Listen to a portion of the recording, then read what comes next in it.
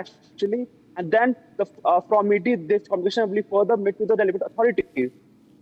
Right.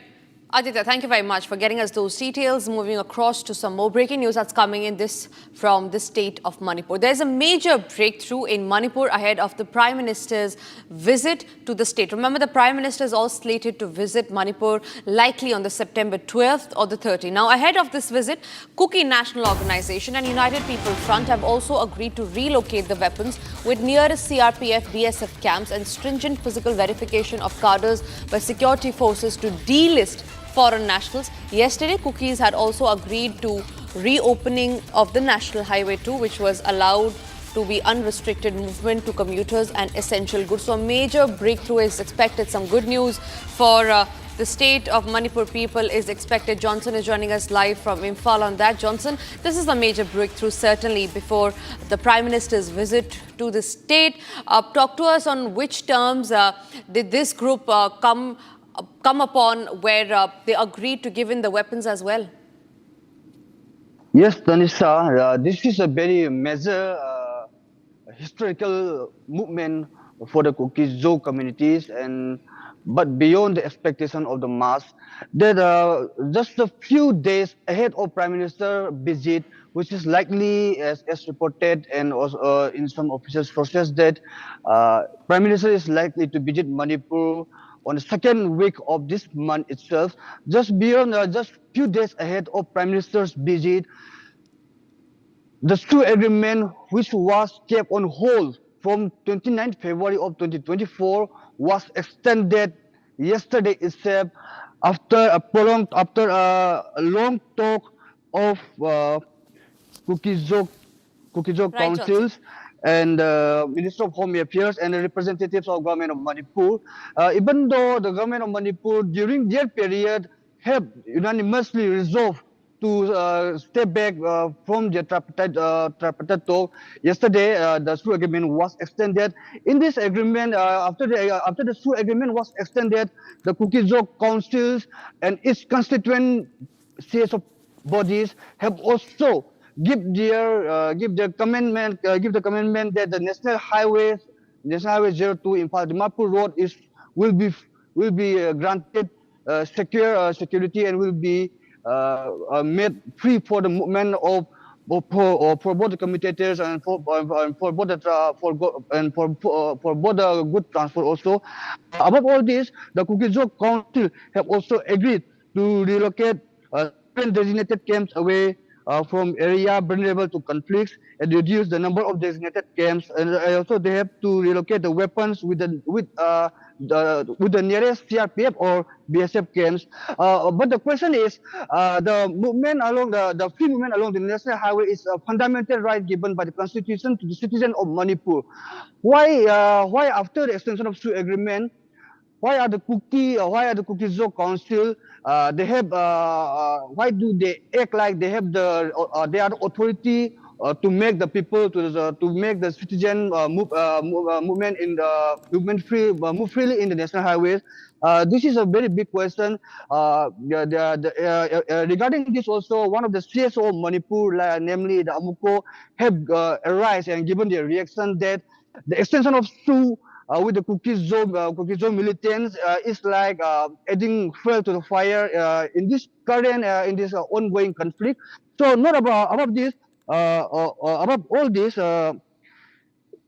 it can be mentioned that the Kuki-Zo Council or the Kuki Women Organization for Human Rights, they are also organizing a very big mass public rally on 6th of September.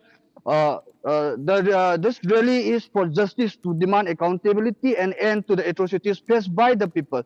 As it is speculation that the Prime Minister is going to visit Manipur, during his visit, the people of Manipur, all the public have been, they have a hope that the popular government will be formed during his visit, and some more projects like the Manipur Police Headquarters and the Civil Secretary's newly built Civil Secretary office will be inaugurated during his visit. This is also from the other sources, and mainly the thing is that regarding the free movement of in the national highways, the Cookie Joe Council also in the yesterday's night they also Right, Johnson. issued a press clarification that the Cookie Joe Council had earlier circulated a statement signed in New Right. Delhi today following the designated SM. Johnson, So, yes. okay. Yes, Johnson. In fact, that's a much-awaited visit of the Prime Minister. Remember, this is going to be the first visit of the Prime Minister after the ethnic violence took place. We move on to some other controversies that we're tracking. A political controversy this time where it has erupted in the state of Maharashtra in Gujarat over an advertisement that was promoting halal lifestyle township exclusively for the Muslim community. Now, the project, which claims to offer a halal way of life, has drawn sharp criticism for being communal and discriminatory, sparking concerns over social segregation and violation of the constitutional principles. The NHRC has now written to the Maharashtra government seeking a probe into the issue. All right, so this is the latest controversy that has come to light from the state of Maharashtra. All right, BJP MLA Atul Bhatkalkar has been patched on the phone line. Atulji, this is the housing project in Gujarat. It's the district neighboring the financial capital of Mumbai and has advertised a halal lifestyle township, leading to a major controversy. The NHRC has sought a report from the Maharashtra government. What do you think about this advertisement? Don't you think it's extremely discriminatory and communal? 100% discriminatory and communal. It is anti-constitutional. And so that's why yesterday only I have written letter to the Honorable Chief Minister and Home Minister of the state to start inquiry into this, because this is nothing but new form of land jihad.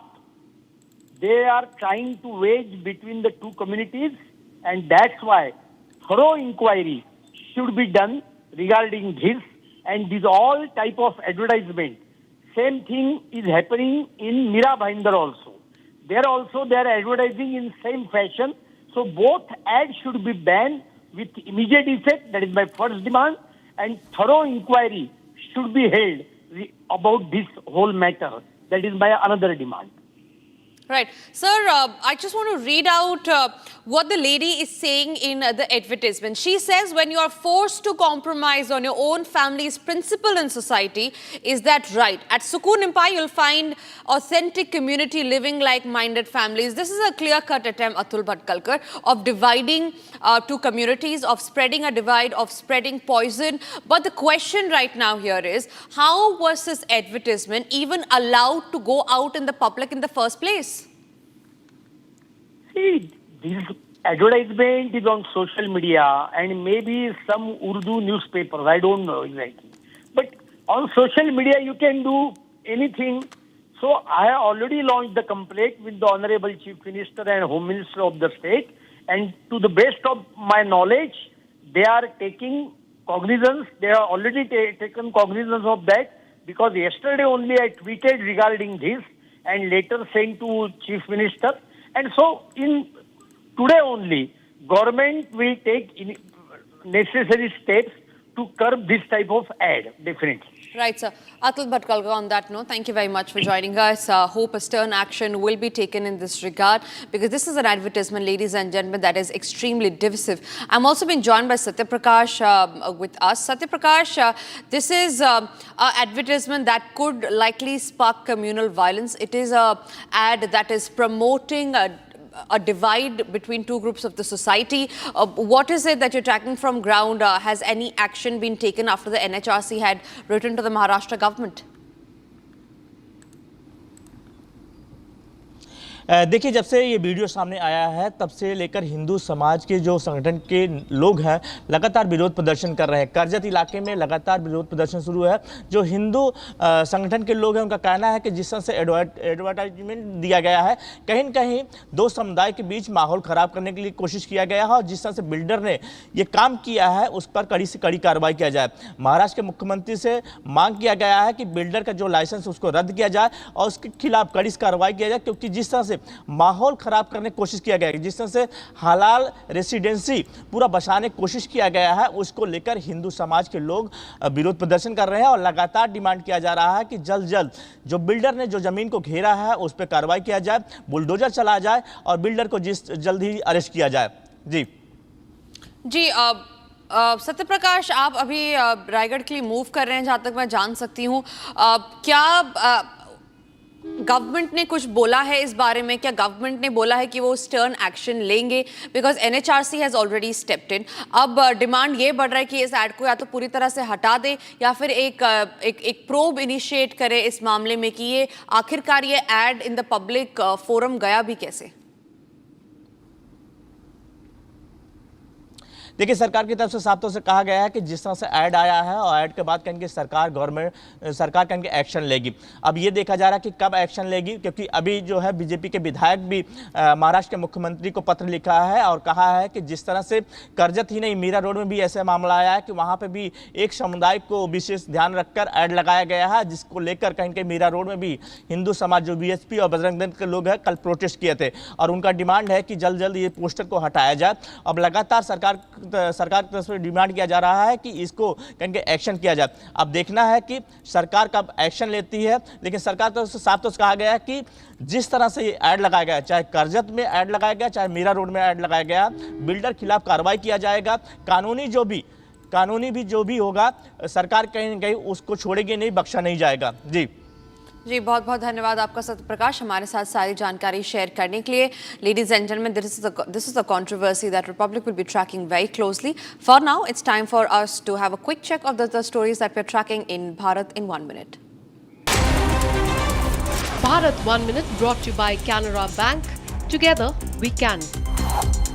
Yamuna River continues to flow above the danger level following incessant rainfall in the national capital. Anticipating the possible flood situation, people residing in the low-lying areas have been shifted to safer locations as a preventive measure. Several others were also rescued by the NDRF after flood water entered their homes in Yamuna Bazar area. A landslide following heavy rainfall destroyed numerous houses in Udhampur's Sulghar. Meanwhile, fresh landslides in Udhampur and Ramban districts forced the closure of the Srinagar-Jammu highway amid the mayhem caused by monsoon. Punjab government has set up flood relief camp in Firozpur since August 27. The count of people in the camps increased each day. As per officials, nearly 290 have been rescued so far, and all kinds of facilities are being given to them, including mattresses, 3-time meal, tea, and 24-hour medical facilities.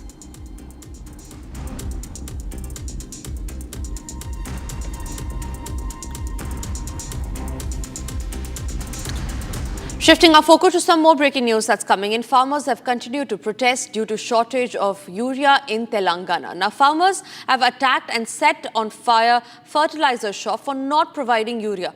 The protesters have demanded and attacked the grammar center with stones, throwing sticks and setting fire to it in the Mahabubad district headquarters. A severe urea shortage has triggered widespread protests across Telangana, with farmers blocking roads, staging demonstrations and expressing despair over the government inaction.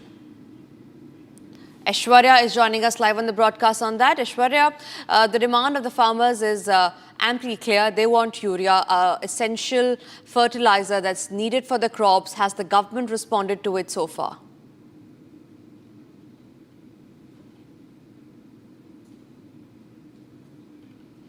All right, we seem to have lost that line with Aishwarya, but that's the latest that's coming in from the state of Telangana. Remember, these are farmers who are protesting against the state government, saying that they want urea, a fertilizer that is extremely necessary for the growth of the crops. And the government has so far not responded to it. And that is why the farmers have been staging protests. They have set the roads, the tires on fire and have attacked shops so that the government hears to their demand.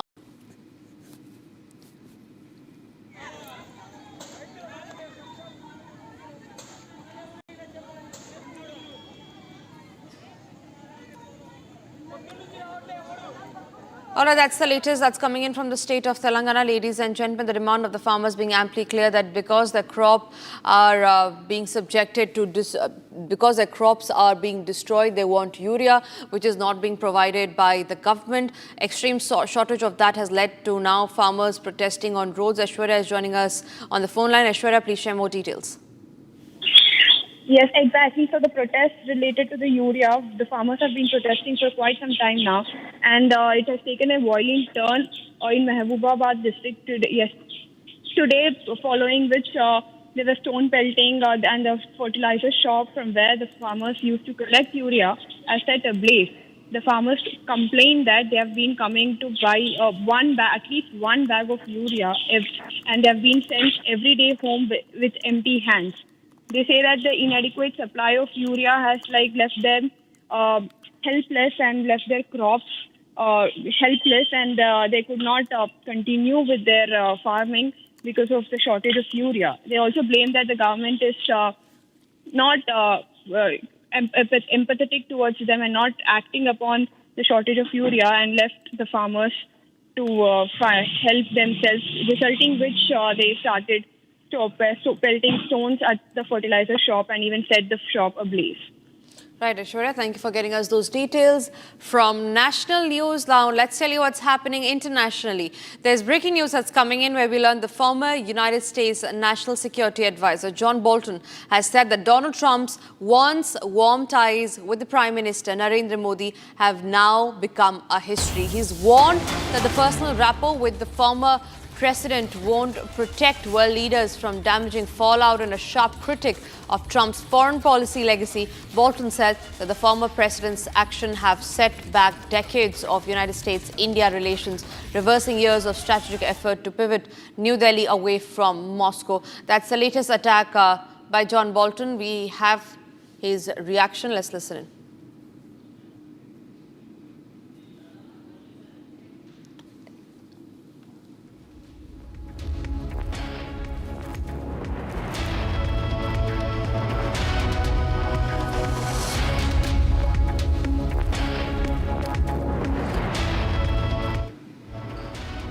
And with that, it's time for us to now shift our focus to some other stories that we are tracking in Bharat in 1 minute.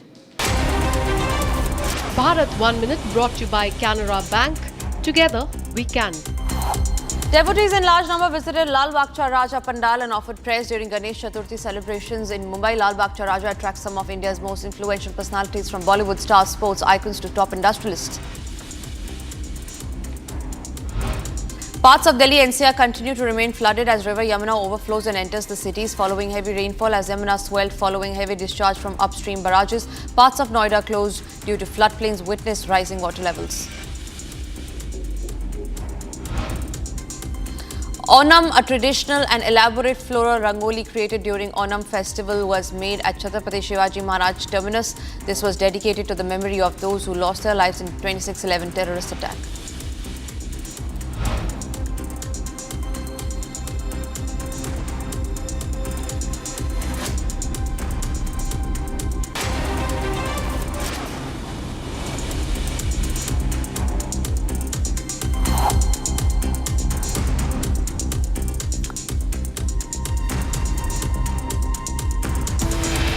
It's time for us to now slip into a short break. After the break, we'll get the details of what John Bolton has said regarding Modi and Trump relationship. Massive earthquake have jolted Afghanistan in the last 24 hours. Death toll has risen to 2,000 now.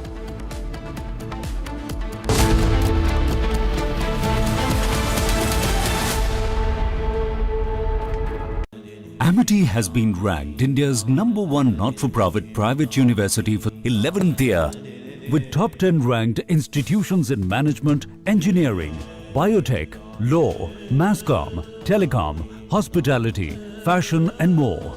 Yet another top ranking for Amity University.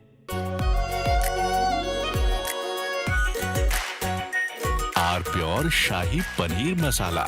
Delicious, healthy, every day. पैसा लगाना है तो century ply club prime पे लगाओ। डूबेगा नहीं, जलेगा भी नहीं, कोई खा नहीं जाएगा, धोखा नहीं देगा, ऊपर नीचे भी नहीं होगा, सेफ रहेगा, सिक्योर्ड, मिनिमम 30 साल का रिटर्न देगा। अब इससे बेटर इन्वेस्टमेंट है तो बताओ। सेंचुरी प्लाई क्लब प्राइम, रहो बेफिक्र। MDH की हल्दी मिर्ची धनिया करे कमाल, ये रंग दे, ये खुशबू दे, ये तीखा, ये कम पड़े, क्या निराला MDH masala.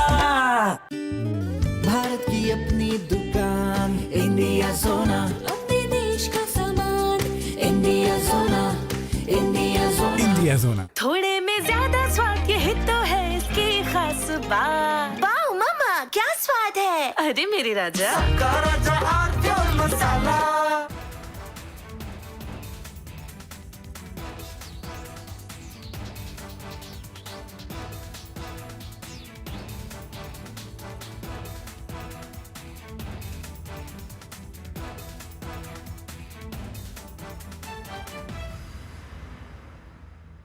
Yesterday, a coward decided to take our 8-year-old son Fletcher away from us. Because of their actions, we will never be allowed to hold him, talk to him, play with him. At just 38 years, he became the youngest senior advocate in the history of the Madras High Court. From earning his first salary of 350 rupees to fighting one of India's earliest medical malpractice suits, his is a journey of grit and brilliance. Meet the man who shaped the law and lived it. Senior advocate C.A. Sundaram in a rare and candid conversation on the legal side of things. This weekend, only on Republic TV. पैसा लगाना है तो century ply club prime पे लगाओ। डूबेगा नहीं, जलेगा भी नहीं, कोई खा नहीं जाएगा, धोखा नहीं देगा, ऊपर नीचे भी नहीं होगा, सेफ रहेगा, सिक्योर्ड, मिनिमम 30 साल का रिटर्न देगा। अब इससे बेटर इन्वेस्टमेंट है तो बताओ। सेंचुरी प्लाई क्लब प्राइम, रहो बेफिक्र। दादी के हाथों का जादू और खुशबू से महकता घर, माँ की मुस्कुराहट और खाने की सुगंध। MDH गरम मसाला, क्योंकि हर रिश्ता है स्वाद से जुड़ा। भारत की अपनी दुकान इंडिया सोना, अपने देश का सामान इंडिया सोना, इंडिया सोना, इंडिया जोना। थोड़े में ज्यादा स्वाद ये तो है इसकी खास बात। वाओ मामा क्या स्वाद है। अरे मेरे राजा राजा RCom मसाला। पैसा लगाना है तो सेंचुरी प्लाई क्लब प्राइम पे लगाओ। डूबेगा नहीं, जलेगा भी नहीं, कोई खा नहीं जाएगा, धोखा नहीं देगा, ऊपर नीचे भी नहीं होगा, सेफ रहेगा, सिक्योर्ड, मिनिमम 30 साल का रिटर्न देगा। अब इससे बेटर इन्वेस्टमेंट है तो बताओ। सेंचुरी प्लाई क्लब प्राइम, रहो बेफिक्र। दादी के हाथों का जादू और खुशबू से महकता घर, माँ की मुस्कुराहट और खाने की सुगंध। MDH गरम मसाला, क्योंकि हर रिश्ता है स्वाद से जुड़ा।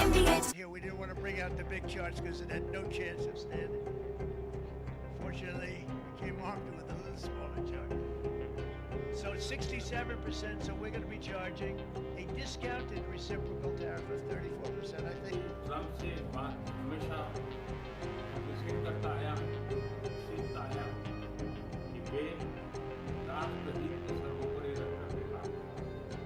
Today, the World Health Organization officially announced that this is a global pandemic. We have been in frequent contact with our allies, and we are marshalling the full power. During an interview, American economist Richard Wolff called out the US administration for attacking India with tariffs and shooting itself in the foot by doing so. Wolff said that India is central for... At just 38 years, he became the youngest senior advocate in the history of the Madras High Court. From earning his first salary of 350 rupees to fighting one of India's earliest medical malpractice suits, his is a journey of grit and brilliance. Meet the man who shaped the law and lived it. Senior advocate C.A. Sundaram in a rare and candid conversation on the legal side of things. This weekend, only on Republic TV.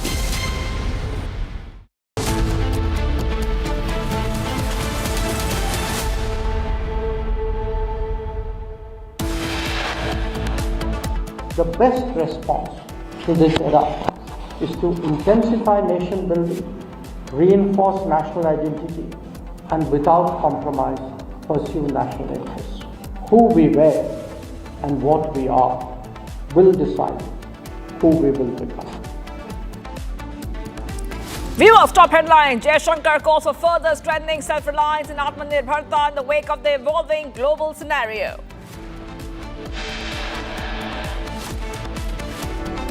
Ahead of PM Modi's likely Kuki Zhou, counsel have agreed to relocate weapons to the nearest CRPF and BSF camps.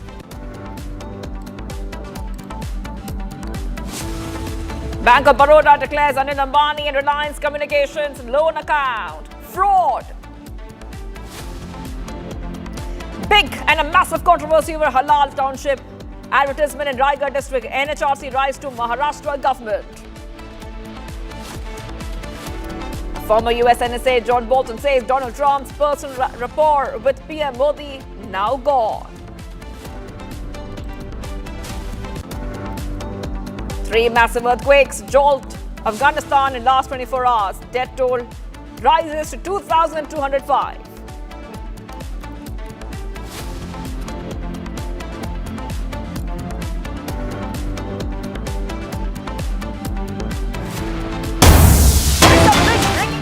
Right now on Republic TV, Karnataka Minister H.K. Patil says that panel has given a clean chit to Karnataka CM Siddaramaiah and family in the Muda scam. Now the panel was set up by the state government itself. State government appointed panel gives state CM a clean chit. Panel headed by judge admits that there is a scam but clears CM family on the Muda scam. Panel admitted scam but has given clean chit to the CM. So back-to-back updates coming in here, viewers, on Republic TV. And from what we know so far is that in the latest coming in, huge, I repeat, a huge update.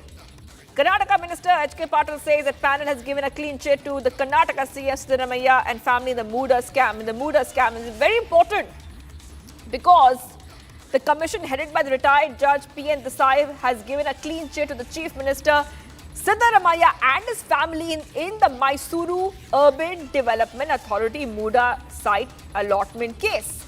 The Karnataka cabinet has also accepted the report which recommended legal action against officials responsible for irregularities. All right, let's go straight across to we're being joined right now as we speak with BJP MLA Bharat Shetty, who's joining us on the phone line.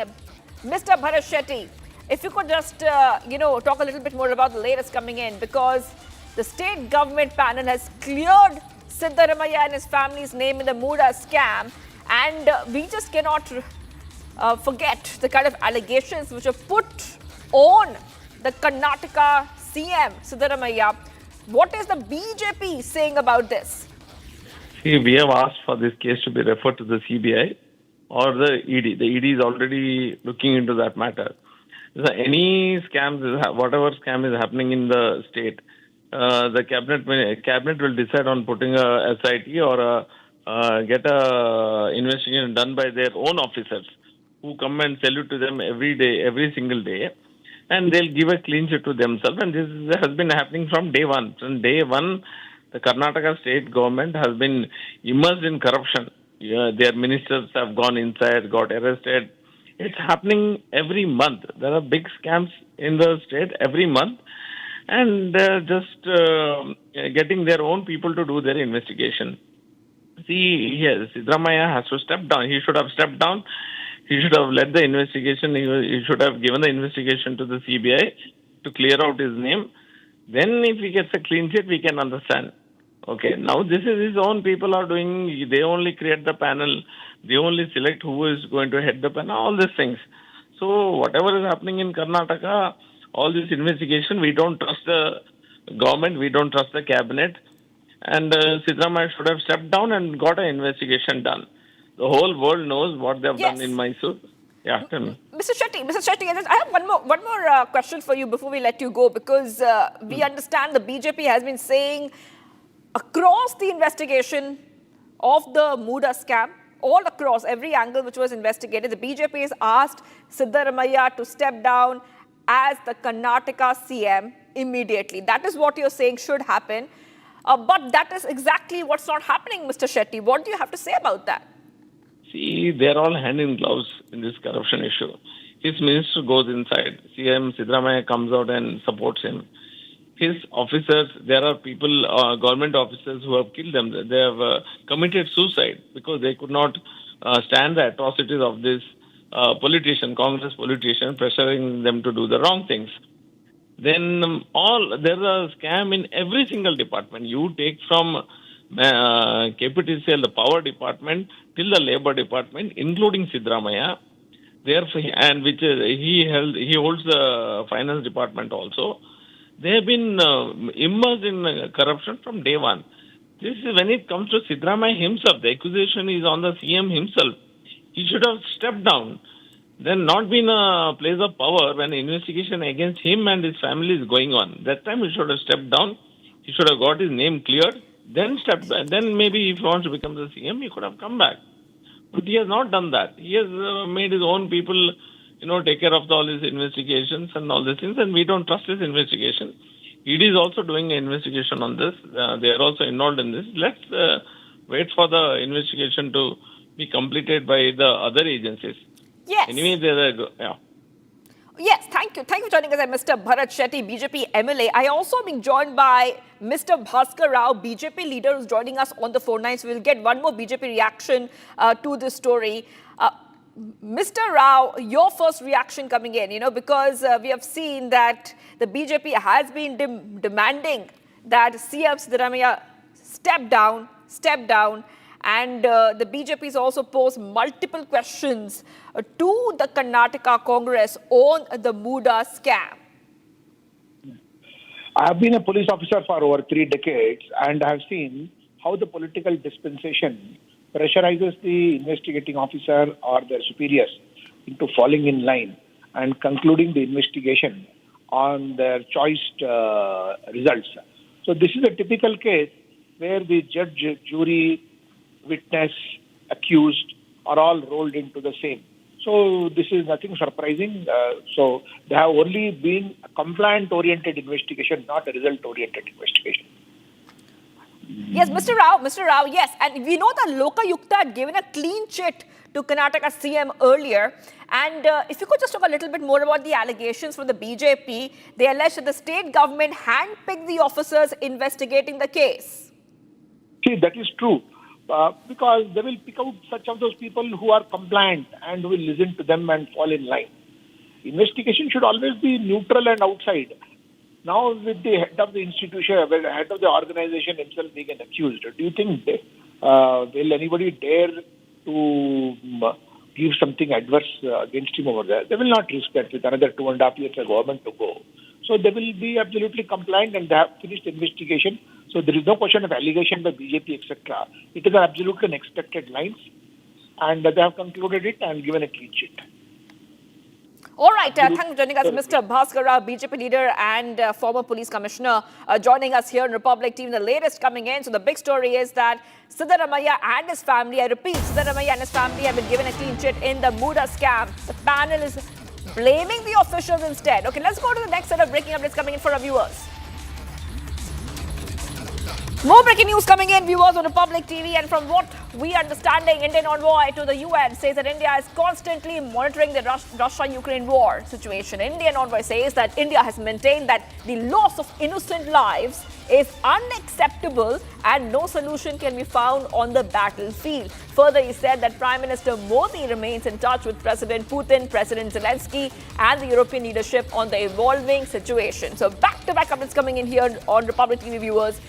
And we also have the reaction on the story. So let's go ahead and play it out for you. Mr. President, India continues to remain concerned over the situation in Ukraine.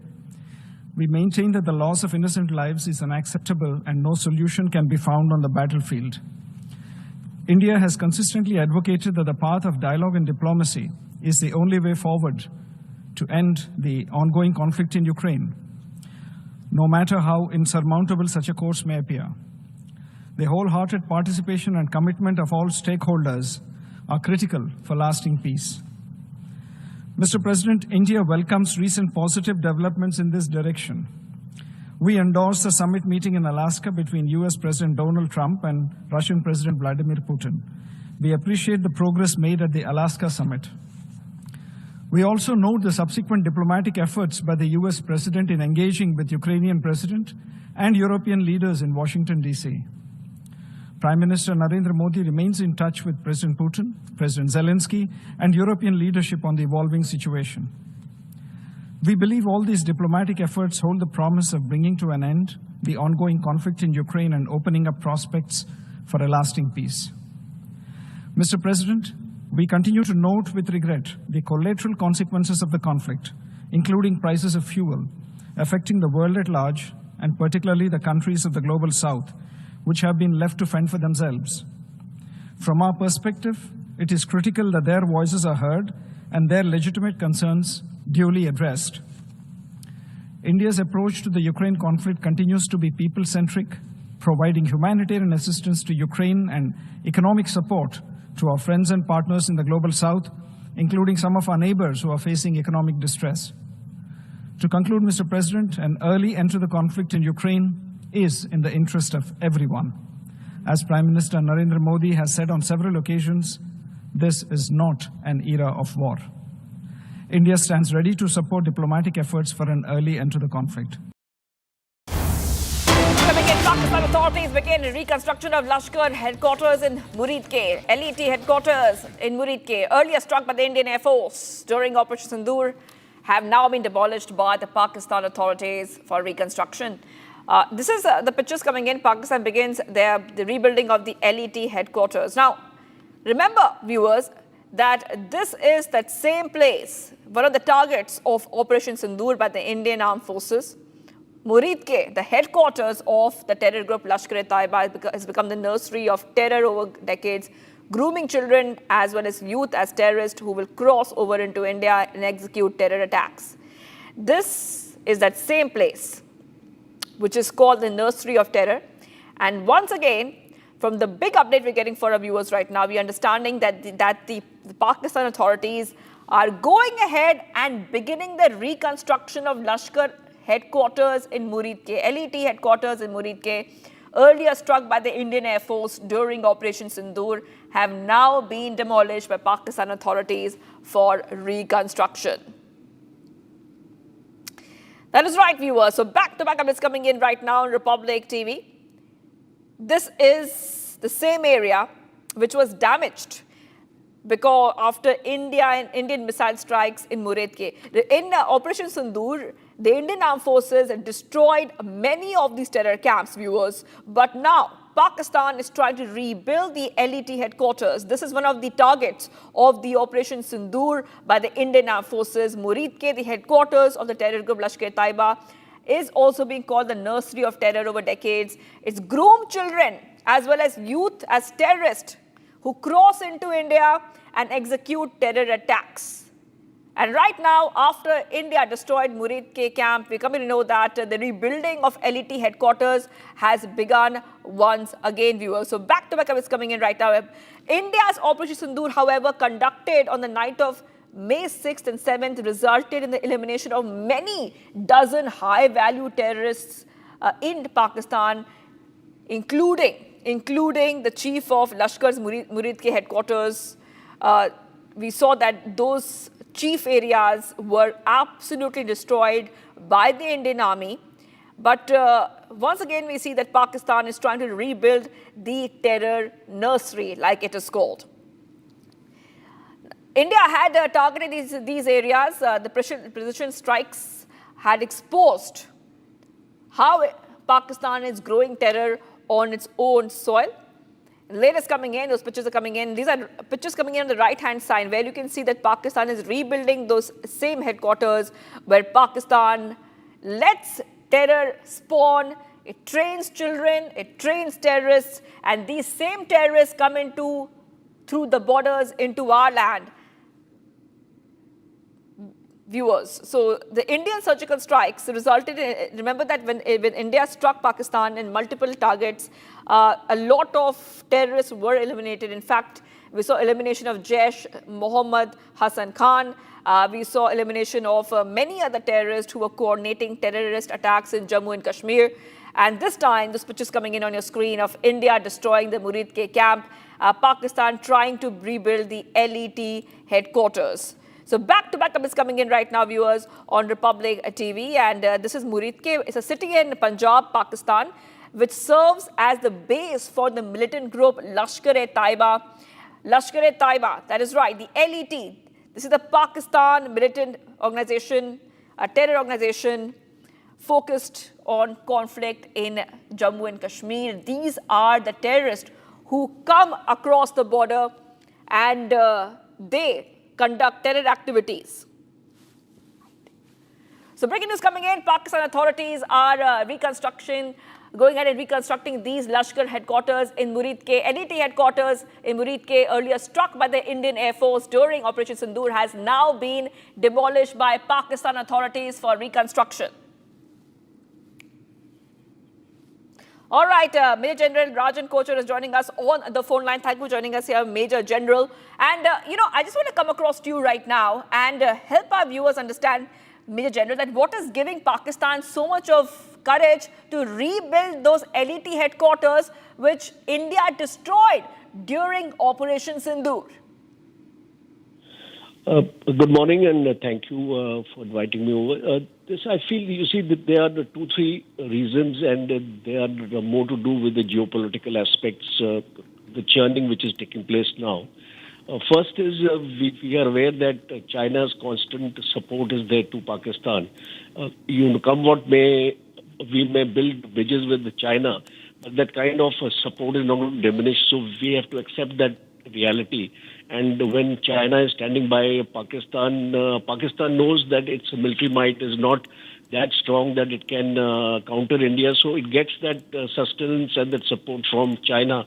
We have seen it in Operation Sindoor. The second aspect is about the United States. I would like to bring the US into a big way into this discussion here, because the kind of signals which are emanating from USA for Pakistan, and President General Munir has been there twice on an invite, and there seems to be a stronger bonding developing there, and especially when we talk about the business interest or the commercial interest of the United States in Balochistan, and also we heard about a crypto deal also taking place between Pakistan and the United States. So Pakistan is assured that whatever action it takes, it won't go back into the FATF grey list. It will continue to get its funding from IMF and the World Bank. So that kind of assurance Pakistan is getting. So when a country gets that kind of insurance, even you demolish their terror sites, it will have the impunity to start rebuilding them. And certain reports also coming in that Jaish-e-Mohammed headquarters in Bhavalpur is also being rebuilt. So it is these aspects, and especially USA has double standards. You see, on one side, they are against terrorism, and we hear statements like that. On the other side, if you're going to abet a country like Pakistan, which is sponsoring terrorism in our neighborhood, I think Rajan Kochar, defense expert. Thank you for joining us, Major General. I will be, of course, coming back to all our guests and experts on this, because India had destroyed these camps. Now cowardly Pakistan tries to rebuild the terror hubs. And ready to move ahead right now. Some more breaking news coming in. Let's go to the next breaking news coming in right now. Ahead of Tamil Nadu elections, BJP leader Annamalai says that the Home Minister Amit Shah is firm that change will come in 2026. He also says there is also hope that O. Paneerselvam will reconsider his decision. Annamalai says that BJP is gaining strength in Tamil Nadu. Back-to-back of this coming in right now, viewers on Republic TV. And this is Annamalai who has made these statements, saying that Home Minister Shah is firm that a change will be coming in the year 2026.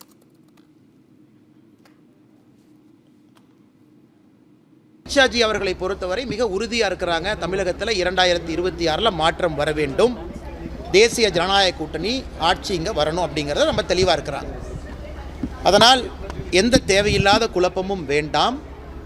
நிச்சயமாக தமிழகத்திலே நல்ல ஒரு மாற்றம் நடக்கும். அதே நேரத்தில் அண்ணன் TTV அவர்களும் அண்ணன் ஓபிஎஸ் அவர்களும் தங்களுடைய எடுத்திருக்கக்கூடிய முடிவுகளை நிச்சயமாக மறுபரிசீலனை செய்வார்கள் என்கின்ற நம்பிக்கை ஒரு புறம் எனக்கு இருக்குது. காரணம் 2024 அவர்களுடைய நடவடிக்கை. டிடிவி அண்ணை எந்த சீட்டுமே வேண்டான்னு கூட்டணிக்கு வந்தாங்க. நாமளே கூட்டணியில் இருக்கும்போது கட்சிகள் டிமாண்ட் பண்ணுவாங்க, சீட்டு கேட்பாங்க. எதுவும் இல்லாமல் வந்தவங்க அண்ணன் முன்னாள் முதலமைச்சர் அண்ணன் ஓ. பன்னீர்செல்வம் அவர்கள் ஒரு சாதாரண அரசியல்வாதி கிடையாது. நம்முடைய பாரத திருநாட்டில் எத்தனை அரசியல்வாதிகள் முன்னாள் முதலமைச்சர்கள். All right, let's go straight across to my colleague who's joining us right now. We have Sharda joining us live. Sharda, if you could just take our viewers through the latest coming in, because ahead of Tamil Nadu polls, we see that NDA is trending in Tamil Nadu. The focus is on NDA strengthening, because we saw that how TTV Dhinakaran has also exited the NDA. So right now the entire focus would be on what the BJP leader Annamalai is saying.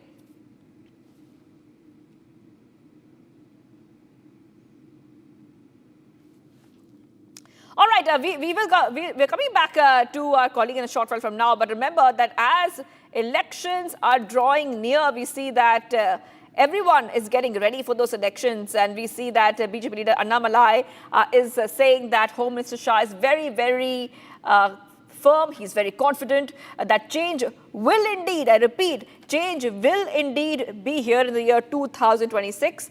And he also says there is also hope that O. Paneerselvam will reconsider his decision. Yes, Sharada, I'm coming across to you right now, and we see back-to-back updates coming in on Republic TV. We see that there are some recent exits of TTV Dhinakaran from the NDA. However, it looks like the NDA is very confident about a change coming next year. You're right, Shivangi. With the elections just 7 months left, the alliance headed by the ADMK in the state of Tamil Nadu is trying to bring in all the parties together against the DMK to make sure that the 26 elections make a big change in the state of Tamil Nadu. The recent leave of from the alliance, which is includes O. Paneerselvam and TTV Dhinakaran, Annamalai stated that both the leaders will reconsider the decision, and by December, as they said, they would announce their alliance if India would continue or not. There is also political turmoil in the state of Tamil Nadu as Edapadi K. Palaniswamy, the party general secretary of the AIADMK, was headed, says that he would not agree to the India alliance if there is OPS and TTV Dhinakaran in it. And this was a statement made 6 months back when the India alliance was formed. However, then at that point of time, the Home Minister Amit Shah did not make it public, and Edapadi has constantly been giving his opposition for TTV Dhinakaran and OPS together, coming together with the AIADMK. And today we also have the ADMK senior leader and the party secretary Sengotian meeting the media in a few minutes, and a huge announcement is expected to be made, as he had also mentioned that his alliance with the India along with the AIADMK has not been very satisfactory. So we have to wait and watch if the AIADMK along with the India alliance will be able to take down the DMK in 2026. All right, thank you for getting those details, Sharad. I'll be coming back to you for more. We really have to move ahead right now to some of the other stories we're tracking on Republic TV. Piyush Goyal, in an exclusive interview with Arnab Goswami, discussed the Modi government's revolutionary next generation GST reforms aimed at providing significant relief to the middle class. Now, the Commerce Minister explains how these reforms will simplify taxation, reduce the financial burden, and fuel India's economic momentum. Take a look. Piyush Goyal, I have been trying to catch you for a very long time, But your team doesn't let us talk to you on Trump. Viewers, Piyush Goyal is the man who must be wearing armor when he lands in Washington. I have sometimes wonder whether he wears some special bulletproof suit. Do you wear a special bulletproof suit when you go to negotiate with the Americans? Huh? You must be having something. Oh God. How are you doing this, by the way? I mean, Arnab, I can tell you, Arnab, we have good relations with the Americans. We have good relations with our counterparts, the Commerce Secretary or the US Trade Representative. We are negotiating in good faith. There will be occasional disturbances as we go along, but I can assure you, the US and India are friends, they are strategic partners, we are allies. They trust and like Prime Minister Narendra Modi, and I'm sure the misunderstandings, if any, or the wrong track in which some thoughts have gone, will get resolved, and we will meet the long-term aspirations of the people of the US and India through a fair, equitable, and balanced free trade agreement, respecting the sensitivities of the people of both countries. And viewers, much coming up on this side. Former US NSA John Bolton says Donald Trump's personal rapport with PM Modi is gone now.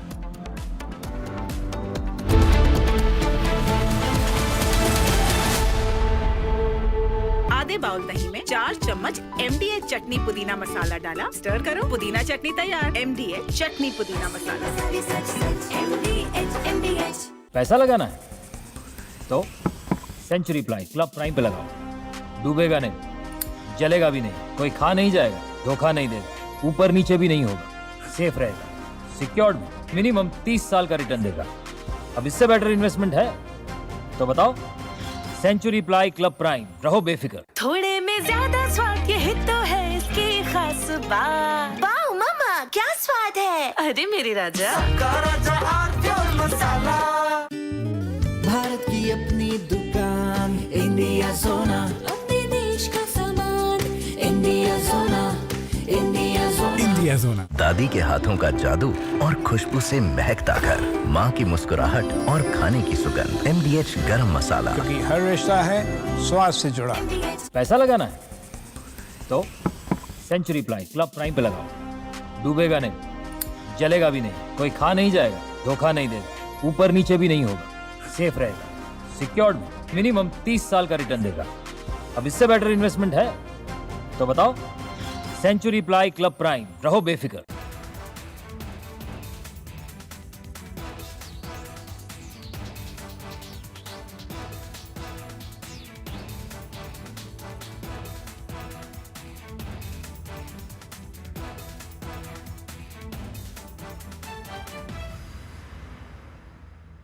Yesterday, a coward decided to take our 8-year-old son Fletcher away from us. Because of their actions, we will never be allowed to hold him, talk to him, play with him, and watch him grow into the wonderful young man he was on the path to becoming.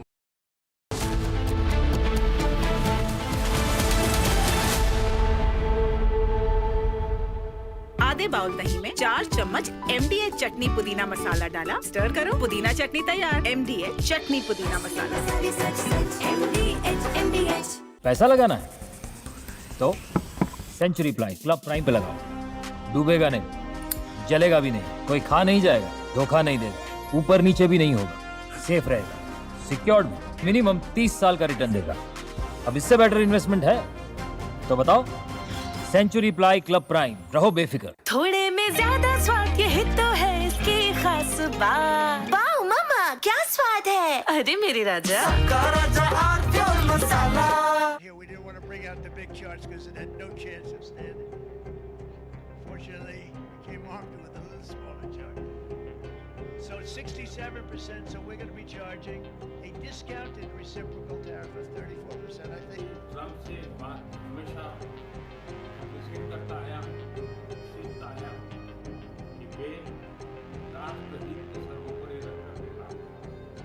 Today, the World Health Organization officially announced that this is a global pandemic. We have been in frequent contact with our allies, and we are marshaling the full power.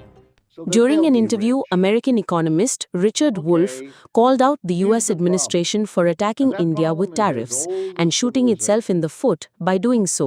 Wolff said that India is central for trade and that it will find other places to sell its exports if the US gets shut. From Asia's largest news headquarters, setting the agenda for Bharat.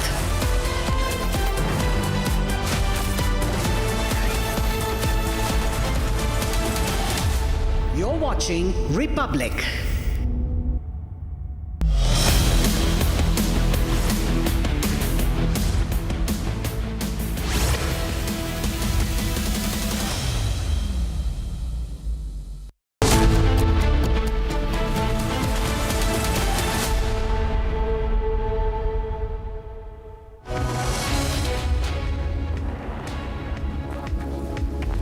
Hello and welcome viewers, you're watching Republic TV. I'm Priyanka Chaudhary. Well, we are of course talking about the GST next generation reforms, and Prime Minister Narendra Modi has also hailed those reforms, saying that it is a double dose for the country's growth and economy. We will be getting you more details, but first up the top headlines.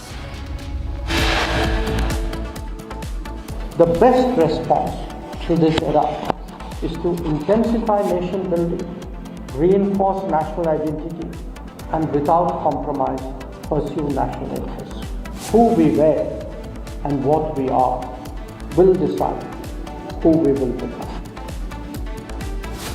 External Affairs Minister Jaishankar calls for further strengthening self-reliance and Atmanirbharta in the wake of an evolving global scenario. Ahead of Prime Minister Modi's likely Kukizo Council have agreed to relocate weapons to the nearest CRPF and BSF camps. Bank of Baroda declares Anil Ambani and Reliance Communications loan account fraud.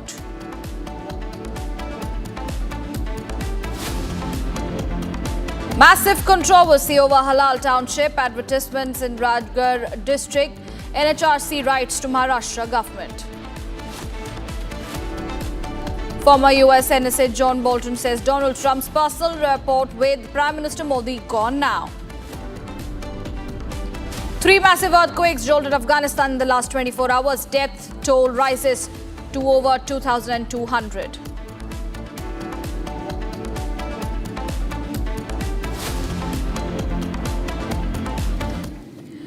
And viewers, some breaking news coming in. Harshvardhan Jain, the mastermind behind a fake embassy scam, I beg your pardon, viewers, in Ghaziabad has been linked to a massive financial scandal. Jain, who posed as a diplomat for micronations like West Attica and Saboga, duped people by promising overseas employment and amassed a fortune through shell companies and Hawala transactions. The Uttar Pradesh Special Task Force uncovered his operation, seizing 4 luxury cars with fake diplomatic plates, forged documents and luxury watches worth crores. Now, Jain's financial trail reveals he has bank accounts in multiple countries, including in the UAE, UK and Mauritius as well. And interestingly, Jain also launched the Horse Premier League, a cricket-like tournament where he collected rupees 25 crore from the sponsors for title co-sponsorship and associate sponsorship. Celebrities were named patrons of the HPL. Investigation suggests Jain's involvement in a rupees 300 crore scam with potential links to arms dealing and money laundering. My colleague Akhil is joining us live on the broadcast with more details. Akhil, help us understand what exactly do we have in terms of Harshvardhan Jain, the mastermind behind the fake embassy scam in Ghaziabad. Well, Renka, what if you see what has happened back then in the month of July end, and what we have seen on July 27th, based on the central agency's input, UP Special Task Force has apprehended one person from Ghaziabad, Kavinagar area, and that person has been identified as Harshvardhan Jain. And Harshvardhan Jain was running a fake embassy in Ghaziabad for a very long time, approximately 9 years. And for the last 9 years, he has been running that embassy in that area. And after that, what we have got to learn that when the UPSTF team arrived over there, they have found out that there were 4 different cars, high-end cars, including Merc and BMWs and other high-end cars were there, and they were seized by the Ghaziabad police and the UPSTF team because it was joint operation at that point in time. And then the case was later on transferred. During the investigation, what we have got to know from the UPSTF that if you see that very person, the con man, Harshvardhan Jain, has organized in order to lure people to send them abroad. He has taken money from several people in large amount. And if you see in this very matter, what we have seen that 2 persons have came forward and they have said, one person from UP's Deoria district has come forward, and he has said that he basically gave Harshvardhan Jain approximately 7 lakh rupees. And another person from the national capital has also come forward. He has said that he has given 2.5 lakh rupees to Harshvardhan Jain to send him to Iraq, but nothing fruitful has happened since then. And if you see in this very case, what we have got to learn that he has got several shell firms, not only in India, overseas as well. And if you see, the UP STF team has also got the financial details, and in that they have also found out that he has got 11 different accounts, offshore accounts as well. So that's a very big revelation that we have got from the UPSTF team. So right now the investigation has gathered its pace, and right now what we have got to learn that if you see earlier, that person Harshvardhan Jain has organized beauty pageant competition in which what we have seen that from South American countries, several several people have basically participated. Several companies have also participated in that beauty pageant competition. And if you see right now, another big revelation has come from the UPSTF that very person, Harshvardhan Jain, has also organized HPL, which is the Horse Premier League, based on the line of the Indian Premier League. So this is a big revelation coming from the side of UPSTF team in this very direction. That's right. Akhil, we know that he was arrested on 23rd of July for operating the fake embassy, from Ghaziabad. What next lies ahead for him, Akhil? Well, Ranka, if you see right now, what we have been seeing, that his shaky details of different transactions, because he had links with several godmans as well. Apart from that, he had also links with the arms dealer Adnan Khashoggi. So what was his relation? So right now, the UPSTF team is probing on that angle, that how did he basically came in contact with Adnan Khashoggi at that point in time, back then in 2012. And since then, he was in touch. Because if you see, when the UPSTF team was probing the matter, they have found out some incriminating details from the laptop of Harshvardhan Jain itself, and in which one of the details that they have found, that he in his CV has also mentioned that he deals in arms. So from where basically he was procuring those arms, it's a matter of concern. And what was the channel being used? Because if you see, he visited more than 40 countries in the last 10 years.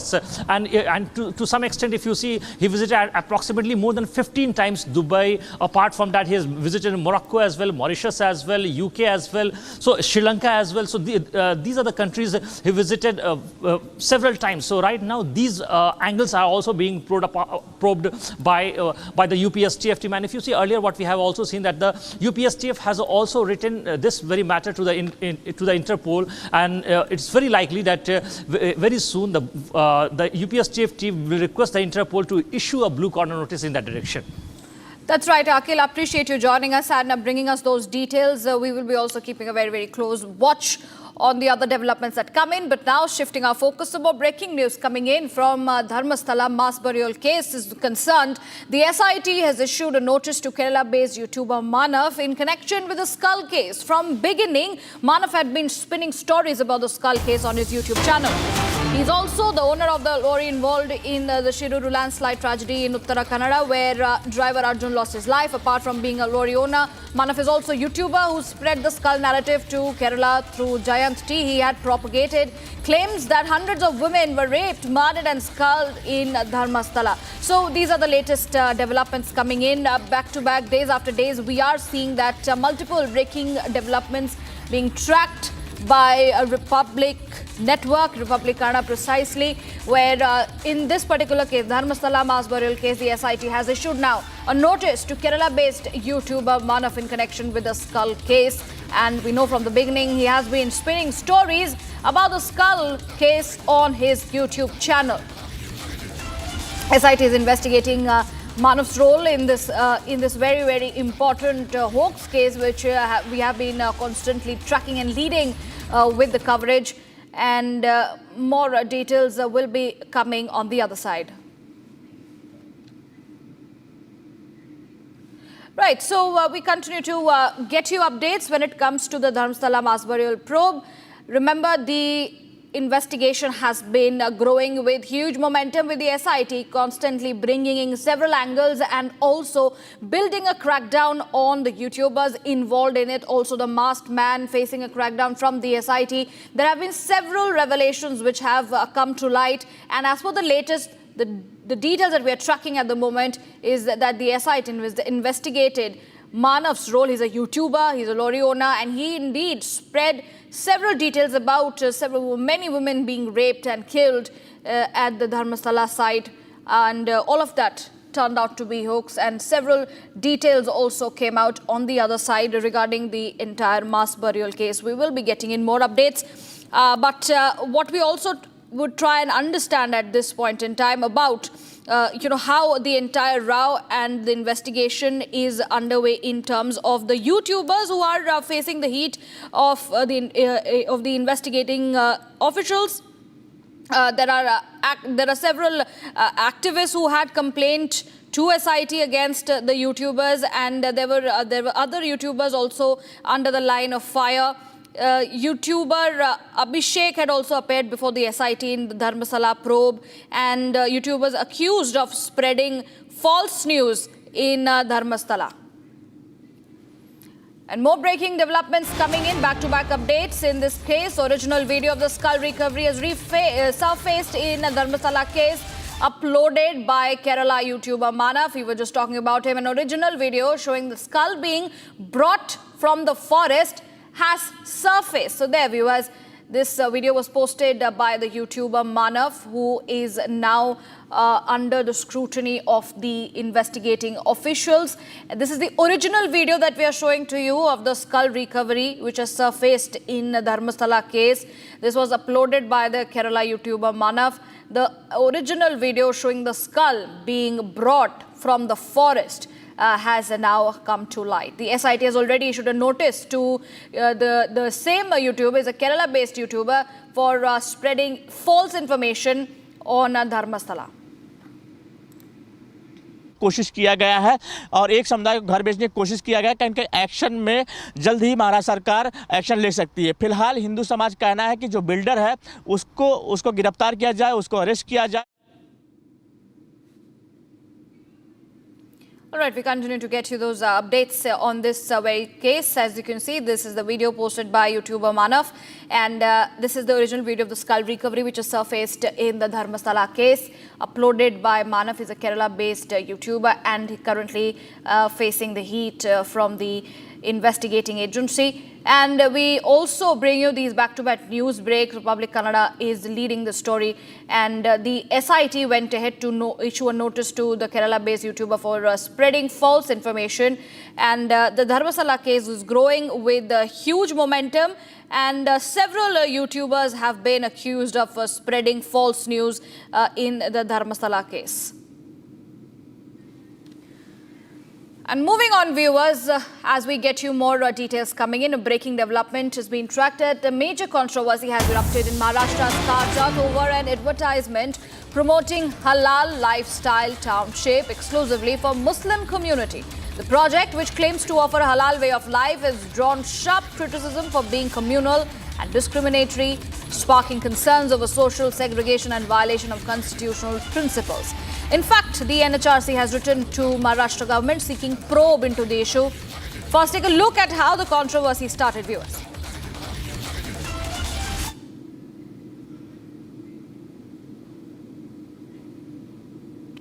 Okay, before that, let us also bring you more updates on this. It is the NHRC which has written to the Maharashtra government to take note of the current situation that has come in. Huge criticism when it comes to the halal lifestyle township, Rao. In Mumbai's Karjat, a township project has come under fire for advertising itself as a halal lifestyle community catered solely for Muslims. The poster allegedly promised a halal lifestyle to Muslims. The controversy escalated when BJP leader and National Human Rights Commission member Priyank Kanungo shared the video online. He criticized the project, calling it divisive, and described it as poison and not advertisement. He also announced that a notice was being sent to the Maharashtra government. In a promotional video, a woman in hijab explained that the project offered Muslim families a space where they did not need to compromise on religious and social principles. Mumbai सटे Meera road में भी करजत की तरह यहाँ पर builder ने एक समुदाय की तस्वीर लगाई गई। देख सकते हैं किस तरह से एक मुस्लिम परिवार का तस्वीर लगाया गया है। घर बेचने की कोशिश किया जा रहा है और यहाँ के लोग विरोध कर रहे हैं, जो हिंदू समाज के लोग हैं। ये तस्वीरें देख सकते हैं किस तरह से ये मुंबई सटा मीरा रोड है और मीरा रोड में बिल्डर ने मुस्लिम समुदाय के या परिवार के एक फ़ोटो लगाया है और फ़ोटो लगाकर घर बेचने की कोशिश किया जा रहा है। यहाँ के हिंदू समाज के लोग हैं, ये पहुंचे हुए हैं, विरोध जता रहे हैं। हमारा विरोध ये है कि बिल्डर इस तरह की जाहिरात लगा के जो वातावरण बनाने की कोशिश कर रहे हैं हम निषेध करते हैं। इस पूरे परिसर में जितने भी बिल्डिंग हैं, बहुत सारी बिल्डिंग है इस परिसर में जिनका भी काम चल रहा है, कंस्ट्रक्शन चल रहा है, आप कहीं भी जाएंगे आपको इस तरह का जाहिरात नहीं दिखेगा कि एक विशेष समुदाय के लिए कुछ बनाया जा रहा है। The pitch highlighted the idea of like-minded families living together in a halal environment. बिल्कुल वाहियात बातें हैं और इस तरीके का कोई काम इस मुल्क में, जो कि गंगा जमनी तहजीब का मुल्क है, जहाँ पे प्यार और मोहब्बत के साथ हर एक शख्स रहता है, वहाँ पे इस तरीके की बातें भी बिल्कुल दुरुस्त नहीं हैं। और जो लोग इस तरीके की भाषाओं का इस्तेमाल कर रहे हैं या एनवायरनमेंट तैयार करने की कोशिश कर रहे हैं, कहीं ना कहीं उन पर जांच होनी चाहिए और उन पर भी जांच होनी चाहिए जिन लोगों ने ऐसे समुदाय बनाने या कंस्ट्रक्शन करवाने या फिर कॉम्प्लेक्स बनाने की इजाज़त जिन लोगों ने दी है, उनके ऊपर में भी कड़ी कार्रवाई होनी चाहिए। The Hindu community claims that this is an attempt to create a divide. As the controversy intensifies, all eyes are now on the Maharashtra government.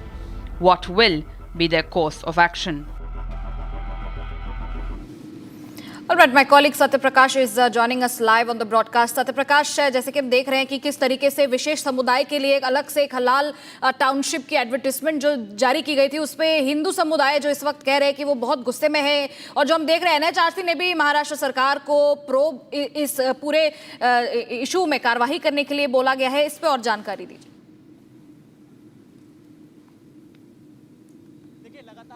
हो रहा है, जो हिंदू समाज के लोग विरोध कर रहे हैं, क्योंकि जिस तरह से इस सरकार की तरफ से साफों से कहा गया है कि अगर इस तरह से हुआ है कार्रवाई किया जाएगा। बीजेपी के विधायक अतुल भटकर ने महाराष्ट्र के मुख्यमंत्री को लेटर लिखा है और लेटर में मांग किया है कि इस पर एक्शन लिया जाए। फिलहाल कहीं कहीं हिंदू समुदाय का हर एक, चाहे कर्जत हो चाहे मीरा रोड, वहां पर हम विरोध जताएंगे और जिस तरह से महाराष्ट्र सरकार कहीं अब एक्शन में मोड में नजर आ रही है। लगातार जो मूड में नजर आ रही है, लगातार जो हिंदू संगठन, चाहे बीएसपी हो चाहे बजरंग दल हो चाहे अन्य हिंदू संगठन है, उनका कहना है कि इस तरह से एक समुदाय को लेकर घर नहीं बनाया जाना चाहिए। कहीं कहीं इससे माहौल खराब हो सकता है। आने वाले दिनों में कहीं कहीं जो मुंबई के साथ साथ जो कर्जत का है मामला, उसको लेकर सरकार एक्शन ले सकती है। जी, माहौल खराब होने की आशंका, इसी वजह से जो हिंदू समुदाय के लोग हैं उन्होंने अपना जो डिफेंस है वो आगे इस बारे में बात रखी उन लोगों ने। पर क्या महाराष्ट्र सरकार की तरफ से अभी तक कोई भी जानकारी आ रही है या किस तरीके से एक्शन लिया जा सकता है? क्योंकि बहुत बड़े बड़े एडवर्टीजमेंट्स ऑलरेडी लग चुके हैं, जैसे कि आप बता रहे हैं मीरा रोड पे और करजत पे, उनको हटाने के लिए कोई भी कार्रवाई की जा रही है अभी? देखिए अभी लगे, क्योंकि जिस तरह से अब बीजेपी के विधायक भी, महाराष्ट्र के कई विधायक हैं जो मांग कर रहे हैं कि इस पे कार्रवाई किया जाए। लगातार जो हिंदू संगठन लगातार विरोध प्रदर्शन कर रहे हैं और कह रहे हैं कि बिल्डर को अरेस्ट किया जाए, गिरफ्तार किया जाए, क्योंकि जिस तरह से माहौल खराब करने की कोशिश किया गया है, एक समुदाय की बाकायदा तस्वीर लगाकर ऐड किया गया है और पोस्टर लगाया गया है। तो लोगों का कहना है कि डिवाइड रूल चल रहा है और ये डिवाइड रूल जो है महाराष्ट्र में नहीं चलेगा, क्योंकि जिस तरह से यहाँ पे अलग कानून के तहत ये करने की कोशिश किया गया है, लेकिन यहाँ पे जो कानून है, देश का कानून है, वो कानून चलेगा। फिलहाल कहीं कहीं लगातार विरोध चल रहा है, अब इंतजार है कि सरकार कब एक्शन लेगी। जी सत्य प्रकाश, धन्यवाद हमारे साथ जुड़ने के लिए और ये तमाम जानकारी हमें इस वक्त देने के लिए इस बड़ी खबर पे। Viewers, shifting our focus as there is a breaking news coming in. Bank of Baroda has declared the loan accounts of Reliance Communications Ltd and its former director Anil Ambani as fraud. This decision, communicated in a letter dated September 2, prompted Reliance Communications to announce that it will seek legal counsel to determine its next step in response to this classification. So, big breaking news coming in, viewers. The Bank of Baroda has declared the loan accounts of Reliance Communications Ltd and its former director Anil Ambani as fraud. Now, this decision from Bank of Baroda was communicated in a letter which dates back on September 2. That has prompted Reliance Communications to announce that they will be seeking a legal counsel to determine its next step in response to this classification. We continue to bring you details on this. Anil Ambani has been declared fraud. We already know that there has been a crackdown going on Anil Ambani already, and the loan accounts of Reliance Communications have been declared fraud by Bank of Baroda. But Reliance Communications, on the other hand, has gone ahead and they have discussed and cleared the fact that they will be seeking legal counsel in this matter to define the classification at this point in time. It is a trouble mounting for Anil Ambani because his loan accounts have been declared fraud by Bank of Baroda, and continuously there is a back-to-back crackdown and trouble which is going on for Anil Ambani in this regard, and also for the sake of the image of Reliance Communications. Loan accounts have been termed as fraud by Bank of Baroda. But Ambani seeks to take legal support and has decided to go through a legal counsel in this case. My colleague Aditya is joining us live to give us more details. Aditya, at this point in time, Anil Ambani is facing the heat. Of course, there is trouble also growing for him. And at given point, when we see that Bank of Baroda moving forward and declaring the loan accounts of Anil Ambani Reliance Communications as fraud, what do we have next? Well, yesterday, late at night, the RCom has communicated this detail to the exchange. The exact their accounts, two accounts particularly. The first, the loan account of RCom and the erstwhile promoter, Mr. Anil Ambani, has been declared as fraud. Now, this declaration comes after the Bank of Baroda finds out that there has been a systematic rerouting of funds, which made the funds which was given for loan to be used for something else, which was unauthorized use of the loan fund. And second, it was about the money which were being given to the related parties in the matter. After which the Bank of Baroda issued a so-called notice to Mr.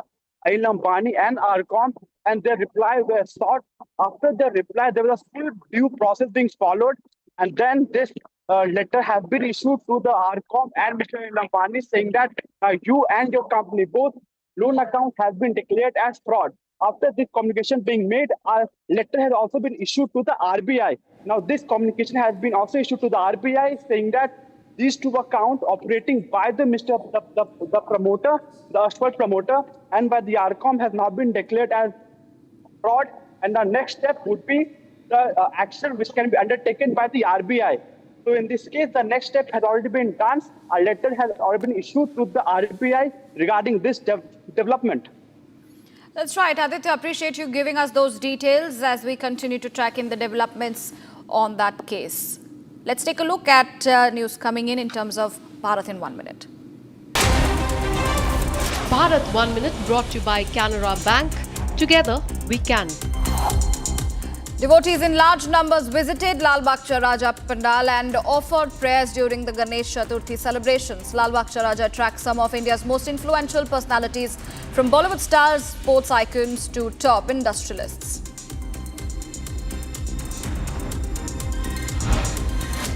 Parts of NCR continue to remain flooded as River Yamuna overflows and enters the cities following heavy rainfall.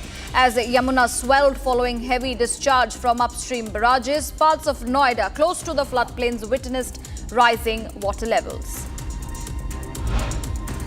People residing in the low-lying areas have been drifted to relief camps set up near Mayur Phase 1 of New Delhi as the Yamuna River swells and crosses the danger level following incessant rain. Onam Pokalam, a traditional and elaborate floral rangoli created during the Onam festival, was made at the Chhatrapati Shivaji Maharaj terminus, and this was dedicated to the memory of those who lost their lives in 26/11 terrorist attack.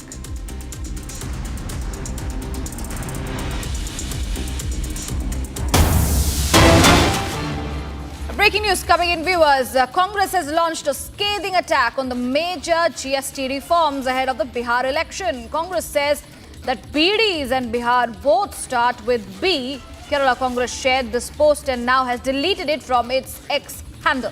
So there, Congress is scathing a remark coming in. It has now gone ahead and deleted its post from the X account. Earlier, they had made a statement saying BDs and Bihar start from letter B, taking a jibe at the second generation GST reforms that have been announced by the government. The Congress party once again at it, launching a scathing attack on the major GST reforms. Coming in ahead of the Bihar elections, Congress says that BDs and Bihar both start with B. This was a post which was put up on X, but now, as per the latest, it has been deleted from the X handle. We'll try and ascertain what exactly happened, because on one hand, it is the government's pre-Diwali gift, a Diwali bonanza for all the citizens of the country, and on the other hand, Congress party rattled, slamming the GST reforms. Earlier they said, okay, they welcome the reforms, but now it seems like it was too late to announce the reforms. And now what we see, that they have linked it to the Bihar elections. There, viewers, on your screens, the image of the now deleted remark from the Congress party on X.com. It reads, BDs and Bihar starts with B cannot be considered a sin anymore. Remember, viewers, the government has in fact put tobacco, BDs all under the sin slab with a 40% GST in it. And the Congress party regarding BDs and Bihar starting with B on their X account, which now stands deleted. This is the Kerala Congress precisely, viewers, that has made this remark. आखिरकार Congress party ने फिर से एक बार अपनी बिहार विरोधी मानसिकता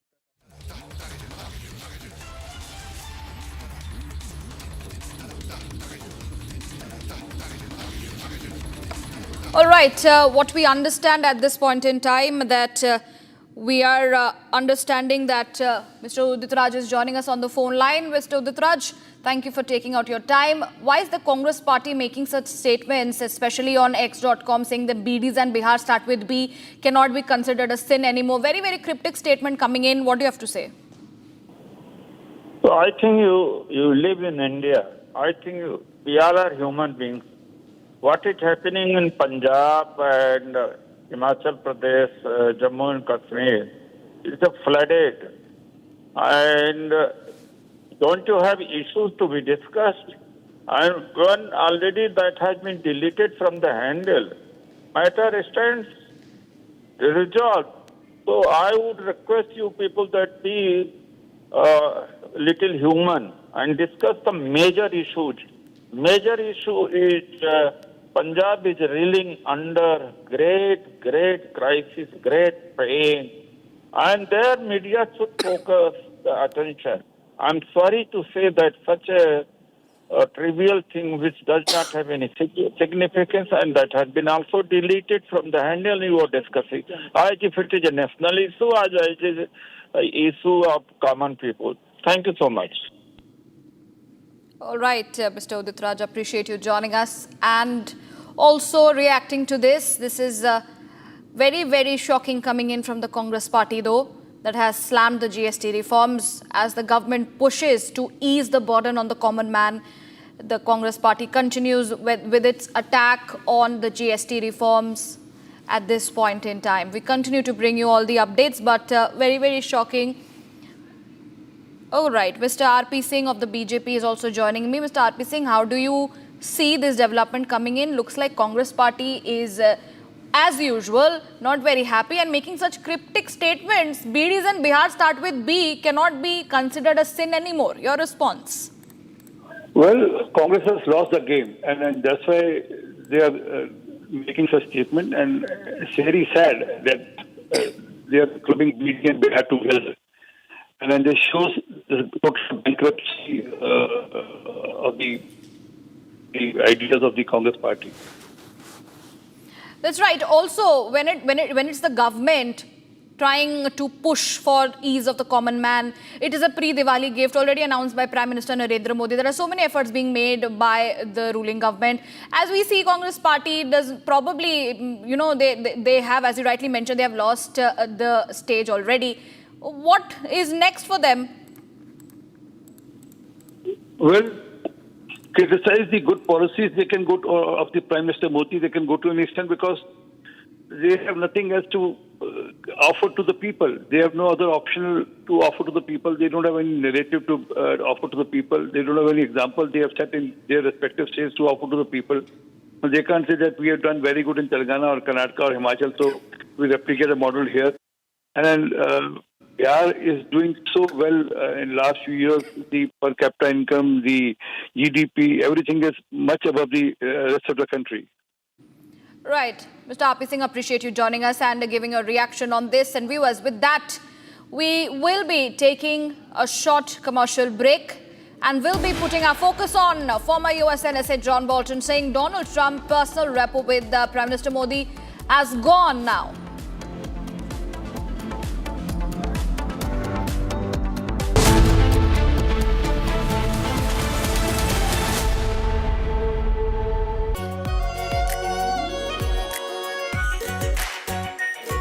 Pure Shahi Paneer Masala.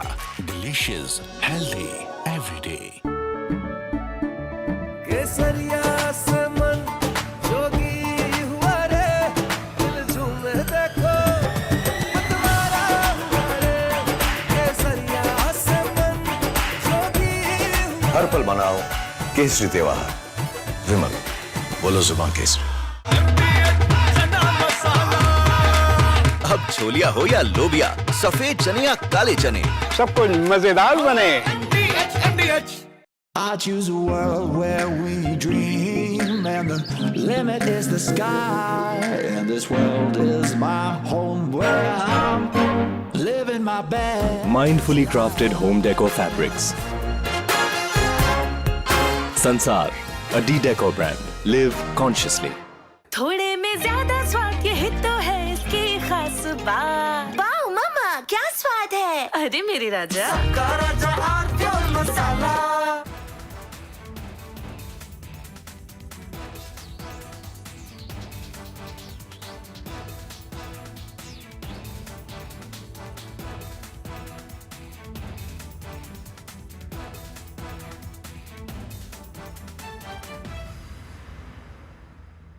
Yesterday, a coward decided to take our 8-year-old son Fletcher away from us.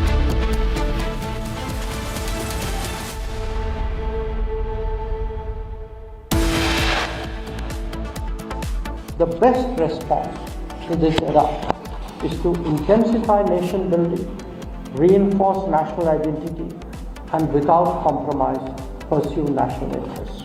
Who we were and what we are will decide who we will become. External Affairs Minister Jaishankar calls for further strengthening self-reliance and Atmanirbharta in the wake of the evolving global scenario. Ahead of Prime Minister Modi's likely visit to Manipur, Kuki Zoo Council have agreed to relocate weapons to the nearest CRPF and the BSF camps. Bank of Baroda declares Anil Ambani and Reliance Communications loan account fraud. Massive controversy over Halal Township advertisement in Raigad district. NHRC writes to Maharashtra government. Former US NSA John Bolton says Donald Trump's personal rapport with Prime Minister Modi gone now.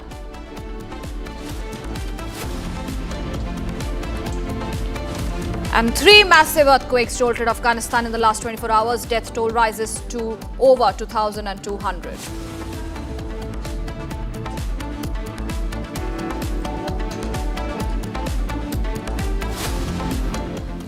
Breaking news coming in, viewers. The Vellore Principal Sessions Court has directed Tamil Nadu State Police to execute an arrest warrant against senior DMK leader, Party General Secretary and Minister Durai Murugan on September 15 if he fails to appear in the court over a corruption case filed in 2013. Durai Murugan is said to face an arrest if he skips to appear before the court in relation to disproportionate assets case back in 2013 when the case was filed. The current minister skipped the hearing and the Madras High Court now opened the pending case and asked the DMK leader to appear before court for hearing. Breaking developments coming in, viewers. DMK Minister Durai Murugan faces now an arrest warrant now, and this is if he skips the court hearing. There is a very clear instruction given to Durai Murugan as he faces an arrest warrant and in connection to disproportionate assets case which has been filed earlier. The Madras High Court has reopened this pending case once again, and this is trouble only mounting for the DMK leader. The current minister, he had skipped the hearing earlier, and the Madras High Court has now opened the pending case and asked the DMK leader to appear before the court hearing. And if he does not, he will be facing arrest, which is why... All right, my colleague Sarda is joining us live to give us more details. Sarda, take us through the developments coming in as far as the trouble mounting for DMK Minister Duraimurugan. Well, back in 2013, when the AIADMK came to power, they registered a case against the current Water Resource and Municipal Administration Minister Duraimurugan, stating that over 10 crores of money had been hidden by him, and following which a disproportionate assets case was filed against him in Madurai bench of High Court, following which he was given an order to be appeared to the court. However, Duraimurugan did not appear, and only his wife appeared in front of the court, giving all the information. Later, Duraimurugan tried to get away from this case. However, the case was not finished, and it was kept unopened for almost a decade now. And the Madras High Court yesterday evening reopened the case, and today morning gave an order to the Tamil Nadu State Police, telling that the second hearing of the case would be heard on the 15th of this September, and that it is required for the DMK Minister Duraimurugan to appear in front of the judges to explain about the disproportionate asset case, and in case if he fails, the police should immediately arrest him. Right, Shada. Thank you very much for getting us those details. Quickly moving across to some other breaking news that's coming in. Dharmasthala mass burial case is only gathering pace. The SIT, I beg your pardon, has now issued notice to a Kerala-based YouTuber. His name is Manav, and in connection with the skull case. Now, from the beginning, this YouTuber called Manav had been spinning stories about the skull case on his YouTube channel. He's also the owner of the lorry involved in the landslide tragedy in Uttar Kannada, where the driver Arjun had lost his life. Now, apart from being a lorry owner, Manav is also a YouTuber who spread the skull narrative to Kerala through Giant T. He had propagated claims that hundreds of women were raped, murdered, and their skull were put inside the Dharmasthala field, a very holy site of Karnataka.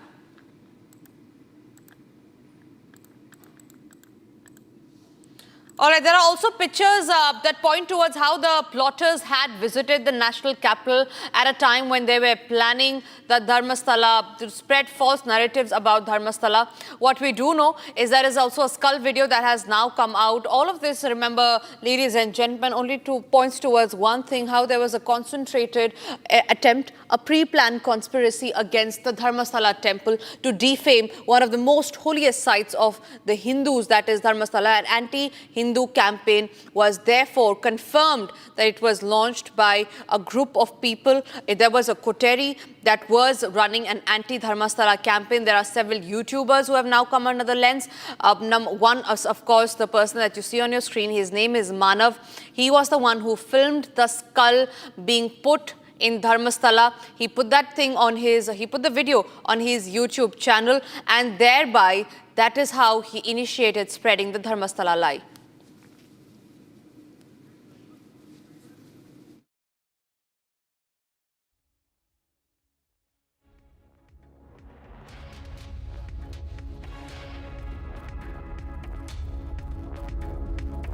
That's the latest that's coming in from Dharmasthala, ladies and gentlemen. The SIT has now issued a summon letter, a notice to this Kerala-based YouTuber Manav in connection with the skull case. From the beginning, this man, Manav, he's a YouTuber. He had spread stories about skull being put in Dharmasthala. He was the man who was in cahoots with the masked man, Chinmaya, who spread false lies about Dharmasthala. He was the man who spread an anti-Dharmasthala campaign. The SIT now tightening their noose and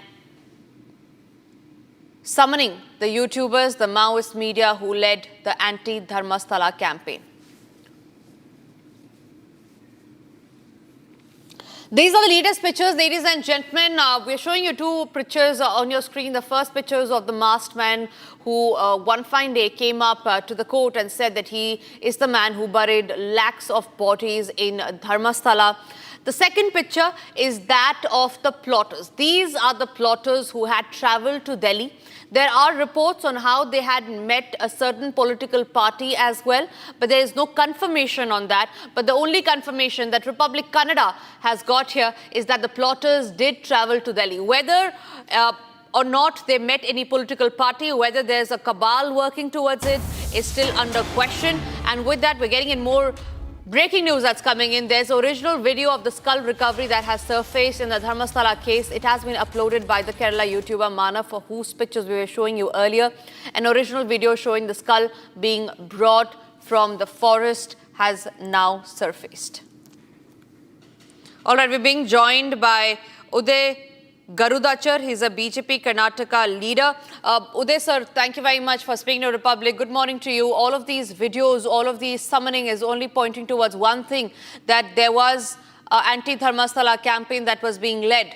All right, we seem to have lost that line with Uday, but we'll try connecting back to him. We'll also try if we can get Republic Kannada live on that, because Republic Kannada leading the investigation in the Dharmasthala case. Another shocker that has now come to light. Women's organs, in fact, women's organization has also written a letter to Sonia Gandhi over the Dharmasthala campaign, asking who killed women in Dharmasthala.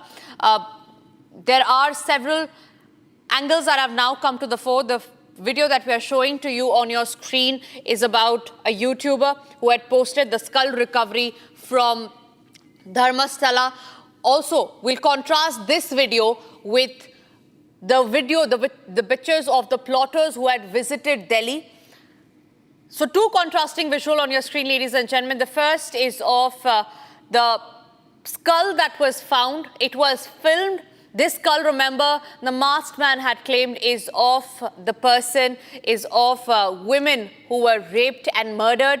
This is the same skull that was being buried, is what the campaign had spread, is what the narrative was set. And the second picture is that of the plotter. The pictures that you see on the right-hand side of your screen are the pictures of the plotters. Few of the plotters in the Dharmasthala campaign who had traveled to Delhi in the early weeks when they had spread the Dharmasthala lie. When they had visited Delhi, there are reports that these plotters had met certain Koteri in the national capital. Could be a political party, could be a group of people working to defame Dharmasthala. That is still under scrutiny.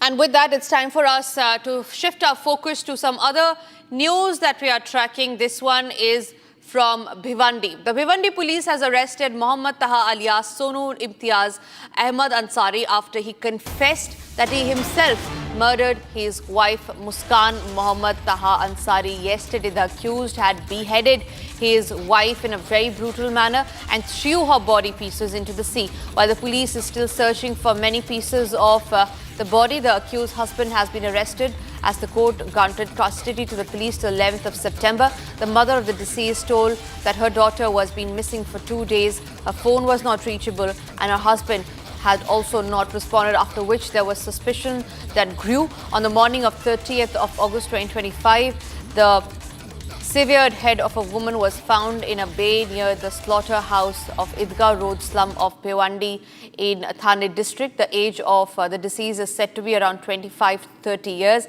A very brutal murder that has come to light from Thane district.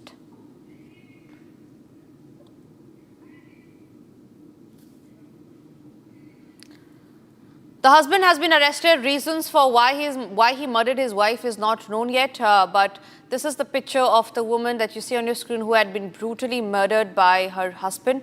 Her body parts, her skull was then found in a river nearby.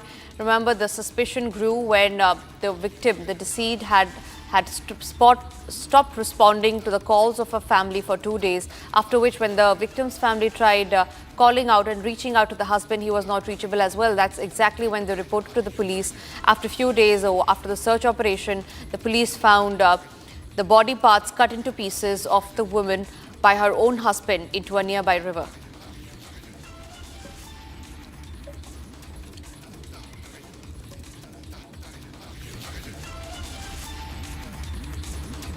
All right, moving on to some more news that we are tracking, and this one is about the India-United States relationship. In an exclusive conversation to Republic's editor-in-chief Arnab Goswami, Piyush Goyal, the Union Minister, discussed the United States tariff and India-US ties. Take a listen. Piyush Goyal, I have been trying to catch you for a very long time, But your team doesn't let us talk to you on Trump. Viewers, Piyush Goyal is the man. who must be wearing armor when he lands in Washington. I sometimes wonder whether he wears some special bulletproof suit. Do you wear a special bulletproof suit when you go to negotiate with the Americans? We have. Huh? You must be having something. Oh God! How are you doing this, by the way? I mean, Arnab, I can tell you, Arnab, we have good relations with the Americans. We have good relations with our counterparts, the Commerce Secretary or the U.S. Trade Representative. We are negotiating in good faith. There will be occasional disturbances as we go along, but I can assure you the US and India are friends, they are strategic partners, we are allies. They trust and like Prime Minister Narendra Modi, and I'm sure the misunderstandings, if any, or the wrong track in which some thoughts have gone, will get resolved, and we will meet the long-term aspirations of the people of the US and India through a fair, equitable and balanced free trade agreement, respecting the sensitivities of the people of both countries. And now let's have a quick check of the other stories that we're tracking. This is Bharat in 1 minute. Bharat 1 minute brought to you by Canara Bank. Together we can. Indian Army's 4 Rashtra Rifles unit based in Bhadevar came to rescue of hundreds of villages marooned after cloudburst and flash floods, and in less than 18 hours constructed a makeshift wooden footbridge. The calamity which struck Beja village earlier this week washed away vital road connectivity, leaving the residents completely cut off from the main town, where their only link roads washed away. The families were forced to risk their lives by attempting to cross the swollen river on foot just to reach the region. Medicines and survival were also supplied. Uttar Pradesh Chief Minister Yogi Adityanath addressed public grievances at Janta Darshan at Gorakhnath Temple in Gorakhpur. The Chief Minister listened to the grievances and demands of those gathered to meet him. He urged everyone not to worry, assuring that their issues would be resolved without a delay. More than 300 students from Sita Lakshmi Ramaswamy College entered the Vriksha Book of World Records by performing 75 Thirukkural verses as songs dedicated to global peace. The verses are short 7-word couplets that offer concise teaching on ethics, morality, governance, providing a universal guide.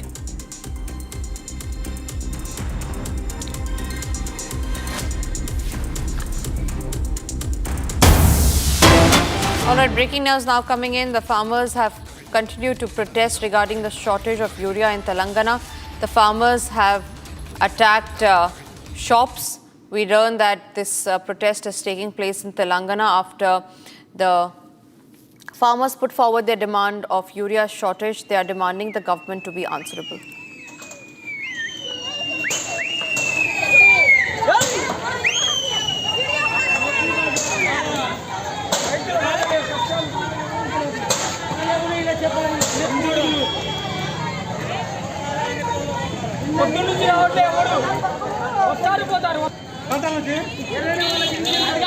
రైతులు ఇంత ఇబ్బంది పడతారని media రాలేదు ఏ రాదు ఇప్పుడు అంత అయిపోతారు.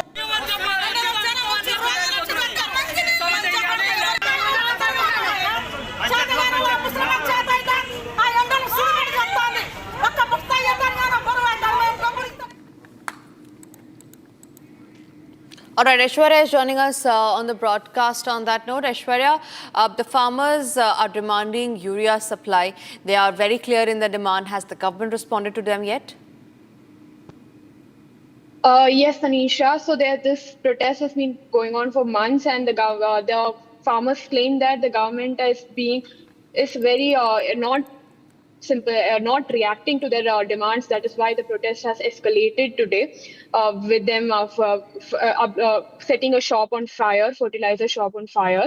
While the Congress government is saying that they can do nothing in this regard because it's the center that has to approve the urea, and that only state government is responsible for distribution within the state.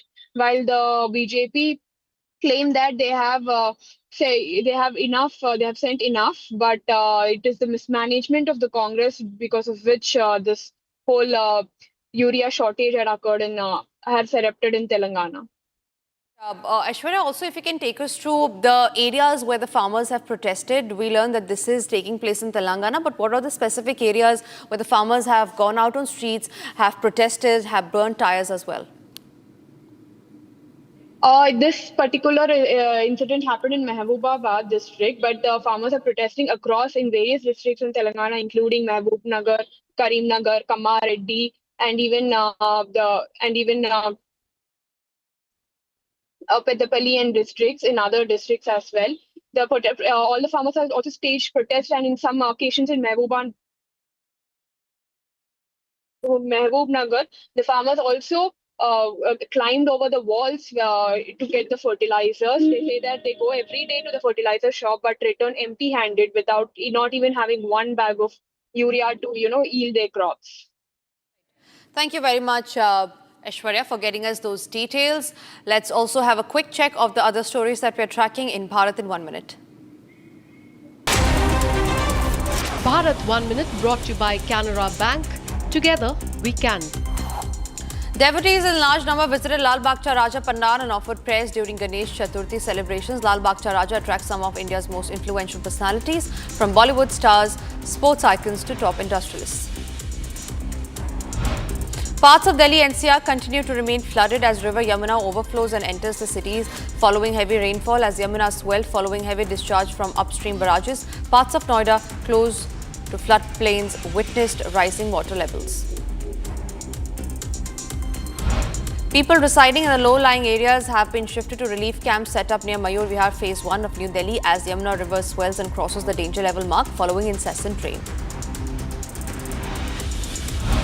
Onam Pokalam, a traditional and elaborate floral rangoli created during the Onam festival, was made at Chhatrapati Shivaji Maharaj terminus. This was dedicated to the memory of those who lost their lives in the 26/11 terrorist attack. It is a mark of paying tribute to them.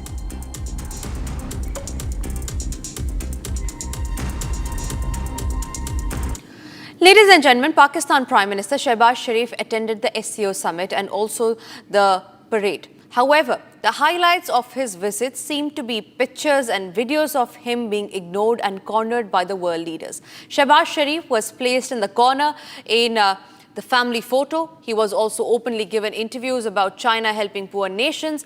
Pakistan owes nearly $65 billion in debt to China. GD Bakshi's epic roast of Shehbaz Sharif is something that you must look out for. Treatment that Pakistan got. Shehbaz Sharif treated like a butler. He had to stood folding his hands to one side, kowtowing to all the great power leaders that passed by. Ignored. Now why was Pakistan ignored so badly? Why was such a royal snub, S-N-U-B, given to Pakistan, sir? Please tell me. Because when you act like such a swine, duplicitous swine, opportunistic swine, right? The Chinese have given about $90 billion loans to Pakistan. They have invested billions of dollars in the CPEC, China-Pakistan Economic Corridor, right? And sir, they have 81% of the weaponry with Pakistan, Army, Navy, Air Force is of Chinese origin. And Mullah Asim Munir dumps China and leaps straight into the lap of his new trading partner, Donald Trump. He says, I have purchased Donald Trump. I have signed a deal with his family for bitcoins. वो तो मेरा बंदा है साहब, मैं अब उसकी गोद में बैठूंगा फ्री के फोकट के. I'll get free weapons. Free. I think you better ask Ukraine how much free weapons Donald Trump gives. How many free weapons Donald Trump gives, man? So when you behave like such a duplicitous, two-timing, crook, such a opportunistic country, किसी का सक्का नहीं. They have betrayed America, they have betrayed China. And the Chinese have, you think they are blind?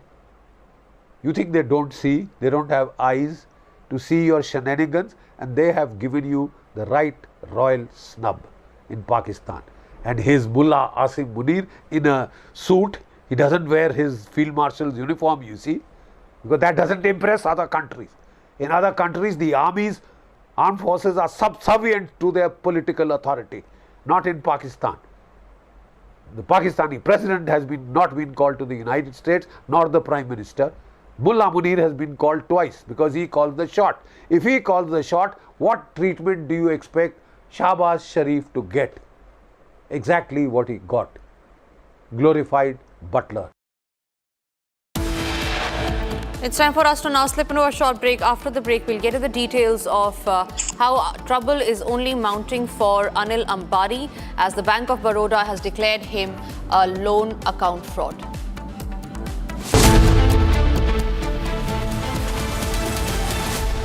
थोड़े में ज्यादा स्वाद ये तो है इसकी खास बात। वाओ मामा क्या स्वाद है। अरे मेरी राजा इसको घर पे लगाओगे तो शादी का तो पता नहीं, पर घर पक्का नहीं टूटेगा।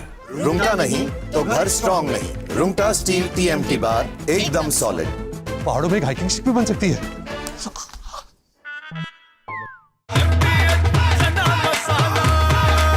अब छोलिया हो या लोबिया, सफेद चने या काले चने, सब कुछ मजेदार बने।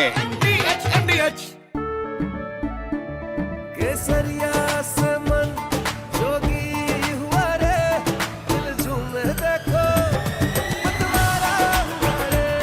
केसरिया से मन जोगी हुआ। हर पल मनाओ केसरी त्योहार। विमल, बोलो जुबान Kesari.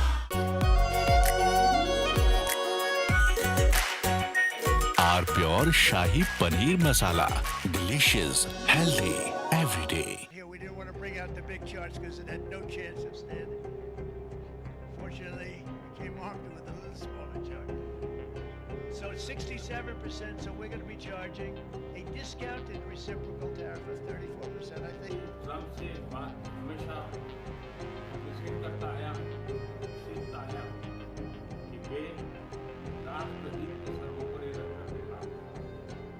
Today, the World Health Organization officially announced that this is a global pandemic. We have been in frequent contact with our allies, and we are marshaling the full power. During an interview, American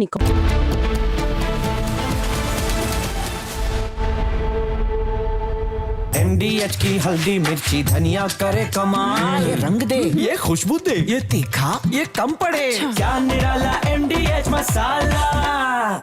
I choose a world where we dream, and the limit is the sky, and this world is my home where I'm living my best. Mindfully crafted home decor fabrics. Sansar, a decor brand. Live consciously.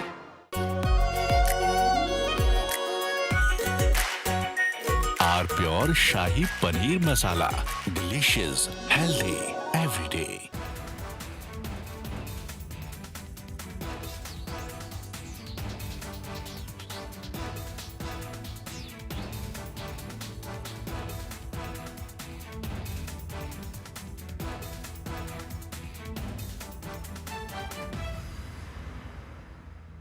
Yesterday, a coward decided to take our 8-year-old son Fletcher away from us.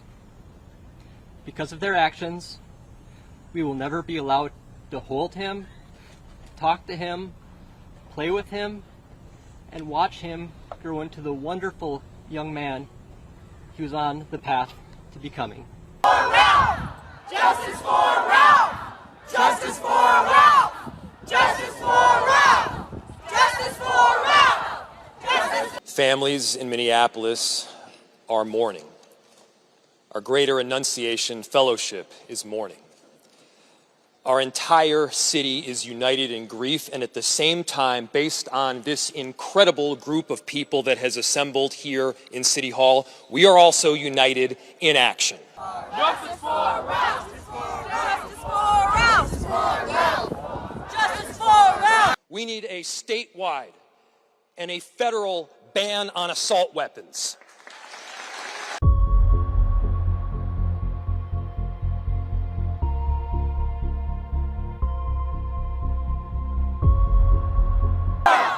Justice for all! Justice for all! We need a statewide and a federal ban on high-capacity magazines.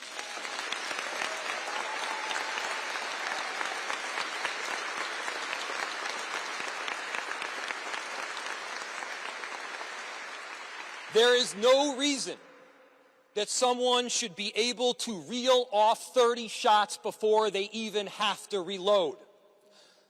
We're not talking about your father's hunting rifle. From Asia's largest news headquarters, setting the agenda for Bharat.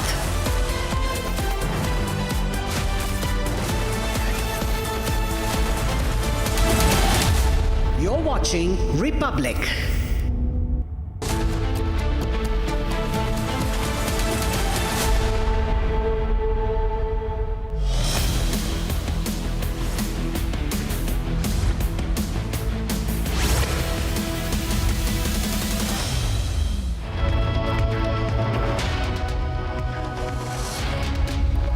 Hello viewers, we are live and breaking. I'm Shivangi Shukla. Halal Lifestyle Township project near Mumbai has sparked a huge row, viewers. That's one of our top stories we're tracking right now on Republic TV.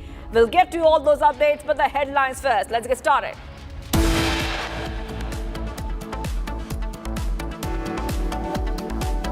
Congress's Kerala unit links GST cuts on BDs to Bihar. BJP hits back, calling it an insult to Bihar. More skeletons stumble out of the closet in Dharmasthala. Hoax probe SIT issues notice to Kerala-based YouTuber Manaf. UPSTF uncovers fresh leads in Noida fake embassy case probe. Main accused Harshvardhan Jain allegedly ran cricket-like tournament using illicit funds. Ahead of PM Modi's likely cookie show, counsel have agreed to. As PM Modi is about to visit Manipur, they've agreed to relocate weapons to the nearest CRPF and BSF camps. Bank of Baroda declares Anil Ambani and Reliance Communications loan account fraud.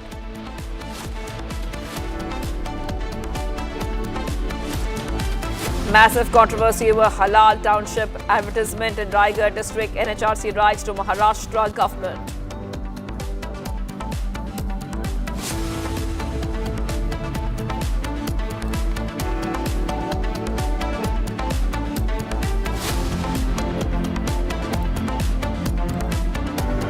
Viewers, fake diplomat Harshvardhan Jain, who ran embassy in Ghaziabad, has also started a horse Premier League on the lineup of IPL basically. Republic has also accessed documents of what we see is HPL, in which 16 teams were shortlisted. 16 teams were from various countries including India, Canada, France, Germany and Ireland. All of them are among many others. Main accused used illicit funds, from what we understand. Jain also launched the Horse Premier League, a cricket-like tournament where he collected 25 crores from sponsors for title, for co-sponsorship and associate sponsorship. As per the STF, he was operating multiple shell firms and had bank accounts in many foreign countries, including Cameroon, Mauritius, the UAE and the UK, viewers. So back-to-back updates coming in right now, viewers. This is Harshvardhan Jain, the accused, arrested for operating a fake embassy out of a plush two-story bungalow in Ghaziabad. Also was running a Horse Premier League on the line of IPL. Akil is joining us. Akil, we're getting many updates coming in right now. He's the mastermind behind the fake embassy scam in Ghaziabad, and he was also running a Horse Premier League. Just take our viewers through what the investigating agencies are finding out. Well, Shivangi, if you see in the fake embassy in Ghaziabad case, what we have seen that the investigation, the probe has gathered this pace, and interrogation of Harshvardhan Jain, who is the main conspirator of this entire case, is going on. And during the investigation, he has revealed that on the line of the IPL, Indian Premier League, he wanted to start another Premier League, which is a horse Premier League. And in this, basically, he has taken money from several sponsors as well. And if you see for the title sponsors, he has demanded 10 crore rupees. And apart from that, the information that we have received, but back then earlier in 2011, he has also conducted beauty pageant competition. Apart from beauty pageant competition, he was also planning to run Horse Premier League back then in 2018. So he had he had names attached in several businesses. Apart from that, if you see, he was also being part of several deals which he was planning to crack. But unfortunately, it didn't work out in the longer run. But right now, the UPSTF team is investigating on that angle, that how did he come close to Adnan Khashoggi? Because if you see here, he had got links with Adnan Khashoggi itself. Apart from that, if you see, the UPSTF team has also recovered Adnan Khashoggi's number from the bank detail from banking details. Apart from the software details that they have recovered from Harshvardhan Jain's laptop. So several incriminating documents have been revealed by the UPSTF team, in which it has been clarified that that person has got several bank accounts, to be precise 11 bank offshore accounts. So what were those offshore accounts? Why did he make basically several companies linked not only to India, but he has also links with several persons in Arab League as well. So what was those? So right now the investigation is at a very preliminary stage. So UPSTF team is just corroborating those details, that how did he came in contact with Adnan Khashoggi.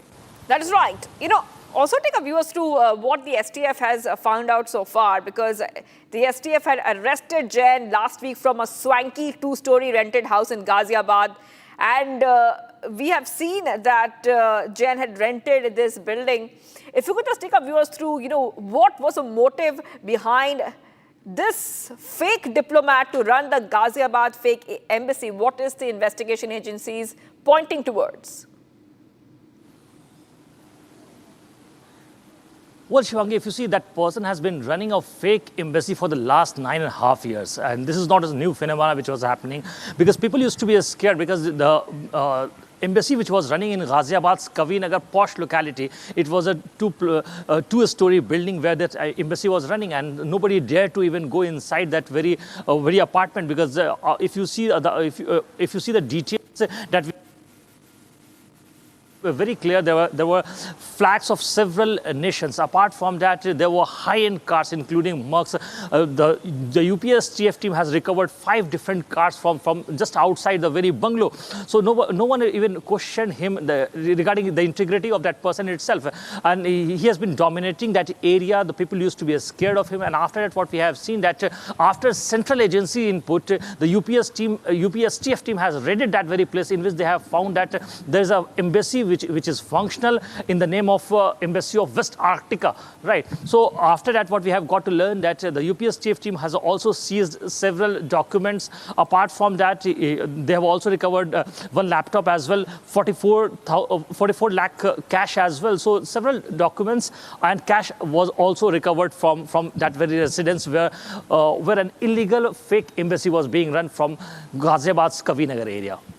All right, thank you for getting those details. Noida fake embassy scam. We see that there was also a horse Premier League, which we see that the fake diplomat wanted to divert the fake funds for. I want to go ahead to some of the other stories we are tracking. Major breakthrough in Manipur, that is ahead of PM Modi's likely visit to the state. The Kuki National Organization and United People Front have also agreed to relocate the weapons with the nearest CRPF, BSF camps, and stringent physical verification of cadres by security forces to delist the foreign nationals. In fact, the Kukis also agreed to reopening the National Highway 2, which will allow unrestricted movement of commuters and essential goods. So back-to-back updates coming in. Ahead of PM Modi's visit to Manipur, the Kuki organizations have agreed to ensure free movement on a stretch of the NH2. And I want to go straight across to my colleague who's joining us. Johnson is joining us live. Johnson, let's take our viewers through the latest coming in. There seems to be some positive movement there ahead of PM Modi's likely visit to Manipur. Yes, Shivangi, based on the base sources circulated in the state as well as in some of other outside the state, Prime Minister Narendra Modi is likely to visit Manipur within the 2nd of this September for the first time after the conflict broke out in Manipur. So before his arrival, a few days are left to arrive before his arrival. The suspension of operation that has been in Manipur for the past year was for the past year, and they have been kept under hold from 29 February of 2024. This suspension of operation was extended for a period of 1 year again yesterday, after a series of talks that has been held in in Delhi with the Minister of Home Affairs and the government of representatives of government of Manipur and the Kuki National Organization and People's Front UPF. So this is a very major historic turning point, that the Sioux agreement, which was kept on hold under the pressure, under the demand of various.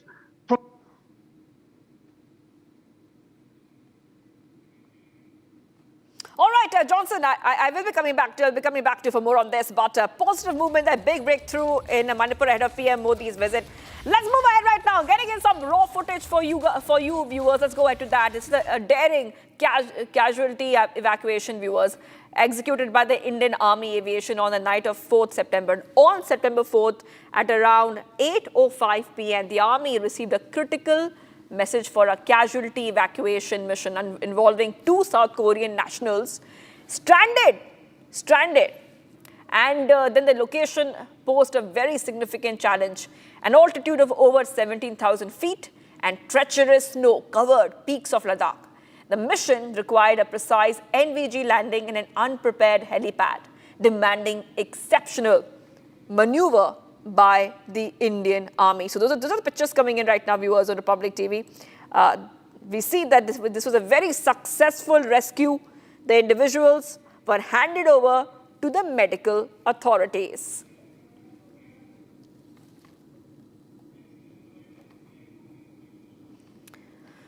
Pictures coming in on your screens. Daring operation by the Army, and you can see that on your screens. This is a daring casualty evacuation was executed by the Indian Army Aviation on the night of 4th September. We understand that there were 2 South Korean nationals who were rescued. The location was very treacherous, as you can see on your screens, very treacherous location. Altitude of 17,000 feet and a lot of snow-covered peaks all around. Mission required a precise NVG landing at an unprepared helipad, demanding exceptional piloting skills and situational awareness. Let's move ahead, viewers. Getting some more updates coming in right now, viewers, on Republic TV. Bank of Baroda has declared the loan accounts of Reliance Communications Ltd and its former director Anil Ambani as fraud. This decision was communicated in a letter dated on September 2nd, prompted Reliance Communication to announce that it will seek legal counsel to determine its next steps in response to this classification. So back-to-back updates coming in here, viewers, on Republic TV. So Bank of Baroda classifies RCom, Anil Ambani's loan account, as fraud. I really want to go straight across to my colleague Aditya. This move follows similar actions by State Bank of India and Bank of India, which flagged RCom loans, citing diversion of funds in the year 2016. Yes. The big development, the Bank of Baroda has classified the loan accounts of RCom and the erstwhile promoter, Mr. Anil Ambani, as fraud.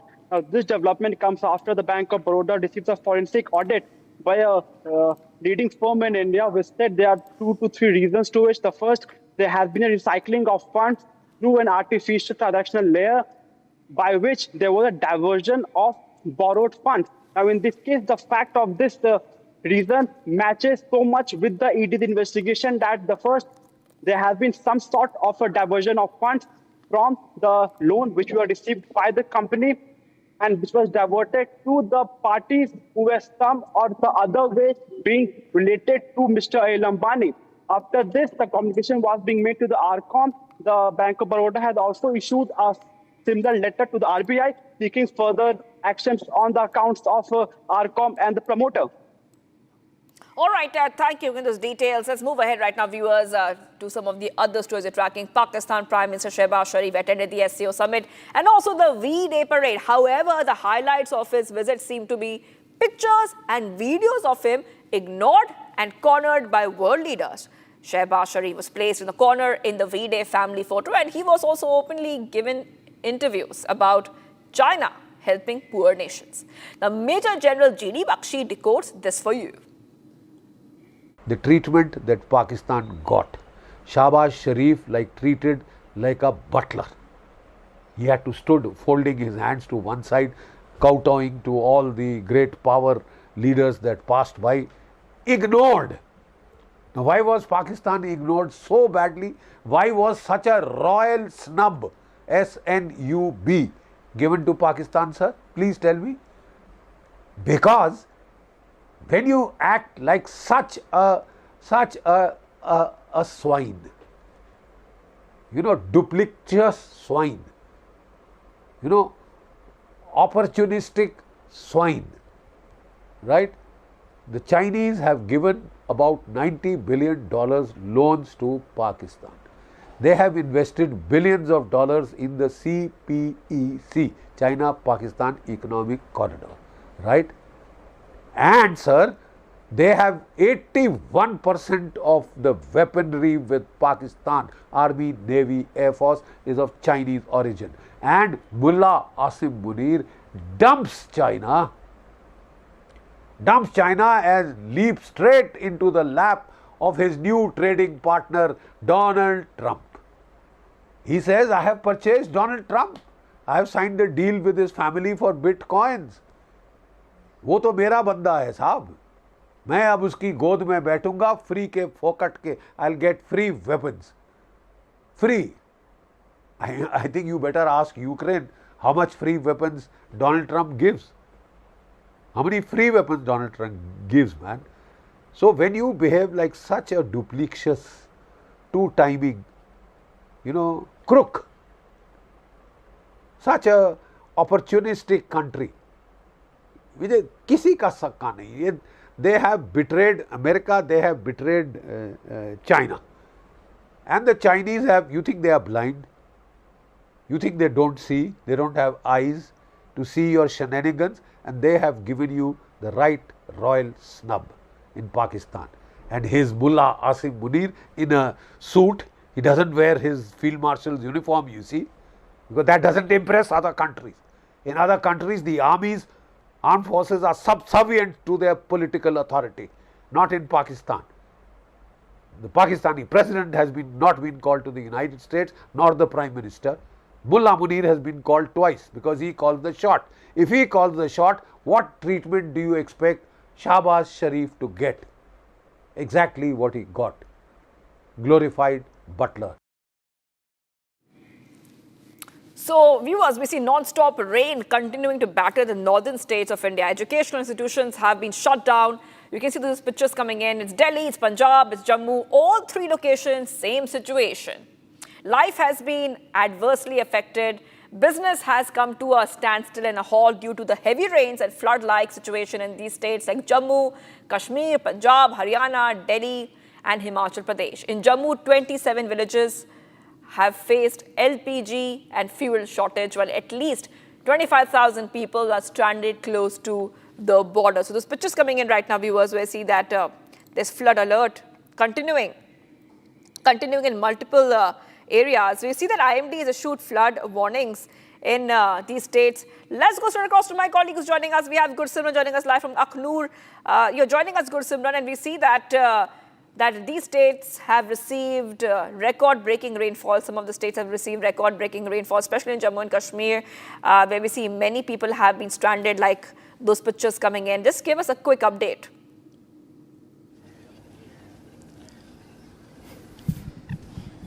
See, right now we are in the river Chenab that has breached the civilian areas, and we are on the Pragwal side. That side where Ashu is standing, it is on the Gadkhal side. We have come along with the teams of the NDRF. This is the 16th Battalion of the NDRF that is carrying out relentless operation to take the civilians from one side to other. You will see that the people from the tribal community, they are coming out with their children, with their families, because they do not know that how the situation is going to be on the other side, because there is a scarcity of water, there is a scarcity of fuel, LPG. So everything has come to a standstill for those who have been stranded here. Sir, मुझे ये बताइए, आप लोग वहाँ पे फंसे हैं, क्या हालात हैं? कहते हैं कि LPG, फ्यूल सब खत्म हो गया। सब कुछ खत्म है सर, बुरे हालात हैं और हमारा रास्ता ही कट हो गया। खाने पीने की भी बड़ी दिक्कत आ रही है, हर एक चीज़ की मुश्किल है हमें। तो क्या 25,000 के करीब लोग रहते हैं वहाँ? हाँ जी, 25,000। तो कोई मतलब फ्यूल बिल्कुल खत्म है? फ्यूल भी खत्म है, LPG भी खत्म है, हर एक चीज़। हाँ जी, हाँ जी। So you can see that everything has now been completely has gone to an end, has finished here, and right now we are in the boat with the 16th Battalion of the NDRF that has been carrying out the relentless operation. Sir, आप लोग सुबह से लोगों को लगातार निकाल रहे हैं, कितना ज़्यादा चैलेंजिंग है? क्योंकि पानी तो है ही है, इसके साथ साथ जो मड है वो बहुत ज़्यादा मड है और पानी भी बहुत ज़्यादा बहाव है, बोट को खींच कर ले जाता है, बहुत ही दिक्कतें होते हैं। फिर भी हमने मेहनत रस्सी बांध के हम क्या रेस्क्यू कर रहे हैं जो लोगों काफ़ी हज़ारों की तादाद में लोग हैं, तो ऑपरेशन लगातार जारी रहेगा? हाँ सर, कंटिन्यू रहेगा, लगातार जारी रहेगा जब तक हमारे को पूरा कंफर्म ना हो जाए, पूरा पुल ना बने।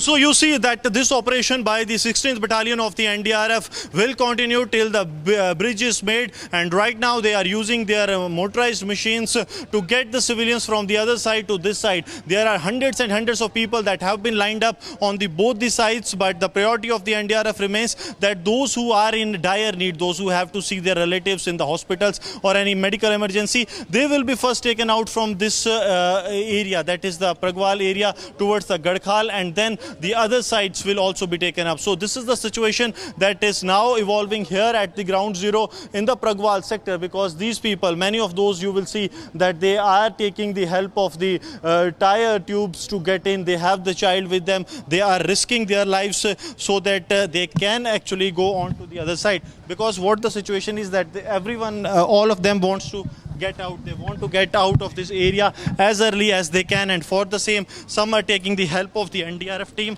while the others, they are taking the help of the tubes or whatsoever it is possible for them, because the situation here continues to be grim, and these locals, they are in dire need of the assistance, because only a bridge construction here can bring relief to these people who have been stranded at this area. That's right. If you could just help our viewers understand about who's conducting the rescue operations right now. So we know the army, the NDRF and police, all of them are involved in relief and rescue operations. That is continuing.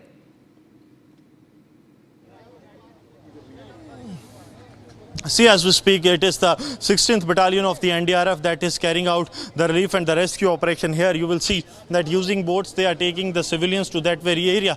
While on the other hand, this is the entire stretch of area that has completely been washed away.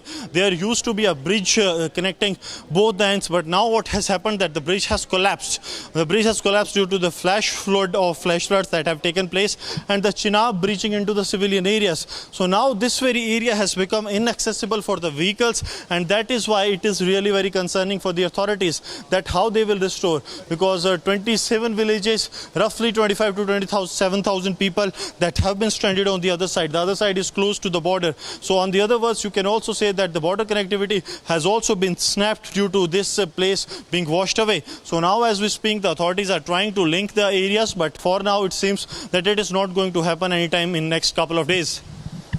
Right. We are also showing these pictures coming in from Akhnur. Goswami is getting these live pictures. Many people are stranded, and like you can see, viewers, and they are being rescued, like Goswami is telling us. But speaking about the other aspects, Goswami, we know that that life is completely thrown out of gear. Normal life is thrown out of gear. We also know that business has come to a halt. If we could just help our viewers understand the challenges that the people are facing because of the flash floods and heavy rains. See, if we speak of the people, the common people are suffering. They do not know that how the things will come to a normal. Because see, this is one of the strategically important areas. We have the international border, the Pragwal area, and all those people that they are on the other side of this very area, they have lost everything to the these rains that have taken place, and also now there is a shortage of LPG fuel also. Sir, वहाँ पे जो लोग हैं उन्हें काफ़ी दिक्कतें आ रही हैं, बिजली, पानी, LPG सब खत्म हो रहा है. वो किस तरह से अब आप लोग जो हैं वो उसे सॉर्ट आउट करें? जब तक सर ये हमारी जो कनेक्टिविटी है पार्ले वाले गांव से इस रोड से नहीं होती तब तक उधर कोई भी चीज़ पहुंचाना बहुत मुश्किल है. 25,000 के करीब लोग हैं, तो 25 तकरीबन 55 विलेज हैं पार इस तरफ. आज 10 दिन हो गए सर, कोई भी कनेक्टिविटी उनसे नहीं हो पा रही, ना कोई गाड़ी जा रही है, कुछ भी ना उनको मतलब किसी भी चीज़ की उधर जो है उनके पास वो खा रहे हैं. अभी उधर तो सब्जी वगैरह तो नहीं पहुंच रही, दुकानें सभी बंद है sir. So you see that there is a shortage of fuel, sir. काफ़ी ज़्यादा दिक्कतें वहाँ पे लोगों के हैं. जिनसे बात हो रही है वो क्या बता रहे, क्योंकि आज सुबह सुनने में आया वहाँ पे राशन और LPG ख़त्म हो गया, फ्यूल ख़त्म हो गया, खाने पीने का मटेरियल सारा ही ख़त्म हो गया है. अब वो बड़ी मुश्किल में है. उनको जो भी राहत वगैरह हो वो पहुँचा सकते हो, पहुँचाओ, है ना, मीडिया की तरफ से. So you see that the people are requesting for the help. I'll request Ashu to come this way so that we can show you some more extent of damage that has taken place. Because see what has happened that this entire area which used to be fields, here is actually where this tragedy has happened, that Chenab has entered the civilian areas, and once the Chenab has entered the civilian areas, then they were left with no other option but this entire area was washed away. We have some people from the CRPF as well. मैं flat पे आया हूँ sir. Good morning sir. मैं CRPF 40 battalion F company से. Sir मेरे sister brother जो है इसमें रिवर में फंस गए थे और आज आ रहे हैं. इस पे 2 दिन प्रगवाल के एरिया में रहे. मैं नज़ीर अहमद CRPF से. वहाँ के क्या हालात हैं नज़ीर साहब? वहाँ श्रीनगर के सर? नहीं, उस तरफ के. उस तरफ सर मकान मेरा जो है जहाँ 100 कुंबा है हमारा गुजर बस्ती का, बीच में हिंदू भी है, हमारे ज़मीन है, परिवार है, तकरीबन जो है वो कंड में हो गया. सब खत्म है. ख़त्म. माल मवेशी बच्चे निकल रहे हैं. इसमें मेरी सिस्टर है, ब्रदर है, मेरी फैमिली है. मैं खुद फ्लैट पे आया हूँ 40 बटालियन CRPF से. F कंपनी है मेरी नाम. So you see that the extent of the damage. This was a CRPF personnel who was narrating his story that around 100 temporary structures have completely been washed away, and this is real concern, and that's why we are witnessing that the NDRF is carrying out a relentless operation here to rescue the civilians here. We'll be continuing with this rolling coverage. Short break on the other side on Republic TV.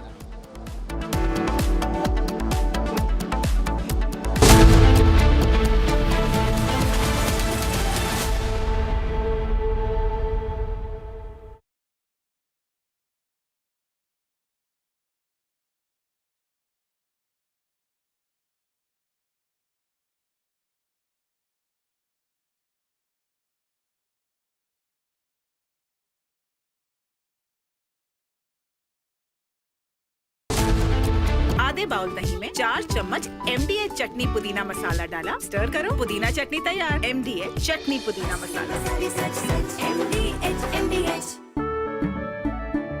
केसरिया से मन जोगी हुआ रे, दिल झूमे देखो मतवारा हुआ रे. केसरिया से मन जोगी हुआ. हर पल मनाओ केसरी त्योहार. विमल, बोलो जुबान केसरी. थोड़े में ज्यादा स्वाद, यही तो है इसकी खास बात. वाओ मामा, क्या स्वाद है. अरे मेरे राजा. Here we didn't want to bring out the big charts because it had no chance of standing.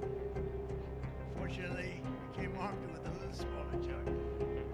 So 67%, so we're going to be charging a discounted reciprocal tariff of 34%, I think.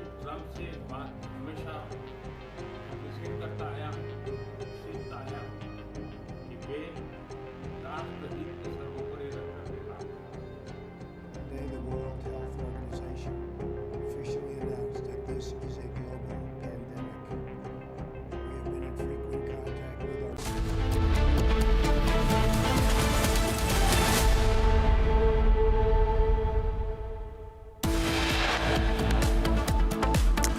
Congress Kerala unit links GST cuts on BDs to Bihar. BJP hits back, calling it an insult to Bihar.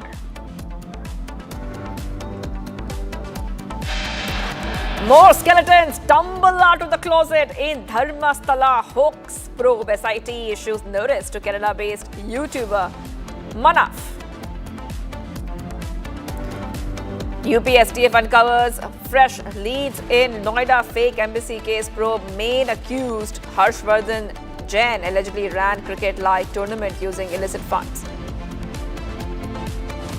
Ahead of PM Modi's likely cookie show, counsel have agreed to relocate weapons to the nearest CRPF and BSF camps. Bank of Baroda declares Anil Ambani and Reliance Communications loan account fraud. Massive controversy over Halal Township advertisement in Raigad district. NHRC writes to Maharashtra government.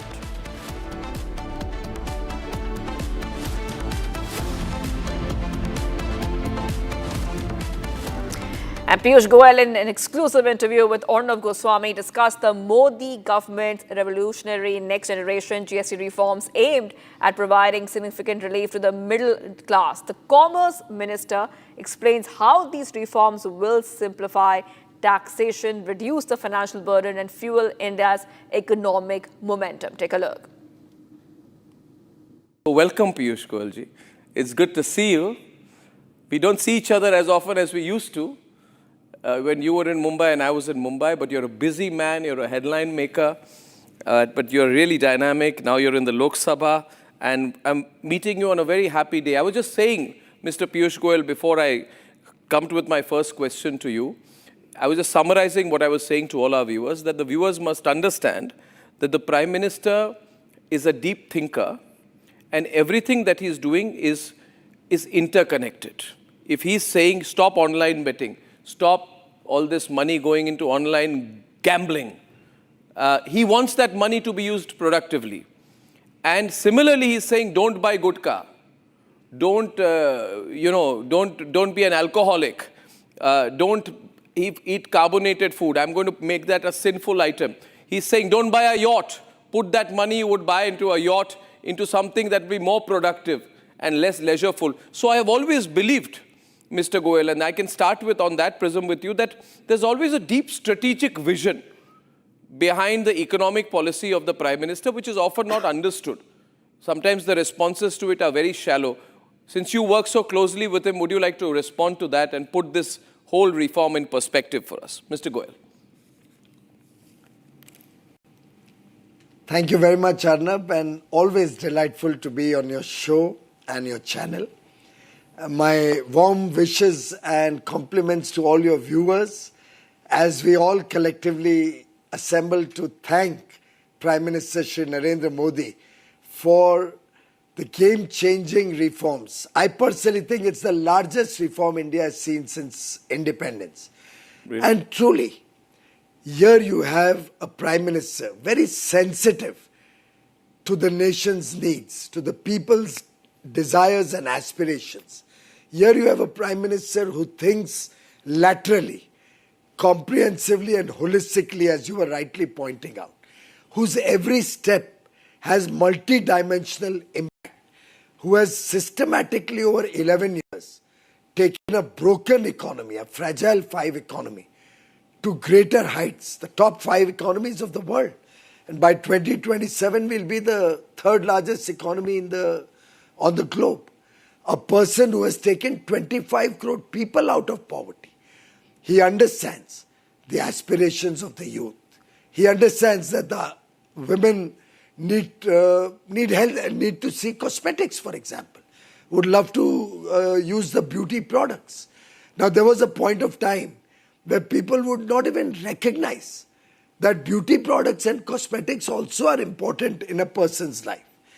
He understands that television sets are getting bigger and better, and therefore now there's an aspiration to have a little larger television screen. He doesn't see air conditioners as a luxury item. Today, more and more of the middle class has started using air conditioners. Bikes, our youth want to have a bike to college or to work. He's made bikes at a concessional GST, lower GST. If you go to see Arnab, from the moment you get up till the moment you get back to bed and sleep, a person, if he thinks about everything that touches his life, he will find in some form or the other a GST benefit that this transformational reform announced yesterday has touched, whether it's textiles, the clothes he wears, the shoes he wears, the watch he wears, the spectacles one wears, the furniture in your home, the bike or the car by which you travel, the public transport, the medicines one uses or the medical devices one uses, the list just goes on and on. Every sector of society has gained from yesterday's game-changing transformational reform. It's very significant that you have said that this is, in your view, the biggest single reform since independence. Are you saying so only for the benefit that it gives to the average citizen? Or are you saying so with view of its bigger impact in the medium to long term? Arnab, I have 3 or 4 dimensions when I say this. Do you remember before 2014, there were nearly 35 different types of taxes, levies, duties, and what not have you. The Congress claimed that they made an effort to try and bring a single tax, but they failed miserably because nobody trusted them. Nobody was willing to go along with the Congress style of GST because Congress was not willing to guarantee them sustained revenue. Prime Minister Narendra Modi offered a 5-year window of 14% growth in their tax collection. 14% is not small, Arnab. Yes. And the normal course state's revenue would not grow by 14%. But Prime Minister said, I will give you 14% growth. Committed, guaranteed.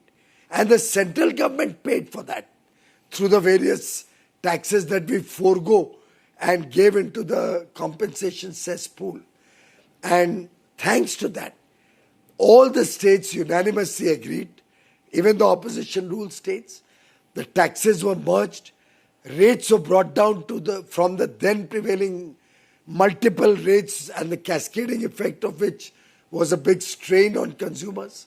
Over the last 8 years, continuously different taxes were brought down, process simplification and computerization was undertaken, and this time around, he has revamped the entire GST framework, made it simpler to operate, provided benefit on such a vast area of products that will give a big demand boost to the economy. It will be bigger, simpler, more effective tool to promote consumption expenditure, one of the 2 pillars of the GDP growth, infrastructure and consumption. You are all aware that on infrastructure, Mr. Modi's track record is fabulous.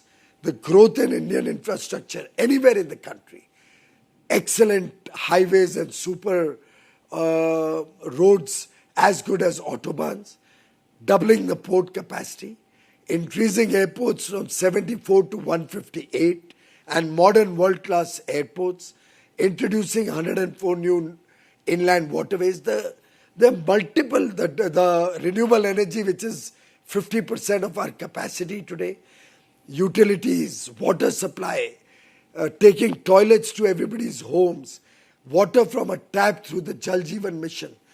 I can list out endless programs on infrastructure which have had a multiplier impact on the economy.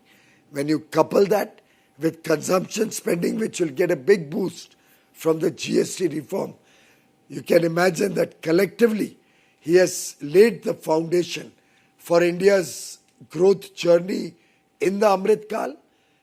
We are the fastest growing large economy in the world today. We will continue to be so for the next 22 years so that we emerge as a prosperous, developed nation. Viksit Bharat 2047, which is the collective desire and commitment of 140 crore Indians who are looking up to Prime Minister Modi's decisive and very sensitive leadership to lead us in this journey to Viksit Bharat.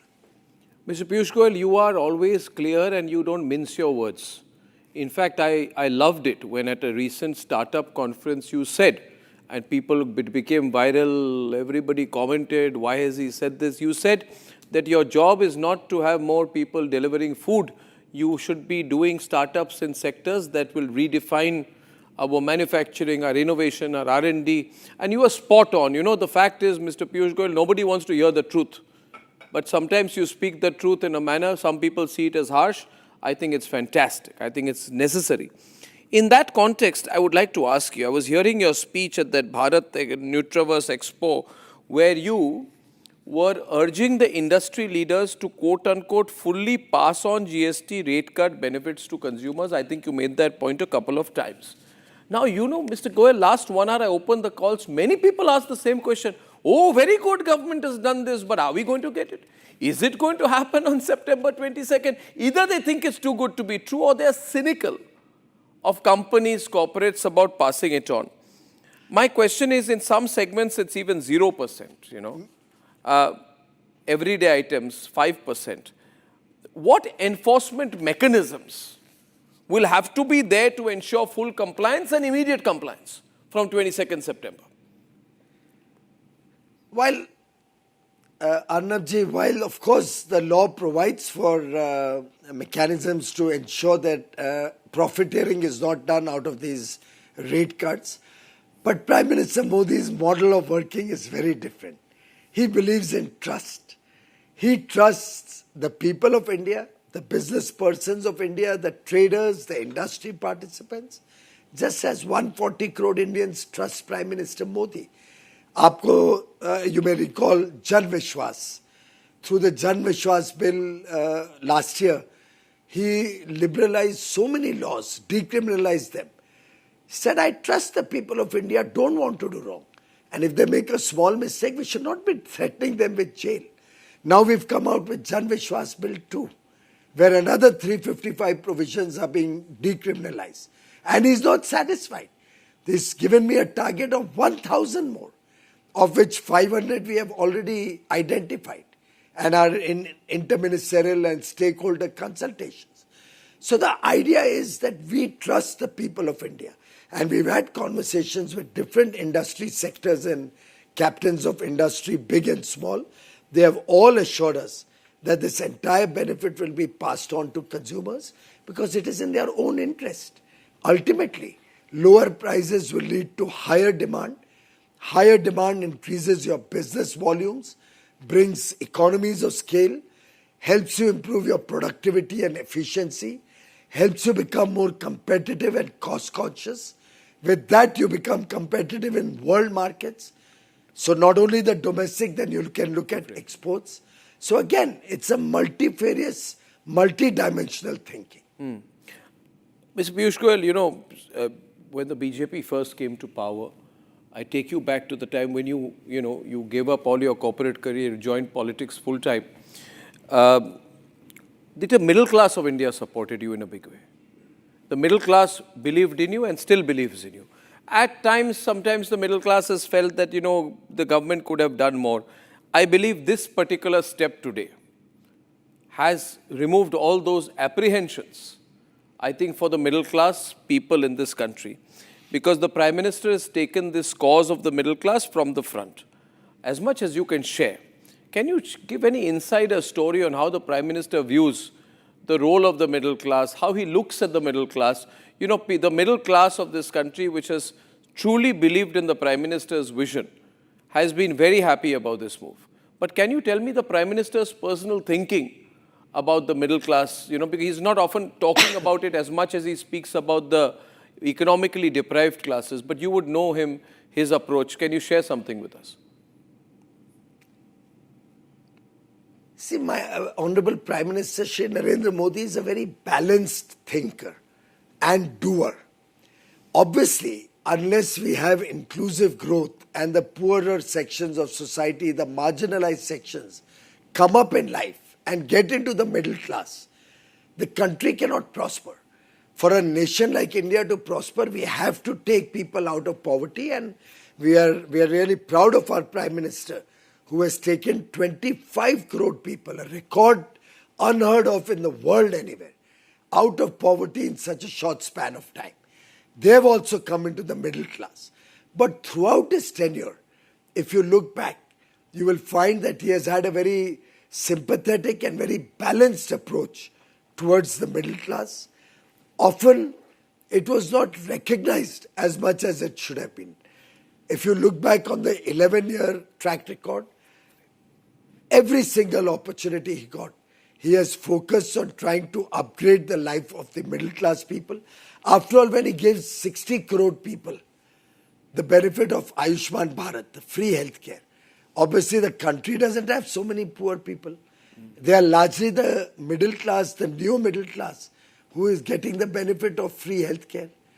Where he provides social security through various pension schemes, where he gives the armed forces one rank, one pension, which was a demand for years. And Arnab, you were at the forefront of that. Absolutely. Sir. That was one of the first steps taken by Prime Minister Modi in 2014. It was the middle class who benefited from that. When he introduced standard deduction again, which was withdrawn years ago, it was the middle class that he had in mind. Prime Minister has always taken care of the middle class. In earlier years, we had a very broken economy that we had inherited from the Congress. It was a fragile five economy. The banking system had collapsed. The foreign exchange reserves were low. Exclusive interview with Arnab Goswami with Piyush Goyal, where we see Piyush Goyal discussing the new GST reforms which have brought cheer to the middle class. We have to move ahead right now, viewers, to some of the other stories we are tracking. Let's move ahead, viewers. Breaking news coming in. Dharmasthala mass burial case. SIT issues notice to Kerala-based YouTuber Manav in connection with the skull case. Now, from the beginning, this person has been spinning stories about the skull case on his YouTube channel. He's also the owner of the lorry involved in the Shiruru landslide tragedy in Uttara Kannada, where driver Arjun lost his life. Apart from being a lorry owner, he is also a YouTuber. This is a YouTuber who spread the skull narrative to Kerala through Jayat. He had propagated claims that hundreds of women were raped, they were murdered, and a skull was found in Dharmasthala. So back-to-back is coming in right now, viewers, on Republic TV. Remember that many YouTubers are being investigated. In the latest that we are learning right now, the ED is going ahead and now investigating this specific YouTuber. The SIT is investigating this specific YouTuber, viewer. So this is what we see right now. Back-to-back is coming in. YouTuber Sameer, remember, house was raided in Bengaluru. And now what we are learning so far is that the plotters had traveled to Delhi. Remember, there's an entire connection to the Skull gang, which is also being investigated. The SIT has issued notice to Kerala-based YouTuber Manav now in connection with the Skull case. And from the beginning, this person, this YouTuber, was spinning stories about the Skull case on his YouTube channel. And not the first time. In fact, like we told you, that the police have searched other YouTubers' residence as well, especially YouTuber MD Sameer, whose residence was searched following a case registered against him for a derogatory video about the Dharmasthala temple. So that was happening simultaneously. At the same time, viewers, this is a new YouTuber who is being investigated right now. This is a YouTuber who is the owner of a lorry involved in the Shiruru landslide tragedy in Uttara Kannada, where the driver Arjun lost his life. Now, apart from being a lorry owner, he is also a YouTuber who spread the skull narrative to Kerala through Jayant. Okay, pictures coming in on your screen. We're also learning that he had propagated claims that hundreds of women were raped, murdered, and a skull was found in Dharmasthala. So the skull gang connection is also being investigated. Let's go straight across to my colleague Abhishek is joining us. Abhishek, let's take our viewers through what role do investigation agencies feel that this YouTuber is playing, because we know there were many other YouTuber Sameer specifically, who has been investigated as well. Yes, Abhishek. Shivangi, with respect to the Dharmasthala mass burial issue, which is doing rounds on the social media and various other parts of the country at this point of time, we've also seen that the video found its start in YouTube by Samir in Karnataka. On the other hand, we've also seen Manaf who's based from Kerala, who started doing rounds on social media stating that there were hundreds of burials and rapes that had been happened in Dharmasthala over the last couple of decades. And this point of time, Manaf had been issued a notice by the special investigation team to attend in front of them. He had been questioned, and at this point of time, we shouldn't forget that the fact Samir and Manaf shared the same videos or the probably different videos based on the same story. So who were the actual brainy people, or the who were the actual brain who were working behind Manaf and Samir is the point which had been questioned in front of Samir and Manaf. On the other hand, we've also been informed that Girish Mattananavar has been issued notice by the special investigation team, so that he will have to attend the special investigation team's inquiry, which is located in Beltangdi, which has been formulated by the government of Karnataka for the Dharmasthala hoax at this hour. And also, based on the statement made by Chinnaya, who is the masked man, and also the information gathered from Manaf and Samir and various other people who are involved, who had to attend the special investigation team's interrogation and the inquiry, had mentioned that they had guidance and they had also a conversation with Girish Mattananavar on various other occasions. Abhishek, we're getting some more updates coming, especially, the focus is on the Skull Gang. The focus is on the Skull Gang, so SIT should notice the Skull Gang member Girish to appear for inquiry. This person arrived at the SIT office later on. Now we know that this is the summon, I repeat, this is the summon which was based on statements given earlier by accused masked man. The accused masked man. So I want to go straight across to my colleague Abhishek is joining us. Abhishek, like we told our viewers that that Girish is right now under the scanner. This is coming in as statements have come in from the masked man, because we're trying to understand who was the masked man in connection with, especially the Skull Gang members. Yes, go ahead. Yeah, Shivangi, when the Masman made a claim that hundreds of bodies had been buried by him in the last couple of decades in and around Dharmasthala and river Netravati, it was a big question to the entire people, not only in the state but throughout the country, as to who directed him to come in front of the court at this hour, because he had almost waited for 2 or 3 decades is what he mentioned in front of the magistrate. After which, when his identity was revealed, Chinnaya also mentioned to the court and the special investigation team officials that he had been directed by Mahesh Reddy Timarodi and Girish Mattananavar to convey the same message as per their directions in front of the special investigation team. And also he had mentioned that he had taken some of the he was staying in Mahesh Reddy Timarodi's farmhouse for a couple of days, and also he was being directed by Mahesh Reddy Timarodi and Girish Mattananavar. At this point of time, when Mahesh Reddy Timarodi was being taken into custody by the special investigation team official based on another case, or the police from another case, Girish Mattananavar was present there to allegate against the police, was present at Timarodi's farmhouse to make sure that Mahesh Reddy Timarodi wasn't taken into the custody of the police. This point of time, we shouldn't forget that Girish Mattananavar might also be one of the conspirators against Dharmasthala, based on the statement made by Chinnaya in front of the SIT officials.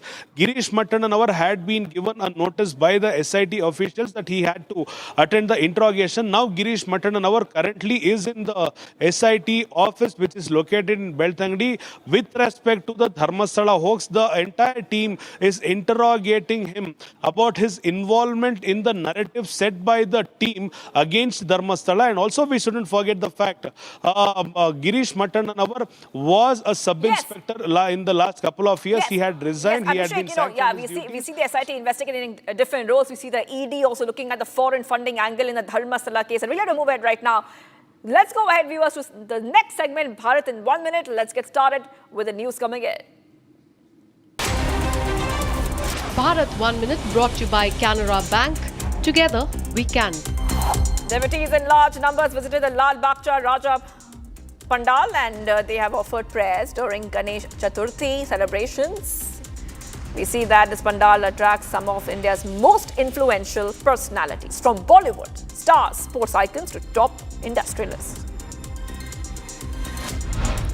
Parts of NCR continue to remain flooded as river Yamuna overflows and enters the cities following heavy rainfall, as Yamuna swell following heavy discharge from upstream barrages. The parts of Noida close to floodplains witnessed rising water levels. People residing in the low-lying areas have been shifted to relief camps set up near Mayur Bihar Phase 1 of New Delhi as the Yamuna River swells and crosses the danger level following non-stop rain. A traditional and elaborate floral rangoli created during the Onam festival was made at Chhatrapati Shivaji Maharaj terminus. This was dedicated to the memory of those who lost their lives in the 26/11 terrorist attack.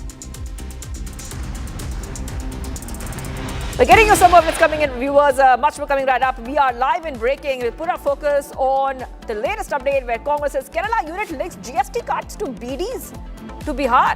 And BJP hits back, calling it an insult to Bihar. Bank of Baroda declares Anil Ambani and the Reliance Communications loan account fraud.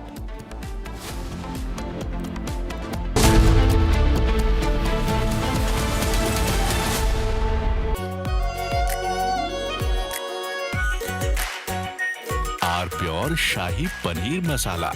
Delicious, healthy, every day. I choose a world where we dream and the limit is the sky, and this world is my home where I'm living my best. Mindfully crafted home decor fabrics. Sansar, a D-Decor brand. Live consciously. MDH की हल्दी मिर्ची धनिया करे कमाल, ये रंग दे, ये खुशबू दे, ये तीखा, ये कम पड़े, क्या निराला MDH मसाला।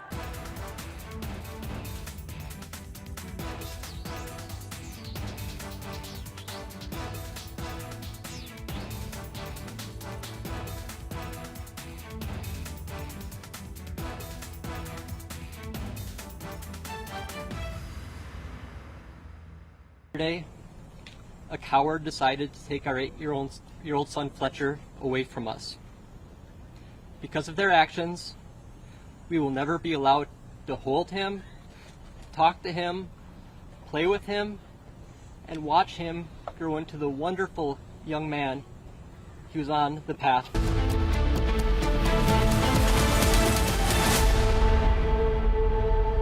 ये है सीक्रेट रेसिपी MDH का जीरा सिप जल जीरा मसाला। सिप सिप जीरा सिप MDH का जल जीरा सिप MDH का जल जीरा सिप। केसरिया से मन जोगी हुआ रे, दिल झूमे देखो मतवारा हुआ रे, केसरिया से मन जोगी हुआ। हर पल मनाओ केसरी त्योहार। विमल, बोलो जुबान केसरी। थोड़े में ज्यादा स्वाद, ये तो है इसकी खास बात। वाओ मामा, क्या स्वाद है? अरे मेरे राजा। Here we didn't want to bring out the big charts because it had no chance of standing. Fortunately, we came armed with a little smaller chart. So 67%.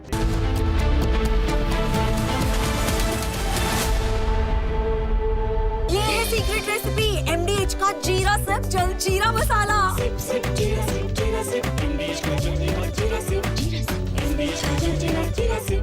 I choose a world where we dream and the limit is the sky, and this world is my home where I'm living my best. Mindfully crafted home decor fabrics.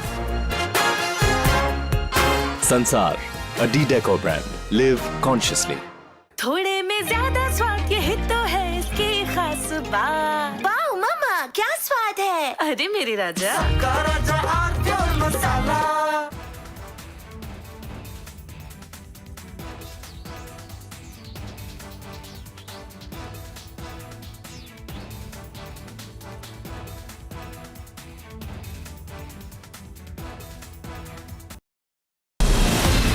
From Asia's largest news headquarters, setting the agenda for Bharat.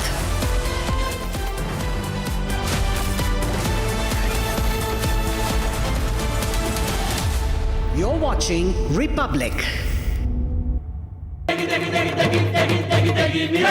MDH की देगी मिर्च, देगी मिर्च का तड़का, अंग अंग फड़का। MDH की देगी मिर्च। केसरिया से मन जोगी हुआ रे, दिल झूमे देखो मतवारा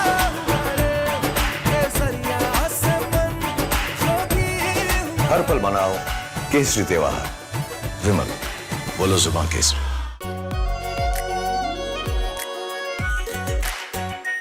are pure shahi paneer masala, delicious, healthy every day. Here we didn't want to bring out the big charts because it had no chance of standing. Fortunately, we came armed with a little smaller chart. So it's 67%, so we're going to be charging a discounted reciprocal tariff of 34%, I think. सबसे बात हमेशा किसी करता आया सीखता आया कि वे राष्ट्रहित के सर्वोपरि रखकर Today, the World Health Organization officially announced that this is a global pandemic. We have been in frequent contact with our allies, and we are marshaling the full power. During an interview, American economist from Asia's largest news headquarters, setting the agenda for Bharat.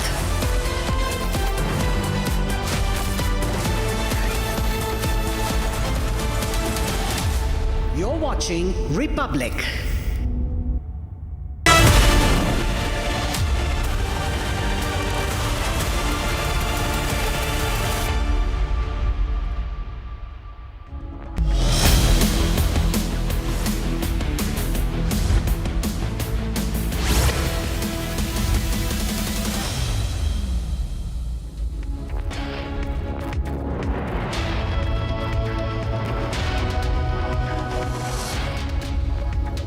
Hello and welcome. You're watching Republic TV with me, Akanksha Khajuria. Top of the hour, we'll get you details about a real estate project 100 kilometers away from Mumbai that has now sparked the controversy. We'll get you more details on this. Let's start with the headlines.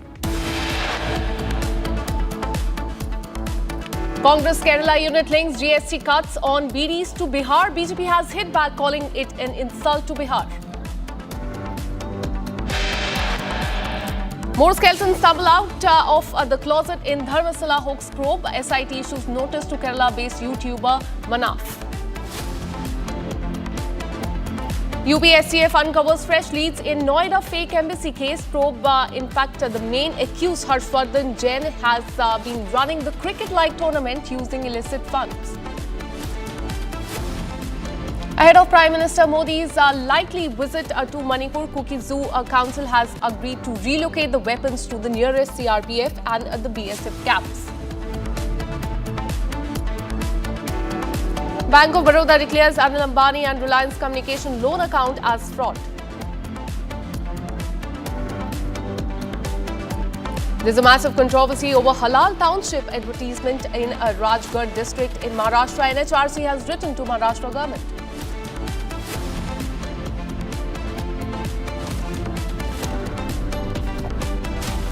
We have breaking news coming in. Congress party has launched a scathing attack on the major GST reform ahead of the Bihar election. In fact, the Congress says that BD and Bihar both start with B. Kerala Congress has shared this post on social media and now they have deleted it from the Twitter handle. And meanwhile, Bharatiya Janata Party has slammed the Kerala Congress post saying earlier Congress insulted Prime Minister Modi and his late mother, and now the party is insulting the entire state of Bihar. In fact, the Bihar Deputy Chief Minister has said that Congress' true nature has been exposed before the nation, and this is regarding the Kerala unit of the Congress that has sparked a huge controversy with a social media post on the GST reform. In a now deleted post on the social media handle, the Congress said, and I quote, BDs and Bihar start with B and cannot be considered a sin anymore, referring to the GST cut on the tobacco product. Remember, there was a GST cut on BDs from 28% to 18%, and alluding to that, now the Congress party has said that BDs in Bihar start with B and cannot be considered a sin. In fact, the Bihar Deputy Chief Minister has said that the Congress party has insulted the entire state of Bihar. Several other reactions coming in as far as this very important story is concerned. But we're learning that this comment that has come in from Bihar Deputy Chief Minister, he has said that first, the insult to the mother of Honorable Prime Minister Minister Modi and now the insult of the entire state of Bihar. This is the true character of the Congress party, which is repeatedly being exposed before the country. Many more reactions coming in from the Bharatiya Janata Party as well. And they have also said that the Congress party has made a mockery of the entire state of Bihar. Listening to what the Bharatiya Janata Party has said. तो आखिरकार Congress party ने फिर से एक बार अपनी बिहार विरोधी मानसिकता का परिचय दिया है। उनके ऑफिशियल हैंडल से वो बिहार की तुलना और बिहारियों की तुलना बीड़ी से करते हैं। सोचे किस प्रकार की मानसिकता है।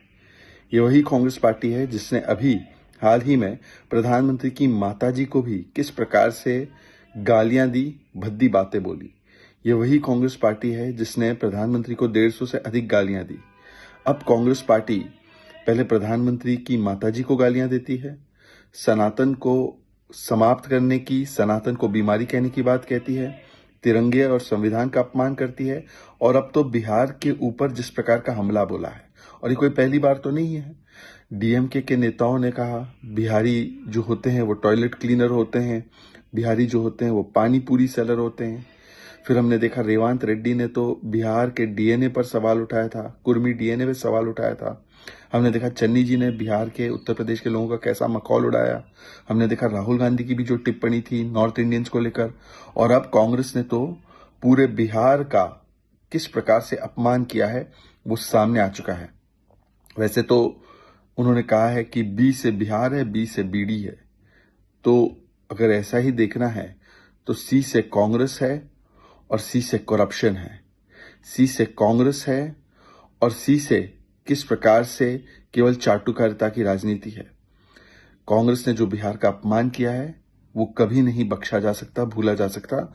जनता जो है बिहार की इसे कभी माफ नहीं करेगी। And for more on this, let me bring in Prakash Singh, editor special reports for more on this. This is happening just ahead of the Bihar elections. Has any reactions come in from the RJD there, the ally of the Congress party? Well, the RJD is mum like the last time when the Congress worker had made abusive remark against Prime Minister Narendra Modi's mother in Darbhanga. Now this tweet coming in from the official handle of Kerala Congress and thereafter deleting it, comparing Bihar with Bidis. And this is a derogatory remark comparing Biharis with Bidi in the sense that migrant laborers from different parts of Bihar travel to all over the places and considering them as Bidis, which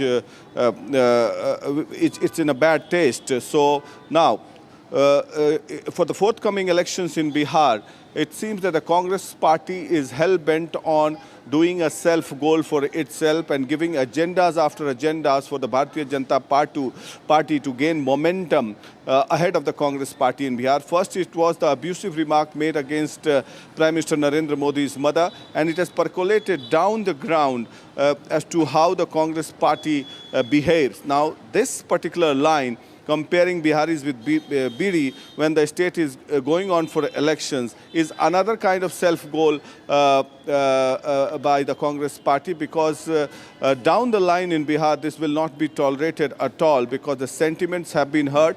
And one more instance that happened, that when Stalin had abused the people of Bihar in February this year, then there was outpour of emotions. And now when he visited and shared the dais with Congress party leaders Rahul Gandhi as well as RJD leader Tejasvi Yadav, then there was widespread protest against Stalin. So this kind of emotions that are being evoked in the on the ground by the Congress leaders is definitely going to help the BJP and gain a momentum for the BJP and give them an agenda and a talking point for the forthcoming elections in Bihar. Back to you. Absolutely. Thanks so much for all the details. We'll keep coming back to you for more on this, and we're getting more reactions on this Kerala Congress's now deleted post on Bihar BD Jibe. JDU has in fact reacted. Listen in. Bihar का अपमान यह तो महागठबंधन के घटक दल का राजनीतिक स्वाभिमान बन गया है। बिहार की पहचान बीड़ी और बिहार से है। अरे बिहार बुद्धिमान बिहार है, बिहार आध्यात्मिक बिहार है, जगत जननी सीता का बिहार है, सूफी संतों का बिहार है। तो स्वाभाविक रूप से तेजस्वी यादव जी, गेंद आपके पाले में है। क्या बिहार बीड़ी का पर्याय है? हिम्मत है तो केवल उम्मीदवार बनने के लिए राजनीति में चरण पादुका मत धोइए। सच यह है कि बिहारी स्वाभिमान से जीता है और बिहार आत्मसम्मान के लिए जाना जाता है। इसलिए महागठबंधन के घटक दल, चाहे वह दयानिधि मारन का बयान हो, एम.के. स्टालिन का बयान हो, राज ठाकरे का बयान हो, ये सब इनके लिए बुनियादी सिद्धांत हैं।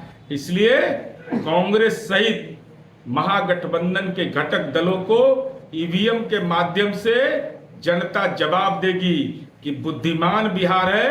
राजनीतिक रूप से खदेड़ेगी ना, तब पता चला कि पुनर्वास का कोई जगह ही नहीं मिल रहा है। कांग्रेस के देश भर के नेता और आरजेडी के बिहार के सभी नेता को बिहारियों के अपमान में मज़ा आता है और ये लोग बिहारी को और बिहारी गौरव को अपमानित करने में ये लोग गर्व महसूस करता है। ऐसे लोगों को जो बिहार के स्वाभिमान पर और बिहार के लोगों को ठेस पहुंचाने का काम करते हैं, बिहार की जनता उनको सबक सिखाएगी।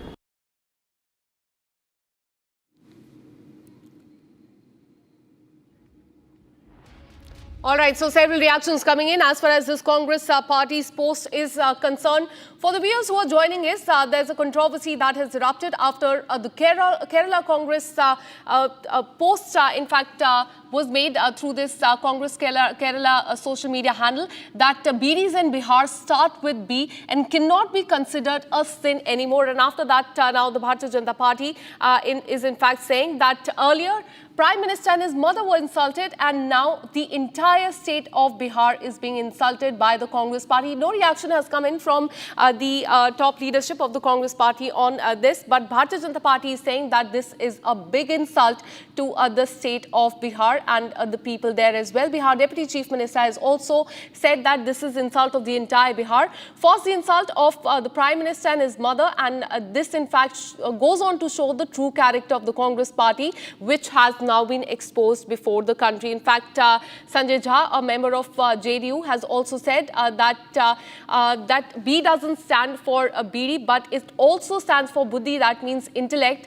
which the Congress party lacks. We got you the reactions from the Bharatiya Janata Party as well. They have said that this is anti-Bihar mentality that has been exposed as far as Congress party is concerned.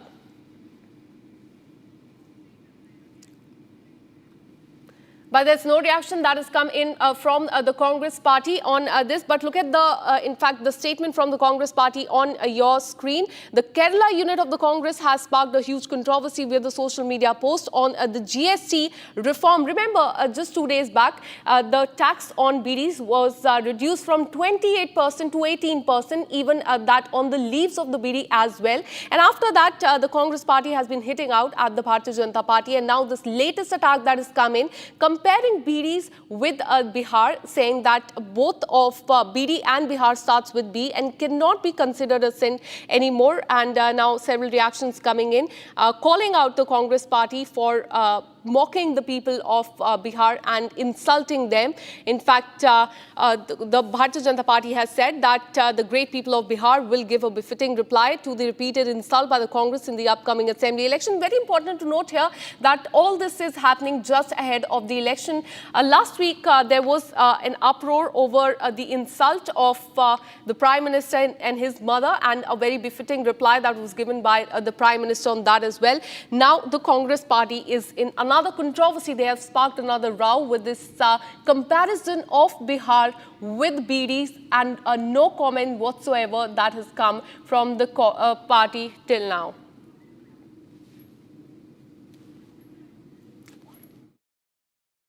Congress की कुटिल दृष्टि निंदनीय है।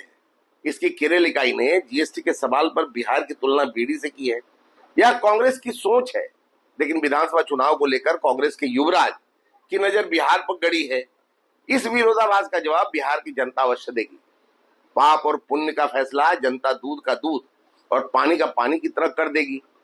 कांग्रेस की नीति और नीयत से पूरा देश अवगत है, तभी तो देश कांग्रेस मुक्त भारत की ओर तेजी से बढ़ रहा है। कांग्रेस के दुर्दिन अभी और देखने बाकी है। All right, let me go across to my reporter, Prakash Singh, who continues to be with us on this story. Any reaction that has come in the Congress party from the state of Bihar? Because the Bharatiya Janata Party is saying that after insulting the Prime Minister, his mother, and now insulting the entire state of Bihar, the Congress party is mute. Well, yes, it's a big talking point as far as It's a big talking point as far as this particular statement is concerned. It is outrageous, and it has been condemned from all quarters in different sections of the political spectrum of Bihar, as well as people all over have been condemning it as far as comparing Biharis with BD is concerned. And as a matter of fact, this is not the first time that the people of Bihar have been demeaned like this by Congress leaders. And although the tweet has been deleted, first it was from Stalin in Tamil Nadu in February, and now it is from the Kerala Congress that people of Bihar are being compared with BDs. And earlier, Prime Minister Narendra Modi's mother was abused by the Congress workers. So it's a kind of sentiment that has been evoked amidst the people of Bihar, and the Congress party should also understand that it's kind of a self-goal, and this will damage their prospect as far as the elections are concerned. Because if this kind of statements are being made time and again against the people of Bihar, it will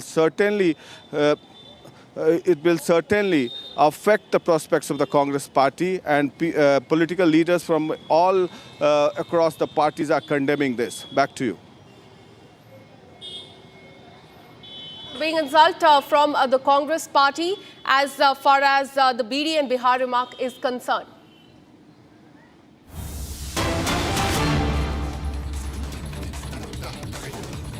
In fact, we have more breaking news coming in. This is as far as the controversy over Bihar and BD comparison is concerned. The JDU has said that the Congress is attempting to defame the entire state of Bihar and insult Biharis as well.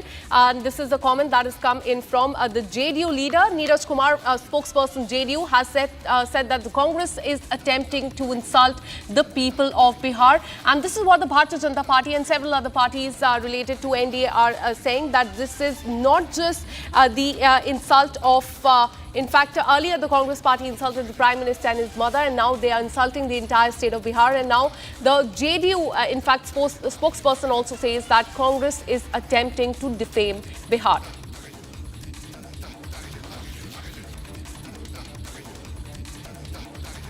Bihar का अपमान यह तो महागठबंधन के घटक दल का राजनीतिक स्वाभिमान बन गया है। बिहार की पहचान बीड़ी और बिहार से है। अरे बिहार बुद्धिमान बिहार है, बिहार आध्यात्मिक बिहार है, जगत जननी सीता का बिहार है, सूफी संतों का बिहार है। तो स्वाभाविक रूप से तेजस्वी यादव जी, गेंद आपके पाले में है। क्या बिहार बीड़ी का पर्याय है? हिम्मत है तो केवल उम्मीदवार बनने के लिए राजनीति में चरण पादुका मत धोइए। सच यह है कि बिहारी स्वाभिमान से जीता है और बिहार आत्मसम्मान के लिए जाना जाता है। इसलिए महागठबंधन के घटक दल, चाहे वह दयानिधि मारन का बयान हो, एमके स्टालिन का बयान हो, राज ठाकरे का बयान हो, ये सब इनके लिए बुनियादी सिद्धांत हैं। इसलिए कांग्रेस सहित महागठबंधन के घटक दलों को ईवीएम के माध्यम से जनता जवाब देगी कि बुद्धिमान बिहार है। राजनीतिक रूप से खदेड़ेगी ना, तब पता चला कि पुनर्वास का कोई जगह ही नहीं मिल रहा है। Let me once again bring in Prakash Singh, who continues to be live with us. Prakash, in fact, this is happening just ahead of the election. These comments that have come in from the Congress party, how are the local, the state leaders reacting to this?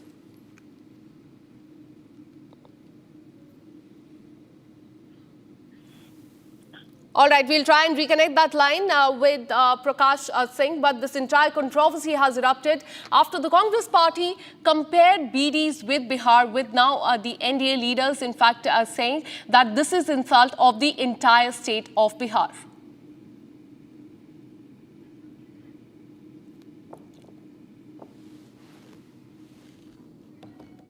तो आखिरकार Congress party ने फिर से एक बार अपनी बिहार विरोधी मानसिकता का परिचय दिया है। उनके ऑफिशियल हैंडल से वो बिहार की तुलना और बिहारियों की तुलना बीड़ी से करते हैं। सोचे किस प्रकार की मानसिकता है। ये वही कांग्रेस पार्टी है जिसने अभी हाल ही में प्रधानमंत्री की माताजी को भी किस प्रकार से गालियां दी, भद्दी बातें बोली। ये वही कांग्रेस पार्टी है जिसने प्रधानमंत्री को 150 से अधिक गालियां दी। अब कांग्रेस पार्टी पहले प्रधानमंत्री की माताजी को गालियां देती है, सनातन को समाप्त करने की, सनातन को बीमारी कहने की बात कहती है, तिरंगे और संविधान का अपमान करती है, और अब तो बिहार के ऊपर जिस प्रकार का हमला बोला है। और ये कोई पहली बार तो नहीं है। डीएमके के नेताओं ने कहा बिहारी जो होते हैं वो टॉयलेट क्लीनर होते हैं, बिहारी जो होते हैं वो पानी पूरी सेलर होते हैं। फिर हमने देखा रेवंत रेड्डी ने तो बिहार के डीएनए पर सवाल उठाया था, कुर्मी डीएनए पर सवाल उठाया था। हमने देखा चन्नी जी ने बिहार के, उत्तर प्रदेश के लोगों का कैसा मखौल उड़ाया। हमने देखा राहुल गांधी की भी जो टिप्पणी थी नॉर्थ इंडियंस को लेकर, और अब कांग्रेस ने तो पूरे बिहार का किस प्रकार से अपमान किया है वो सामने आ चुका है। वैसे तो उन्होंने कहा है कि बी से बिहार है, बी से बीडी है, तो अगर ऐसा ही देखना है तो सी से कांग्रेस है और सी से करप्शन है, सी से कांग्रेस है और सी से किस प्रकार से केवल चाटुकारिता की राजनीति है। कांग्रेस ने जो बिहार का अपमान किया है वो कभी नहीं बख्शा जा सकता, भूला जा सकता। जनता जो है बिहार की इसे कभी माफ नहीं करेगी। कांग्रेस के देश भर के नेता और आरजेडी के बिहार के सभी नेता को बिहारियों के अपमान में मजा आता है, और ये लोग बिहारी को और बिहारी गौरव को अपमानित करने में ये लोग गर्व महसूस करता है। ऐसे लोगों को जो बिहार के स्वाभिमान पर और बिहार के लोगों को ठेस पहुंचाने का काम करते हैं, बिहार की जनता उनको सबक सिखाएगी। कांग्रेस की कुटिल दृष्टि निंदनीय है। इसकी केरल इकाई ने जीएसटी के सवाल पर बिहार की तुलना बीड़ी से की है। यह कांग्रेस की सोच है, लेकिन विधानसभा चुनाव को लेकर कांग्रेस के युवराज की नजर बिहार पर गड़ी है। इस विरोधाभास का जवाब बिहार की जनता अवश्य देगी। पाप और पुण्य का फैसला जनता दूध का दूध और पानी का पानी की तरह कर देगी। कांग्रेस की नीति और नीयत से पूरा देश अवगत है, तभी तो देश कांग्रेस मुक्त भारत की ओर तेजी से बढ़ रहा है। कांग्रेस के दुर्दिन अभी और देखने बाकी है। Let me once again bring in my colleague Prakash Singh. The shocking thing is that this post has now been deleted by the Congress party. Congress leaders are not reacting to this. The top leadership is completely mum, and they're not taking the accountability, the responsibility for this comparison between BDs and Bihar.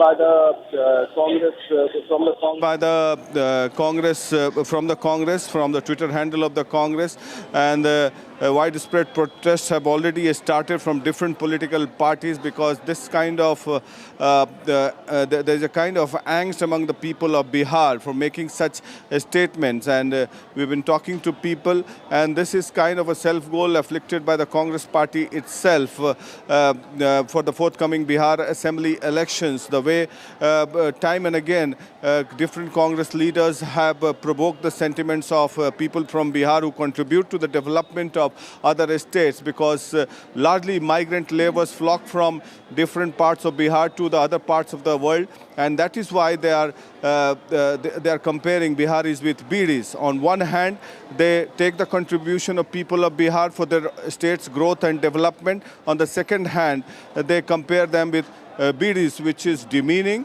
and outrageous. BJP leaders have condemned this, as well as the JDU leaders. And this is not the first time, but earlier also Prime Minister Narendra Modi's mother was abused. Stalin had abused the people from Bihar. And also now this particular statement coming in from the Twitter handle of the Congress party has evoked certain sentiments. I'll be joined by Arvind Singh, the BJP spokesperson. Arvind ji, ये जो केरला कांग्रेस से आया है मामला कि बिहारी बीड़ी की तरह हैं, अब इस पर क्या कहेंगे आप? देखिए, कांग्रेस विकृत मानसिकता के लोग हैं, वो विदेशियों की भाषा बोलती है। हमको तो डाउट होता है कहीं ये विदेशी एजेंट नहीं है।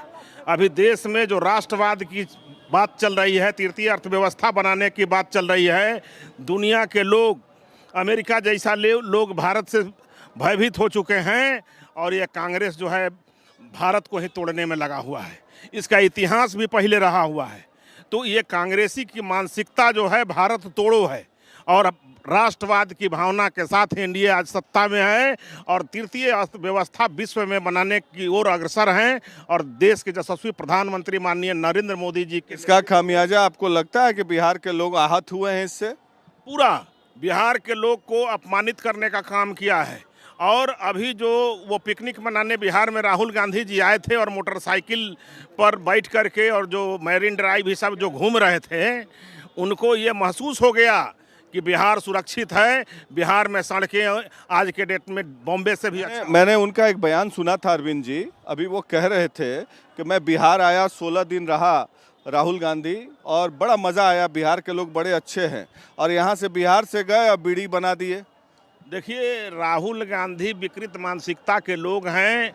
देखिए, विदेशी भाषा वो बोलते हैं, विदेशी लोगों का ये वकालत करते हैं और अपने देश का शिकायत करते हैं।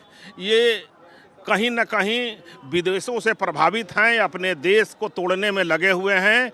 राहुल गांधी इस देश के लिए और कांग्रेस के लिए एक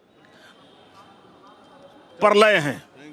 तो there was Arvind Singh, the BJP spokesperson of the Bihar unit, condemning the unit and condemning the Congress party. And yes, widespread sentiments have been evoked by this statement, and this is going to go down the line in the rural pockets of Bihar, definitely.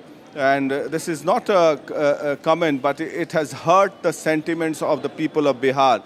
And when you talk to the people of Bihar on the ground in this today's world of digital era, messages flash immediately, and these politicians do not realize what damage that they have done to their own party by comparing Biharis with BD. Absolutely. Biharis compared to BD by the Congress party. The post has now been deleted. No accountability taken by the party whatsoever. Thanks so much, Prakash Singh, for all the details. We'll keep coming back to you for more on this. And now, with this, we're taking a very short break. Coming up on the other side, we'll give you details about more skeletons stumbling out of the closet in Dharmasala hoax probe case. SIT has issued a notice to Kerala-based YouTuber. And on the other side, we'll also tell you about Bank of Baroda declaring Anil Ambani and Reliance Communications loan account as fraud. This and much more on the other side. Stay with us.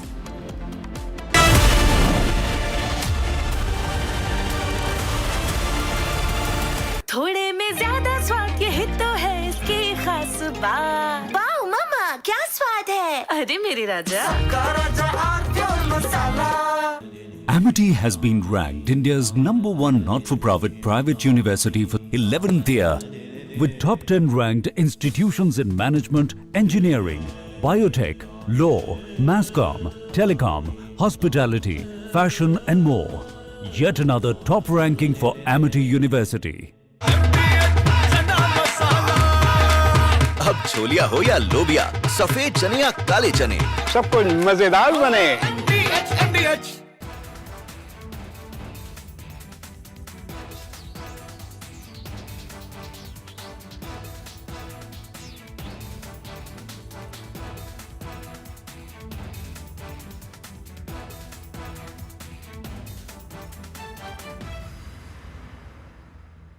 yesterday, a coward decided to take our 8-year-old son Fletcher away from us. Because of their actions, we will never be allowed to hold him, talk to him, play with him, and watch him grow into the wonderful young man he was on the path to becoming. Justice for Ralph! Justice for Ralph! Justice for Ralph! Justice for Ralph! Justice. Families in Minneapolis are mourning. Our Greater Annunciation Fellowship is mourning. Our entire city is united in grief, and at the same time, based on this incredible group of people that has assembled here in City Hall, we are also united in action.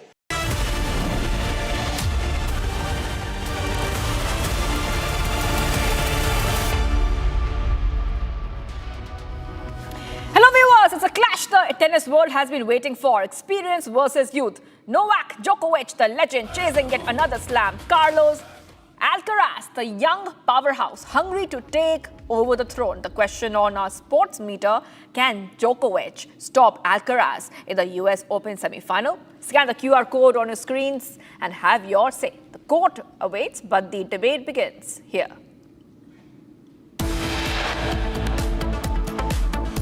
Congress's Kerala unit links GST cuts on BDs to Bihar. BJP hits back, calls it an insult to Bihar.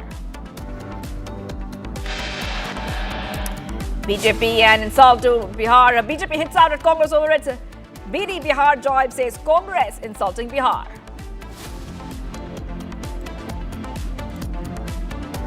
More skeletons tumble out of the closet in Dharmasthala holds probe. SIT issues notice to Kerala-based YouTuber Manaf. UPSTF uncovers fresh leads in Noida fake embassy case. Main accused Harshvardhan Jain allegedly ran a cricket-like tournament using illicit funds. Ahead of PM Modi likely visit to Manipur, Kuki Zhou Council has now agreed to relocate weapons to the nearest CRPF and BSF camps. Bank of Baroda declares Anil Ambani and Reliance Communications loan account fraud.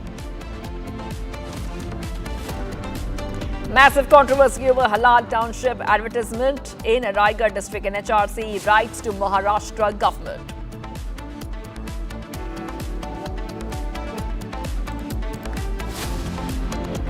All right, getting you some big updates coming in. A major controversy has erupted, viewers, in Maharashtra near Mumbai over an advertisement promotion. This is the Halal Lifestyle Township exclusively for the Muslim community. The project, which claims to offer a halal way of life, has drawn sharp criticism for being communal. That is right, for being communal and steeped in discrimination, sparking concerns over social segregation and violation of constitutional principles. NHRC has now written to Maharashtra government seeking probe into the issue. First, take a look at how the controversy has started. That's the video on your screen, viewers. This is a real estate project triggering a political storm after its advertisement went viral on social media. This is a promotional video for the so-called Halal Lifestyle Township, drawing many sharp reactions. Many controversial statements have come in as well. Let's go straight across to my colleague Satya Prakash. Satya Prakash, the allegation this project is being marketed as a residential community and a colony for Muslims, for a particular community. If you could just take our viewers through latest coming in.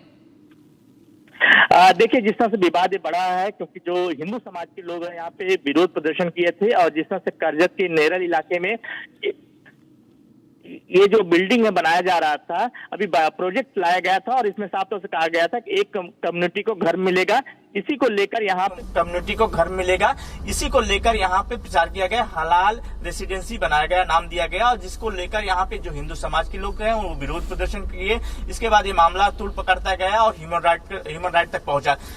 फिलहाल इस मामले को लेकर अब जांच शुरू हो चुका है कि जो बिल्डर ने यहाँ पे जो एड डाला है कितनी हकीकत है, सच्चाई वो है, उसकी जांच किया जा रहा है। लेकिन जो हिंदू समाज के लोग हैं लगातार विरोध कर रहे हैं कि समाज में कहीं न कहीं ये मुद्दा बढ़ सकता है, कहीं न कहीं ये मामला खराब हो सकता है, यहाँ का माहौल खराब हो सकता है, क्योंकि एक समाज को लेकर यहाँ पे घर बनाया जा रहा है, पूरा रेसिडेंशियल बसाया जा रहा है, और जिस तरह से हलाल रेसिडेंसी नाम दिया जा रहा है कहीं पूरी तरह से गलत है। इस बिल्डर के खिलाफ कार्रवाई होनी चाहिए और उसको अरेस्ट किया जाना चाहिए।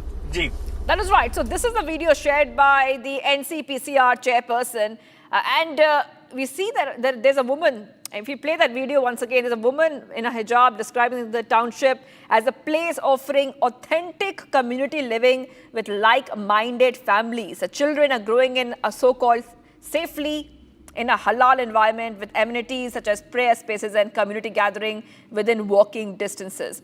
If you could just take our viewers through, Satya Prakash, what has happened so far, because we understand the Maharashtra government has been issued a notice on this by the NCPCR.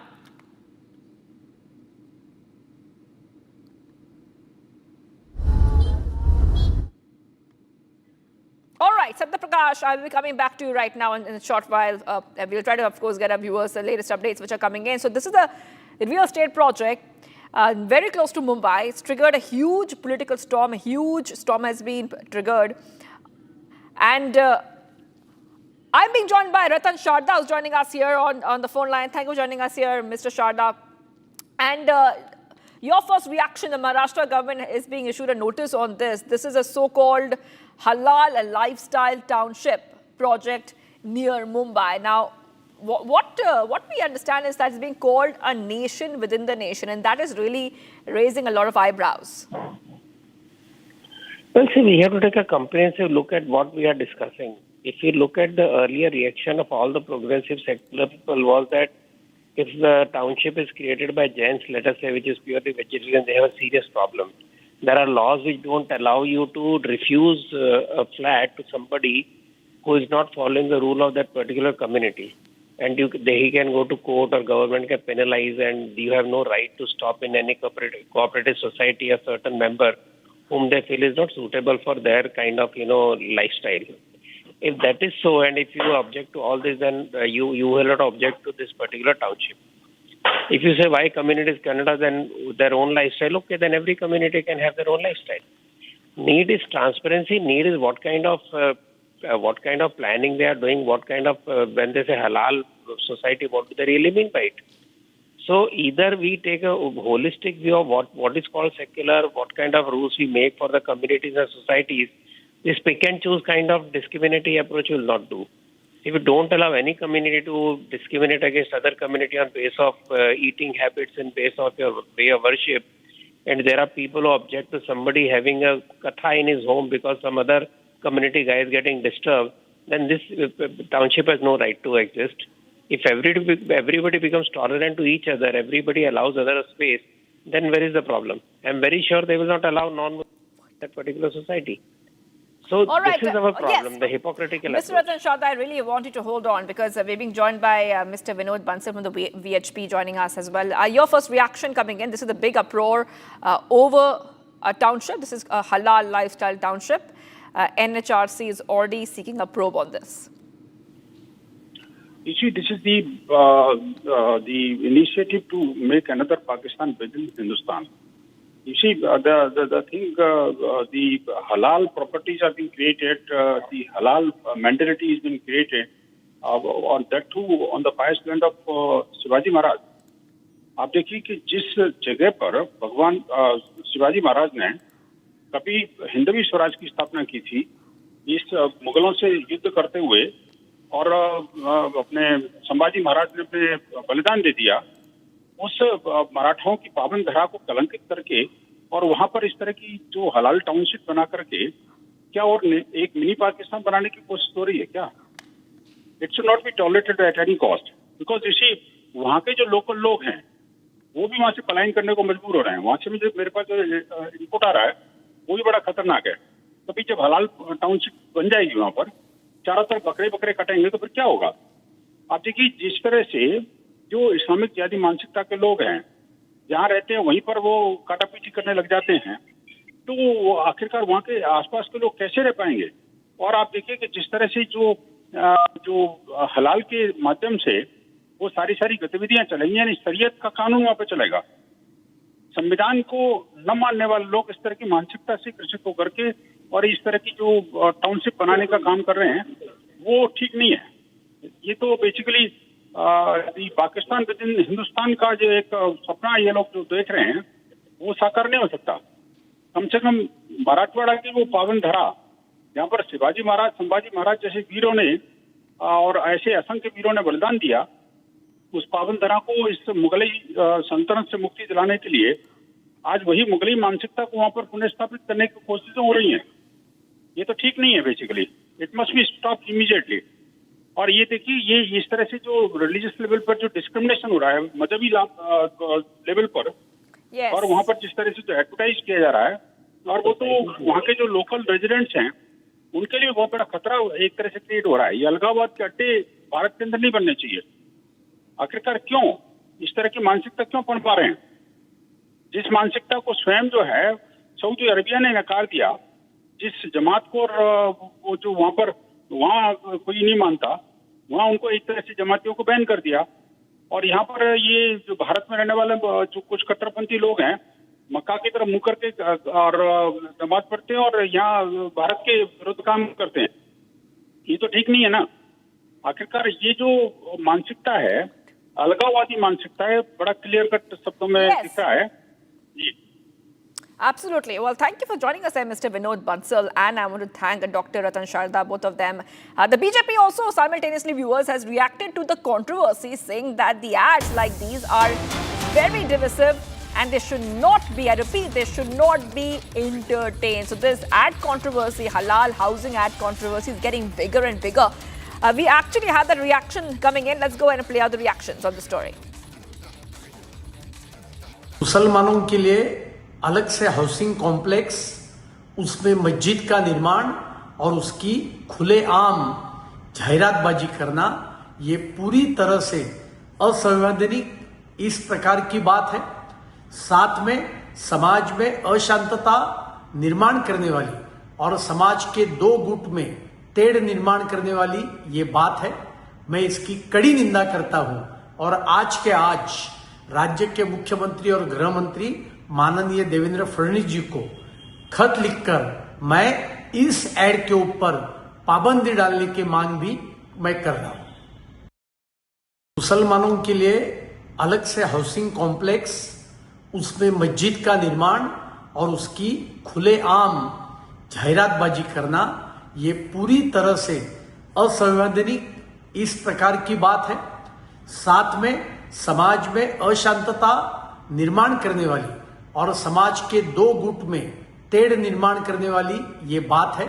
मैं इसकी कड़ी निंदा करता हूं और आज के आज राज्य के मुख्यमंत्री और गृह मंत्री माननीय देवेंद्र फडणवीस जी को खत लिखकर मैं इस एड के ऊपर पाबंदी डालने की मांग भी मैं कर रहा हूं।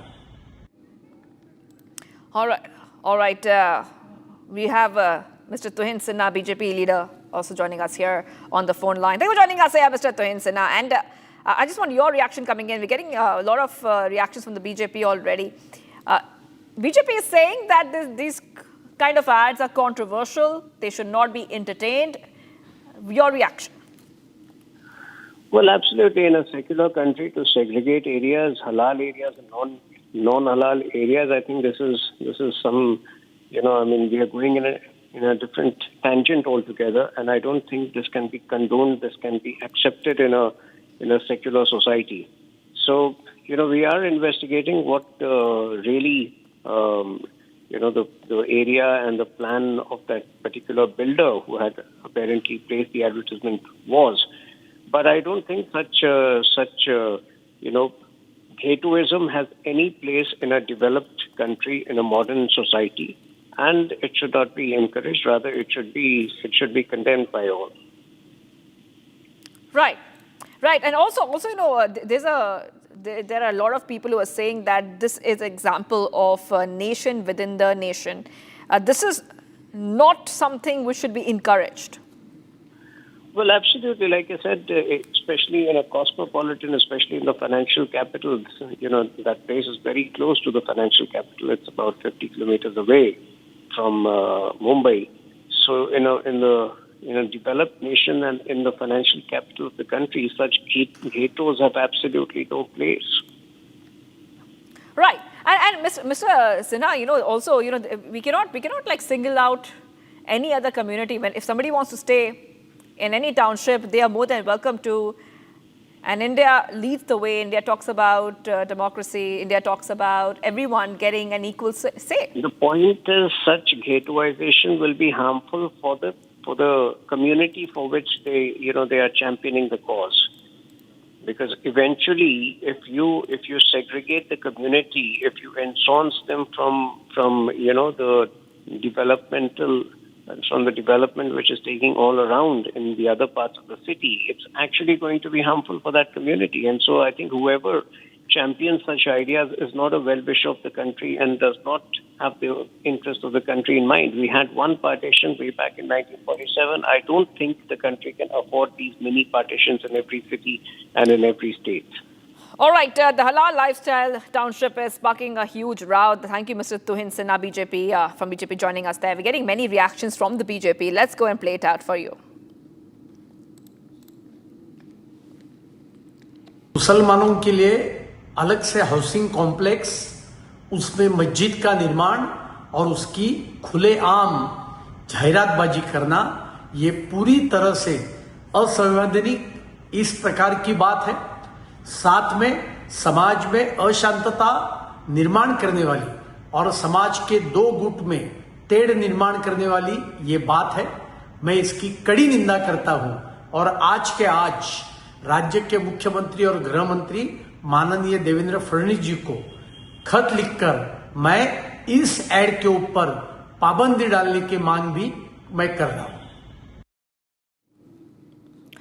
All right, so back-to-back updates coming in here, viewers on Republic TV. This is a real estate project very close to Mumbai. It's igniting a huge storm of political and legal controversy, where a promotional advertisement is being marketed as a halal lifestyle township. The campaign is featuring a woman in a hijab and is promising an environment for so-called like-minded families with prayer spaces, community gatherings, as a safe atmosphere for children to grow up in. So the left and right, this is the advertisement which is on your screen. It's really creating a huge controversy. And this video has gone viral. It was flagged by the former National Commission for Protection of Child Rights chairperson, who has criticized the concept as fostering separatism and describing this as a nation within the nation, and has confirmed that the Maharashtra government had been issued a notice over this matter.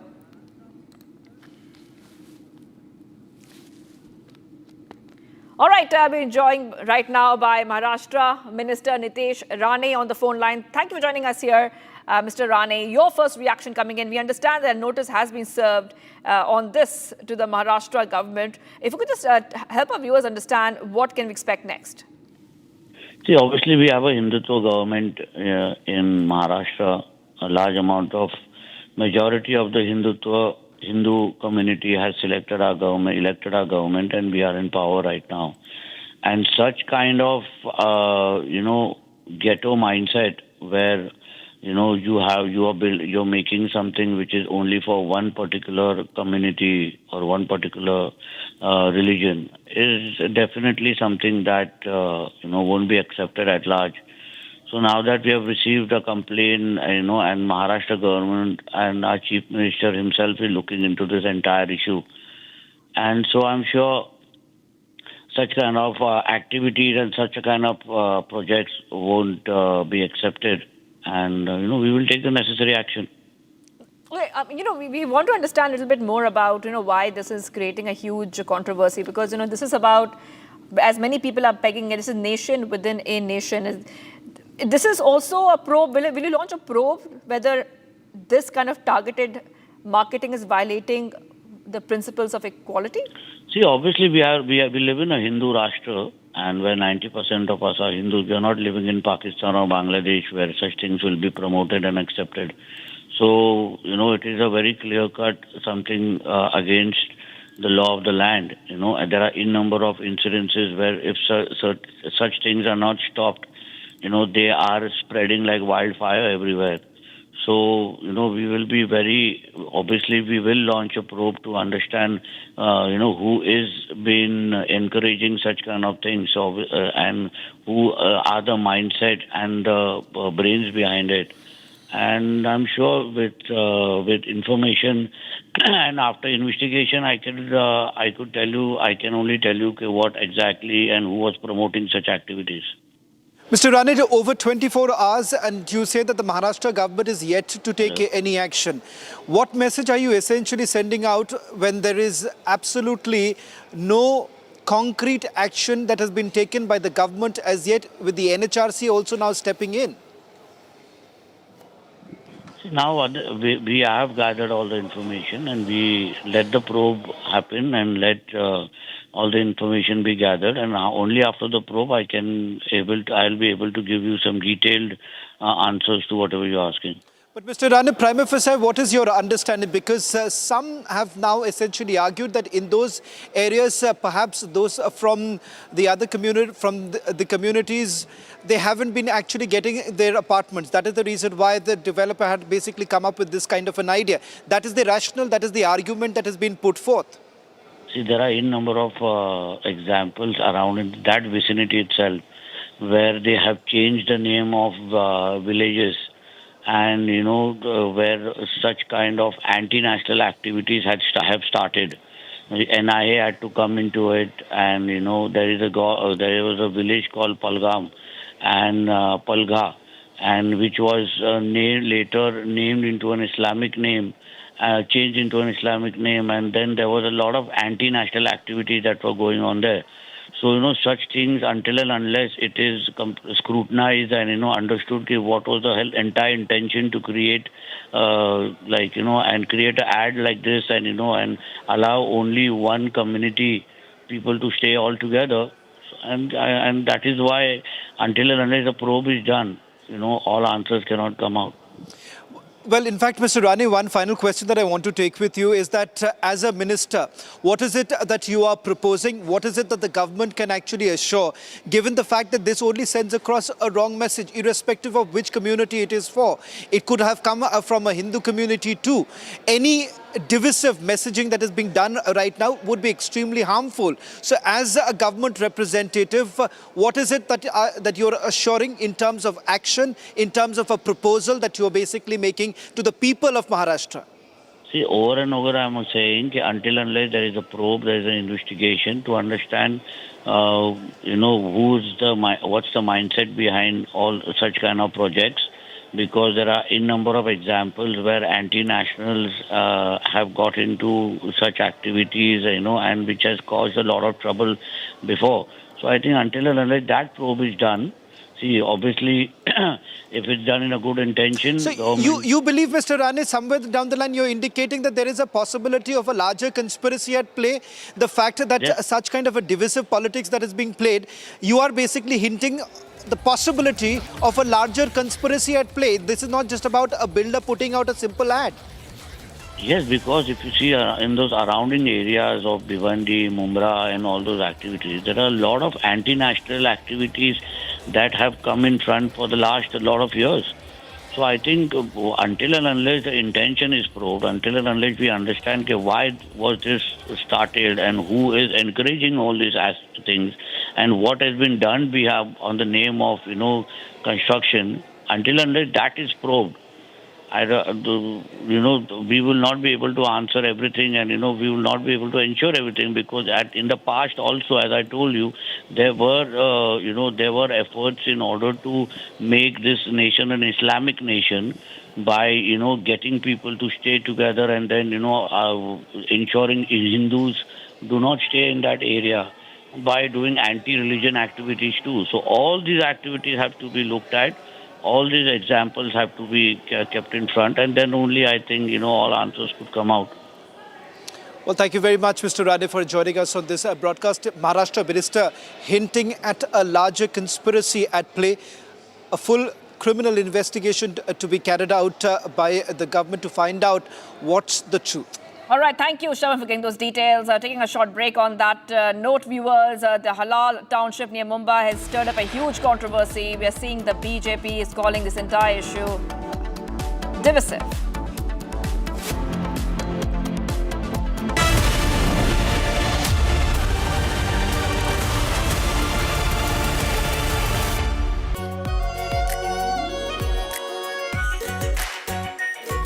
Pure Shahi Paneer Masala. Delicious, healthy, every day. I choose a world where we dream, and the limit is the sky. And this world is my home where I'm living my best. Mindfully crafted home decor fabrics. Sansar, a decor brand. Live consciously. आधे bowl दही में 4 चम्मच MDH चटनी पुदीना मसाला डाला, stir करो, पुदीना चटनी तैयार। MDH चटनी पुदीना मसाला। MDH केसरिया से मन जोगी हुआ रे, दिल झूमे देखो मतवारा हुआ रे। केसरिया से मन जोगी हुआ। हर पल मनाओ केसरी त्योहार। विमल, बोलो जुबान केसरी। थोड़े में ज्यादा स्वाद, यही तो है इसकी खास बात। वाओ मामा, क्या स्वाद है? अरे मेरे राजा। Here we didn't want to bring out the big charts because it had no chance of standing. Fortunately, we came armed with a little smaller chart. So it's 67%. So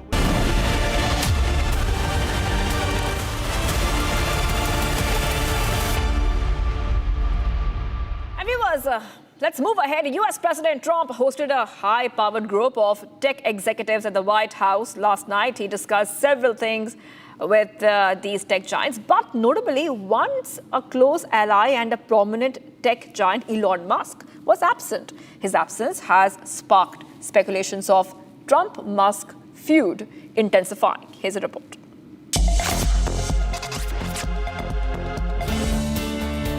Last night, US President Donald Trump hosted a high-powered group of tech executives at White House. Trump showcased research on AI and boasted of investments that companies are making around the United States. Some of the major tech executives, like Microsoft founder Bill Gates and CEO Satya Nadella, Meta founder Mark Zuckerberg, Apple CEO Tim Cook, OpenAI CEO Sam Altman, and many more. Notably, several of these executives attended Donald Trump's inauguration earlier this year. The executives praised Trump and talked about their hopes for technological advancement. While Trump was focused on dollar signs, he went around the table and asked executives how much they were investing in the country. But one prominent personality was missing from that table. Once a very close ally of Trump, who was given the responsibility as senior advisor to the President of the United States, SpaceX and Tesla chief Elon Musk. Musk's absence was likely due to his public feud with Trump earlier this year. Despite their past alliance, including Musk's role in a government cost-cutting drive during Trump's administration, their relationship has deteriorated significantly. Tension between them has impacted Tesla's market value. Shares of Tesla have dropped over 14% due to concerns about potential federal contract cancellations. As the tech industry continues to shape the future and Trump weighing heavily on it. It remains to be seen whether Musk and Trump find a way to mend their relationship or their differences continue to drive the narrative. Viewers, more skeletons tumble out of the closet in Dharmasthala hoax probe. SIT issues notice to Kerala blazed YouTuber Manav. UPSTF uncovers fresh leads in Noida fake embassy case. Probe main accused Harshvardhan Jain allegedly ran cricket-like tournament using illicit funds.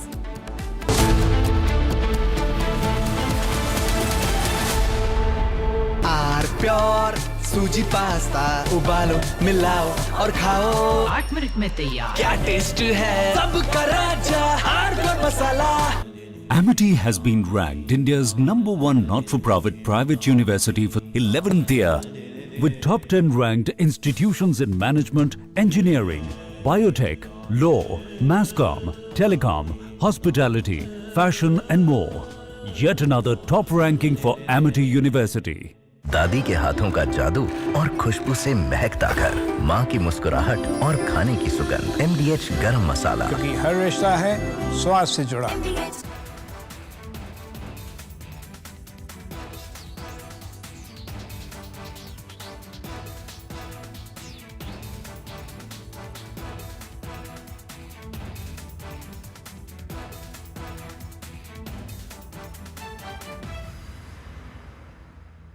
Yesterday, a coward decided to take our 8-year-old son Fletcher away from us. Because of their actions, we will never be allowed to hold him, talk to him.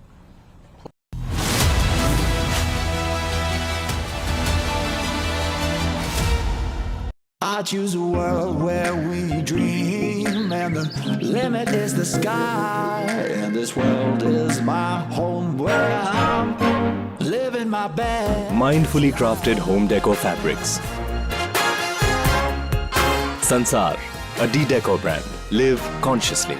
MDH की हल्दी मिर्ची धनिया करे कमाल, ये रंग दे, ये खुशबू दे, ये तीखा, ये कम पड़े, क्या निराला MDH मसाला। केसरिया से मन जोगी हुआ रे, दिल झूमे देखो मतवारा हुआ रे। केसरिया से मन जोगी हुआ। हर पल मनाओ केसरी त्योहार। विमल, बोलो जुबान केसरी। आर प्योर सूजी पास्ता, उबालो मिलाओ और खाओ, 8 मिनट में तैयार। क्या टेस्ट है सबका राजा हार्डकोर मसाला। Bring out the big charts because it had no chance of standing. Fortunately, we came armed with a little smaller chart. So 67%. From Asia's largest news headquarters, setting the agenda for Bharat.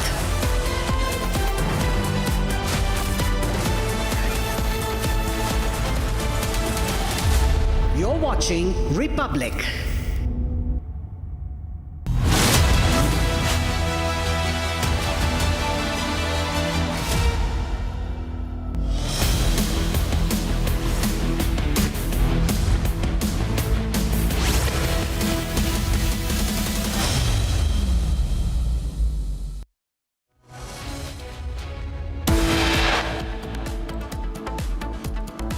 Congress's Kerala unit links GST cuts on BDs to Bihar. BJP hits back, calls it an insult to Bihar.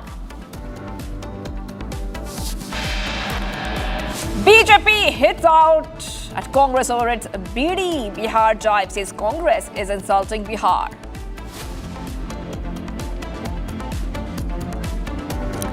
Massive controversy over halal township advertisement in Raigad district. NHRC writes to Maharashtra government.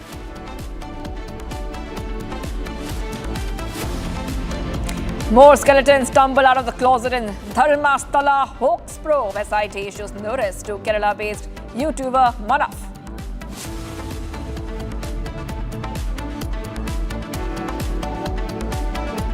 UPSTF uncovers fresh leads in Noida fake embassy case. Main accused Harshvardhan Jain allegedly ran cricket-like tournament using illicit funds.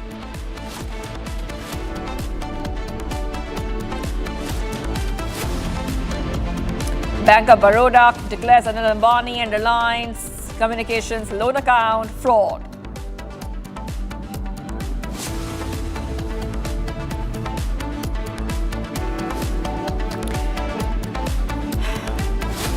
Viewers, we are live and breaking. I'm Shivangi Shukla getting you the latest. Major controversies erupted in Maharashtra. That is right. That's near Mumbai over an advertisement promoting halal lifestyle township exclusively for the Muslim community.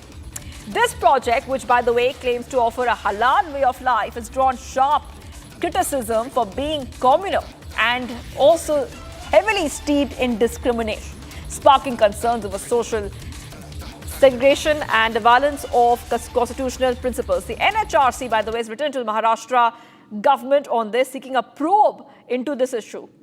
Now, we'll put that video out right now for you. This is what the video is. This project is marketed as Halal Lifestyle Township. And in this video, you can see that it is saying that people of a certain community can live here. Remember that Maharashtra Minister Nitish Rane, we spoke to him a short while back, and he did say that anti-national activities are being reported in that area. And there's an attempt to push out Hindus with such projects. And the Maharashtra government is right now probing the halal housing project. So back-to-back updates coming in here, viewers, on Republic TV. All right, we'll be joined by our guests and other leaders. Let's go to Shravan, who's joining us right now. Shravan, this is huge coming in. We're also getting reactions coming in on the story. The government is seeking a probe into the issue. This is a big update we have for our viewers. Well, Mr. Ujjwal Nikam is joining us on this broadcast. Mr. Nikam, from the legal standpoint, this is a clear violation. The very fact that you have a divisive advertisement that has been put out, a criminal complaint, a criminal investigation is a must. Help us understand from the legal standpoint, where does the government really stand on this entire issue? It is very clear that though our constitution has given certain rights, but at the same time, the Supreme Court has time and again said that such rights are not unrestricted. But at the same time, one should not, if anybody uses such freedom otherwise for creating discrimination among the religion, then certainly law takes the cognizance. And the government has made it very clear that they will investigate this aspect and will take action according to law.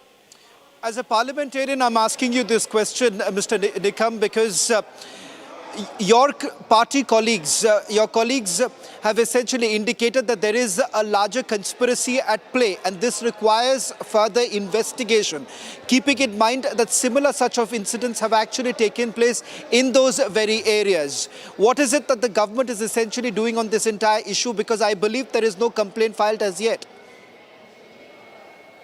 But the government has made it very clear that they will investigate the aspect, and definitely if they'll find such type of offense, the government is going to initiate legal action. That has made it very clear by the government. But whether it is a case of a criminal conspiracy or not, then it will be investigated thoroughly, because if anybody is trying to conspire or hatch criminal conspiracy to divide the people of our country, then certainly it's a serious thing. Mr. Nikam, as a legal luminary, I want to ask you this question with regards to what are the sections prima facie that it is already violating. This kind of an advertisement and the fact that selling of a property in the name of a religion, what are the sections that are being violated?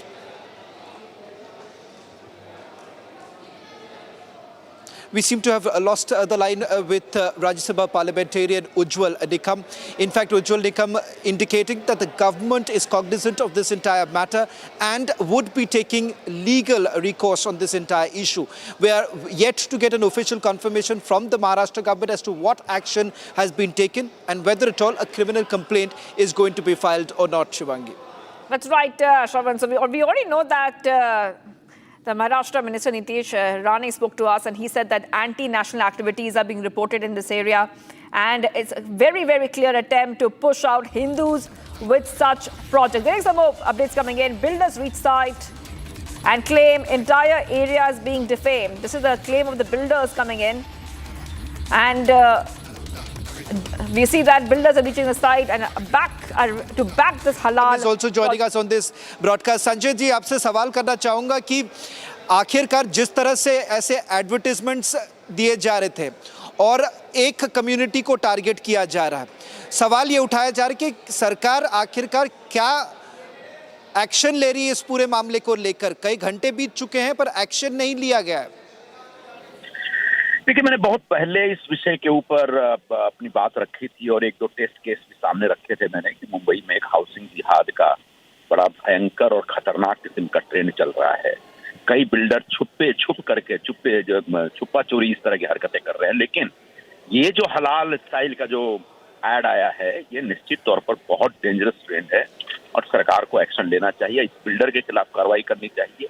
इस तरीके से पूरा का पूरा एक polarise करना और community विशेष के लिए बिल्डिंग बनाना और उनको अट्रैक्ट करना, ये तो फिर पूरा मुंबई घेटों में बदल जाएगा, अलग अलग घेटों हो जाएंगे। हम इसके खिलाफ तो आगे जाकर के हम पुलिस में जाएंगे, कंप्लेन करेंगे।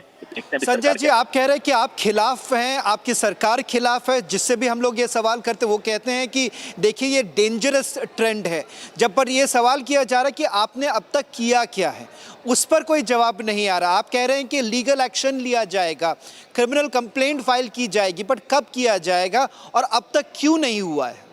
आपके माध्यम से मैं भी डिमांड करता हूं कि सरकार जितना जल्दी हो इस एडवर्टीजमेंट का कॉग्निजेंस ले और इमीडिएटली केस रजिस्टर करे। और जो एडवर्टीजमेंट बनाने वाले तो खैर महत्वपूर्ण नहीं है, लेकिन जिस बिल्डर ने भी इस प्रकार का कॉन्सेप्ट सामने रखा है, उस बिल्डर के खिलाफ तत्काल कार्रवाई होनी चाहिए। मैं भी यही चाहता हूँ। संजय निरुपम जी, एक और सवाल करना चाहूंगा, क्योंकि थोड़ी देर पहले जब मैंने महाराष्ट्र के एक मंत्री को यह सवाल किया कि क्या आपको लगता है कि एक बड़ी कंस्पिरेसी है, तो उनका मानना है कि एक तरह से बड़ी कंस्पिरेसी इसीलिए क्योंकि उसी इलाके में कई सारे ऐसे इंसिडेंट्स हो चुके हैं। उनका मानना है कि एंटी नेशनल एक्टिविटीज़ हो रहे हैं, जिसके कारण पुख्ता इन्वेस्टिगेशन किया जाना चाहिए। क्या आप वही मांग करेंगे? क्या आपको भी लगता है कि एक तरह से एक बड़ी कंस्पिरेसी है और ये सिर्फ एक बिल्डर और बिल्डर की एडवर्टिजमेंट्स को लेकर नहीं है? नहीं, ये एक कॉन्स्पिरेसी सेंस में है कि मुंबई की पूरी डेमोग्राफी बदलने का प्रयत्न हो रहा है। एक दूसरा डेमोग्राफी बदल करके इस तरह के अलग अलग ग्रुप बना करके वहां पर मतलब बंद कमरे में, बंद बिल्डिंग में जहाँ की कम्युनिटी के लोग रहते हैं और हो सकता है खतरनाक लोग भी हों या टेरर लिंक वाले लोग भी हों, वो आगे जाके क्या कॉन्स्पिरेसी करेंगे किसी को पता नहीं। इसलिए समाज में सबको मिलजुल करके रहना चाहिए। जो लोग इस तरह का ऐड बना रहे हैं वही सेक्युलरिज्म की दुहाई देते हैं और आज वो सेक्युलरिज्म से निकल करके सीधे एक कम्युनल लाइन पर अपनी बस्ती बसा रहे हैं, अपनी बिल्डिंग बना रहे हैं और लोगों को अट्रैक्ट कर रहे हैं ऐड बना करके कि आइए यहाँ सिर्फ हलाल घर मिलेगा या हलाल खाना मिलेगा, हलाल मीट मिलेगा। ये एक बहुत डेंजरस ट्रेंड है, अभी अभी शुरू हुआ है। आप सही कह रहे हैं कि अभी तक सरकार ने कोई एक्शन नहीं लिया, लेकिन एडवर्टीजमेंट भी कुछ दिन पहले आया था। 3-4 दिन पहले तो मैंने देखा था। कल फिर मैंने रात को उसको ट्वीट किया। जब मैंने देखा मैं चौंक गया। मैंने कहा ये बहुत खतरनाक चीज है। तो आने वाले दिनों में सरकार के ऊपर दबाव बनाया जाएगा और पुलिस हो सकता है सुओ मोटो एक्शन भी ले। इस पे नहीं लेगी तो फिर हम लोग हैं ना, हम लड़ेंगे ना। संजय जी, एक आखिरी सवाल करना चाहूंगा, क्योंकि आप कह रहे हैं कि बिल्डर के खिलाफ में एक्शन लेनी चाहिए, अगर नहीं होता है तो आप जरूर करेंगे कंप्लेंट। बट क्या आप मानते हैं कि सिर्फ ये अकेला एक बिल्डर नहीं है, कई सारे ऐसे अटेम्प्ट्स किए गए पहले भी और गेटोइजेशन करने की कोशिश की जा रही है और आप एक संगीन आरोप लगा रहे हैं। आप कह रहे हैं कि डेमोग्राफी को बदलने की कोशिश की जा रही है। वो जो मैंने चांदीवाला बिल्डर के 2 प्रोजेक्ट के बारे में बहुत जोर शोर से पूरा स्टडी करके रिपोर्ट सामने रखी थी। वो चांदीवाला बिल्डर मेरे खिलाफ कोर्ट में चला गया और कोर्ट में जाकर के मेरे खिलाफ डिफेमेशन का केस किया। मैं लड़ लूंगा कोर्ट में वो लड़ाई, वो कोई दिक्कत नहीं है। लेकिन चांदीवाला बिल्डर अकेला नहीं है।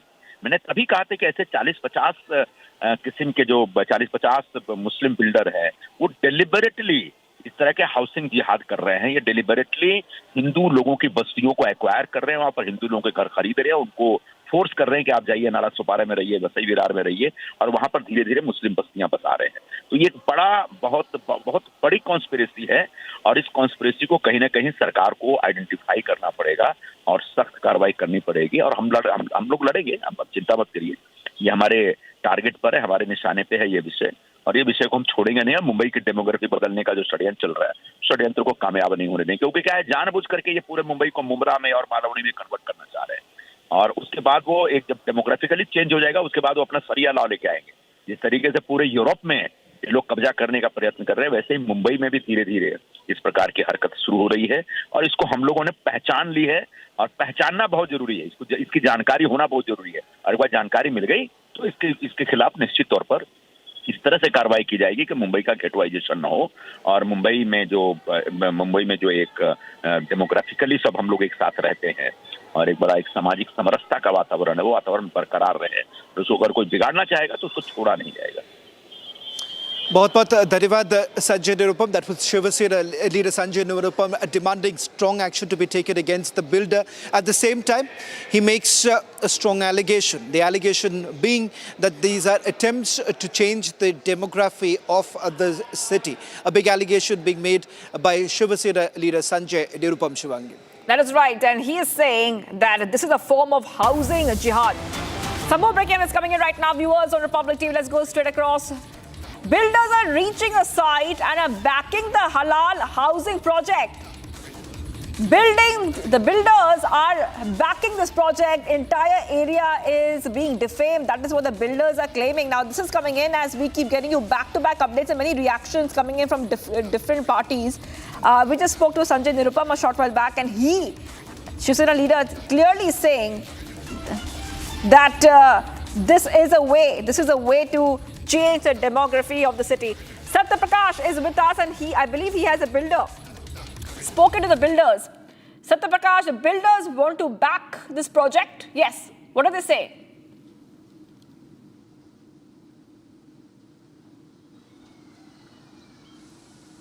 Satya Prakash. All right. We'll connect. We'll fix that. जो कि ये सुकून एम्पावर है।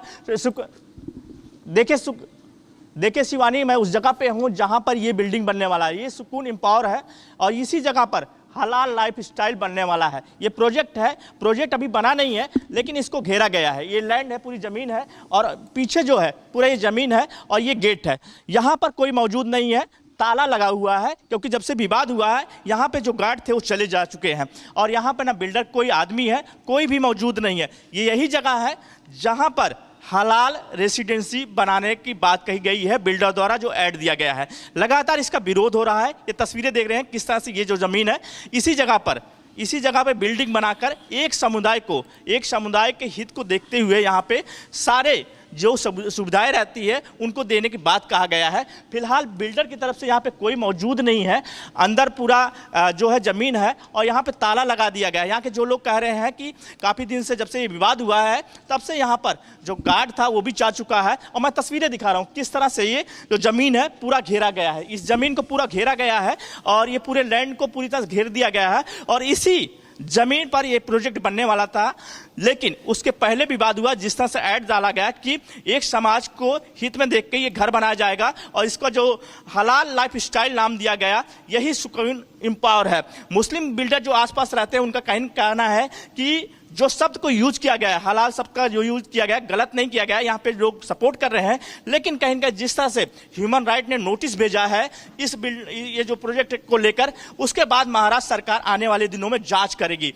लगातार बीएसपी हो, बजरंग दल हो, जितने भी हिंदू संगठन है वो लगातार इसका विरोध कर रहे हैं और हिंदू समाज के लोग कहना है कि इस तरह से घर बना के बेचना कहीं न कहीं दो समाजों के बीच में मतभेद पैदा करने का है। इससे माहौल खराब हो सकता है। मैं तस्वीरें दिखा रहा हूं कि अंदर की तस्वीरें दिखा रहा हूं किस तरह से ये जमीन है और पूरा जमीन देखिए खाली है, पूरा जमीन खाली है और देखिए ये ताला लगा हुआ है, अंदर कोई भी मौजूद नहीं है। पूरी तरह से ये इसको जो गिट्टी डाला गया है और अंदर कोई मौजूद नहीं है, क्योंकि जिस तरह से विवाद हुआ उसके बाद यहाँ पर कोई भी बिल्डर का जो आदमी रहता नहीं है। फिलहाल न गार्ड कोई मौजूद है। यहाँ के लोगों का कहना है कि विवाद होने के बाद कहीं यहाँ के जो लोग थे वो जा चुके हैं। तो फिलहाल जहाँ सरकार आने वाले दिनों में जांच कराएगी। सरकार की तरफ से कहा जा रहा है कि इस तरह से कोई भी घर बनाकर बेच नहीं सकता कि एक समाज को हित में देखते हुए उस समाज के बारे में पूरी तरह से जिस तरह से ऐड दिया गया वो पूरी तरह से गलत है और जल्द ही उस पर कार्रवाई किया जाएगा। Shivangi. That is right. We're getting some more, updates coming in right now where, we're getting to know that the Maharashtra government is probing the halal housing project. So the probe is going to begin. Any other update we're getting for our viewers? आपने क्या बात की थी builders के साथ? उन्होंने क्या बोला आपको? देखिए शिवांगी, जो मेरी बात हुई यहाँ के जो बिल्डर हैं उनका कहना है कहीं कहीं जिस तरह से यहाँ पे बदनाम किया जा रहा है, पूरे इलाके को बदनाम किया जा रहा है। कहीं कहीं जो यहाँ के लोग मुस्लिम समाज के जो बिल्डर हैं उनका कहना है कि जो हलाल शब्द का यूज किया गया है, गलत यूज नहीं किया गया है, हम उसके समर्थन में है।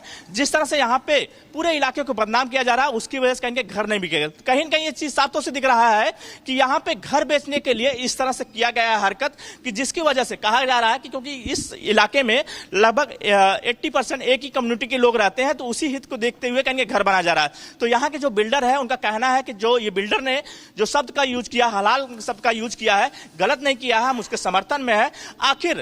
आखिर मुस्लिम बिल्डर क्यों नहीं बना के दे?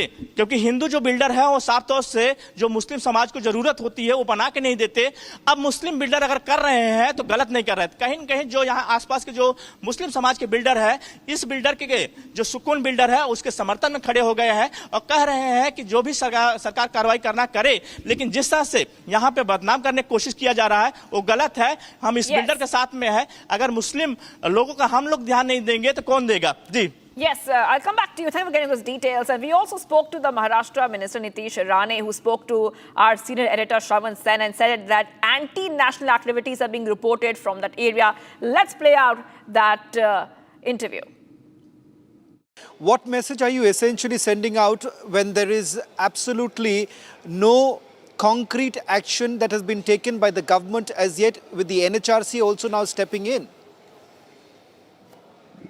Now we have gathered all the information and we let the probe happen and let all the information be gathered, and only after the probe I'll be able to give you some detailed answers to whatever you're asking. But Mr. Arnab, prima facie, what is your understanding? Because some have now essentially argued that in those areas, perhaps those from the other community, from the communities, they haven't been actually getting their apartments. That is the reason why the developer had basically come up with this kind of an idea. That is the rationale, that is the argument that has been put forth. See, there are a number of examples around in that vicinity itself where they have changed the name of villages, and where such kind of anti-national activities have started. The NIA had to come into it, and there was a village called Palgam and Palgha, and which was later named into an Islamic name, changed into an Islamic name, and then there was a lot of anti-national activities that were going on there. So, such things, until and unless it is scrutinized and, understood what was the entire intention to create, and create an ad like this and, and allow only one community people to stay all together. And that is why, until and unless the probe is done, all answers cannot come out.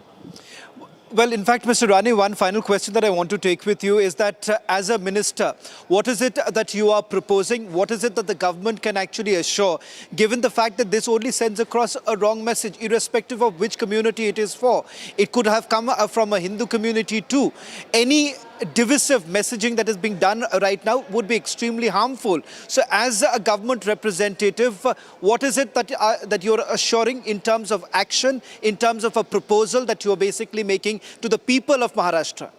See, over and over I'm saying until unless there is a probe, there is an investigation to understand what's the mindset behind all such kind of projects, because there are a number of examples where anti-nationals have got into such activities, and which has caused a lot of trouble before. So I think until and unless that probe is done, see, obviously, if it's done in a good intention... So you believe, Mr. Rane, somewhere down the line you're indicating that there is a possibility of a larger conspiracy at play? The fact that such kind of a divisive politics that is being played, you are basically hinting the possibility of a larger conspiracy at play. This is not just about a builder putting out a simple ad. Yes, because if you see in those surrounding areas of Bhiwandi, Mumbai and all those activities, there are a lot of anti-national activities that have come in front for the last lot of years. So I think until and unless the intention is probed, until and unless we understand why was this started and who is encouraging all these things and what has been done on the name of construction, until and unless that is probed, we will not be able to answer everything, and we will not be able to ensure everything, because in the past also, as I told you, there were efforts in order to make this nation an Islamic nation by getting people to stay together, and then ensuring Hindus do not stay in that area by doing anti-religion activities too. So all these activities have to be looked at. All these examples have to be kept in front, and then only I think all answers could come out. I'm getting you some updates coming in right now, viewers. Indian Army's 4 Rashtriya Rifles unit based in Jammu and Kashmir have come to the rescue of hundreds of villagers marooned after cloudburst and flash floods, and less than 18 hours constructed a makeshift wooden footbridge. The calamity, which has struck the Beja village earlier this week, washed away vital road connectivity, leaving the residents completely cut off from the main town. With their only link roads washed away, the families are forced to risk their lives by attempting to cross the Solan River on foot just to reach important areas for food, medicines and survival. UP CM Yogi Adityanath has addressed public grievances at the Janta Darshan at Gorakhnath Temple. The Chief Minister listened to the grievances and demands of those who gathered to meet him. He urged everyone not to worry, assuring that their issues would be resolved without delay. More than 3,000 students from Sita Lakshmi Ramaswamy College have entered the Vriksha Book of World Records by performing 75 verses as songs dedicated to global peace. These verses are short 7-word couplets that offer concise teachings on ethics, morality, governance, providing a universal guide. Special prayers offered at missionaries of charity in Kolkata on the death anniversary of Mother Teresa today. Mother Teresa established the Missionaries of Charity, a religious congregation that was initially dedicated to serving the poorest of the poor in the slums of Calcutta.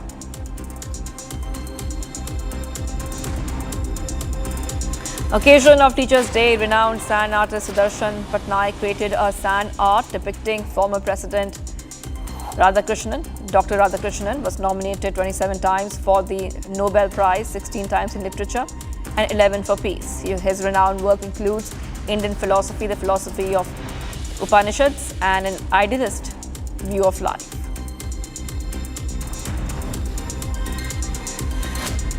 And viewers, getting you much more coming right up. We are live in breaking. Congress's Kerala unit links GST cuts on BDs to Bihar now. BJP hits back, calling it an insult to Bihar.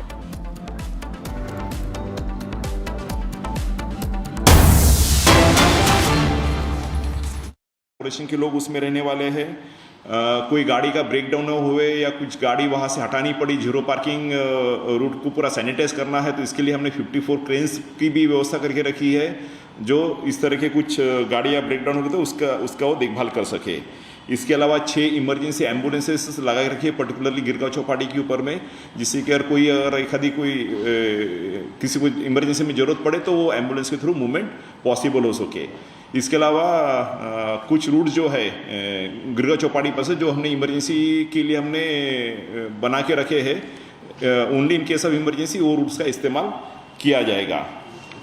जो 12 bridges है जो थोड़ा सा dangerous करके declare किए हुए हैं, तो आपके द्वारा मेरी ये विनंती है कि उस ब्रिज के ऊपर में जाते हुए बेवजह कोई वहाँ पे प्रेशराइज नहीं करे, बहुत ज़्यादा बड़ी हेवी व्हीकल्स लेके जाए या बहुत ज़्यादा भीड़ भाड़ से बचे रहे वहाँ पे।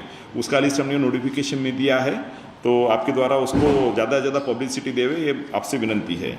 इसके अलावा जीवन रक्षक जो है, जिसको हम लाइफ गार्ड्स बोलते हैं, ऐसे 538 लाइफ गार्ड्स आइडेंटिफाई करके हर चौपाटी के ऊपर उनका डिप्लॉयमेंट किया गया है, जिससे कि अगर कोई अनुचित घटना घटती हो तो उसको रेस्क्यू के लिए ये 538 लोग वहाँ पे हमारे साथ में कंधे से कंधे मिला के काम करते रहेंगे।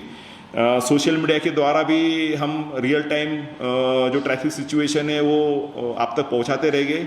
आपसे विनंती है कि उसको ज़्यादा से ज़्यादा लोगों में रियल टाइम तक पहुँचाते रहे, जैसे FM रेडियो है, हैम रेडियो है, व्हाट्सएप है या ट्विटर है, जो कोई सोशल मीडिया के अलग अलग जो प्लेटफॉर्म्स है उसका पूरा इसमें इस्तेमाल किया जाएगा। आपको याद होगा पिछले साल वन वे सिर्फ कोस्ट रोड शुरू था, इस वक्त बोथ वे शुरू हो गया, 24 घंटे के लिए कोस्ट रोड शुरू हो गया है। तो ईस्ट और west connectivity is very important.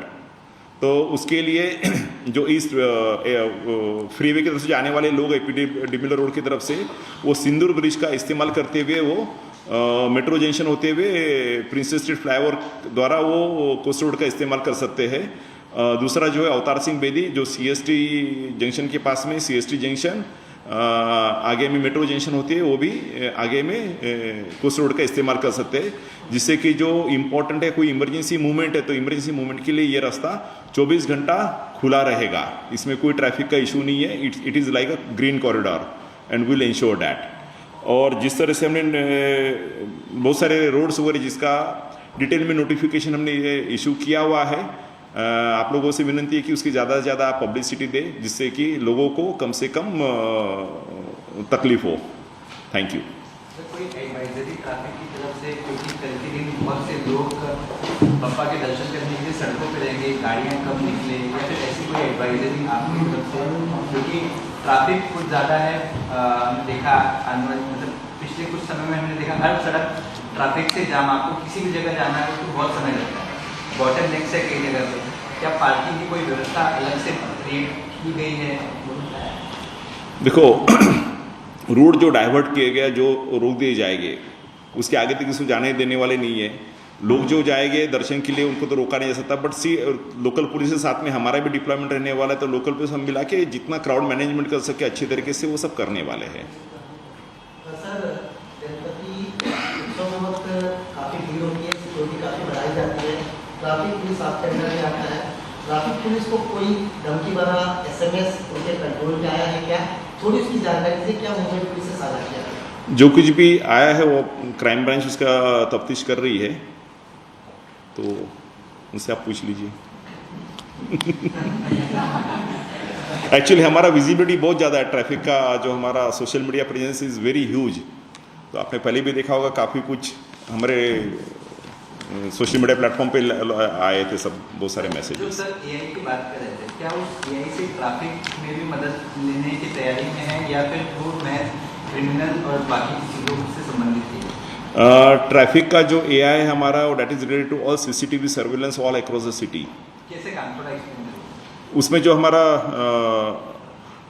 Traffic का जो वॉल्यूम है, वो वॉल्यूम के हिसाब से हमारा सब उसमें ट्रैफिक मैनेजमेंट चलता है कि कौन से लेन को या कौन से रोड को कितना उसको प्रायोरिटी देनी चाहिए, तो जिससे कि ट्रैफिक जाम ना हो और लोगों को असुविधाएं न हो।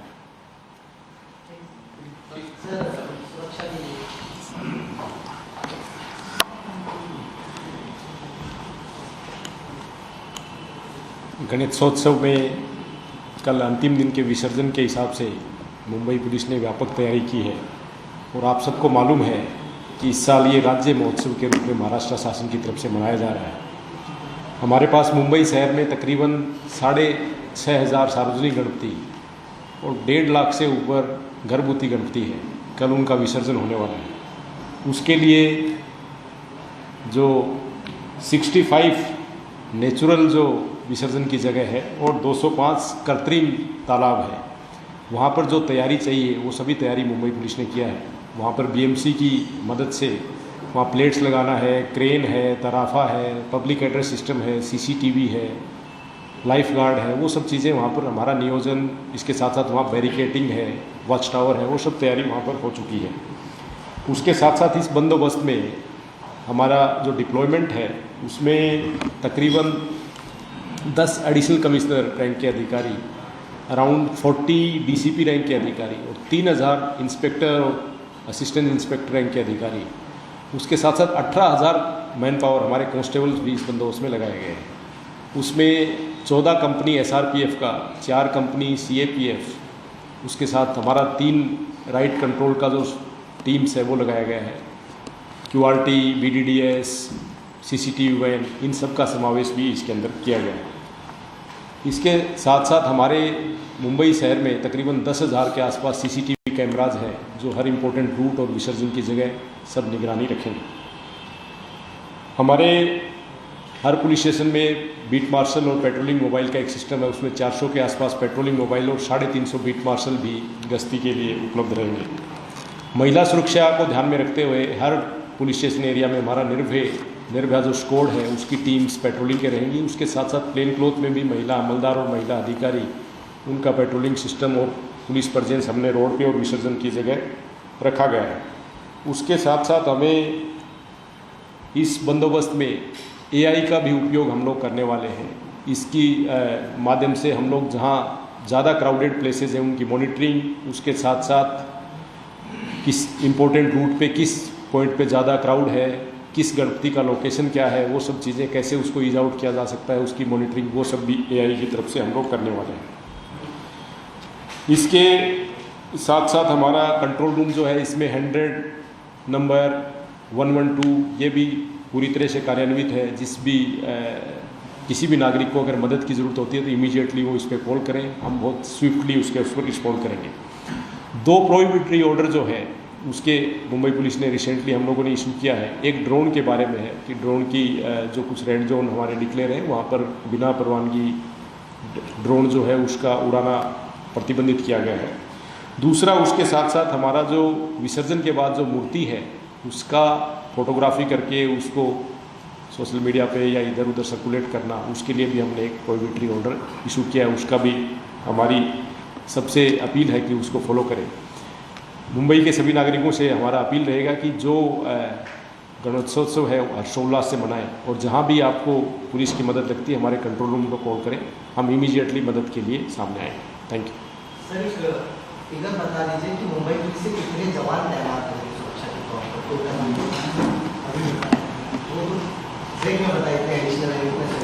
मुंबई पुलिस के जैसे मैंने बताया तकरीबन हमारे 3000 से ज़्यादा अधिकारी जो इंस्पेक्टर रैंक के, असिस्टेंट इंस्पेक्टर रैंक के अधिकारी हैं और 18,000 से ज़्यादा मैन पावर जो हमारे कांस्टेबल्स हैं वो तैनात रहेंगे। उसके साथ साथ हमारी 14 SRPF की कंपनी, 4 CAPF की कंपनी, 3 राइट कंट्रोल की हमारी टीम्स, उसके साथ साथ BDDS, QRT, कॉम्बैक्ट, ये CCTV वैन, ये सब भी उसके अंदर उपलब्ध रहेंगी। CCTV के बारे में ऑलरेडी मैंने बताया। ड्रोन से भी जो क्राउडेड प्लेसेस हैं वहाँ की निगरानी की जाएगी। सर क्या ये कहना सही होगा कि 30,000 से ज़्यादा सुरक्षा बल तैनात हो? जैसे मैंने बताया कि 18,000 हमारे कांस्टेबल्स हैं, उसके साथ साथ हमारी बहुत सारी स्ट्राइकिंग फोर्सेज हैं। तो पूरा जो आप एक चीज़ समझ लीजिए कि गणेशोत्सव सबसे बड़ा महोत्सव है बंदोबस्त के हिसाब से भी और क्राउड के हिसाब से भी। उसमें हम पूरी तैयारी मुंबई पुलिस के तरफ से करते हैं, चाहे हमारा रिजर्व का कांस्टेबल है, चाहे मुख्यालय का है, चाहे ट्रैफिक का है, चाहे पुलिस स्टेशन का है, सबका इसके अंदर डिप्लॉयमेंट हम लोग करते हैं। तो मैक्सिमम हमारे अधिकारी और अमलदार कल सुबह से आपको सड़कों पे मिलेंगे। वो सब पूरा ट्रैफिक रेगुलेशन से लेके बंदोबस्त, चौपाटी, सबका नियोजन अच्छे से करेंगे, ऐसी हमारी तैयारी है। सर इतने बड़े त्योहार के मौके पर कोई अलर्ट मुंबई पुलिस को मिला है या किसी प्रकार का कोई इन्फॉर्मेशन? गणेशोत्सव में हाईएस्ट फुटफॉल सड़क रोड्स पे रहता है, उसको देखते हुए हमें सुरक्षा के बहुत उपाय योजना करनी पड़ती है, मेजर्स लेने पड़ते हैं। वो सभी मेजर्स हम लोग ले रहे हैं। हम इसको जो भी सुरक्षा के हिसाब से जो करने की चीज़ें हैं उसमें BDDS चेकिंग है, इम्पोर्टेंट जगह CCTV, लाइटिंग, चेकिंग सिस्टम्स, हमारी स्ट्राइकिंग का डिप्लॉयमेंट, वो सब चीज़ें हम लोग कर रहे हैं। जो भी गणेशोत्सव में सिक्योरिटी मेजर्स और एंटी टेरर मेजर्स लेने की गरज है पूरा मुंबई पुलिस अपनी तरफ से ले रही है। तर एक शेवटचा प्रश्न मराठीत आहे। अनेक गणेश मंडळाचे आहे विसर्जन मिरवणूक काढल्यानंतर एकाच ठिकाणी तासनतास उभे राहतात, त्यामुळे वाहतुकीचा अडथळा तर होतोच, परंतु बाजूला जे गणपती जायचे असतात त्यांना सुद्धा थांबवण्यात येते।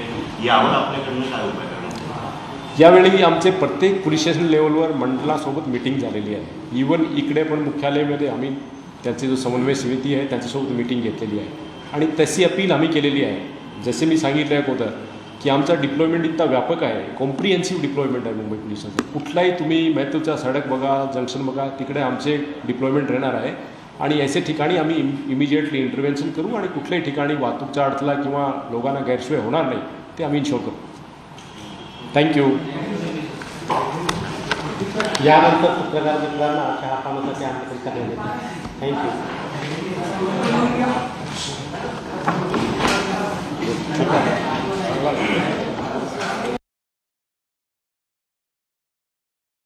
That was the press briefing of the Mumbai police. Remember earlier today, the Mumbai police said that the forces have been put on high alert after receiving a threat, a message warning of a bomb explosion across the city tomorrow, that is on Ganpati Visarjan. And the message was sent through official WhatsApp message, claimed that the human bombs had been planted in 34 vehicles in Mumbai.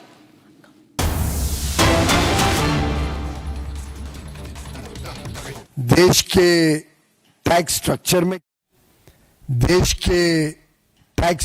में किया गया है। इतना बड़ा राहत जो देश के उपभोक्ताओं को दी गई है, सरलीकरण जो ईज ऑफ डूइंग बिजनेस के लिए प्रभावशाली रहेगी, और एक नए उमंग के साथ हमारे देश के युवा युवती, हमारे देश की महिलाएं, किसान, किसानी उत्पादन, एमएसएमई का उत्पादन, हर वर्ग का उपभोक्ता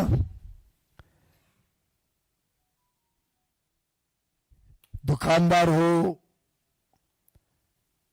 उद्योग चलाने वाला उद्यमी हो, हर एक को एक बहुत बड़ा तोहफा 22 सितंबर नवरात्रि के पहले दिन मिलने जा रहा है। 15 अगस्त को माननीय प्रधानमंत्री जी ने देश को वादा दिया था कि अब देश निकल पड़ा है, रुकेगा नहीं, झुकेगा नहीं, बड़े परिणाम करने वाले, बड़े परिणाम देने वाले अब कदम भारत में उठाने की क्षमता है। ये क्षमता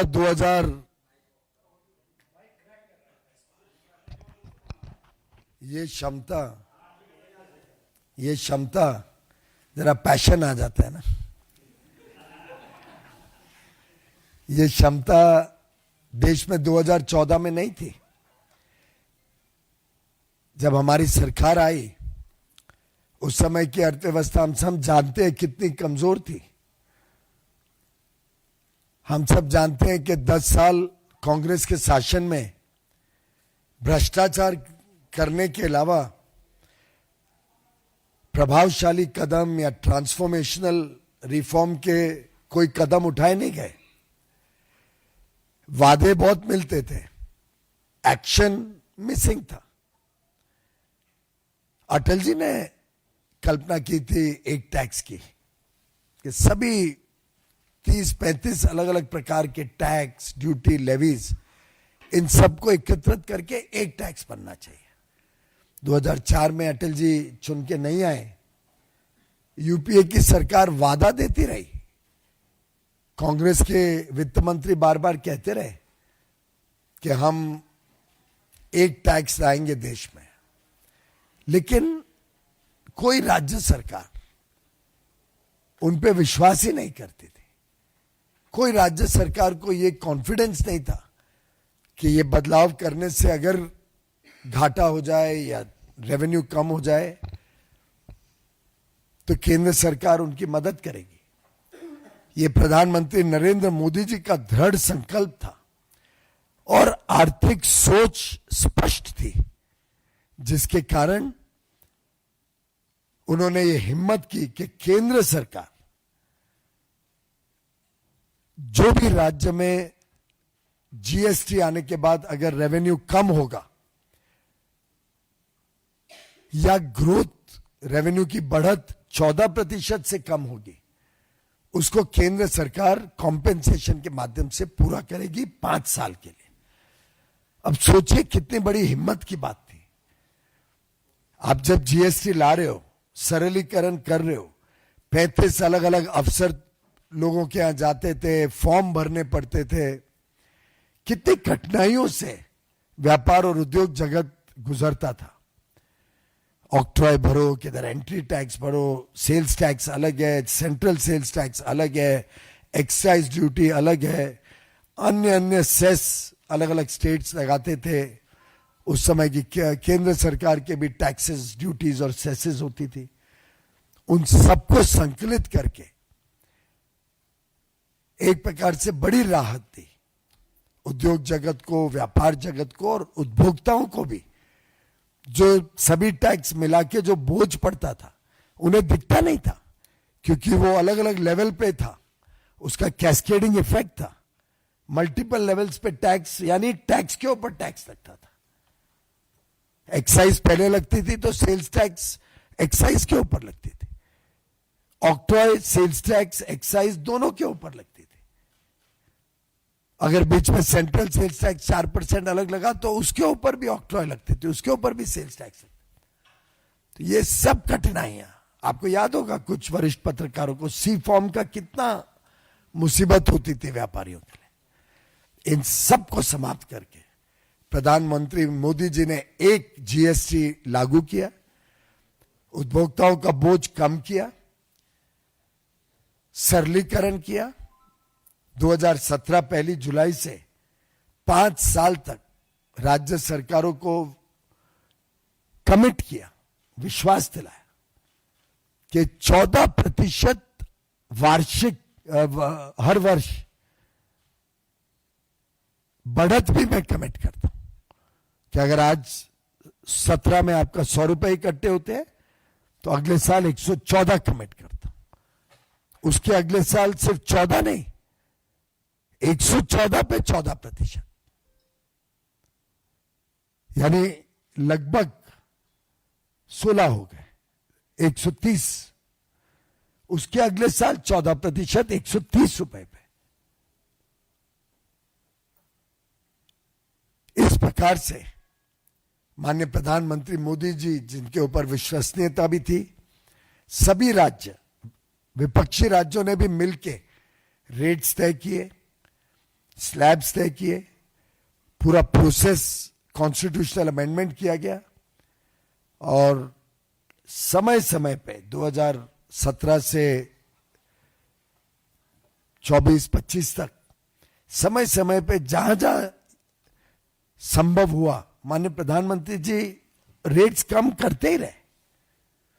आपको याद होगा 2018 में तो 100-150 आइटम पे रेट कम किए थे एक साथ, और ये एक सिलसिला लगातार देश के उपभोक्ताओं को लाभ मिले, ये चलाया माननीय प्रधानमंत्री मोदी जी के नेतृत्व में।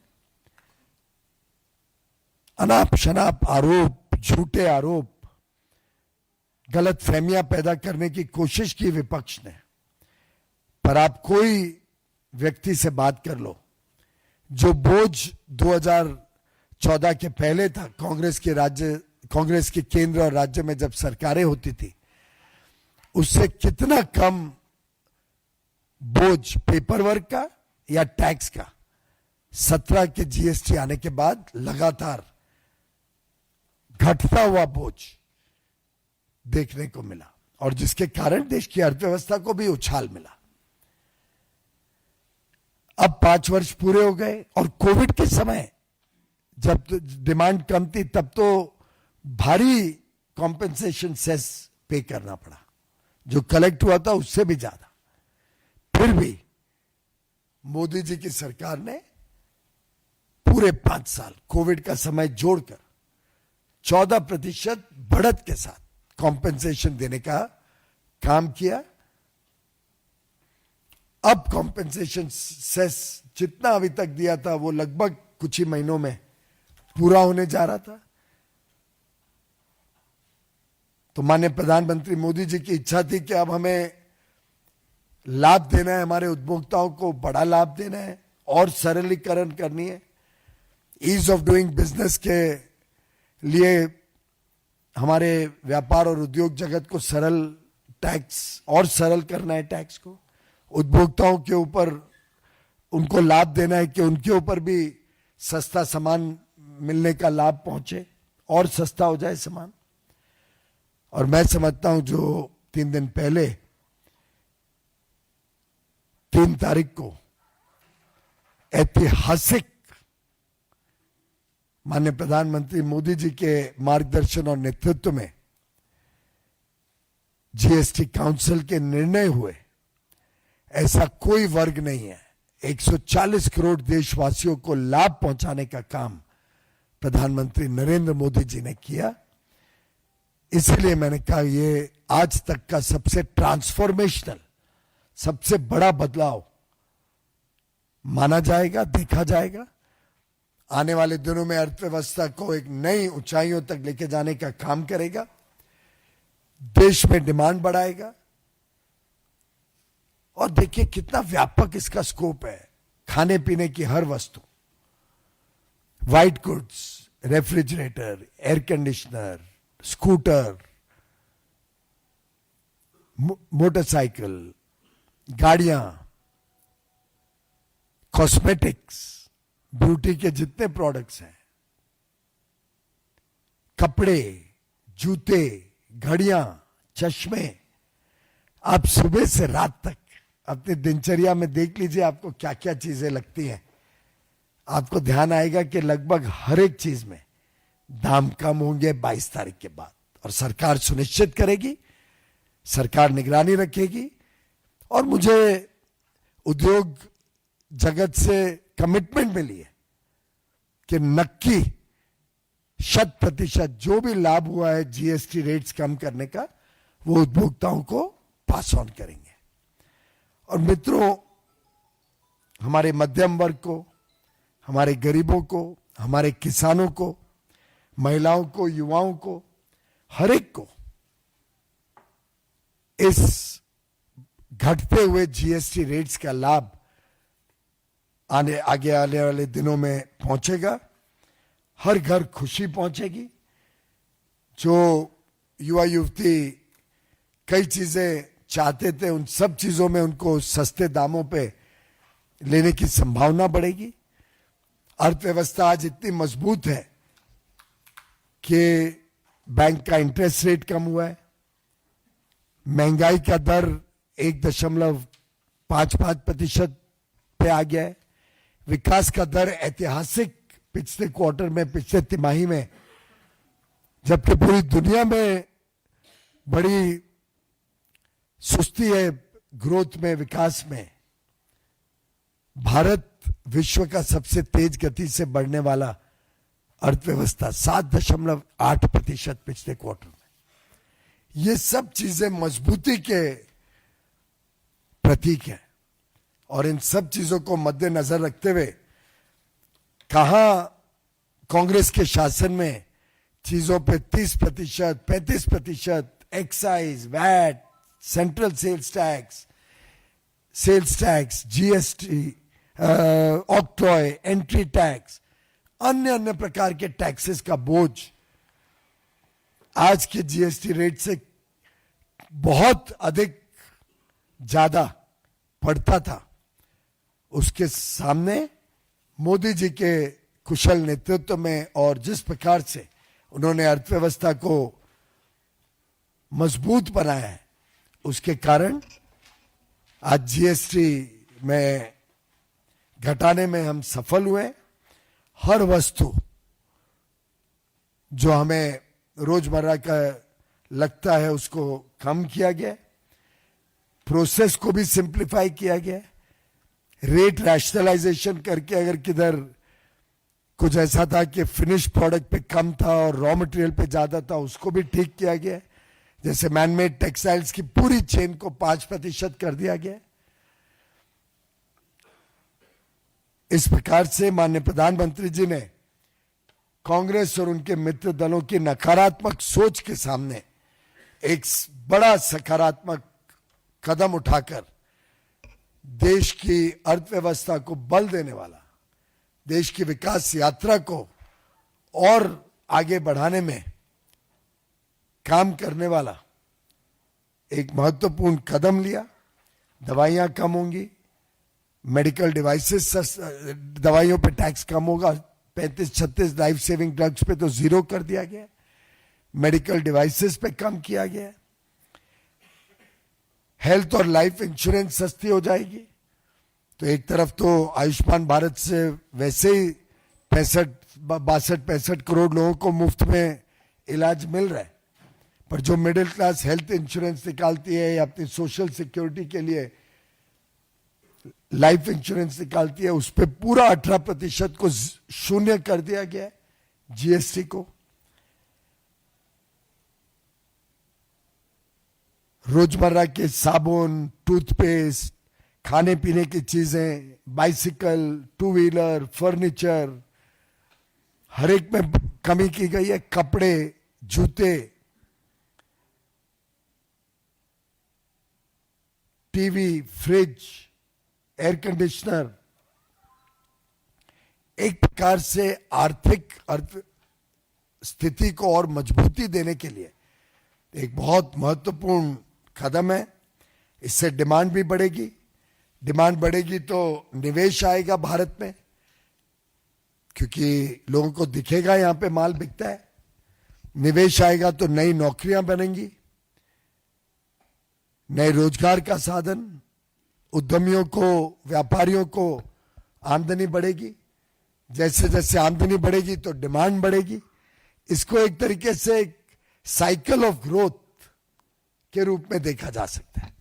मल्टीप्लायर इंपैक्ट इसका बहुत बड़ा होगा।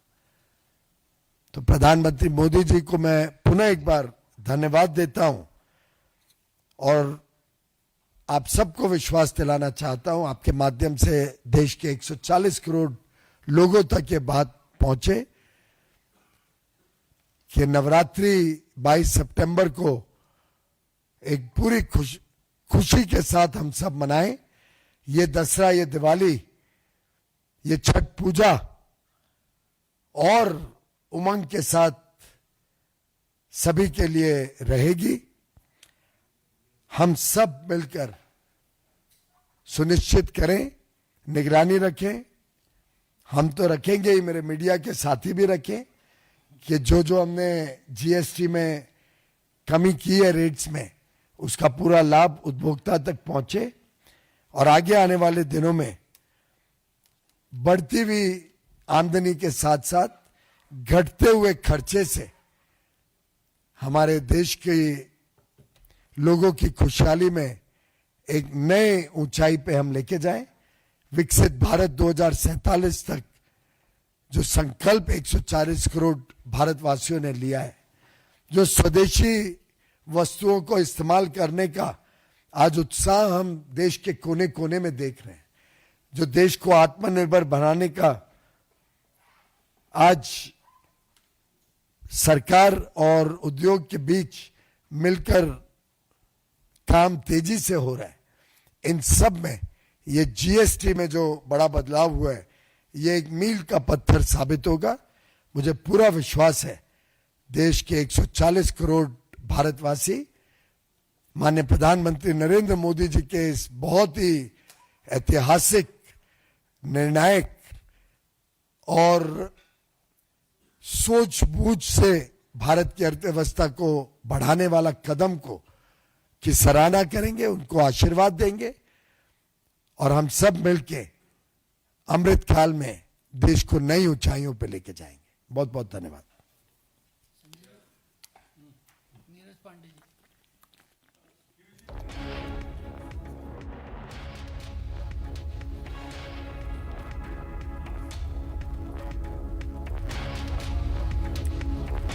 All right, so that was Commerce Minister Piyush Goyal announcing sweeping changes of cut taxes on wide range of consumer essential medicines, automobiles, while in fact, remember on Wednesday, Finance Minister Nirmala Sitharaman had announced these sweeping changes, introducing a high tax slab for luxury and sin goods as well.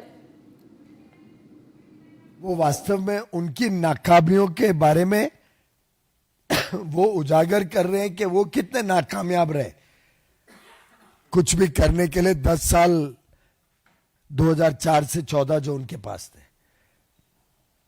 वो तो सहमति नहीं बना पाए कि tax को one nation one tax कर पाए। और कांग्रेस के समय मैंने अभी अभी समझाया कितने अलग अलग प्रकार के टैक्स थे, टैक्स के ऊपर टैक्स था और कोई भी वस्तु पे टैक्स। आप कोई व्यापारी, कोई उद्योग के व्यक्ति से बात कर लीजिए, ऐसा एक आपको आइटम नहीं दिखेगा जो कांग्रेस के समय आज से कम टैक्स में उपलब्ध था। एक आइटम नहीं मिलेगा। कांग्रेस यानी हाई टैक्सेशन, दोनों में कोई अंतर विरोध नहीं है। कांग्रेस ने तो जब एक जमाने में इनकम टैक्स में 95% तक tax, wealth tax, income tax सब लगाया करते थे, तो कांग्रेस की नाकामियों के बारे में एक प्रकार से वो खुद ही खुलासा कर रहे हैं। और 8 साल लेट कहां, 8 साल पहले भी हमने जो रेट उस समय के कांग्रेस के रेट थे उसको कम किया, लगातार उसको कम करते रहे। और उस समय सब कांग्रेस के राज्य सरकारें थी, जहां अधिकांश, हमारी तो बहुत कम थी, उसके बावजूद ये बड़ा बदलाव लाए, सभी राज्य सरकारों को साथ में लेके आए। उस समय की परिस्थिति के हिसाब से कि राज्य सरकारों का रेवेन्यू लॉस ना हो, उनको 14% ग्रोथ भी हो, उस समय जो निर्णय लिए गए वो सराहनीय थे, कांग्रेस उसमें शामिल थी। और आज जो निर्णय लिए गए हैं उस पर कर्नाटक सरकार या केरल सरकार ने जैसे जीएसटी काउंसिल के खुलासा आ रहा है बाहर, जो व्यवहार किया, वो खुश नहीं थे उपभोक्ताओं को लाभ देने के लिए। वो वहां फिर भी कोशिश कर रहे थे किसी तरीके से यह ना हो, क्योंकि उन्हें समझ थी कि उससे कांग्रेस एक्सपोज हो जाएगी, कि उन्होंने ये कोई अच्छे कदम नहीं उठाए उनके 10 साल के शासन में, बजाय कि भ्रष्टाचार करने। रही बात बाकी जो टैक्सेस हैं, ये इनडायरेक्ट टैक्स को संकलित किया गया है। टोल टैक्स तो रोड के ऊपर लगता है, या इनकम टैक्स आपकी आमदनी पे लगता है, और उसमें भी जो बदलाव किया, देखिए 12 लाख तक कोई टैक्स नहीं, 12,75,000 सैलरी अर्नर का हो तब तक कोई टैक्स नहीं, इसी साल हुआ। तो आप देख सकते हैं कितने संवेदनशील है माननीय प्रधानमंत्री नरेंद्र मोदी जी, कि गरीब और मध्यम वर्ग पे बोझ कैसे कम करना, ये उनका लगातार 11 साल में प्रयास रहा है, और सफल प्रयास रहा है, इसलिए मैंने उनका धन्यवाद किया। संजय शर्मा।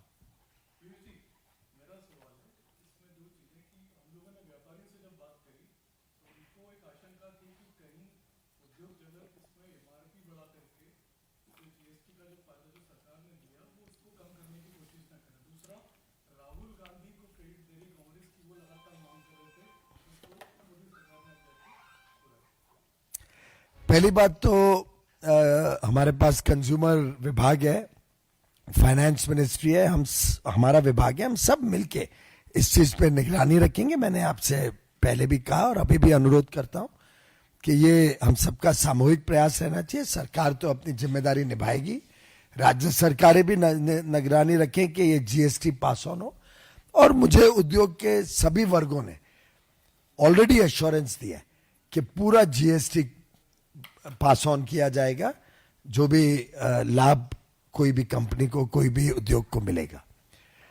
रही दूसरी बात, राहुल गांधी जी को स्वाभाविक रूप से मालूम था ये होने वाला है, क्योंकि उनके मंत्री भी ग्रुप ऑफ मिनिस्टर्स में, उनकी राज्य सरकारें भी ग्रुप ऑफ सेक्रेटरीज में। तो मैंने एक ये पैटर्न देखा है कुछ वर्षों से, कि आखिर काम करना तो ओवरनाइट नहीं होता है, हम छुप छुप के तो काम नहीं करते, बड़े खुले उससे सब राज्य सरकार भी तो जीएसटी काउंसिल में।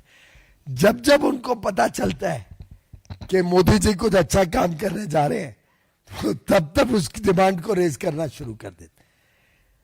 तो मुझे लगता है राहुल गांधी जी के बारे में हम सब जानते हैं कि वो तो एक ऐसा रॉकेट है जो कई बार लॉन्च होने के बाद फेल हो चुका है, टेक ऑफ ही नहीं किया, टेक ऑफ के पहले ही फ्यूज आउट हो जाता है। तो वो जिस प्रकार के वक्तव्य देते हैं, उनको खुद को पता नहीं रहता है कई बार कि उन्होंने पहले क्या कहा था और अब क्या कह रहे हैं। तो मैं समझता हूं कि देश की जनता इस प्रकार के वक्तव्यों से कोई प्रभावित नहीं होती है। अरुण, CNN।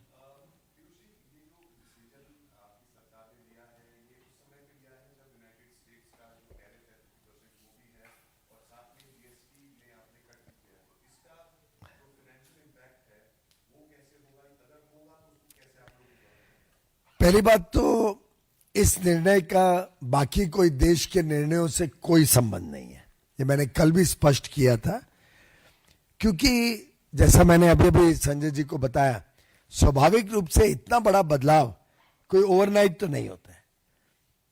कई महीनों से, शायद लगभग 1 साल से इसके ऊपर ग्रुप ऑफ सेक्रेटरीज राज्य सरकारों के साथ केंद्र सरकार सलाह मशुरा कर रही है, ग्रुप ऑफ मिनिस्टर्स इस पे काफी समय से काम कर रहे हैं।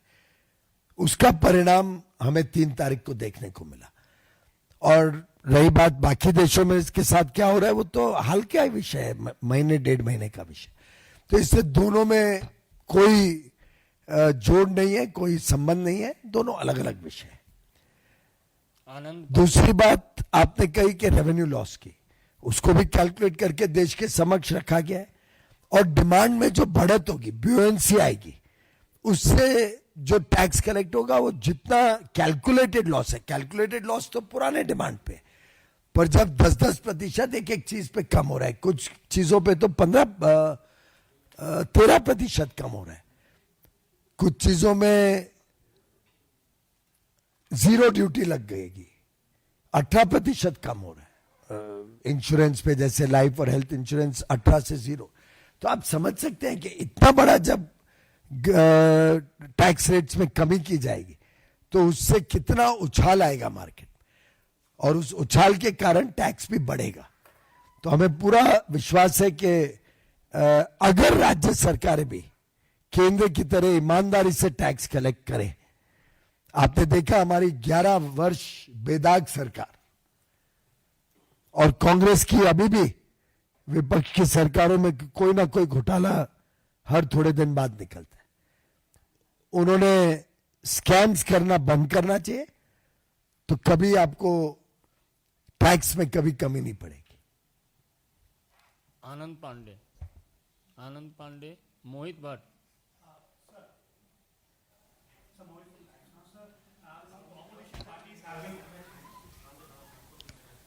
Opposition parties have been attacking the government on the issue of GST. Kerala Congress came out with a tweet and they compared BDs with Bihar, which was very derogatory in nature. They deleted it and now they have again tweeted and they have stated that we are sorry, we wanted to attack the government, we did not want to hurt anybody's feelings. This is the negative thinking of the Congress, which we have seen over many decades now. In fact, this has started manifesting itself in their day-to-day affairs.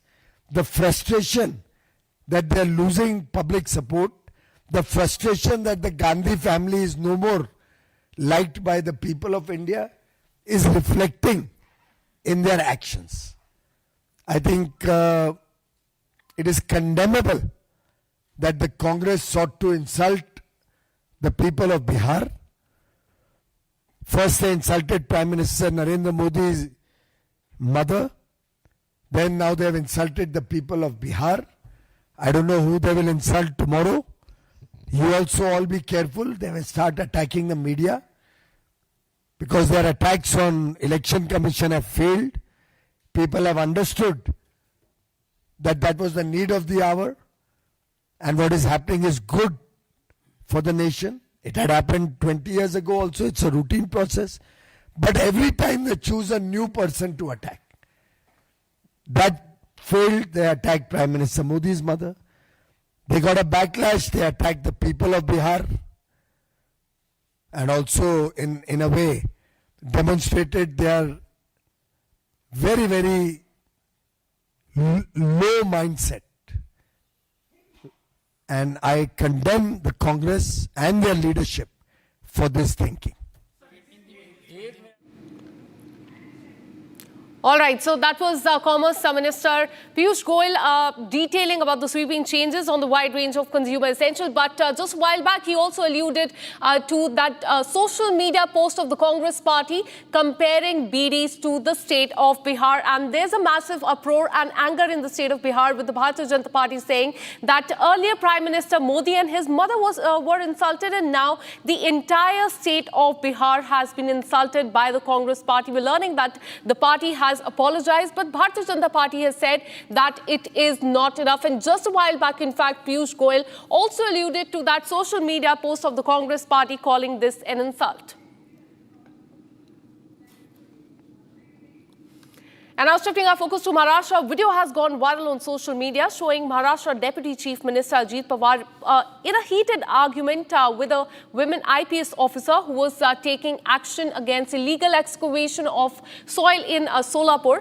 Now in that 2-minute video that we will be showing you in just some time, Mr. Pawar was heard speaking to Anjana Krishna, a sub-divisional police commissioner, on the phone call of a NCP worker on August 31st. The minister then makes a video call to her and asks her to stop the action. And now there's a massive uproar. In fact, we're learning that he got into a heated argument with a women IPS officer. Her name is Anjali Krishna, after she refused to recognize Ajit Pawar's voice over a phone call. And he said, "How dare you? I will take action against you. You will at least recognize my face, won't you?" And in fact, he then reportedly switched to the video call to confront the police officer directly. He asked her to stop the action against illegal excavation of Murram, which is widely used as the sub-base and the filling material for road construction. And this incident, in fact, took place when Krishna, who's the women IPS officer that you can see on the screen, had gone to investigate the illegal red soil excavation. Listen in to the conversation. Sir sanitation officer ही हमको हाँ तो हमको उनको मदद करने का ही काम है सर। सर आपके साथ बोल रहा हूँ, मैं आपको आदेश देता हूँ कि वो रुकवाओ और आप जाओ और तहसीलदार को बताओ कि अजित पवार जी का फोन आया था, डिप्टी चीफ मिनिस्टर ने मुझे कहा ये सब रुकवाने के लिए, क्योंकि अभी मुंबई में जरा मुंबई का माहौल एकदम खराब हुआ है, उसको अपने को प्राधान्य देना है। मेरा नाम बताओ उनको। सर वो मुझे आप एक काम कीजिए, आप मुझे मेरे फोन में मतलब डायरेक्ट कॉल कीजिए ना। एक मिनट, मैं तेरे ऊपर एक्शन लूंगा। अभी मैं खुद आपके साथ बोल रहा हूँ कि आप मुझे डायरेक्ट कॉल बताती हो। सर मुझे ये भी पता है आप सर समझ रही है सर, जो आप बोल रही है समझ रही है, पर मुझे सुनो मुझे देखना है ना, तेरा नंबर दे दो या व्हाट्सएप कॉल करो। ठीक है सर, मैं यहाँ से बोल देता हूँ। ठीक है सर, मेरा चेहरा तो आपको समझ में आएगा ना। ठीक है सर। इतना आपको डेयरिंग हुआ है क्या?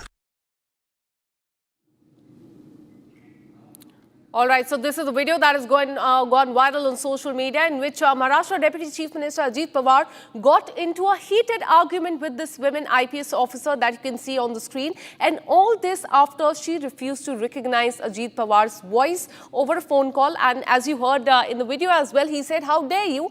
I will take action against you. You will at least recognize my face, won't you?" And after that, he switched to the video call.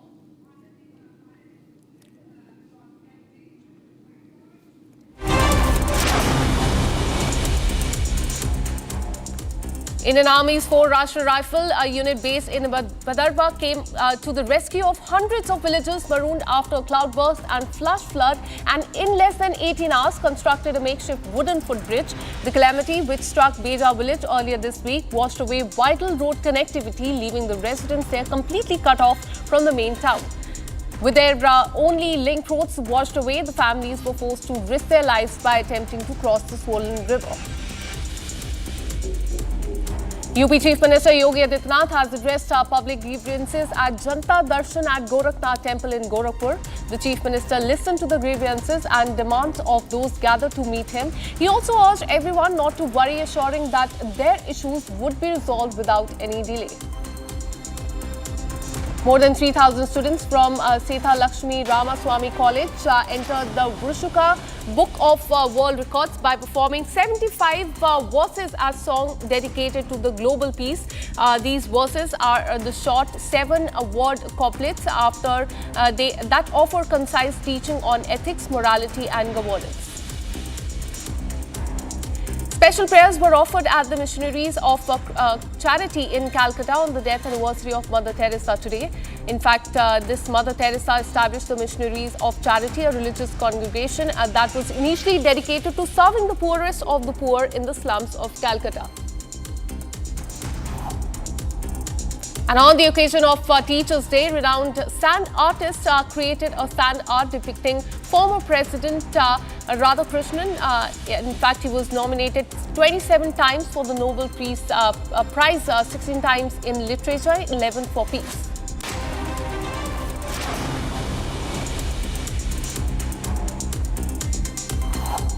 And now shifting our focus to Kerala, we're learning that the Congress Kerala in a new post has issued the apology after the controversial Bihar-BD comparison. And now we're learning that the Congress party has issued an apology after it sparked a political controversy over its Kerala unit's controversial tweet drawing a parallel between the state of Bihar and BD in an attempt to mock the Bharatiya Janata Party over the recent GST reform. So, in fact, we'll be showing you that tweet of the Congress party hours after the backlash over the comparison between Bihar and BD. The party has issued an apology on social media and said that the jibe was twisted, their words were twisted.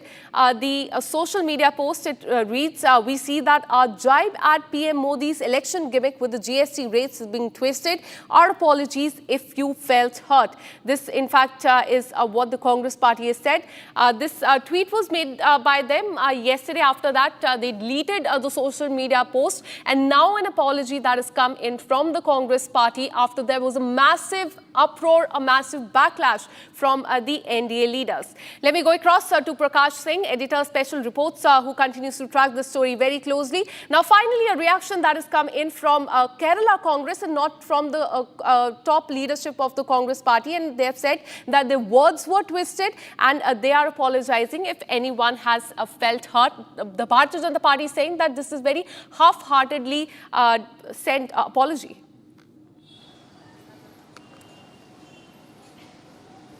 Well, the words were not twisted at all. It is apparently clear that Bihar and BD starts with B, and it is not a sin anymore. It seems that Bihar and BDs are not sin anymore. That's what they want to say. And although an apology has been tendered, but this is demeaning, and there's been huge uproar over this atrocious comment that has been made against, and this is a racial comment that has been made against the people of Bihar, and there is huge uproar down the line among the rural areas as well, and this is given a BJP a step ahead as far as the issues pertaining to the elections are concerned. Remember, the Model Code of Conduct has not yet been enforced in Bihar, but even then it looks like I've been repeatedly saying that it's like a self-goal by the Congress party, and the top Congress leadership and the RJD, although are coming out in defense. Tejasvi Yadav is speaking out. He was not even aware of the particular statement. He said that if at all this kind of a statement has been made pertaining to Bihar, an apology should be tendered for sure.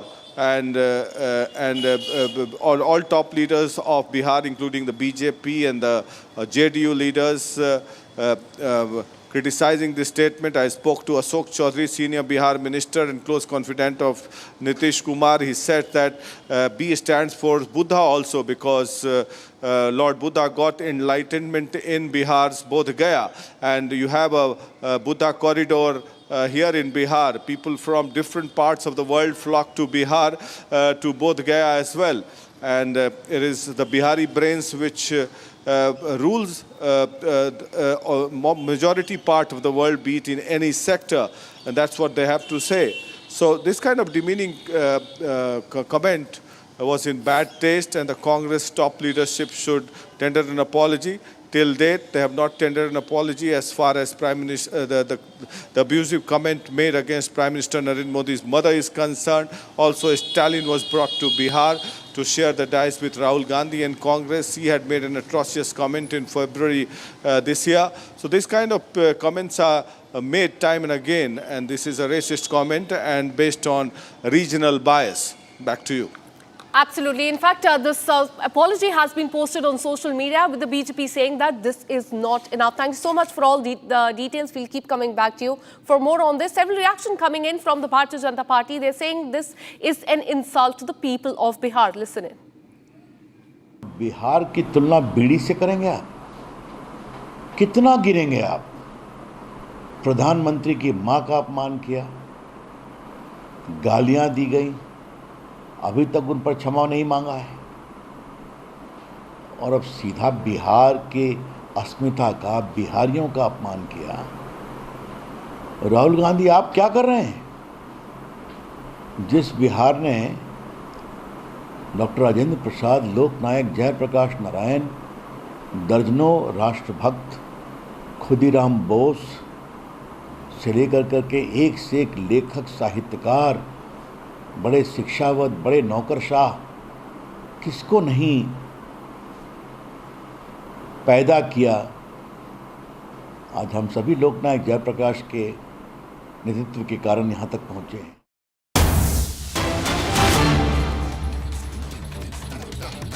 इसके अलावा advance training के लिए war colleges जैसे institutions हैं, ये सब होना जरूरी है। सामान्य नागरिकों को भी राष्ट्र सुरक्षा के बारे में बताने के लिए एनसीसी जैसे जो है कार्यक्रम भी चलाए जाते हैं। इसके अलावा थिंक टैंक्स होते हैं जो हमारे स्ट्रैटेजिक थिंकिंग के विचारों को बढ़ाते हैं, और इसके अलावा हो सकता है कि भविष्य में हमारे को एक नेशनल डिफेंस यूनिवर्सिटी जो कि नहीं है वो भी जरूरी होती है। राष्ट्र रक्षा की जब हम बात करते हैं, इसका एक बड़ा अहम तत्व और है, वो है आत्मनिर्भरता। जब हम आत्मनिर्भरता की बात करते हैं तो लोग इसे सिर्फ डिफेंस मैन्युफैक्चरिंग या रक्षा सामग्री से ही जोड़ते हैं। मेरे ख्याल से नहीं, इसे रक्षा अनुसंधान से भी जोड़ना चाहिए, आत्मनिर्भरता उसमें भी होना चाहिए, और मिलिट्री थिंकिंग या टैक्टिक्स के ऊपर भी होना चाहिए। इसमें जो है सोच जो है भारतीय सोच होनी चाहिए, जो है हमारे पे उत्पन्न हो। तो इनका होना बहुत ज़रूरी है, क्योंकि युद्ध में अगर हम चाहते हैं कि सरप्राइज़ हो, सरप्राइज़ और डिसेप्शन युद्ध में जीतने के लिए एक बहुत इम्पॉर्टेंट फैक्टर होता है। अगर हम ये चाहते हैं तो जो आत्मनिर्भरता है ना ही डिफेंस मैन्युफैक्चरिंग में, डिफेंस अनुसंधान में, बल्कि हमारी सोच में भी होनी चाहिए। राष्ट्र का जो सुरक्षा जो है वो तीसरा सबसे बड़ा सर्कल है और बाहरी सर्कल है, और यह सबसे व्यापक और दीर्घकालीन दृष्टि से राष्ट्र की सुरक्षा को देखता है। इसमें कूटनीति, डिप्लोमेसी, अर्थव्यवस्था, व्यापार, पारंपरिक सुरक्षा, मानव सुरक्षा, तकनीक, टेक्नोलॉजी, ये सब विषय जो है इसमें जो है शामिल होते हैं। और जब भी हम राष्ट्रीय सुरक्षा की बात करते हैं, जो सबसे बड़ा घेरा है, बाहर का घेरा है, ये हमेशा एक दीर्घकालीन दृष्टि से जो है इस चीज़ को देखता है, और रीजनल सिक्योरिटी लैंडस्केप वगैरह को भी गहराई से समझता है। ये तीन घेरों के अंदर ऐसा नहीं है कि ये आइसोलेशन में काम करते हैं, अलग अलग तरीके से काम करते हैं, बल्कि एक राष्ट्रीय सुरक्षा अच्छी होगी अगर ये एक साथ समन्वय से मिल करके काम करें, और ये एक अच्छी आधारशिला बनती है ऑर्गेनाइजेशन स्ट्रक्चर्स किसी भी एक स्ट्रॉन्ग राष्ट्र के लिए। भारत में इन तीनों व्यवस्थाओं का संचालन करने के लिए अलग अलग संगठन हैं, जैसे कि जब मैंने आपको बताया कि सैन्य सुरक्षा जो मिलिट्री प्रिपेयर्डनेस है उसके लिए आर्म फोर्सेज हैं, चीफ ऑफ डिफेंस स्टाफ वगैरह हैं। जब हम राष्ट्र की रक्षा की बात करते हैं, राष्ट्र रक्षा, तो उसके लिए रक्षा मंत्री जी मिनिस्ट्री ऑफ डिफेंस हैं। और जब हम राष्ट्र की सुरक्षा व्यापक तौर पे बड़े पैमाने में देखते हैं तो उसमें cabinet committee of security, prime ministers का ऑफिस, नेशनल सिक्योरिटी एडवाइज़र, ये सब शामिल होते हैं।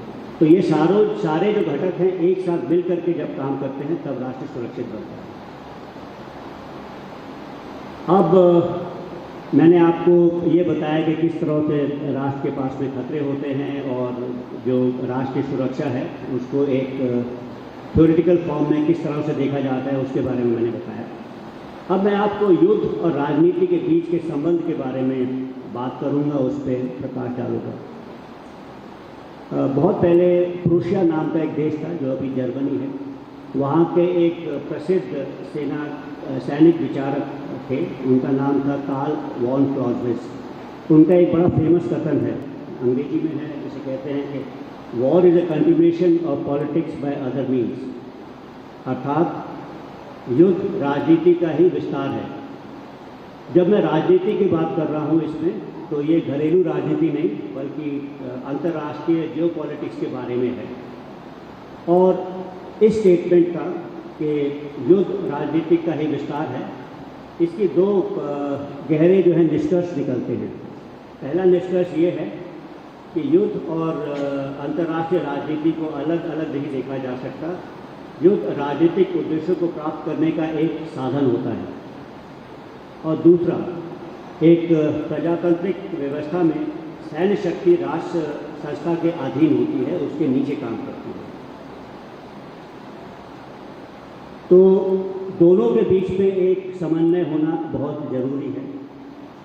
और जब किसी भी एक राष्ट्र की सरकार इस नतीजे पर पहुंचती है कि उसे अपने राजनीतिक उद्देश्य पूरा करने के लिए या राष्ट्र हितों को बचाने के लिए बल का प्रयोग करने की ज़रूरत है, युद्ध का सहयोग लेने की ज़रूरत है, तब जो सैन्य अधिकारी होते हैं, मेरे जैसे अधिकारी होते हैं, उनके दो दायित्व बनते हैं।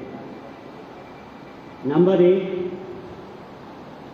सरकार को बल प्रयोग करने के लिए ज़्यादा से ज़्यादा विकल्प प्रोड्यूस करें। नंबर दो, सैन्य क्षमता पर भरोसा दिला सके ताकि सरकार बड़े और चुनौतीपूर्ण निर्णय ले सके। तो ये दोनों चीज़ें जो है एक सैनिक अधिकारी या सीनियर लीडरशिप की जो है जिम्मेवारी होती है। इन सैन्य विकल्पों में जो कि हम सरकार को पेश करते हैं, कितनी विविधता होगी, ये दो चीज़ों पर निर्भर है। पहला, शांति काल में सरकार ने उसके लिए सैन्य क्षमता को बढ़ाने के लिए कितना खर्च किया, क्या क्या चीज़ें उन्होंने लगाई, ये बहुत ज़रूरी है। और दूसरा जो है, ये विविधताएँ जो हैं विकल्पों में होंगी अगर जो सैन्य लीडरशिप जो है अगेन शांति काल के अंदर सैन्य प्रशिक्षण के ऊपर समय व्यतीत करेगी और एक तरह तरह की युद्ध नीति बना करके रखेगी। इसमें कंटीजेंसी प्लानिंग शामिल है और उनकी जो सैन्य योजनाएं हैं जो है प्रासंगिक, रेलेवेंट होनी चाहिए। अगर हम देखें, इसका उदाहरण मैं दूंगा, गलवान आप लोग को पता है और बालाकोट। इसके बाद में सरकार ने जो है तीनों सेनाओं को इमरजेंसी प्रोक्योरमेंट की मंजूरी दी थी और इससे जो है तीनों सेनाओं ने अपनी सैन्य शक्ति मजबूत करने के लिए की मदद मिली।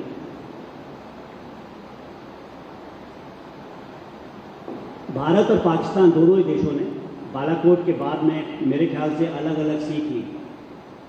बालाकोट के ऑपरेशन के बाद में भारत ने लॉन्ग रेंज प्रिसिशन स्ट्राइक्स, लंबी दूरी पर सटीक मार करने वाले हथियार और पोस्ट स्ट्राइक डैमेज असेसमेंट, इन सब चीज़ों के ऊपर ध्यान दिया और मेरा ख्याल है कि पाकिस्तान ने जो है एयर डिफेंस के ऊपर ध्यान दिया होगा। विविधता की बात करें तो हर एक बार एक ही अगर हम स्ट्रैटेजी इस्तेमाल करें तो उसमें कभी सरप्राइज या डिसेप्शन नहीं होगा। आपको पता है 16 के अंदर 2016 के अंदर जब उड़ी के टेरर अटैक हुए थे और सर्जिकल स्ट्राइक हुई थी तो हम लोग ने ज़मीनी सहारा लिया था। ज़मीन के रास्ते से पाकिस्तान की सीमा में गए थे और उनके टेररिस्ट कैंप्स को हमने जो है न बर्बाद किया था। उसके बाद पुलवामा का अटैक हुआ था तो हम लोग ने जो है बालाकोट के अंदर जो स्ट्राइक की थी खैबर पख्तूनख्वा में जो कश्मीर से लगा हुआ है, उसमें हवाई सहारा लिया था, हवाई जहाज की मदद दी थी। जब पहलगाम हुआ तो हमारे पास में जो विकल्प था, जो हमारे पास था जिसके अंदर सरप्राइज हो सकती थी, और ये जो था क्योंकि हमने बालाकोट के बाद अपनी क्षमताएं बढ़ाई थी लॉयटर एमिनेशन की, प्रिसिशन स्ट्राइक्स हथियारों की, तो हम लोग चाहते थे कि लोअर एयर स्पेस में लॉयटर एमिनेशन और ड्रोन से जो है उनका इस्तेमाल करें। इससे जो है सरप्राइज भी रहेगा क्योंकि एक नई योजना रहेगी और इससे जो है तनाव बढ़ने के खतरे को भी कंट्रोल किया जा सकता है। लेकिन कुछ एक जब हमारी बातचीत हुई पॉलिटिकल लीडरशिप के साथ तो ऐसा लगा कि ड्रोन और लॉयटर एमिनेशन से ही पूरी तरह राजनीतिक लक्ष्य पाना संभव नहीं था। भावलपुर और मुरीदकी जैसे आतंकवादी ठिकाने, स्पेशली भावलपुर जो कि काफ़ी फासले पे था, उसको निशाना बनाने के लिए जो एयर पावर का इस्तेमाल करना ज़रूरी हो गया था। तो इसलिए जो है हमें अपनी योजना में थोड़ी बहुत तब्दीली करनी पड़ी। यहाँ पर मैं एक बात और स्पष्ट करना चाहता हूँ कि राजनीतिक नेतृत्व का एक और महत्वपूर्ण दायित्व ये है कि सैन्य बलों को जो है सही दिशा और सही मार्गदर्शन प्राप्त करें। ऑपरेशन सिंदूर के दौरान हमारी राजनीतिक नेतृत्व ने सेना को स्पष्ट शब्दों में राजनीतिक दिशा प्रदान की थी। सबसे पहले ये था कि आतंकवादी ठिकाने और पर ही निशाना लगाया जाएगा। सिविलियन कैजुअलिटीज़ जहाँ तक संभव हो नहीं होनी चाहिए। पाकिस्तान के जो मिलिट्री इस्टेब्लिशमेंट्स को नहीं टारगेट किया जाए।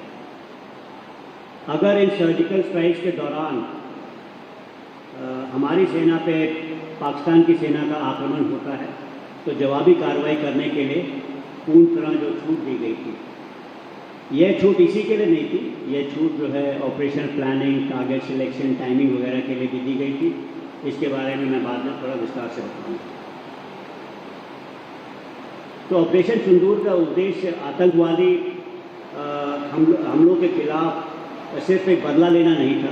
मेरे ख्याल से इसका उद्देश्य हमारे धैर्य की एक नई रेड लाइन को अंकित करना था। मैंने आपको बताया था राष्ट्रीय सुरक्षा में एनएसए का भी एक बहुत बड़ा योगदान रहता है और वही चीज़ ऑपरेशन सिंदूर में देखने को आई। तो राष्ट्रीय सुरक्षा सलाहकार ने राष्ट्रीय सेना को स्पष्ट फैसले और मार्गदर्शन दिए, जिसमें जो है लक्ष्य का चुनाव, टारगेट सिलेक्शन वगैरह में मदद, सैन्य बल का प्रयोग कब, कितनी क्वांटिटी में, नबी तुली, सटीक और नॉन एस्केलेटरी तरीके से करना, डी एस्केलेशन की नीति और तरीके, कूटनीति का प्रबल प्रयोग, मतलब वो बाहर के लोगों से बातचीत करने का उनका सिलसिला जारी रहा था।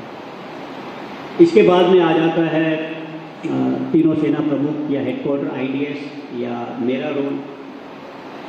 मैं और मेरे प्रेडिसेसर जो थे जनरल बिपिन रावत, हम लोग का मेन काम ये है कि तीनों सेनाओं के बीच में तालमेल बना के रखें, एकीकरण और संयुक्तिकरण की प्रक्रिया को शुरू रखें, जो कि हमने पिछले 2-3 सालों से काफ़ी तेज़ी ला रखी थी इसमें।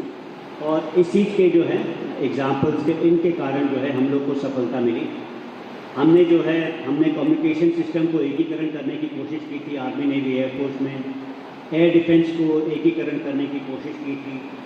Electronic intelligence, counter US system जो ड्रोन्स के अगेंस्ट में कार्रवाई होती है, इन सबको एकीकरण करने की कोशिश की थी। यह जो कुछ एक दिनों का जो युद्ध था, यह एक बहुआयामी मल्टी डोमेन लड़ाई थी, जिसके अंदर साइबर स्पेस और इलेक्ट्रॉनिक वॉरफेयर के ऊपर भी जो है विशेष ध्यान दिया गया। तीनों सेनाओं की योजनाओं के बीच के अंदर की कोऑर्डिनेशन, प्लानिंग, मूवमेंट के ऊपर भी जो कोऑर्डिनेशन था वो हेडक्वार्टर आईडीएस या सीडीएस के ऑफिस द्वारा किया गया। और आखिरी में जो है एस्केलेशन कंट्रोल, ताकि लड़ाई जो है किसी एक दिशा में बहुत तेज़ी से ना बढ़ जाए, उसके ऊपर भी ध्यान रखने की ज़रूरत थी। तीनों सेनाओं का जो इसमें काम था, तीनों सेनाओं के जो मुख्यालय थे, उसमें रिहर्सल्स बहुत ज़रूरी थी। तीनों सेनाओं का युद्ध क्षेत्र में तैनात होना बहुत महत्वपूर्ण जरूरी था। यह रिहर्सल इसलिए जरूरी थी क्योंकि हम एक नई क्षमता का पहली बार प्रयोग कर रहे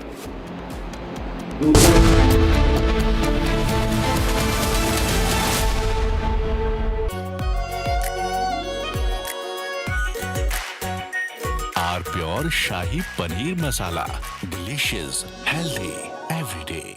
Amity has been ranked India's #1 not-for-profit private university for 11th year, with top 10 ranked institutions in management, engineering, biotech, law, mass-comm, telecom, hospitality, fashion and more.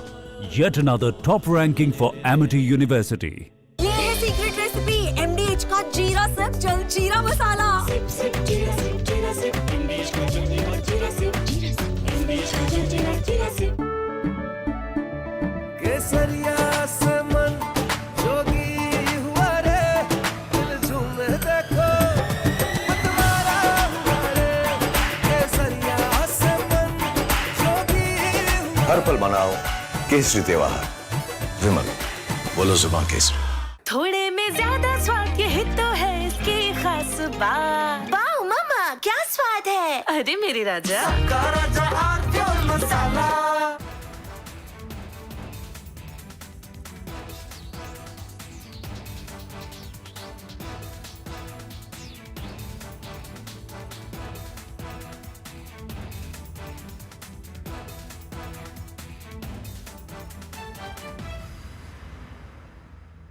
Yesterday, a coward decided to take our 8-year-old son Fletcher away from us.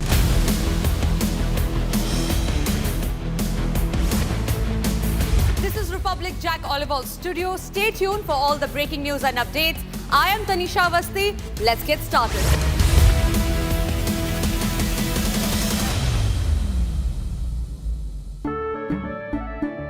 केसरिया से मन जोगी हुआ रे, दिल झूमे देखो मतवारा हुआ रे। केसरिया से मन जोगी हुआ। हर पल मनाओ केसरी त्योहार। विमल, बोलो जुबान Kesari.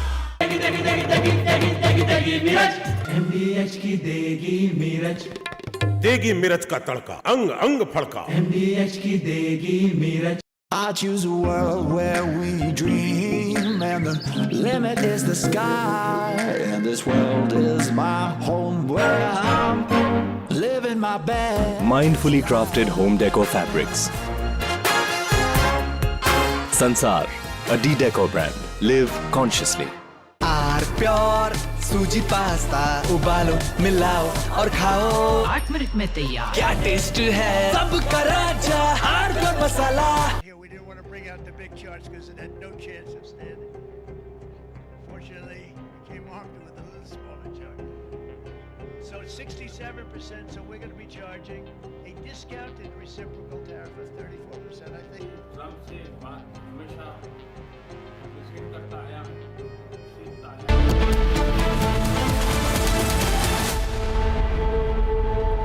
Hello and welcome. You're watching Republic TV with me, Akanksha Khajuria. We have a power-packed bulletin lined up for you. Over to my colleague, Rakshita, for more.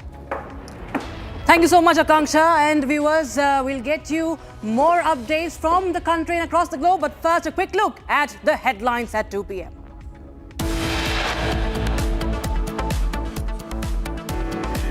Ajit Pawar threatens on-duty woman IPS officer.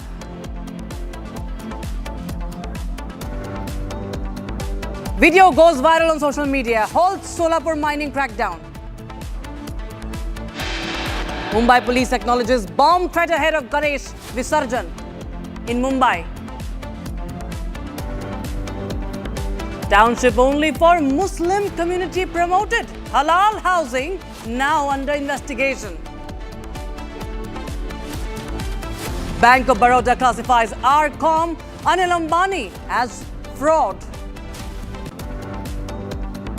Kerala Congress apologizes after deleting Bihari BD post. And cops prepare lookout notice against Shilpa Shetty Rajkundra in a fraud case.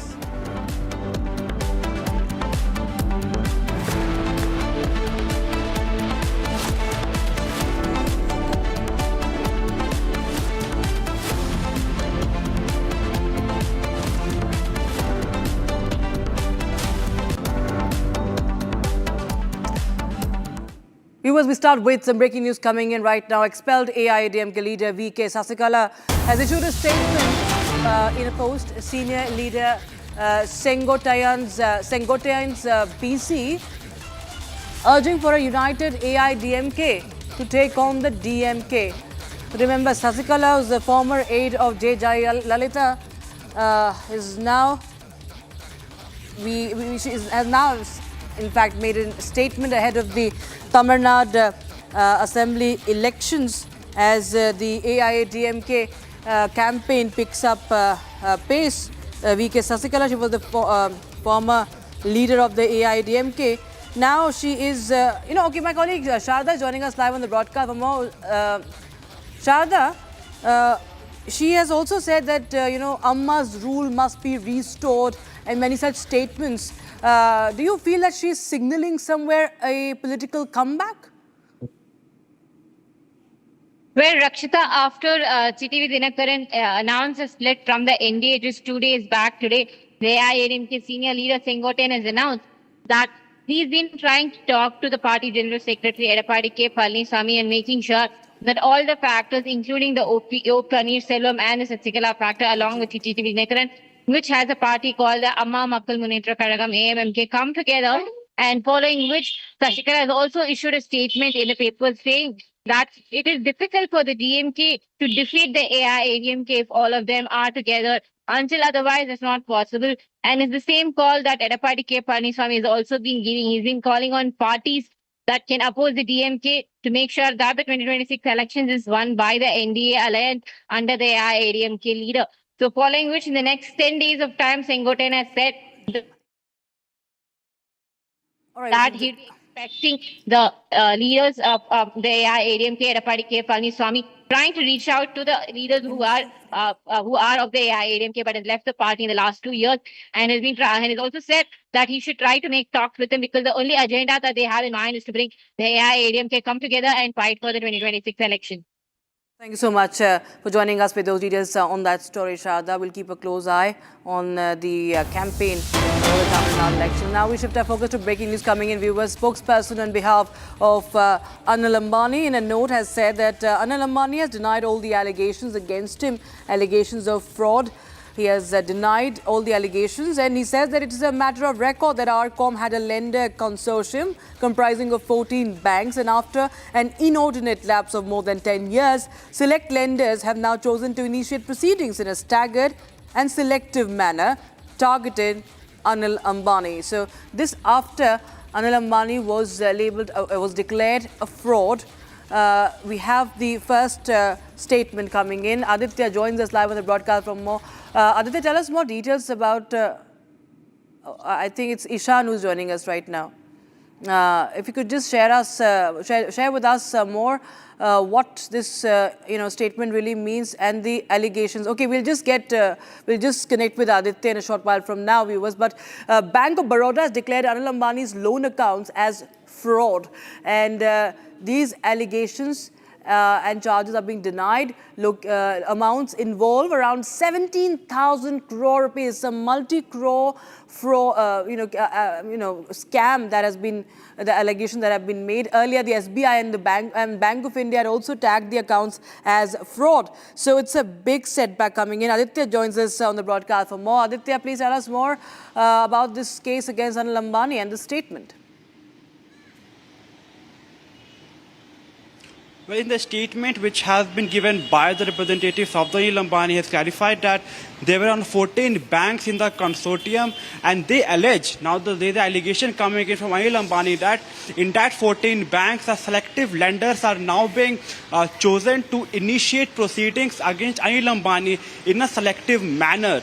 Now, this is the allegation being made by Anil Ambani that a selected or a chosen lenders are being selected out of the 14 banks to initiate proceedings in a selected manner, and now he is being targeted or being singled out. This is what he has been alleging in the statement given out by the RCom. Now, this all development took place late at night yesterday when an exchange filing suggests that the loan accounts of RCom and the erstwhile promoter, Mr. Anil Ambani accounts were being classified as fraud.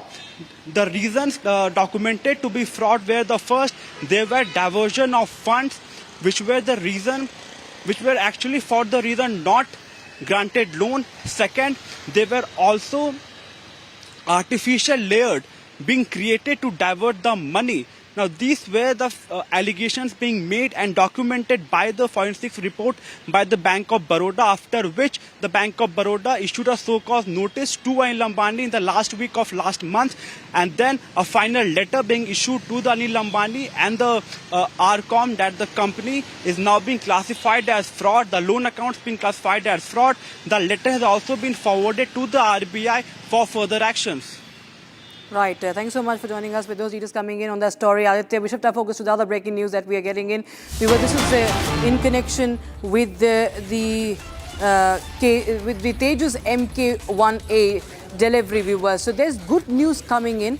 This is really a boost coming in for the LCA MK Mach 1A program. The second center fuselage assembly for the light combat aircraft Tejas Mach 1A has been handed over to HAL by Indian private industry VEM Technologies today. All right. We'll get Ishan for more on this. Ishan, well, this is some good news coming in and relief coming in, but how much of a relief is this? Because the orders have been long pending, but this is the fuselage assembly, let's be very clear, that has just been received.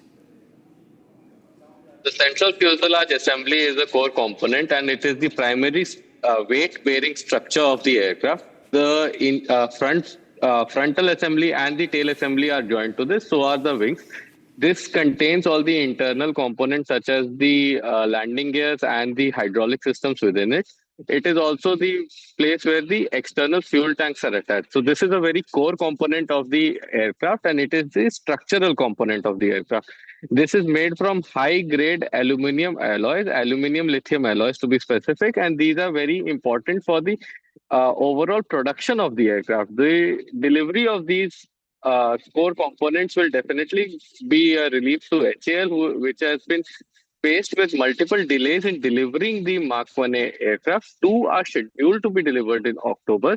And this particular fuselage is probably not for those because they are already assembled and are undergoing testing. This will be for the future deliveries of the upcoming 83 Mark 1A aircraft, which have been ordered from HAL. Thanks so much, Shan, for joining us with those details coming in on our story, viewers. Now we have some more breaking news coming in, viewers. This is a big statement that is coming in from the Russian President Vladimir Putin. Now, Putin has said, is in fact issued a warning to the West. Putin says that Western troops deployed in Ukraine would be a quote-unquote legitimate target for the Russian forces, for the Moscow's army. That's a message being sent out to the West by Vladimir Putin. So he has rejected Western security in Ukraine and saying that these troops would be a target for Russia. This is the breaking news coming in. He has rejected West's proposals for a reassurance force in Ukraine. Now, the West calls it a reassurance force, which is unacceptable to Vladimir Putin.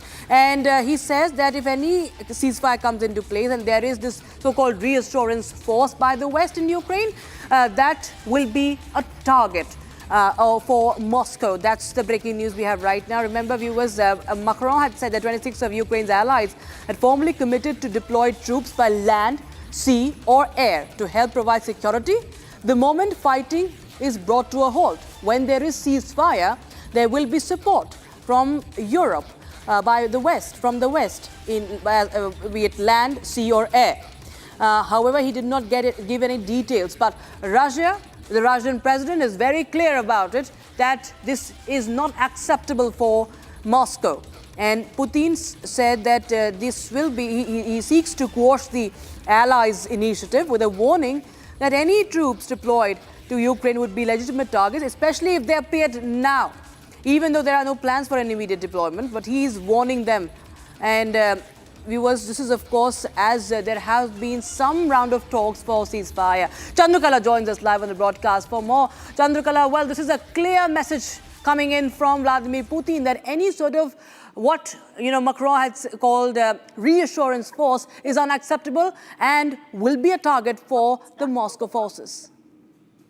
Yes, absolutely. A very, very strong message being put out by President Putin, coming at a very crucial time when all efforts are on for a peace deal between Moscow and Kyiv. Of course, Putin's warning today came a day after dozens of nations have actually pledged to send troops to the war-battered country, as a security guarantee for that matter. Of course, coming at a time when talks are underway as far as ceasefire between of course, Russia-Ukraine conflict is concerned. And, the point that Prime Minister Narendra Modi has also spoken to the Zelensky, has also spoken to the Ukrainian president. Of course, there are multiple talks underway. And of course, we know that a meeting also took place in Alaska. And this particular message put out by President Putin that, he has rejected proposed Western security guarantees for Ukraine, warning that any foreign troops deployed in the neighboring country could be a legitimate target for Russia's military. So yes, a very, very important message, a very crucial message coming at a very important time when all eyes are on this particular Russia-Ukraine conflict, on bringing a peace deal or hoping for a peace deal between the two countries. Over to you. Thanks so much, Shashikala. Thank you so much, Chandrakala, for joining us with those details coming in on that story. We will shift our focus to other stories that we're tracking from across the country. This is Bharat in a Minute. Bharat 1 Minute brought to you by Canara Bank. Together we can. The water level of Jhelum River decreases and the river now flows below the danger level. Thankfully, schools and colleges across the Kashmir division closed until Saturday, the 6th of September, as a precautionary measure. Nigam Bodh Ghat area in New Delhi continues to face acute waterlogging following a rise in the water level of Yamuna. Machines have been installed to pump out the water that has entered the area.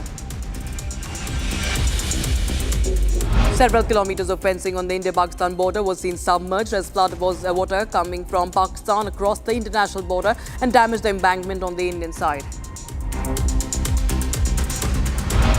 Kerala is celebrating Onam festival with great fervour today, the main festival of the 10-day-long Onam.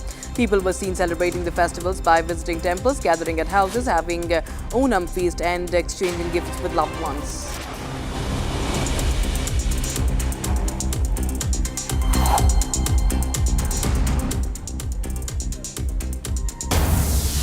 Breaking is coming in right now from Kashmir. Now, Awami Ittihad Party has expressed deep concerns and outrage over revelations being made by incarcerated MP engineer Rashid. Now, he has claimed viewers that he was attacked by a eunuch.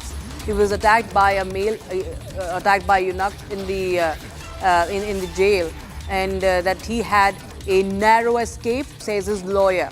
So, engineer Rashid, during his recent legal meeting with his counsel Javed Hubbi, said that engineer Rashid disclosed how Tihar jail authorities have devised new methods to harass Kashmiri prisoners by deliberately lodging male eunuchs with them inside barracks, who are encouraged to provoke, attack and create a hostile environment. So that's a big claim that is being made by Rashid, the engineer. Zina joins us live on the broadcast from Zina. Tell us more about this case, please. This is a claim that is made by the engineer Rashid's party. His spokesman has come out with a press release describing the incident that has taken place in the Tihar jail, because engineer Rashid is an MP from Baramulla of North Kashmir, and he has explained the modus operandi that has been used to harm the Kashmiri prisoners. So these AIP had been demanding the shifting of engineer Rashid and also looking for the bail of the for a very long time. But then you see now another revelation from the Rashid's party that while meeting his advocate, he has explained to him that he had a narrow escape. Otherwise, if this incident could have turned fatal, because he's been lodged with those who have carried an attack, and Kashmiri prisoners are being attacked deliberately. So serious concerns that have been raised by the engineer Rashid, his party, his spokesman, and this is also saying that it's threat to the Kashmiri prisoners and for the engineer Rashid and his party, and they've been demanding a bail for engineer Rashid for a long time, which has been, as of now, the bail has been denied. He comes from Baramulla. He's an MP of Baramulla, North Kashmir, and the revelation has come from the engineer Rashid that he was attacked along with the other Kashmiri prisoners in Tihar jail.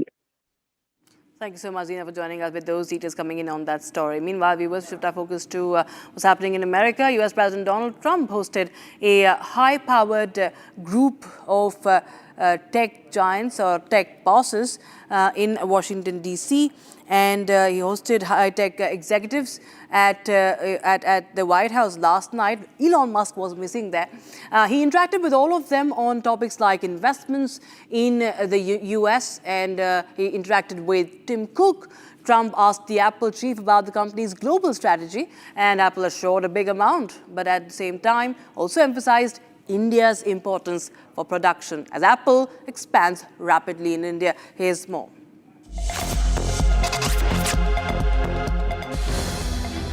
US President Donald Trump hosted a dinner at White House with top tech CEOs. These tech giants had discussion on several fronts with Trump. But one notable conversation stood out. During the dinner, Trump questioned Tim Cook about Apple's global strategy, particularly its expansion in India. Cook assured Trump that Apple has a $600 billion investment plan in US. We are all different in some ways, but we all believe in the power of technology to improve people's lives, and that is the thing that binds us all together. And Jim, how much money will Apple be investing in the United States? Because I know it's a very lot, and it's, you know, you were elsewhere and now you're really coming home in a big way.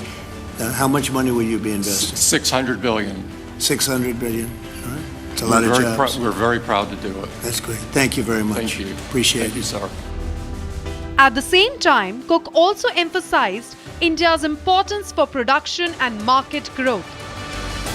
In May, Trump had backlash with Cook over Apple's India expansion. Trump suggested Cook that Apple should focus on manufacturing in the United States instead. Apple is investing heavily in India to increase iPhone production, mainly for export. This is part of Apple's strategy to diversify its supply chain. It is also important to note that Apple has navigated Trump's trade policies before. Securing tariff exemptions by committing to increased US investments, one thing is clear: tech industry's relationship with Trump administration remains complex. But Tim Cook's ability to navigate complex relationships has been a key to Apple's success globally. And we shift our focus to other stories. After a short break, we'll get you how Ajit Pawar threatened a woman IPS officer on duty.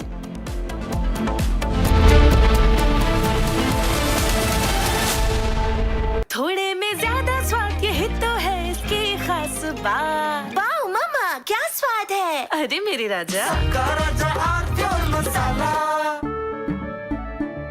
केसरिया से मन जोगी हुआ रे दिल झूम देखो मतवारा हुआ रे केसरिया से मन जोगी हर पल मनाओ केसरी त्योहार।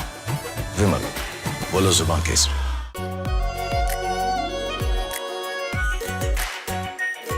Pure shahi paneer masala, delicious, healthy every day.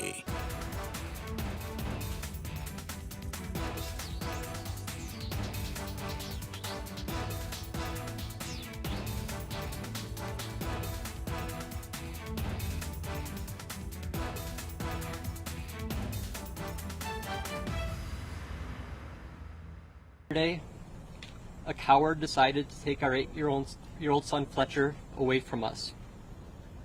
Because of their actions, we will never be allowed to hold him, talk to him, play with him, and watch him grow into the wonderful young man he was on the path to becoming. For Ralph! Justice for Ralph! Justice for Ralph! Justice for Ralph! Justice for Ralph! Justice. Families in Minneapolis.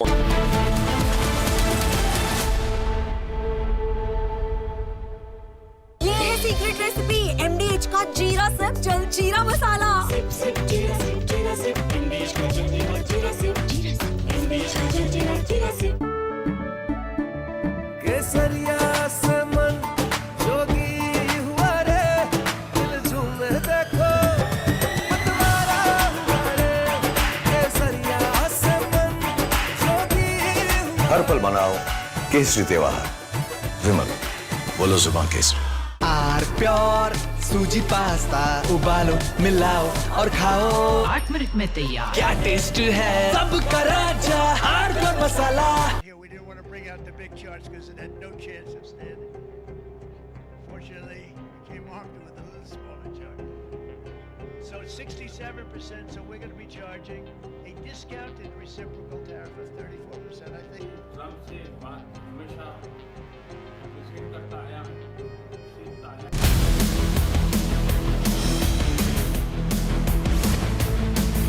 This is Republic Jack Olival Studio. Stay tuned for all the live and breaking news updates. I'm Deepak Suresh Kumar. Let's get started.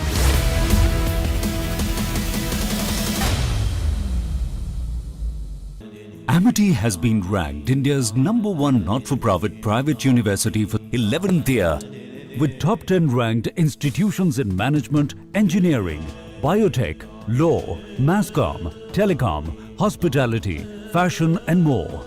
Yet another top ranking for Amity University.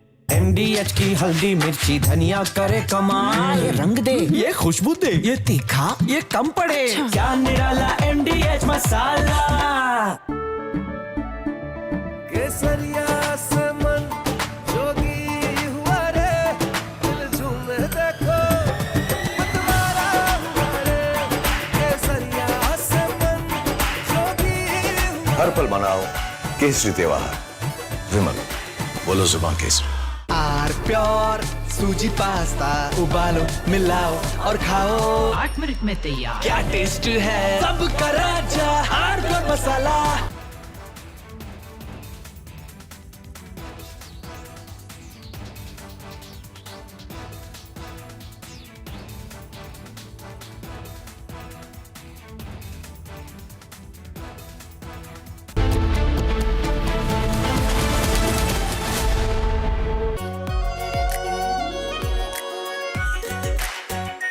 Are pure shahi paneer masala, delicious, healthy everyday.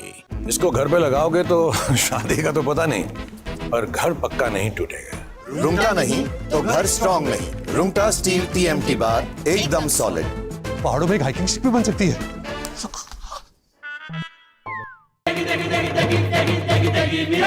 MDH की देगी मिर्च, देगी मिर्च का तड़का, अंग अंग फड़का। MDH की देगी मिर्च। केसरिया से मन जोगी हुआ रे, दिल झूमे देखो मतवारा हुआ रे। केसरिया से मन जोगी हुआ। हर पल मनाओ केसरी त्योहार। विमल बोलो जुबान केसरी। थोड़े में ज्यादा स्वाद यही तो है इसकी खास बात। वाओ मामा क्या स्वाद है। अरे मेरे राजा Here we didn't want to bring out the big charts because it had no chance of standing. Fortunately, we came armed with a little smaller chart. So it's 67%, so we're going to be charging a discounted reciprocal tariff of 34%, I think. Trump से बात हमेशा visit करता आया, सीखता आया कि वे राष्ट्र हित को सर्वोपरि रखकर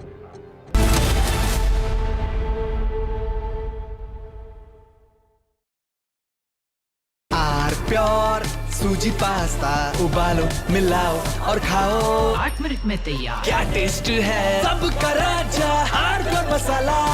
I choose a world where we dream and the limit is the sky, and this world is my home where I'm living my best. Mindfully crafted home decor fabrics. Sansar, a D-Decor brand. Live consciously. थोड़े में ज्यादा स्वाद यही तो है इसकी खास बात। वाओ मामा क्या स्वाद है। अरे मेरे राजा मसाला।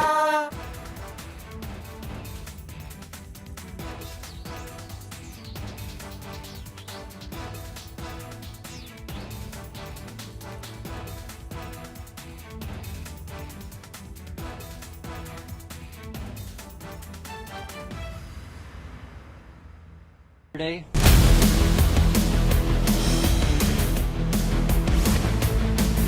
This is Republic Jack Olivall Studio. Stay tuned for all the breaking news and updates. I'm Akanksha Khajuria. Let's get started.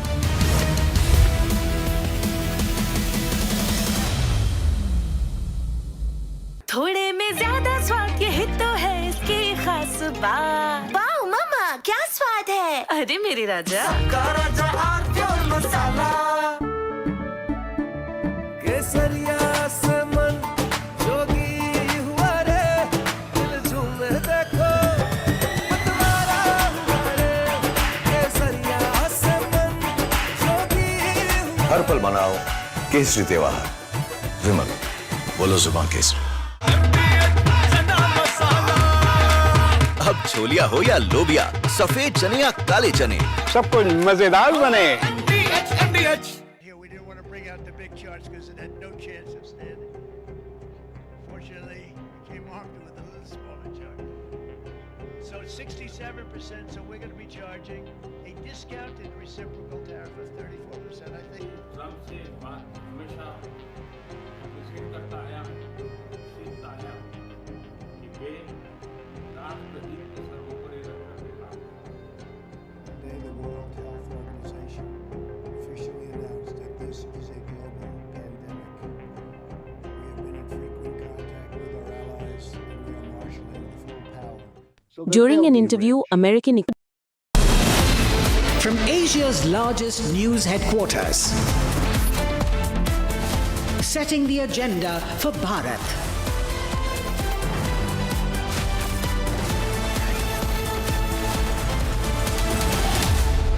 watching Republic.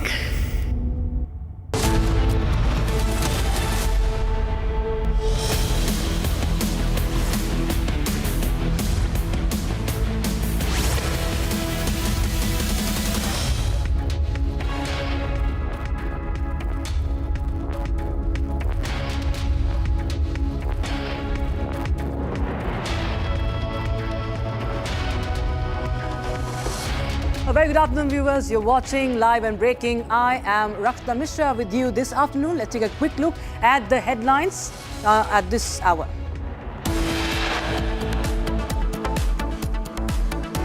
Video of Ajit Pawar, the Deputy Chief Minister of Maharashtra, rebuking a woman IPS officer goes viral. 34 bombs, 400 kilograms of RDX, 14 parked terrorists in India. Threat message received by Mumbai police. Mumbai Township project under fire for halal-only housing advertisement. Maharashtra Minister promises action. Anil Ambani, RCom's loan account declared fraud by Bank of Baroda. Cops prepare lookout notice against Shilpa Shetty and Raj Kundra in a fraud case.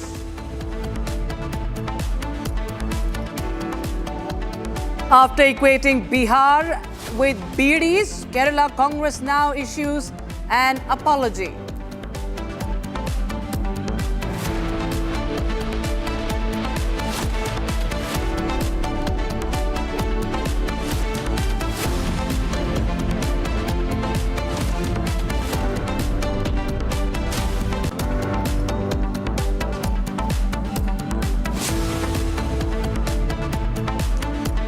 There's a proposed real estate project in Maharashtra's Neral, viewers, nearly 100 kilometers from Mumbai, that has stirred a political controversy after its advertisement went viral online.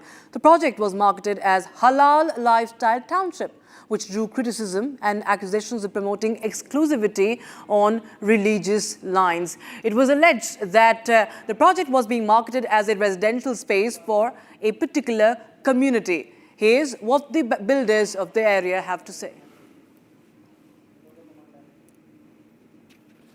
Satya Prakash, in fact, my colleague, has filed a walkthrough from the locality. Take a look. हमारे साथ मुस्लिम समाज के लोग हैं, उनसे बात करते हैं। ये जो विवाद है, विवाद को लेकर लगातार ये मांग किया जा रहा है कि बिल्डर के खिलाफ कार्रवाई किया जाए। क्या कहेंगे? सर देखो, बिल्डर के खिलाफ कार्रवाई करनी है, आप करिए। अभी हर किसी की अपनी अपनी मार्केटिंग स्ट्रेटेजी रहती है। मेरे को मेरा माल बेचना है। यहाँ पर कई सारे बिल्डिंग्स बन के रेडी है जिनको कस्टमर नहीं है। अभी आप कई फ्लैट खरीद रहे हो, उसमें अगर आपका माल नहीं बिक रहा है, आप कई फ्लैट खरीद रहे हो, तो आपको बैंक में आप लोन के लिए अप्लाई करोगे। आप लोन के लिए डालोगे तो आप 10 लाख का अगर लोन लोगे तो उस पर 10 लाख रुपए आपको इंटरेस्ट जाएंगे।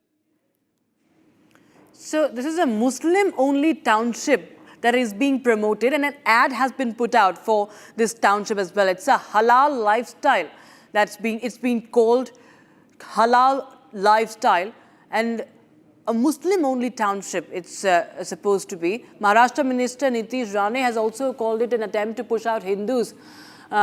This is also, now being is now gained the traction of the politicians as well. It's a Sukoon Empire project accused of promoting segregation. And in fact, we are getting in more responses on this as well. Because BJP calls it divisive ads, saying that such ads should never be entertained. And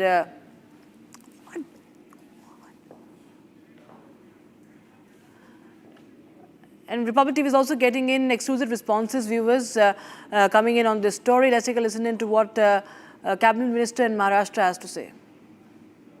What message are you essentially sending out when there is absolutely no concrete action that has been taken by the government as yet, with the NHRC also now stepping in? Now we have gathered all the information and we let the probe happen and let all the information be gathered, and only after the probe I'll be able to give you some detailed answers to whatever you're asking. But Mr. Arnab, prima facie, what is your understanding? Because some have now essentially argued that in those areas, perhaps those from the other community, from the communities, they haven't been actually getting their apartments. That is the reason why the developer had basically come up with this kind of an idea. That is the rationale, that is the argument that has been put forth. See, there are a number of examples around in that vicinity itself where they have changed the name of villages, and where such kind of anti-national activities have started.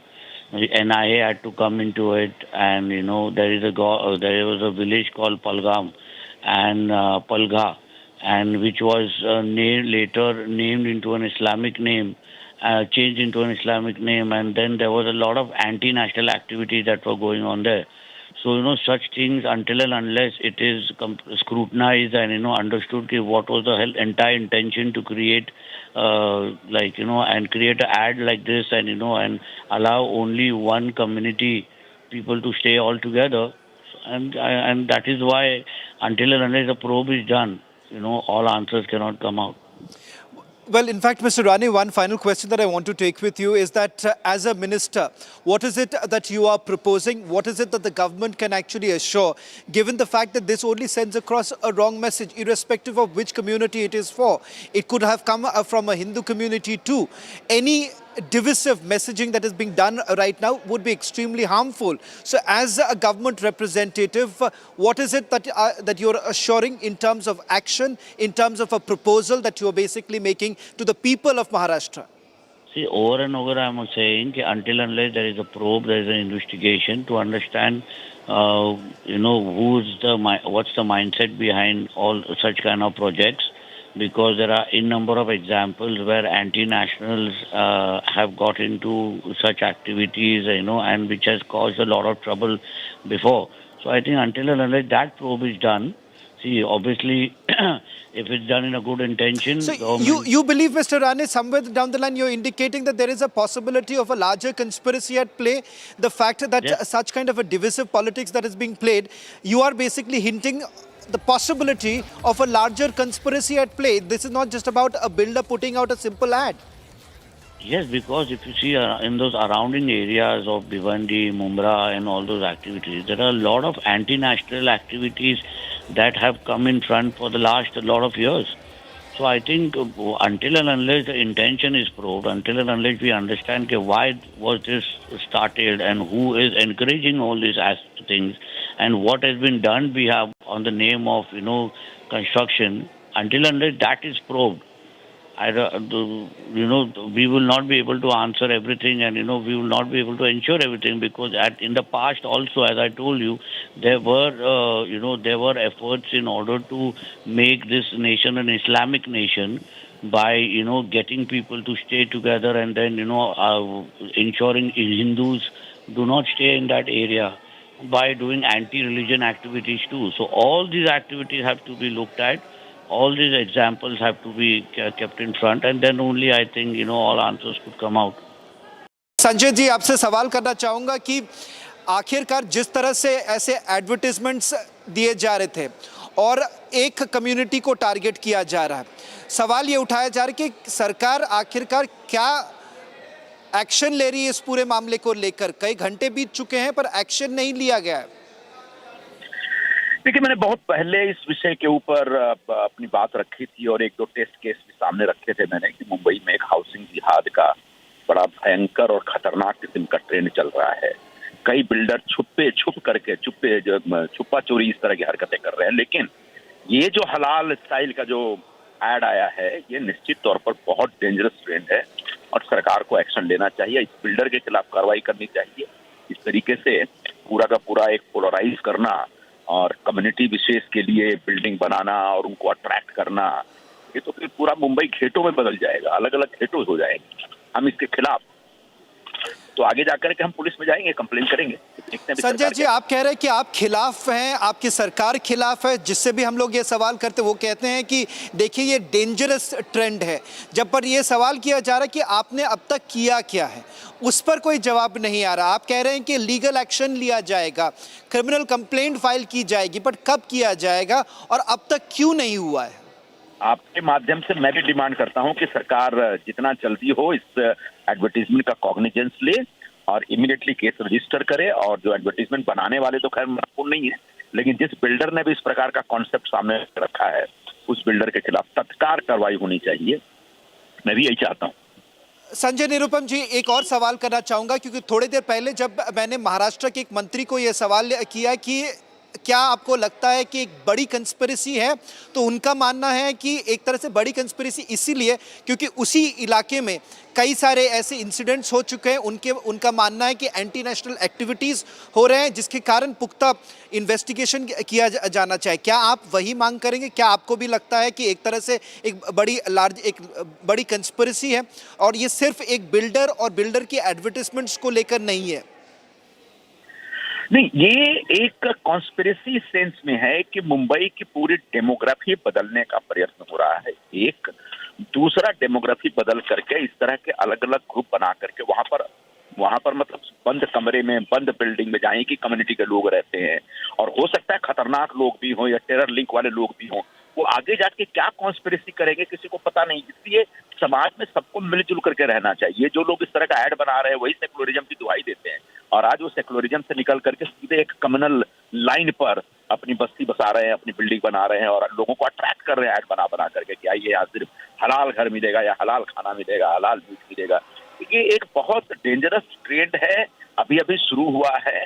आप सही कह रहे हैं कि अभी तक सरकार ने कोई एक्शन नहीं किया, लेकिन एडवर्टीजमेंट भी कुछ दिन पहले आया था। 3-4 दिन पहले तो मैंने देखा था, कल फिर मैंने रात को उसको ट्वीट किया। जब मैंने देखा मैं चौंक गया, मैंने कहा ये बहुत खतरनाक चीज है। तो आने वाले दिनों में सरकार के ऊपर दबाव बनाया जाएगा और पुलिस हो सकता है सुओ मोटो एक्शन भी ले। इस पे नहीं लेगी तो फिर हम लोग हैं ना, हम लड़ेंगे ना। संजय जी, एक आखिरी सवाल करना चाहूंगा, क्योंकि आप कह रहे हैं कि बिल्डर के खिलाफ में एक्शन लेनी चाहिए, अगर नहीं होता है तो आप जरूर करेंगे कंप्लेंट। बट क्या आप मानते हैं कि सिर्फ ये अकेला एक बिल्डर नहीं है, कई सारे ऐसे अटेम्प्ट्स किए गए पहले भी और गेटोइजेशन करने की कोशिश की जा रही है और आप एक संगीन आरोप लगा रहे हैं, आप कह रहे हैं कि डेमोग्राफी को बदलने की कोशिश की जा रही है? वो जो मैंने चांदीवाला बिल्डर के 2 प्रोजेक्ट के बारे में बहुत जोर शोर से पूरा स्टडी करके रिपोर्ट सामने रखी थी। वो चांदीवाला बिल्डर मेरे खिलाफ कोर्ट में चला गया और कोर्ट में जाकर के मेरे खिलाफ डिफेमेशन का केस किया। मैं लड़ लूंगा कोर्ट में वो लड़ाई, वो कोई दिक्कत नहीं है। लेकिन चांदीवाला बिल्डर अकेला नहीं है। मैंने तभी कहा था कि ऐसे 40-50 किस्म के जो 40-50 मुस्लिम बिल्डर है वो डेलिबरेटली इस तरह के हाउसिंग जिहाद कर रहे हैं। ये डेलिबरेटली हिंदू लोगों की बस्तियों को एक्वायर कर रहे हैं, वहां पर हिंदू लोगों के घर खरीद रहे हैं, उनको फोर्स कर रहे हैं कि आप जाइए नाला सुपारे में रहिए, वसई विरार में रहिए, और वहां पर धीरे धीरे मुस्लिम बस्तियां बसा रहे हैं। तो ये बहुत बड़ी कॉन्स्पिरेसी है और इस कॉन्स्पिरेसी को कहीं ना कहीं सरकार को आइडेंटिफाई करना पड़ेगा और सख्त कार्रवाई करनी पड़ेगी। और हम लोग लड़ेंगे, आप चिंता मत करिए। ये हमारे टारगेट पर है, हमारे निशाने पे है ये विषय, और ये विषय को हम छोड़ेंगे नहीं। मुंबई की डेमोग्राफी बदलने का जो षड्यंत्र चल रहा है, षड्यंत्र को कामयाब नहीं होने देंगे, क्योंकि क्या है, जानबूझ करके ये पूरे मुंबई को मुमरा में और मालवनी में कन्वर्ट करना चाह रहे हैं। और उसके बाद वो एक जब डेमोग्राफिकली चेंज हो जाएगा उसके बाद वो अपना सरिया लॉ लेके आएंगे। जिस तरीके से पूरे यूरोप में ये लोग कब्जा करने का प्रयत्न कर रहे हैं, वैसे ही मुंबई में भी धीरे धीरे इस प्रकार की हरकत शुरू हो रही है और इसको हम लोगों ने पहचान ली है और पहचानना बहुत जरूरी है। इसकी जानकारी होना बहुत जरूरी है और एक बार जानकारी मिल गई तो इसके खिलाफ निश्चित तौर पर इस तरह से कार्रवाई की जाएगी कि मुंबई का गेटवाइजेशन न हो और मुंबई में जो एक डेमोग्राफिकली सब हम लोग एक साथ रहते हैं और एक बड़ा एक सामाजिक समरसता का वातावरण है, वो वातावरण बरकरार रहे। तो उसको अगर कोई बिगाड़ना चाहेगा तो उसको छोड़ा नहीं जाएगा। And also we have a reaction coming in from BJP MLA Atul Bhatkalkar on the matter. मुसलमानों के लिए अलग से हाउसिंग कॉम्प्लेक्स, उसमें मस्जिद का निर्माण और उसकी खुलेआम जाहिरातबाजी करना, ये पूरी तरह से असंवैधानिक इस प्रकार की बात है। साथ में समाज में अशांतता निर्माण करने वाली और समाज के 2 गुट में तेड़ निर्माण करने वाली ये बात है। मैं इसकी कड़ी निंदा करता हूं और आज के आज राज्य के मुख्यमंत्री और गृह मंत्री माननीय देवेंद्र फडणवीस जी को खत लिखकर मैं इस एड के ऊपर पाबंदी डालने की मांग भी मैं कर रहा हूं। And let's take a quick look at stories making news from across the country. This is Bharat in 1 minute. Bharat 1 minute brought to you by Canara Bank. Together we can. Water levels of Jhelum River decreased. The river now flows below the danger level. Schools and colleges across the Kashmir division are closed until Saturday. Nigam Bodh Ghat area in New Delhi, the crematorium continues to face acute waterlogging following a rise in the water level of River Yamuna. Machines have been installed to pump out the water that entered the area. Several kilometers of fencing on the India-Pakistan border was seen submerged as floodwater coming from Pakistan crossed the international border and damaged the embankment on the Indian side. Kerala is celebrating Onam festival with great fervour today, the main festival of the 10-day-long Onam. People were seen celebrating the festival by visiting temples, gathering at houses and having Onam feast and exchanging gifts with loved ones.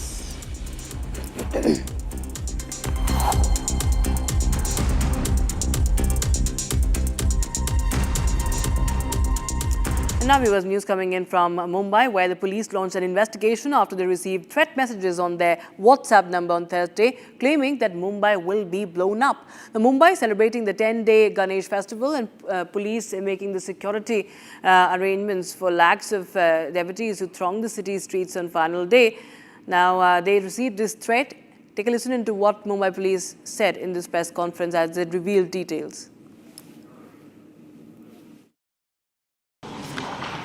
Ganpati विसर्जन के से Mumbai traffic police ने काफ़ी elaborate preparation किया हुआ है, जिसमें हमारे 4 डीसीपी, 8 एसीपी और 60 पीआई और इसके अलावा 179 पीएसआई और एपीआई उसमें डिप्लॉय रहेंगे।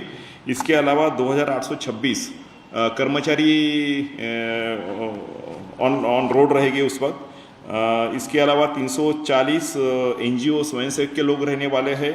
285 महाराष्ट्र सिक्योरिटी कॉर्पोरेशन के लोग उसमें रहने वाले हैं।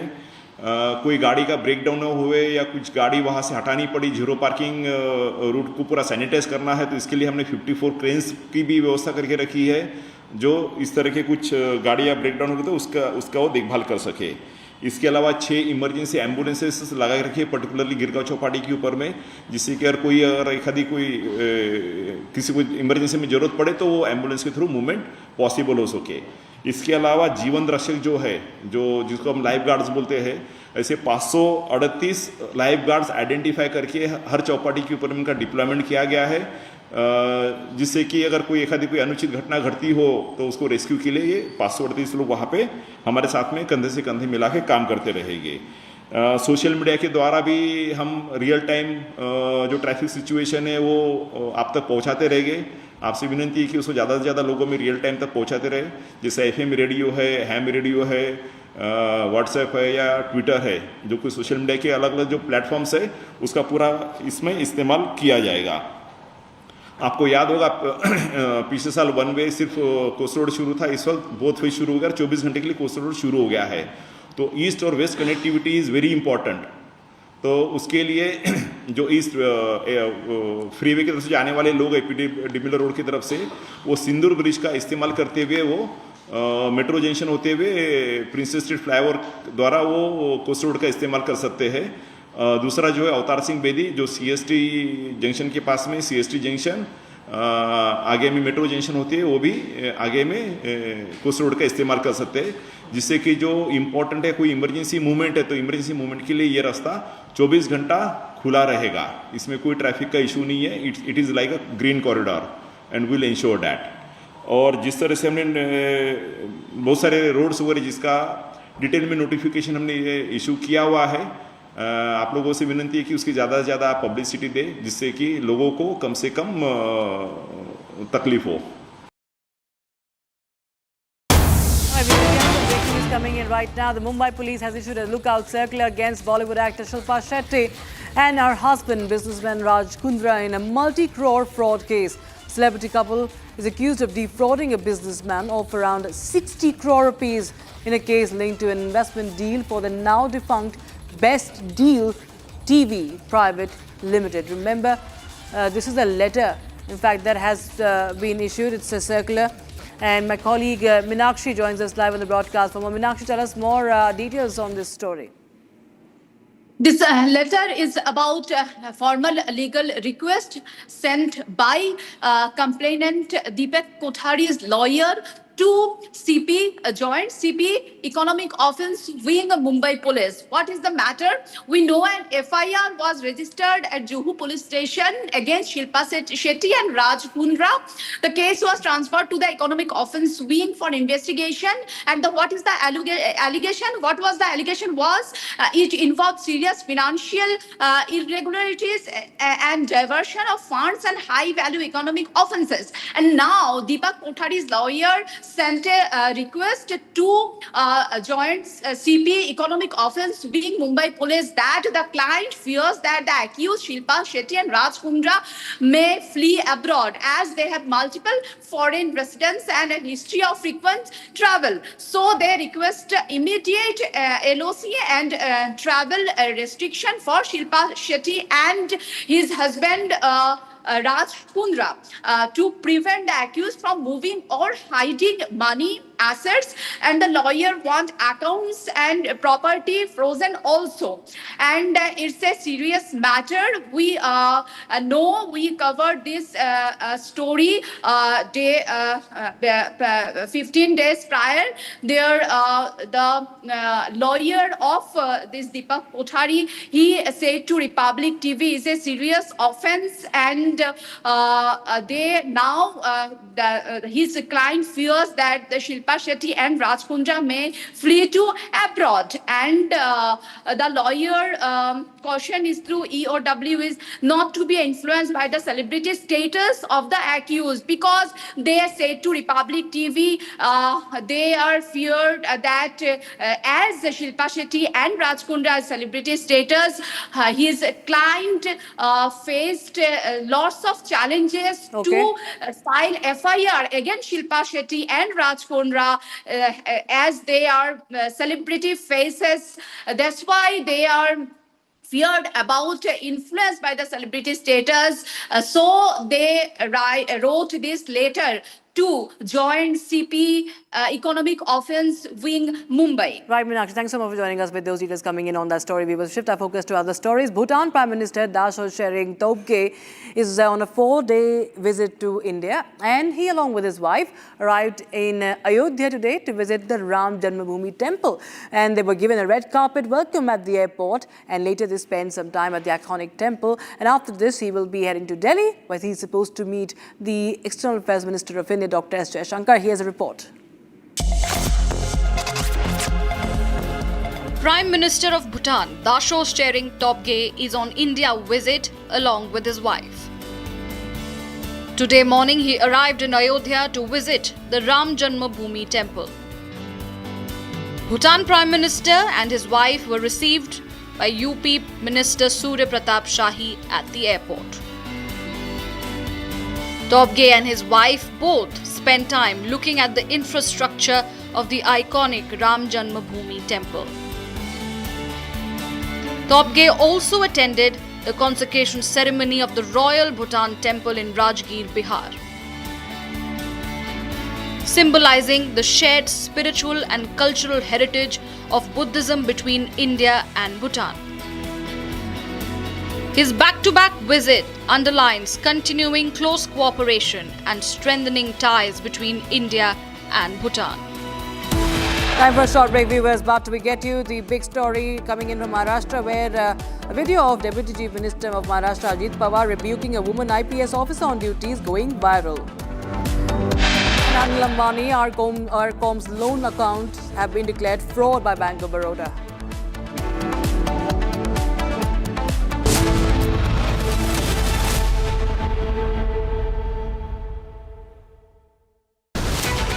Republic, Nation First.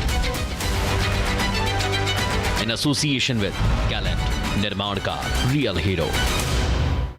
Amity has been ranked India's #1 not-for-profit private university for 11th year, with top 10 ranked institutions in management, engineering, biotech, law, masscom, telecom, hospitality, fashion and more. Yet another top ranking for Amity University. Retirement के बाद लाल sports car लूं या world tour? तू खाली पुलाव ना, मैं order करूं। पुलाव नहीं, प्लान लाइफ इंश्योरेंस का रिटायरमेंट प्लान, गारंटीड पेंशन के साथ। सपनों को रखो सुरक्षित रिटायरमेंट प्लान के साथ। सबसे पहले लाइफ इंश्योरेंस। MDH केसर का हो बहाना, कश्मीरी पुलाव या हो बिरयानी खाना, केसरी चाय दूध रसमलाई केसरी लड्डू हलवा याद आना, यही तो है MDH केसर का बहाना। MDH शुद्ध केसर, खुशबू ऐसी जो दिल जीत ले। MDH ये बेस्ट है मैम। पर पहले वाला क्यों नहीं? अजय भाई, this one's for you। पहला ऊपर एश्योरेंस देने के लिए। ऐसा क्या है इसमें? Advance quality.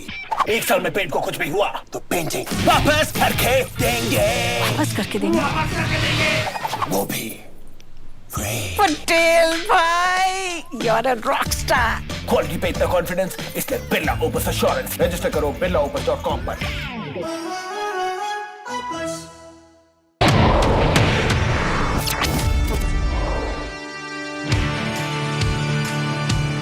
मेरा फर्स्ट टाइम सीनियर नेशनल था उत्तराखंड में। कोई एक्सपीरियंस नहीं था। जब मैं पहली बार बोर्ड में उतरा, हीट क्वालिफाई की और फाइनल तक पहुंच गए। वो नेशनल गेम के लिए क्वालिफाई राउंड भी था, तो फिर मैंने नेशनल गेम के लिए क्वालिफाई किया। इतने सारे जो लोग हैं मेरे साथ, वो 4, 5, 6 सालों ने हो गए इस गेम को करते हुए। इतना कम समय में इसने ये सब अचीव किया।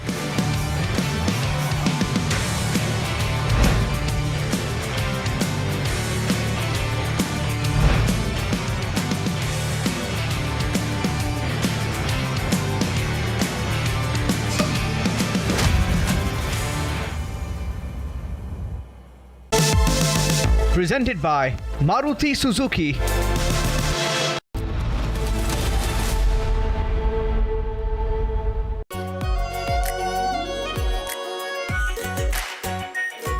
Pure Shahi Paneer Masala. Delicious, healthy, every day.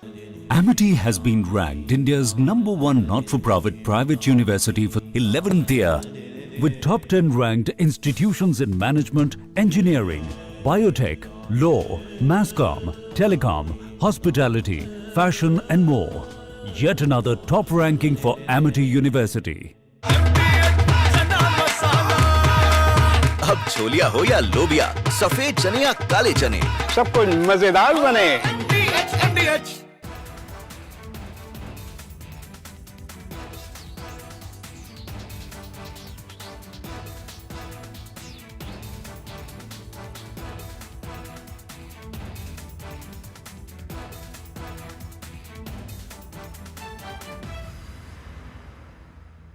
Today, a coward decided to take our 8-year-old son Fletcher away from us. Because of their actions, we will never be allowed to hold him, talk to him, play with him, and watch him grow into the wonderful young man he was on the path to becoming. For Ralph! Justice for Ralph! Justice for Ralph! Justice for Ralph! Justice for Ralph! Families in Minneapolis are mourning. Our Greater Annunciation Fellowship is mourning.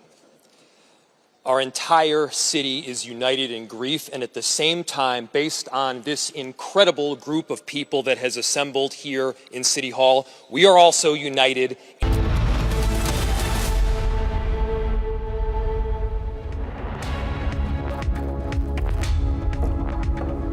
A very good afternoon, viewers. You're watching Live and Breaking, and I am Rakhta Mishra with you. Let's get started with all the top stories of the day that we're tracking for you at the top of this hour.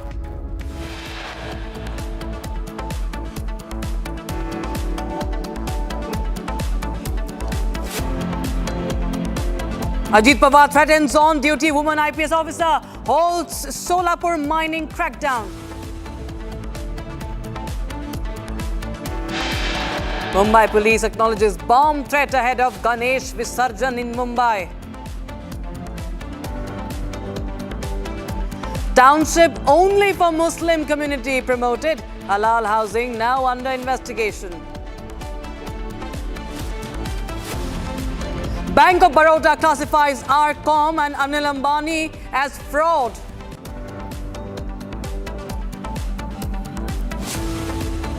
Kerala Congress apologizes after deleting Bihari BD post.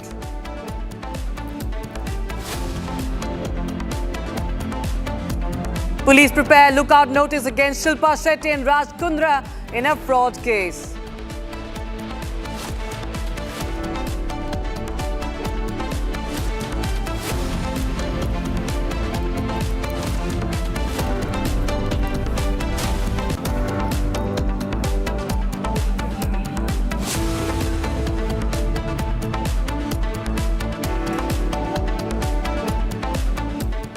Now, a controversy has erupted involving Deputy Chief Minister of Maharashtra Ajit Pawar and an IPS officer Anjana Krishna, who was leading a crackdown on illegal mining in Solapur.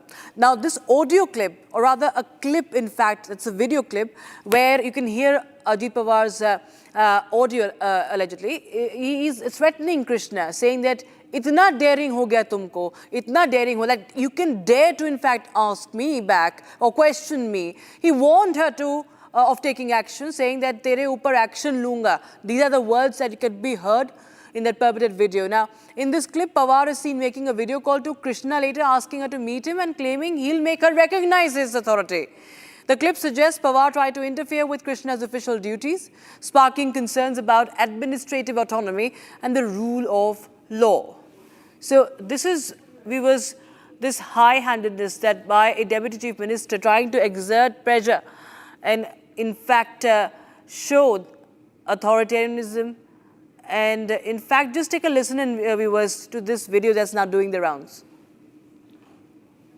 तो request की ना, हाँ, तो हमको उनको मदद करने का ही काम है सर। मिनिस्टर आपके साथ बोल रहा हूँ, मैं आपको आदेश देता हूँ कि वो रुकवाओ और आप जाओ और तहसीलदार को बताओ कि अजित पवार जी का फोन आया था, डिप्टी चीफ मिनिस्टर ने मुझे कहा ये सब रुकवाने के लिए, क्योंकि अभी मुंबई में जरा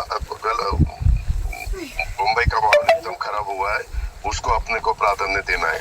मेरा नाम बताओ उनको सर। वो मुझे आप एक काम कीजिए, आप मुझे मेरे फोन में मतलब डायरेक्ट कॉल कीजिए ना। एक मिनट, मैं तेरे ऊपर एक्शन लूंगा। अभी मैं खुद आपके साथ बोल रहा हूँ कि आप मुझे डायरेक्ट कॉल बता दिए। सर मुझे कैसे पता है आप सर समझ रही है सर, जो आप बोल रही है समझ रही है, पर मुझे सुनो मुझे देखना है ना, तेरा नंबर दे दो या व्हाट्सएप कॉल करो। ठीक है सर, मैं यहाँ से बोल देता हूँ। ठीक है सर, मेरा चेहरा तो आपको समझ में आएगा ना। ठीक है सर। इतना आपको डेयरिंग हुआ है क्या? स्पेशल ऑफिस है हमको, हाँ, तो हमको उनको मदद करने का ही काम है सर। मिनिस्टर आपके साथ बोल रहा हूँ, मैं आपको आदेश देता हूँ कि वो रुकवाओ और आप जाओ और तहसीलदार को बताओ कि अजित पवार जी का फोन आया था, डिप्टी चीफ मिनिस्टर ने मुझे कहा ये सब रुकवाने के लिए, क्योंकि अभी मुंबई में जरा मुंबई का माहौल एकदम खराब हुआ है, उसको अपने को प्राधान्य देना है। मेरा नाम बताओ उनको सर। वो मुझे आप एक काम कीजिए, आप मुझे मेरे फोन में मतलब डायरेक्ट कॉल कीजिए ना। एक मिनट, मैं तेरे ऊपर एक्शन लूंगा। अभी मैं खुद आपके साथ बोल रहा हूँ कि आप मुझे डायरेक्ट कॉल बता दिए। सर मुझे कैसे पता है आप सर समझ रही है सर, जो आप बोल रही है समझ रही है, पर मुझे सुनो मुझे देखना है ना, तेरा नंबर दे दो या व्हाट्सएप कॉल करो। ठीक है सर, मैं यहाँ से बोल देता हूँ। ठीक है सर, मेरा चेहरा तो आपको समझ में आएगा ना। ठीक है सर। इतना आपको डेयरिंग हुआ है क्या? Being joined by Yashvardhan Azad, he's a former IPS officer who is on the phone line with us. Mr. Azad, well, we clearly can see Deputy Chief Minister of Maharashtra exerting his authority. In fact, he is trying to interfere with duties. How do you see this in your experience? I mean, we've heard of such things, but this time it's caught on camera. Yeah, absolutely. I'm shocked to see this man, a politician, who's giving a direct illegal order and almost in front of the public, because this is a different phone. This is not even the phone of that particular officer. This is not even the phone of that somebody in authority. And he's trying to put pressure on her. This is shocking. And I think the first action which should be taken should be against this man, particular for giving an illegal order.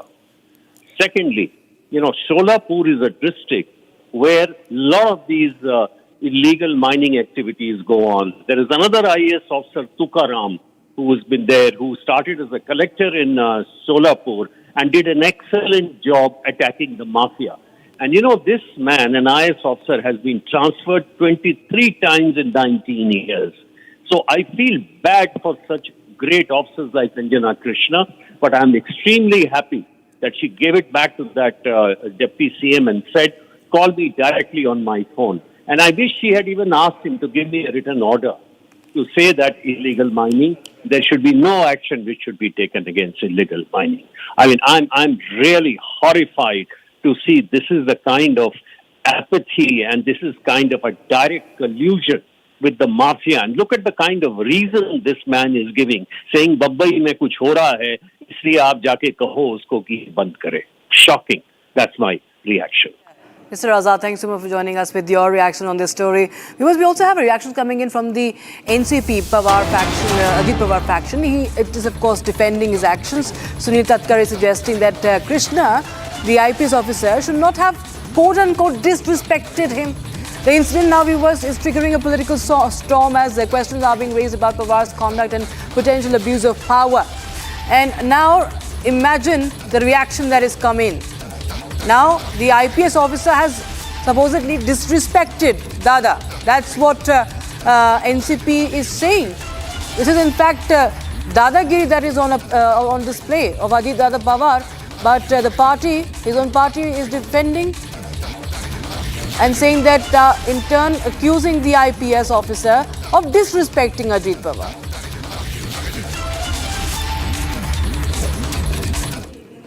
As far as what I took the impression from the ground level, it was the road was required for going to the farmers and some others, local people, and for which the work order was also given, and some soil or the murum was supposed to be there. So one worker must have called Dada, so Dada spoke to her. See, Dada's tone is naturally that. He never talked arrogantly. The people are, alleging against him, that is totally baseless. His voice naturally is like that.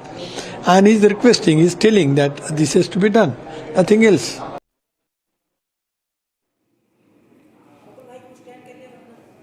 The impression from the ground level, it was the road was required for going to the farmers and some others, local people, and for which the work order was also given, and some soil or the murum was supposed to be there. So one worker must have called Dada, so Dada spoke to her. See, Dada's tone is naturally that. He never talked arrogantly.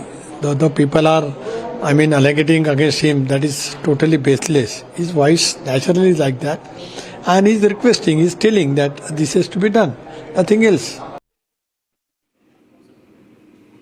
In fact, we are also getting in responses from our viewers. This is from the Nationalist Collective. Because it's not just the IPS officer who are infuriated looking at this, Akanksha. There are also people that are viewers, members of Nationalist Collective that are in fact raising their voices and highlighting that how such netas must be called out.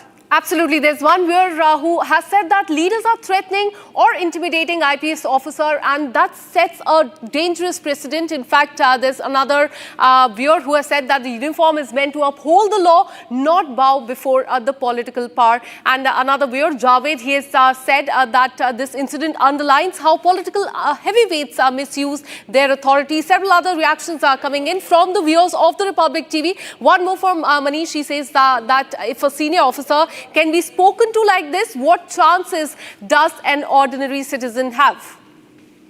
Absolutely. And we have ex-DGP of Uttar Pradesh, Mr. Vikram Singh, joining us on the broadcast.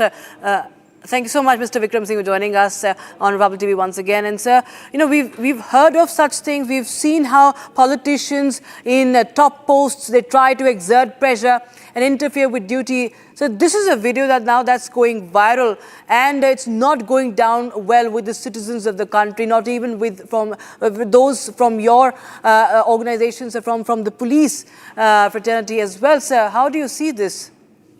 Good afternoon, ladies. I have seen this video multiple times, and I have understood and ingested every word uttered by both the parties. What Mr. Pawar says is absolutely unacceptable, intemperate to say the least, and in very poor taste.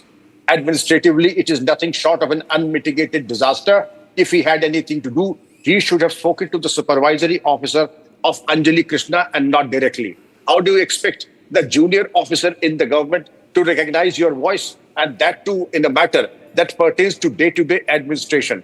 This is not something that is in principle that you should have abstained. हम तेरे खिलाफ action लेंगे. What kind of a crass language is this? This is absolutely unacceptable from the level of a deputy chief minister. I am very disappointed to see that this crass language is being used on a lady officer on duty. What to talk of others? Now, I had expected a lot better. The lady officer would do well, and the DGP Maharashtra also, to take up the matter with the government, that there is a system in every police regulation that if the political bosses have something to say, it should be routed via the DGP and vice versa, and not otherwise. No direct short-circuiting is ever allowed. That is in very bad taste, illegal, and absolutely poor in law. Therefore, my advice to the Deputy Chief Minister would be to abide by the protocol, use temperate language, and abstain from threatening women and other officers in uniform, because there are likely to be consequences. In any case, what you have done also falls in the purview of a legal action against you. Please don't transgress the rule of law. You're supposed to uphold the rule of law, protect those who are upholding the rule of law, and not to give verbal illegal instructions, which you have done just now. Absolutely. VVIP power play at display. In fact, so stay on with us. We have a breaking news coming in. Shiv Sena UPD spokesperson has questioned Maharashtra government after the video of Maharashtra Deputy Chief Minister Ajit Pawar has gone viral on social media, in which he is scolding the IPS officer Anjana Krishna over the action on illegal excavation that has now gone viral. Listen into this reaction.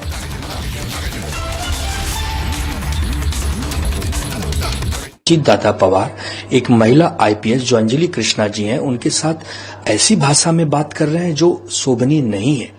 एक महिला IPS अधिकारी को जिम्मेदारी है कि अवैध खनन को रोकना चाहिए, वो बिल्कुल उसको रोक रही थी। और अजीत दादा पवार कह रहे हैं कि तहसीलदार को कहो कि अजीत दादा पवार हूं मैं, डिप्टी चीफ मिनिस्टर हूं, ये कार्रवाई बंद करो क्योंकि मुंबई में इस समय अफरा तफरी का माहौल है। ये कितना दुर्भाग्यपूर्ण व्यवहार है।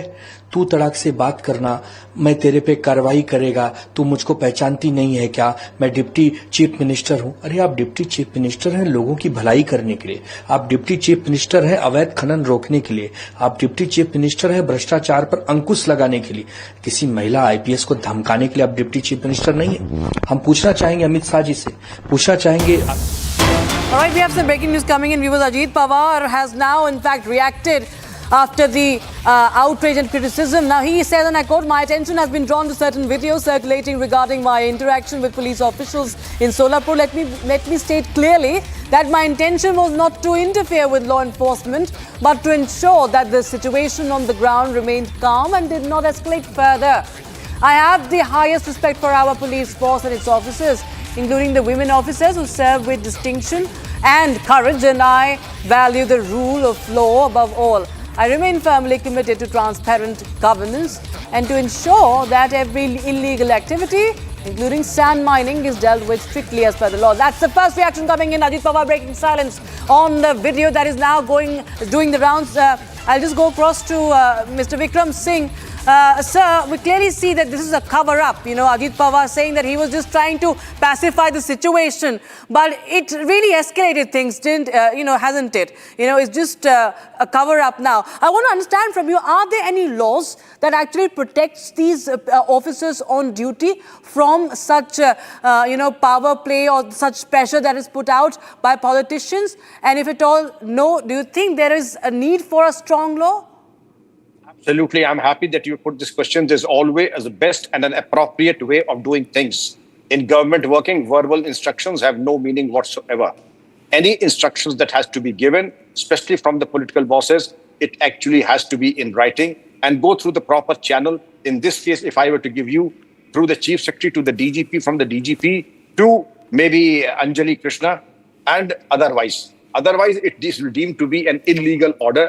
And no verbal or illegal orders are to be accepted, because the manual of government orders says that in so many words, no verbal or illegal orders are to be accepted. And if any verbal orders are given, they have to be reduced in writing and sent back to the supposed person, in this case, the Deputy Chief Minister's office. If these verbal instructions came via the telephone or the mobile phone at this point of time, from this number to this number, Please verify if it is a fact and route them via the Director General of the Police or the Police Commissioner. Otherwise, they will not be accepted at all. Yes, stay on with us, Mr. Vikram Singh. Kanksha, clearly he has failed to, apologize. He has not apologized. If he, respects the IPS officer, he should have at least, issued an apology. It's just a clarification. He is just trying to show that he did not mean to do what, in fact, it is being interpreted as. Just viewers, take a look once again, and you, the viewers, decide what had really happened. Special officer ही हमको हाँ तो हमको उनको मदद करने का ही काम है सर। मिनिस्टर आपके साथ बोल रहा हूँ, मैं आपको आदेश देता हूँ कि वो रुकवाओ और आप जाओ और तहसीलदार को बताओ कि अजित पवार जी का फोन आया था, डिप्टी चीफ मिनिस्टर ने मुझे कहा ये सब रुकवाने के लिए, क्योंकि अभी मुंबई में जरा मुंबई का माहौल एकदम खराब हुआ है, उसको अपने को प्राधान्य देना है। मेरा नाम बताओ उनको सर। वो मुझे आप एक काम कीजिए, आप मुझे मेरे फोन में मतलब डायरेक्ट कॉल कीजिए ना। एक मिनट, मैं तेरे ऊपर एक्शन लूँ।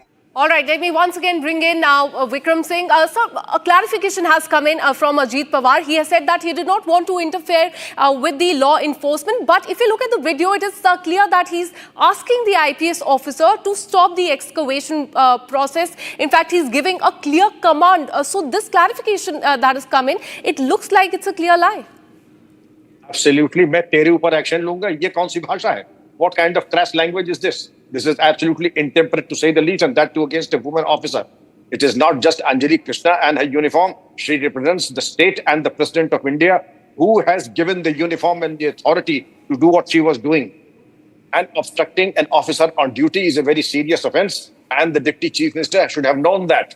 If he had any reservations about what she was doing, the Deputy Chief Minister should have approached the District Magistrate or the Police Commissioner and routed his instructions through them, rather than speaking to the officer directly on the site without so much as, because in any case, the manual of government orders says you cannot give verbal instructions. You cannot give illegal instructions. This is basically that you leave the spot, ask the Sahildar to speak to me, under what circumstances, how am I to know? Am I a face reader? I'm a junior officer. The lesser mortals like me would not even know who the Deputy Chief Minister is and what is his voice like. That is probably presuming the word. The fact of the matter is that there's always a procedure, and the procedure was, as I had mentioned earlier, route your instructions in writing, and in today's time it would have taken as much time as a telephonic conversation that it is routed via the Police Commissioner or the DGP. Right, sir, don't you feel that there should be, a very solid action, or there should be some pressure on the politicians? They should be made to feel that they cannot interfere with any duty and not even insult, because an example, it's high time that example should be set in. This is 2025. This mindset has to be changed as we are evolving. There are more young politicians that are coming in, and we are known as one of the largest democracy. But in a democracy, if such instances keep happening, it's very discouraging for, in fact, officers to function and crack down on corruption. Very much, and to say that you are already put the pressure on the Deputy Chief Minister, that he has come out with a statement, although it is a very loose kind of a statement and lukewarm in its approach. It would have been much better if he had said the purpose was not to intimidate, browbeat or harass the officer, but to give some meaningful guidance. But he again chose to err on the other side, and perhaps ego indeed, if it is bruised, perhaps it takes a lot of time to admit one's mistake. You really have to be very mature to admit your mistake. And in this case, the Deputy Chief Minister has not admitted his mistake and misdemeanor, but he has tried to whitewash whatever he has done. But you very rightly mentioned, in today's times, it is unacceptable. And I must compliment you and your channel for bringing out the truth so vociferously, so that the nation today knows who has transgressed the rule of law and propriety. Absolutely. In fact, sir, I want to ask you, in your career, have you come across any such politician, and how did you deal with them, or your colleagues dealt with them when it comes to the arrogance? Please understand, I am from Uttar Pradesh, and it is a dime a dozen when you have to face such situations, and then you have the experience and nerves of steel to tell them, sir, I don't recognize your voice, I'd be much obliged. as per the police regulations, you could send a written communication and the matter ends. I don't take verbal instructions and I don't take illegal instructions. Much as I would like to, but my advice to youngsters, I don't even try that.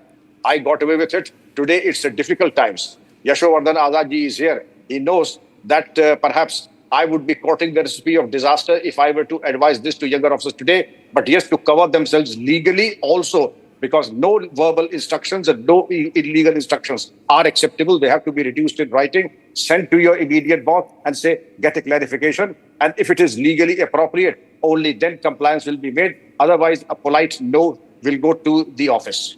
Right. We also have former IPS officer Yashovardhan Azad joining us on the broadcast. Thanks so much for coming live. And sir, we have to understand, I think it's high time that the politicians should stop daring to, in fact, interfere with duties. And this has been happening for the longest time, and it's shameful. Thank God that this video, in fact, had surfaced. Otherwise, such things keep happening. And we've seen public memory shots, unfortunately. Don't you think that there should be some action that actually sets up a precedent? As I already said, this kind of a hubris and this kind of shamelessness on the part of Mr. Ajit Pawar, who calls himself the Deputy Chief Minister, the first action should be taken is against him for making this kind of a statement and giving an illegal order in public to a police officer, an IPS officer, is to stop action, rightful action against illegal mining. Yes, I totally agree with you. And I wish the party and the Central High Command does take action against him, because this kind of a public, speaking to an officer has never been seen. Yes, you're right, that the politicians have been doing it all along. In fact, as I said earlier, Sholapur is the place for many such battles. And there was a collector, Tukaram, about whom I have tweeted openly, that he has been transferred 23 times in 19 years. He was a collector in Solapur, where he took action against the mafia. These things are happening all over. I mean, there is a collector in Bhind who has taken action against sand mining. And he went to a police station to register a case against the MLA.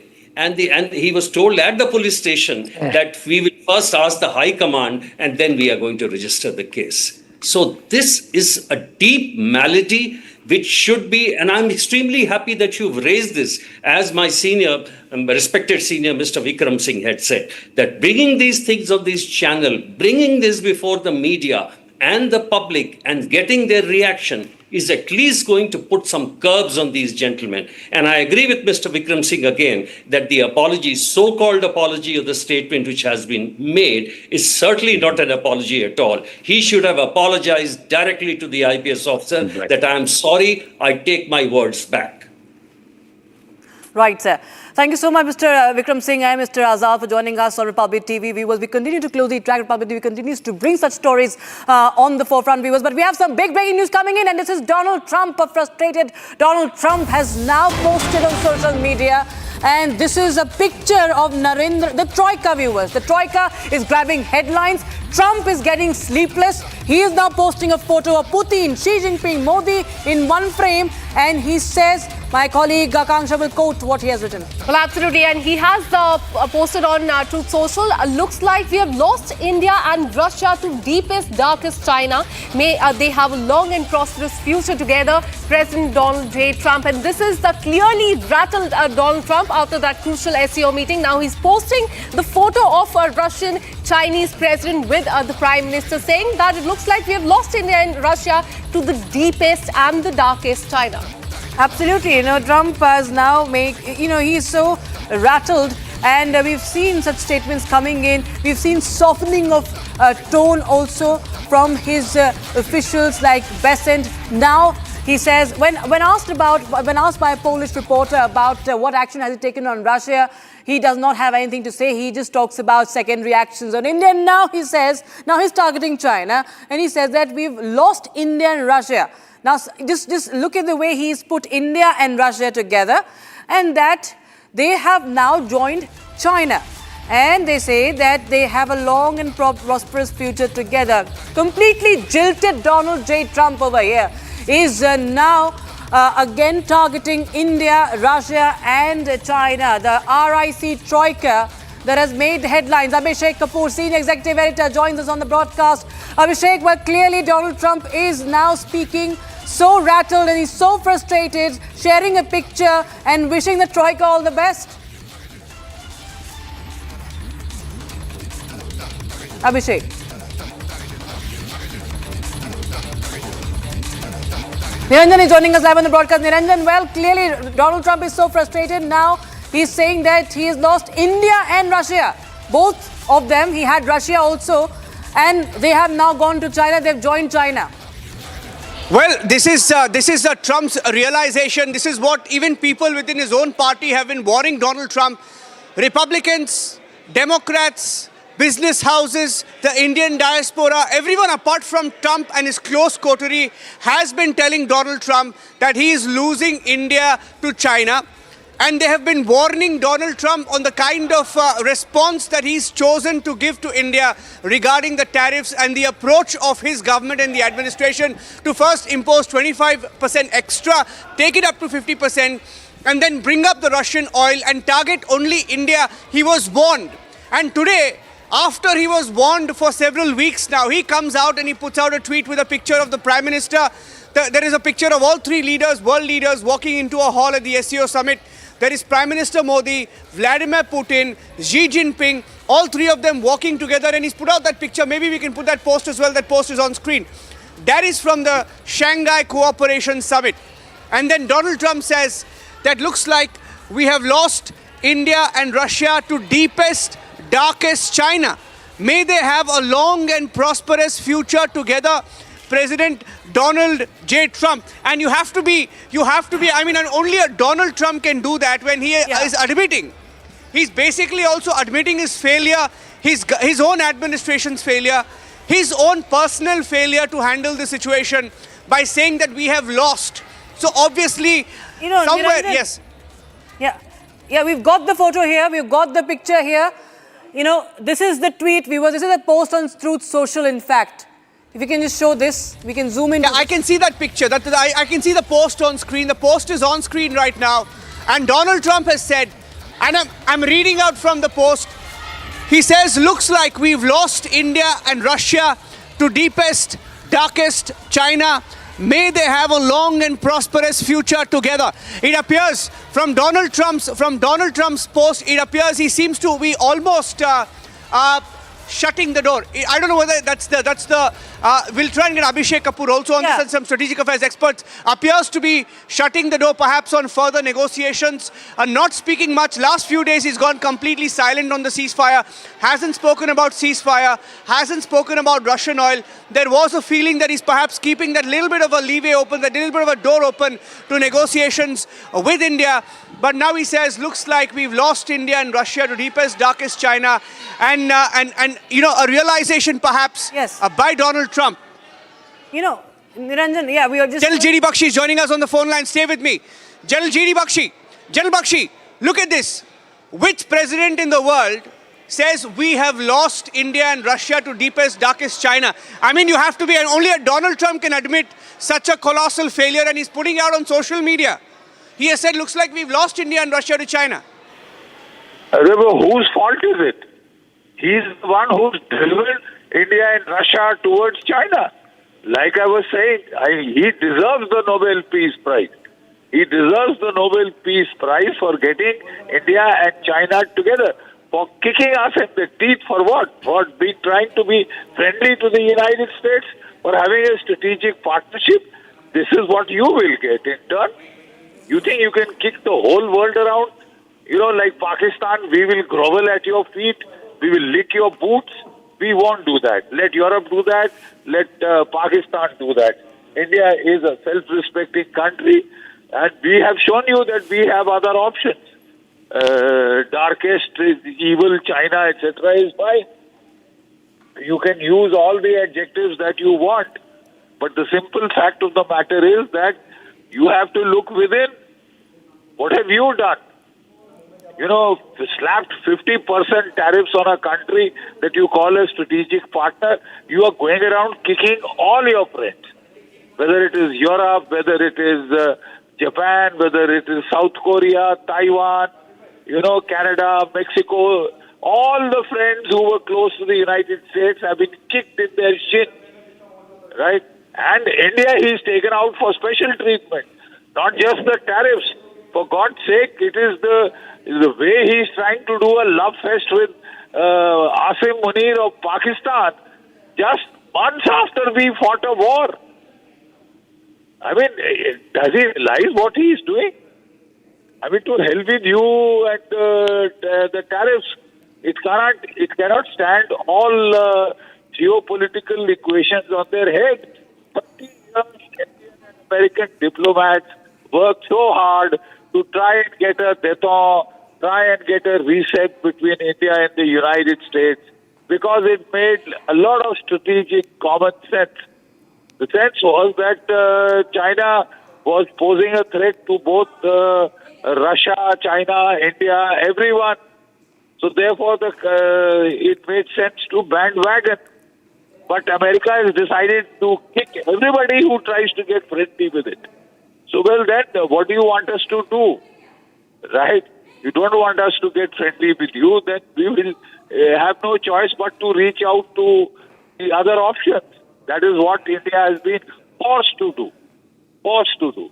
And now you are saying, looks like we've lost India and China. Certainly, sir, you have. You have.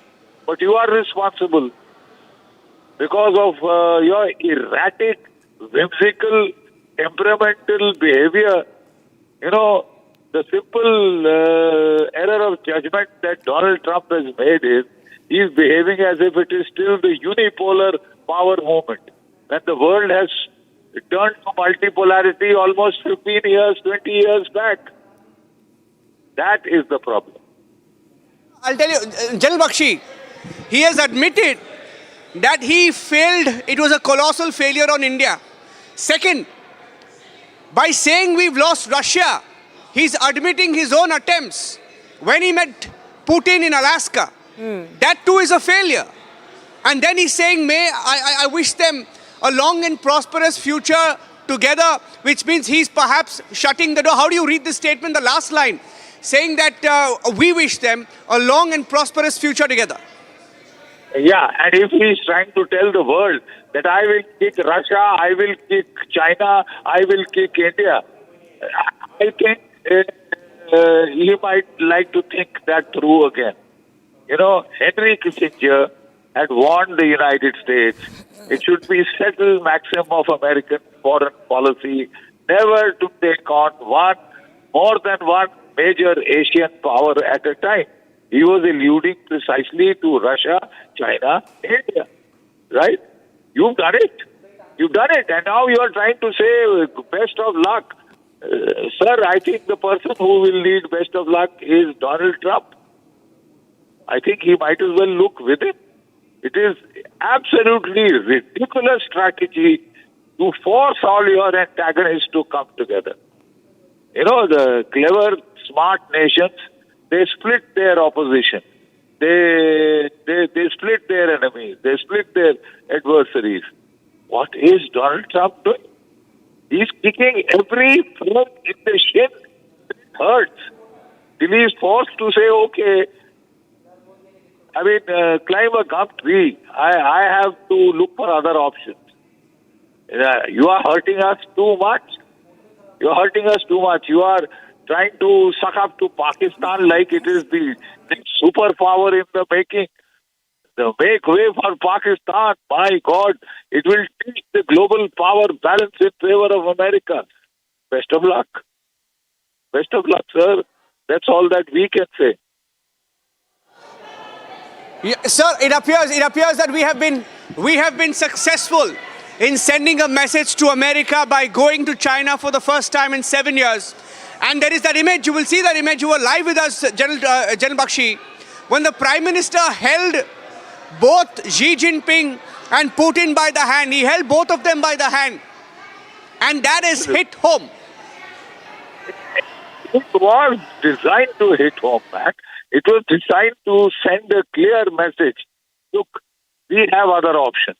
If you are going to misbehave, if you are going to be so unruly, so unpredictable in your behavior so that nobody else can do any long-term strategic planning of any decent sort.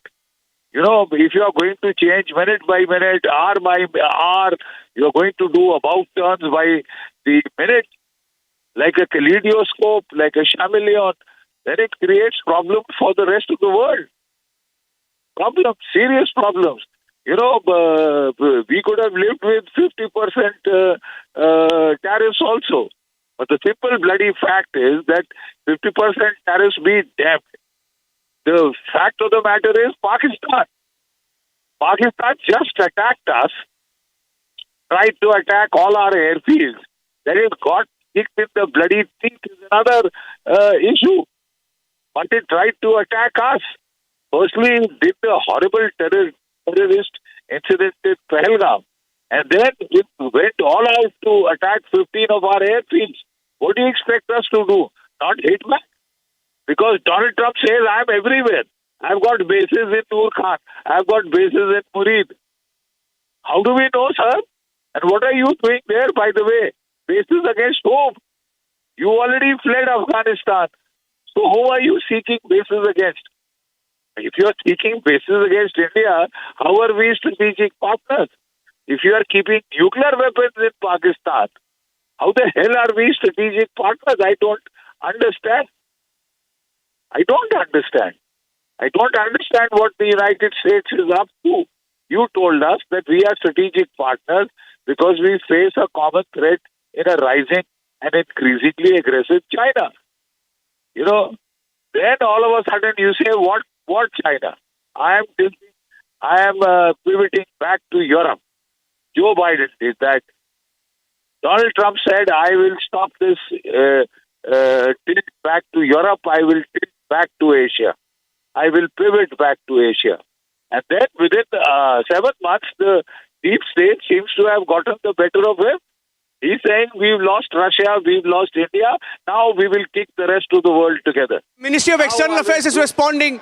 Ministry of External Affairs is responding. I'm cutting across live. It's for the first time that they're responding. Cutting across live. और भारत और चीन की जो सामरिक संबंध हैं वो पटरी पर लौटेंगे.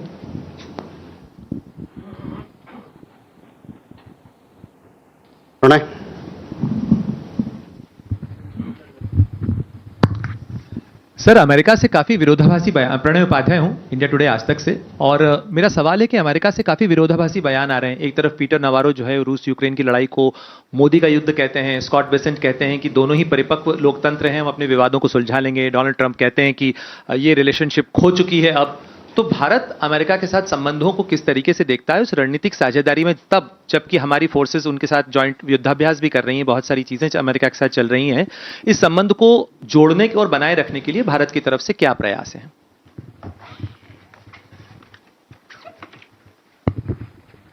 Okay, Ayushi. So this is Aisha from ANI. The Prime Minister of Nepal, during a meeting with Chinese President Xi in Tianjin, has once again objected to India restarting trade through the Lipu Lake Pass, saying that the territory belongs to Nepal. Any comments on such objections? Okay, first let me come to Kadambini, your question regarding the post. I have no comments to offer on this post at this point. मधु, ये आपका सवाल भी इस पे था, तो इस पे हमारे पास अभी टिप्पणी करने के लिए कुछ नहीं है. इनका मैं बाद में जवाब देता हूँ. Siddhant, your question regarding the protests that we saw in Australia. We all are aware that anti-immigrant protests happened in several cities in Australia on 31st of August. Our High Commissioner and our Consulates General in Australia, they were in regular. All right, we're getting Republic TV. Broke it first. Donald Trump's Truth Social post on the Troika that's rattling him, giving him sleepless nights. It looks like we have lost India and Russia to deepest, darkest China. May they have a long and prosperous future together, says President Donald J. Trump on social media. And he tweets that photograph. And you can see, viewers, how this has rattled him. And this is coming in after, viewers, we saw the bonhomie amongst the three leaders. And Donald Trump, remember, is very frustrated and he's scared. He has acknowledged, MEA has also said, MEA in fact refused to comment on on Trump's Truth Social post. So MEA says it has no comments to make on Trump's Truth Social post. It's a big statement that has come in from the President of the United States. This is coming in just a day after Trump had in fact filed, moved the Supreme Court to overturn the lower court's order on the tariffs, saying it's important to uphold the tariffs on India. And it seems that he is somewhere scared also, not to forget. He's acknowledging, first of all, the failure of his efforts when he meets the president of Russia, Vladimir Putin, and also when he sees what happens in SCO, how Putin says that this is not the way to speak to powers like India and China.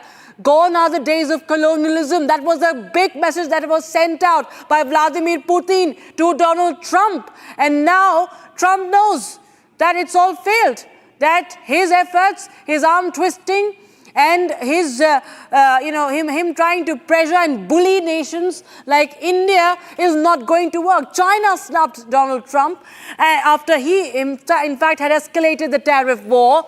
India is also not budging. India refuses to budge. And this is what it ends up looking like. Donald Trump, the President of United States, tweets, he posts on Truth Social saying that he has lost India, he has lost Russia to the deepest, darkest China. And now he wishes them all the very best. So it's a state of meltdown. The White House is in a state of meltdown, viewers. Donald Trump is frustrated, he is jilted, and he attacks India in this latest post. And we have strategic affairs expert Madhav Nalapat joining us on the phone line. Mr. Nalapat, well, Donald Trump clearly is very much frustrated. He tweets this picture and says that we have lost China, we have lost India and Russia. You feel that, Donald Trump has finally come to some realization and accepted defeat, that it's not going to work. His bullying is not going to work. Well, look, about deepest, darkest China, when he appointed his cabinet, many of them saw China in the same dark colors as President Trump was in his post. But may I remind you, there have been several other posts in which he has heaped fulsome praise on China, fulsome praise on President Xi. And now, if he's talking of deepest, darkest China, from the U.S. point of view, that's accurate for a simple reason, that the Chinese are trying to overtake the U.S. as the number one economy in the world. And that will cause a collapse of the dollar, a collapse of confidence in the U.S. As an investment destination, and it will be quite a disaster. But the reality is that one person who is bringing this disaster closer rather than further away is President Trump himself. The way he has attacked India, not only in his post, but through vicious and unmerited tariffs, the way he is, hot and cold on Russia. Right. Sometimes he praises Putin, sometimes he opposes Putin, sometimes he threatens Putin, sometimes he cajoles Putin. So the question, I think the MEA is quite right not to comment on a post of his, because frankly, you can't take this post seriously, because in a few hours, it may be overtaken by a completely contradictory post by Donald J. Trump. Mr. Nalpat, thanks so much for joining us on the phone line. We have Major General Shashi Asthana joining us on the broadcast. Major General Asthana, well, complete meltdown in the White House, it seems. Donald Trump is so frustrated, and he has acknowledged that his attempts have failed. Attempts to talk to Putin, attempts to escalate the tariff war, they have all gone for a toss, and it is his defeat. And now he wishes the Troika all the very best. Certainly, this is the frustration of President Trump coming out in the form of various tweets. I think he has realized that his foreign policy on India and the tariff policy on India has absolutely gone awry, and it is he has been bragging on. Pranay, ये हम लोगों ने पहले भी कहा है कि दोनों देशों के बीच में एक कॉम्प्रिहेंसिव ग्लोबल स्ट्रेटेजिक पार्टनरशिप है और हम चाहते हैं कि इस पार्टनरशिप को जो मुद्दे तैयार किए गए हमारे बीच में एक सब्सटेंटिव एजेंडा जिसको बनाया गया है उस पर काम करके हम इसको आगे ले जाएं दोनों देशों के बीच में एक आपसी समझ के साथ दोनों के शेयर्ड इंटरेस्ट के साथ और साथ ही साथ म्यूचुअल रिस्पेक्ट के साथ. That's a statement coming in on Navarro by the MEA. Navarro's comments are inaccurate and misleading. We reject them. New Delhi rejects Peter Navarro's rants and insultful remarks. MEA says that his comments are inaccurate and misleading. And we go back to our expert, geostrategic expert, Major Asthana, sir. MEA has clearly rejected Mr. Peter Navarro's statements. You know, we've seen that he has continued to make statements against, New Delhi. Literally he has insulted New Delhi time and again. See, Navarro is basically an aide of Trump, and because of he can't find any logic in what President Trump is doing in terms of tariffs and in terms of its policy on India. So therefore, he is taking out whatever he can from the kind of remarks which he is making, which are absolutely condemnable and irresponsible. And I am sure the MEA has appropriately condemned it. At the same time, we can also say that Indian foreign policy and Indian diplomacy has been matured enough not to respond in kind by going down to the level of Navarro, because our statements have been absolutely matured and which make a lot of diplomatic sense.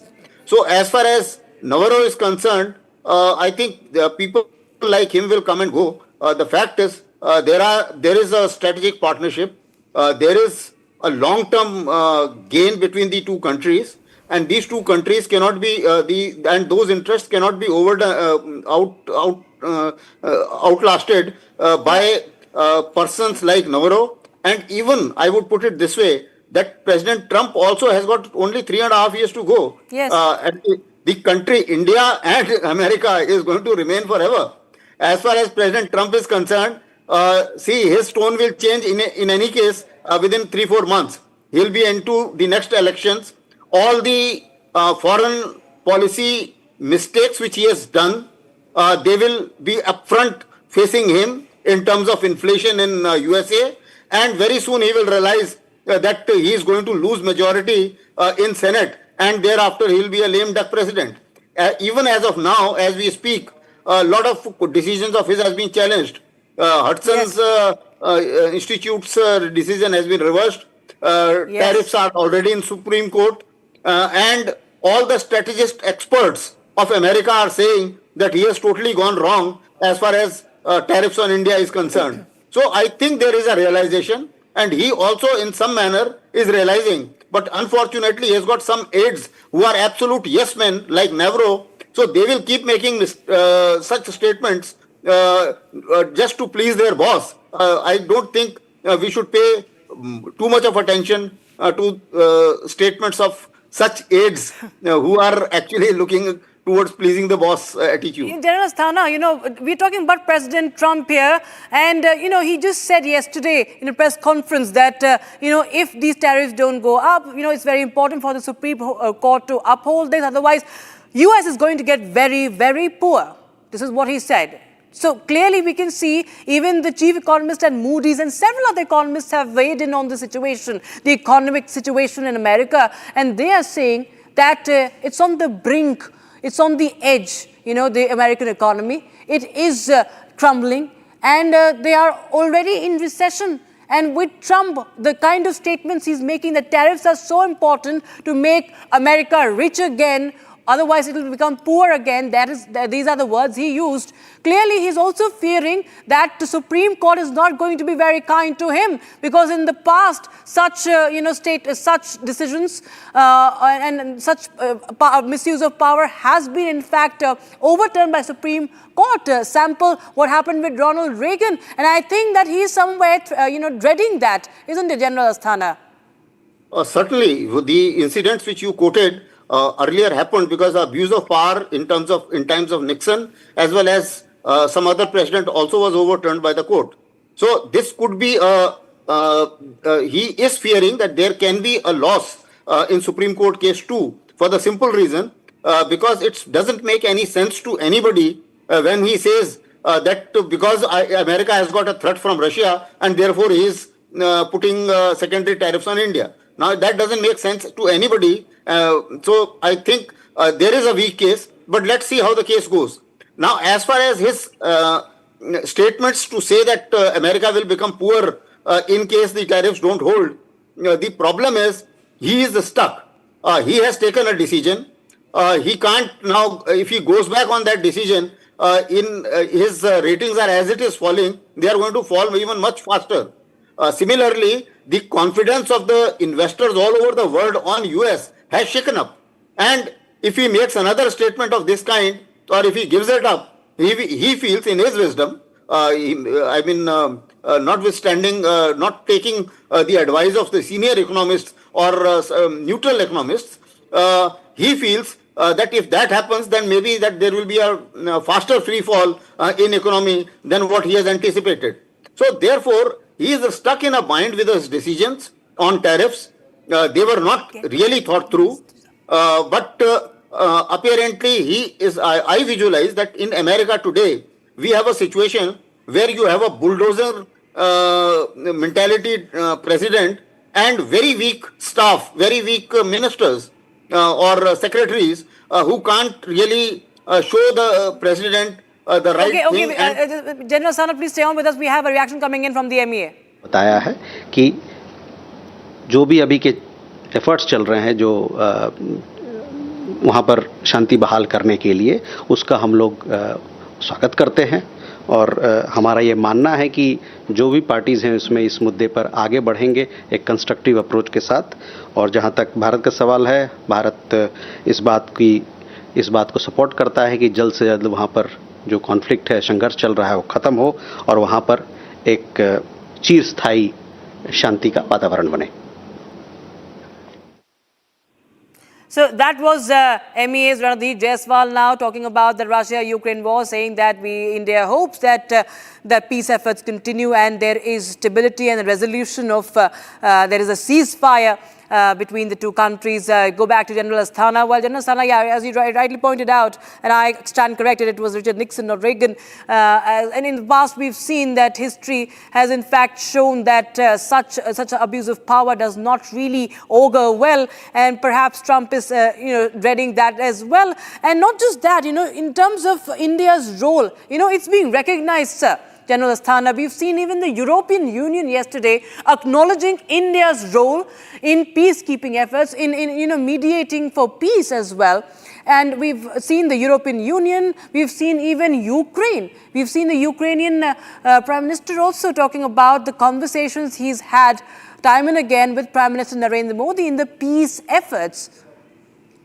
See, there is no doubt that Prime Minister Modi's equation with Putin is recognizable and is substantial, and they hold a very good rapport with each other, and therefore everybody feels, and rightly so, that President Putin would certainly listen to Prime Minister Modi's advice. But the question is, there is a situation in Russia-Ukraine war wherein we would not mediate, and India should not mediate till the time both the parties ask for it. As of now, that situation has not arrived. So we have not formally done any kind of mediation, although the conversations are on between Prime Minister Modi and Putin, and I am sure they must have discussed Russia-Ukraine war at length. Now, let me put things in correct perspective as far as Russia-Ukraine war is concerned. See, this war will not, I repeat, will not end till the time Russia captures the remaining 30% of Donetsk region. Now, whether he gets it by negotiations or he has to physically capture, whichever is earlier, that is the time where I visualize that this war or any meaningful negotiations will take place. For the simple reason, because Russia has set an aim, and the aim is that they have also included Donbass region in their constitution. They will not let it go halfway, so they will capture it irrespective of the cost, number one. Number two, the other part they have already achieved, making a corridor right up to Crimea. And thereafter, that is why President Putin has given an option that if Ukraine moves out of the remaining Donetsk region, he may make some concessions in Zaporizhia region as well as in Kherson region. He may give some land there to make sure that there is a viable defense line along the Dnieper River. And anything which he has captured on the Ukrainian side of Dnieper River, that he may give it back. So this is the kind of thing which perhaps the Russians may be looking for. But Europeans supporting Ukraine, they feel that more the war prolongs, more the Russia will weaken, and perhaps they will have more security. And they are least bothered as to how many... Absolutely. The efforts continue, and India's role is also being recognized, and Donald Trump is completely in a state of meltdown. Viewers, thanks so much. General Asthana, thanks so much for joining us. Viewers, we're similar to a very, very short break, but Republic TV continues to get you all the latest updates on this big story that we have just broken, and much more lined up for you on the other side. Don't go anywhere.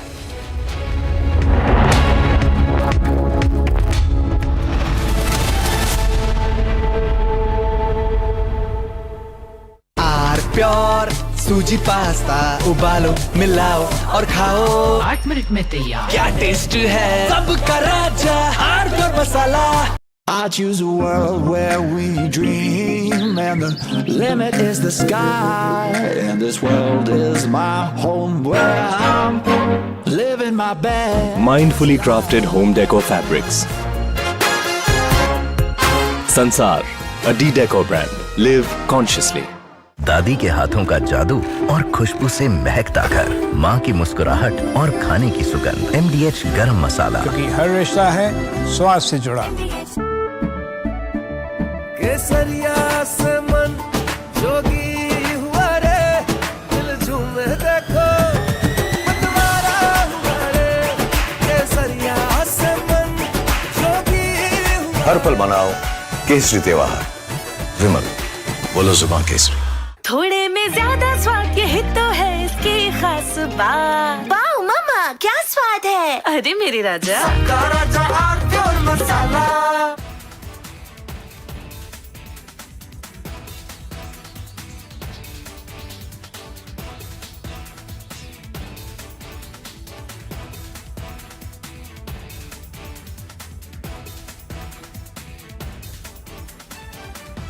MDH की हल्दी मिर्ची धनिया करे कमाल, ये रंग दे, ये खुशबू दे, ये तीखा, ये कम पड़े, क्या निराला MDH मसाला। केसरिया से मन जोगी हुआ रे, दिल झूमे देखो मतवारा हुआ रे। केसरिया से मन जोगी हुआ। हर पल मनाओ केसरी त्योहार। विमल, बोलो जुबान केसरी।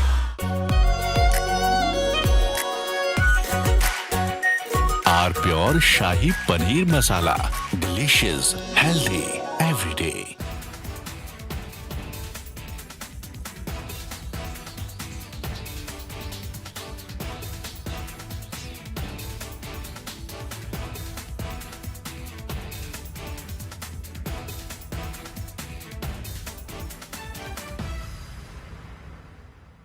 आधे बाउल दही में 4 चम्मच MDH चटनी पुदीना मसाला डाला, स्टर करो, पुदीना चटनी तैयार। MDH चटनी पुदीना मसाला। Here we didn't want to bring out the big charts because it had no chance of standing. Fortunately, we came armed with a little smaller chart. So it's 67%, so we're going to be charging a discounted reciprocal tariff of 34%, I think.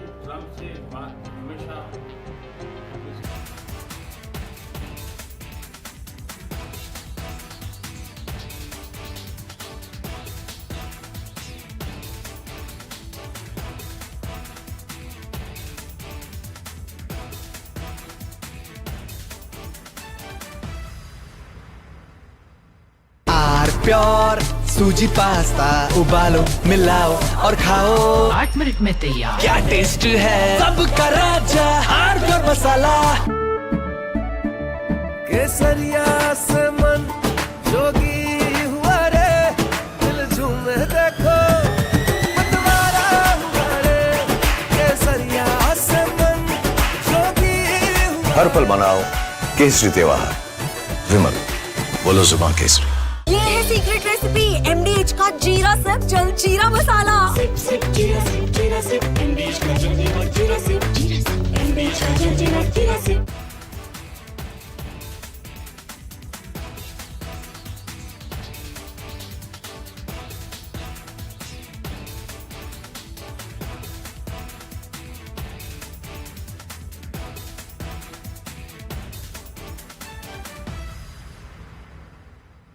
Yesterday, a coward decided to take our 8-year-old son Fletcher away from us. Because of their actions, we will never be allowed to hold him, talk to him, play with him, and watch him grow into the wonderful young man he was on the path to becoming. Justice for Ralph! Justice for Ralph! Justice for Ralph! Justice for Ralph! Justice. Families in Minneapolis are mourning. Our Greater Annunciation Fellowship is mourning. Our entire city is united in grief, and at the same time, based on this incredible group of people that has assembled here in City Hall, we are also united in action. Justice for Ralph! Justice for Ralph! Justice for Ralph! Justice for Ralph! We need. Mumbai police acknowledges bomb threat ahead of the Ganesh Visarjan tomorrow. Township only for Muslim community promoted in Maharashtra. Halal housing now under the scanner. Bank of Baroda classified RCom Anil Ambani as fraud. Kerala Congress apologizes after deleting the Bihari BD comparison post. Police prepares lookout notice against Shilpa Shetty Raj Kundra in a fraud case.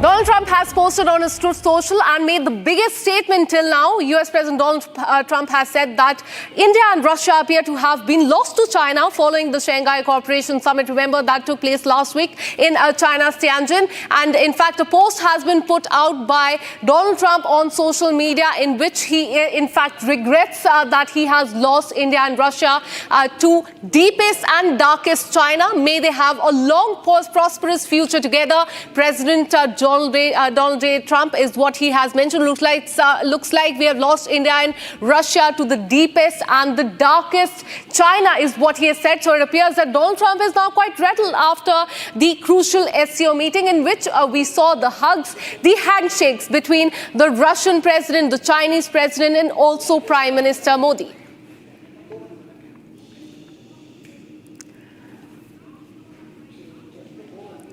All right, so we'll continue to, in fact, get you expert on this. But this is what Donald Trump has said. He has said that it appears that we have lost India and Russia to China. But remember, several experts in the past few days have been hinting at the United States, telling the United States President Donald Trump that India is shifting from United States towards China and Russia. And this was a warning that was given.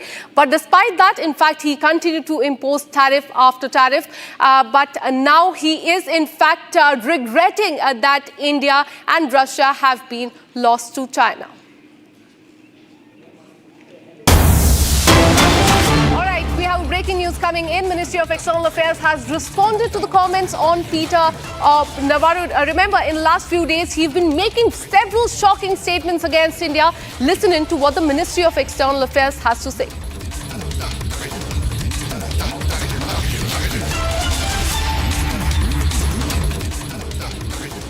We have seen the inaccurate and कि किस प्रकार से हम भारत और America के रिश्ते को देखते हैं। कृष्ण मोहन जी, आपका सवाल भी भारत और अमेरिका को लेके है, रिश्तों से लेके है। यही मैं कहूँगा, हमने कहा अभी कि एक साझेदारी, एक कॉम्प्रिहेंसिव पार्टनरशिप है, स्ट्रेटेजिक पार्टनरशिप है, और इसमें जो सब्सटेंटिव एजेंडा है उसके साथ हम आगे बढ़ना चाहते हैं। इस बेसिस पे कि दोनों देशों के हितों को रखा जाए और साथ में आपसी दोनों में म्यूचुअल रिस्पेक्ट हो।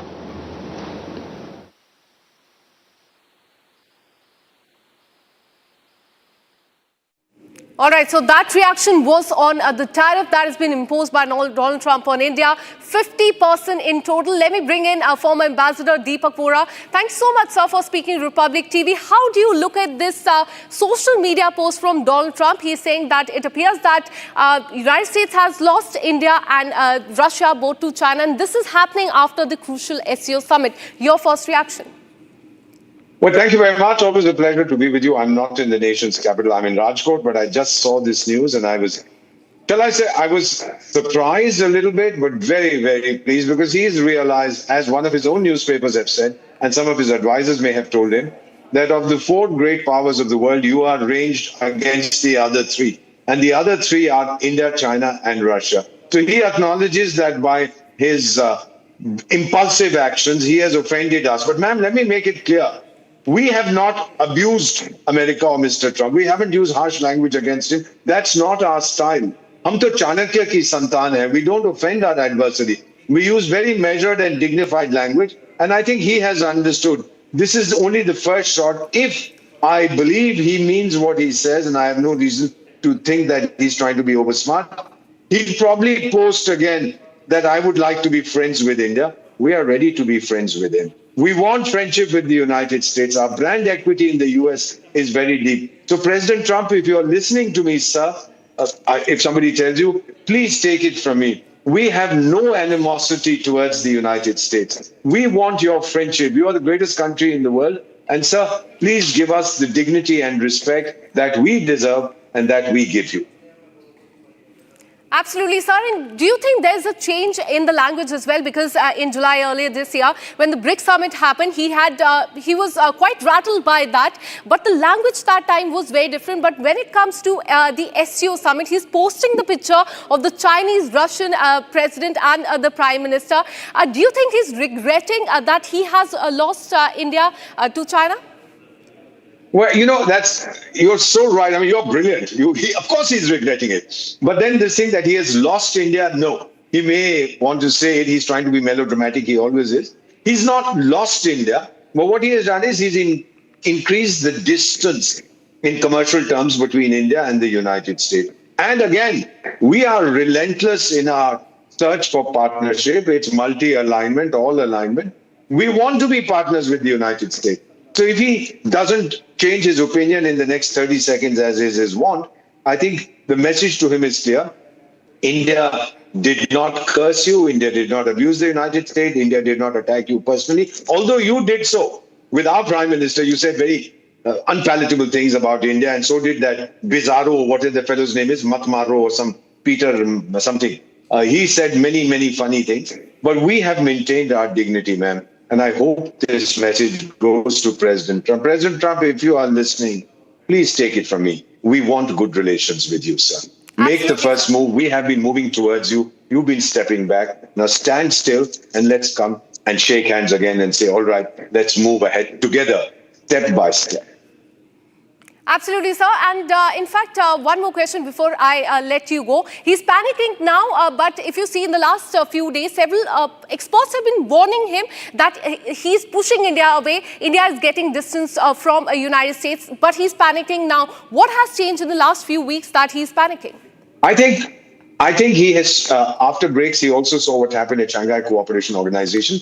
Shanghai Cooperation Organization is not yet, I repeat, not yet, an anti-Western organization. It's a non-Western organization, and people are coming together for their own interests. So I think he has understood that even in the final document, they did not name the US and abuse it. We would not have accepted it if they did. But said the age of bullying is over, etc. China is the host. They prepared the draft and everybody else signs on to it. But nevertheless, ma'am, my own feeling is our brand equity, the Indian diaspora there. And the fact that we have just rationalized the GST, making things cheaper. So American companies selling their products here, they will have more purchasing power as far as the Indian consumer is concerned. They'll be able to buy more. We love America. We used to, when I was a kid, American products were the best in the world. Now, of course, other things have happened, but there is no reason why we can't bring it back to the level where it was. It will come back. We have a prime minister who has a very good relationship with Donald Trump, whatever Donald Trump's fellows might say. And that relationship, that personal relationship, is going to stand both countries in good stead. I would not be surprised. I know I'm risking my neck by saying this, if President Trump shows up for the Quad Summit in India. But do you think he's admitting to his own failure on the foreign policy, that in fact he imposed a lot of tariff on India, 25, then 25% more for buying the Russian oil. His trade advisor has been making a lot of comments about India as well. So do you think he's admitting here through his post on social media to his mistakes?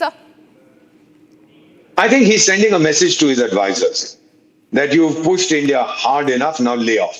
And I don't think we'll hear too much from Mr. Matmaro or Bizarro or whatever the fellow's name is. They're all going to get a message that the president seems to feel that America has been harsh on India, which it shouldn't have been. You know, we really, ma'am, may I just put it to you, after 52 years in diplomacy, I know what I'm saying. We have not, our relationship with America is not messed up. Even as we speak, the military exercises in Alaska are taking place. Our trade is going on. We're cooperating in technology. We're cooperating in space. We're cooperating in jet engines or whatever that is. We are cooperating in agriculture, medicine. So this was one issue where he felt he would score brownie points, but his own people are rising against him and saying, no, don't do this because you are pushing the American consumer very hard, while the Indian consumer is being rewarded by its government. I think that he's a businessman, and that seems to have registered on him. And Mr. Trump, we don't hold it against you. You did what you thought was right. If you realize that it wasn't right, well, go right it. Ma'am, let me conclude. Give me 15 seconds more. Prime Minister of India, when he introduced the farmers' laws, you recall that 2 or 3 years ago, and I heard him and I cried when I hear my Prime Minister saying, "Hamari tapasya ka wo parinam nahi hai." Well, our prayers did not yield the result that we wanted, our penance. So I'm taking back the farm law. There's nothing wrong in saying, look, we overstepped or we did something we shouldn't have. Now we are walking back. That is India's future, and I do hope China will do it. I think he will. I think you will hear it. You'll see another post saying, all right, maybe I overreacted, and he's going to reduce the penalty, tariffs, etc. on India. You will see it coming, man, possibly today. Absolutely. So he's regretting his actions. So stay on with us. In fact, we have a reaction coming in from the Ministry of External Affairs on Peter Navarro. He's the trade advisor to Donald Trump. In fact, remember, he's the one who's been saying that India is becoming the laundromat for Kremlin. Now, reaction coming in from the Ministry of External Affairs. Listen in. The inaccurate and misleading statements made by Mr. Navarro, and obviously we reject them. As far as India-United States relations are concerned, Pranay, ये हम लोगों ने पहले भी कहा है कि दोनों देशों के बीच में एक कॉम्प्रिहेंसिव ग्लोबल स्ट्रेटेजिक पार्टनरशिप है, और हम चाहते हैं कि इस पार्टनरशिप को जो मुद्दे तैयार किए गए हमारे बीच में, एक सब्सटेंटिव एजेंडा जिसको बनाया गया है, उस पर काम करके हम इसको आगे ले जाएं, दोनों देशों के बीच में एक आपसी समझ के साथ, दोनों के शेयर्ड इंटरेस्ट के साथ, और साथ ही साथ म्यूचुअल रिस्पेक्ट के साथ.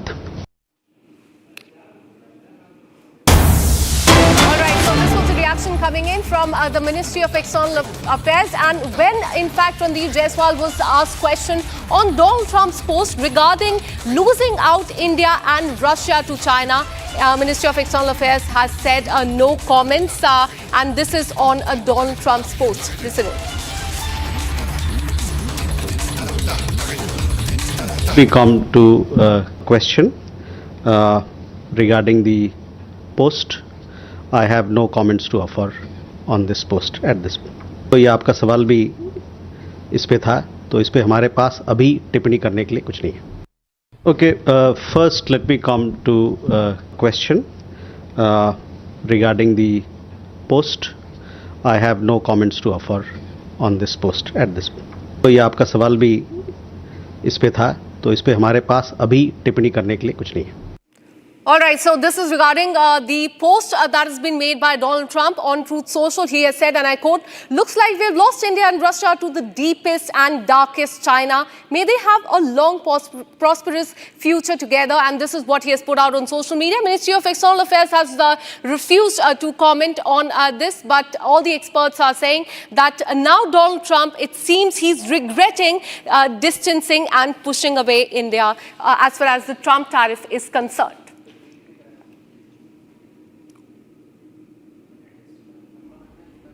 And with this, we're taking a very short break. We'll be right back with more news and updates, and especially with the focus on this post that has been made by Donald Trump on social media.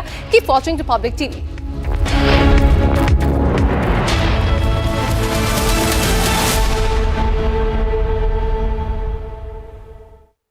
थोड़े में ज्यादा स्वाद यही तो है इसकी खास बात। वाओ मामा, क्या स्वाद है? अरे मेरे राजा, सबका राजा आरकोम मसाला। इसको घर पे लगाओगे तो शादी का तो पता नहीं, पर घर पक्का नहीं टूटेगा। रूंगटा नहीं तो घर स्ट्रॉन्ग नहीं। रूंगटा स्टील TMT बार एकदम सॉलिड। पहाड़ों में एक हाइकिंग स्टिक भी बन सकती है। आधे बाउल दही में 4 चम्मच MDH चटनी पुदीना मसाला डाला, स्टर करो, पुदीना चटनी तैयार। MDH चटनी पुदीना मसाला।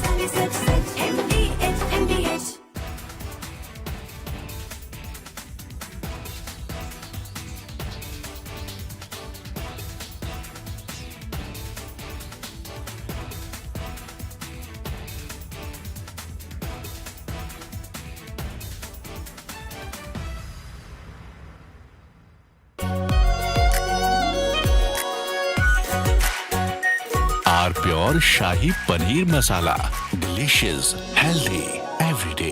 Here we didn't want to bring out the big charts because it had no chance of standing. Fortunately, we came armed with a little smaller chart.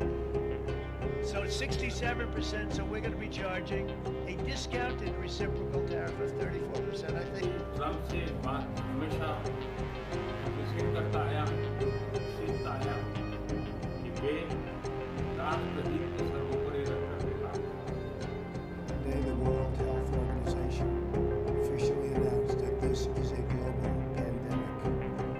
We have been in frequent contact with our allies, and we are marshaling the full power. During an interview, American economist Richard Wolff called out the US administration for attacking India with tariffs and shooting itself in the foot by doing so. Wolff said that India is central for trade and that it will find other places to sell its exports if the US gets shut off. Wolff said that India is now, according to the United Nations, the largest country on earth. The United States telling India what to do is like a mouse hitting his fist. At just 38 years, he became the youngest senior advocate in the history of the Madras High Court. From earning his first salary of 350 rupees to fighting one of India's earliest medical malpractice suits, his is a journey of grit and brilliance. Meet the man who shaped the law and lived it. Senior advocate C.A. Sundaram in a rare and candid conversation on the legal side of things. This weekend, only on Republic TV. This week on Get Me Right, is the India-United States relationship on the rocks and beyond remedy, or is there hope that it could still be redeemed?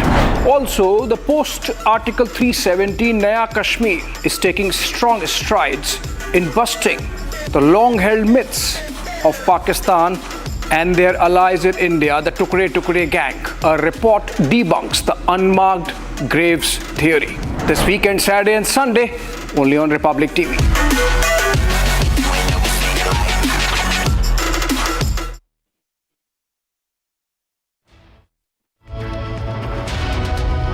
Welcome back. We'll continue to focus on this comment that has come in from Donald Trump that United States has lost India and Russia to China after that crucial SCO summit. Remember that took place last week. There were hugs, there were handshakes, and all the leaders came together, Chinese President, Russian President, and our Indian Prime Minister as well. I'm joined by Major General G.D. Bakshi. Thank you so much, sir, for speaking to Republic TV. I want to understand from you your first comment. How do you look at this comment that has come in from Donald Trump? Do you think he is rattled now? He in fact is doubting the decision he has taken as far as India is concerned?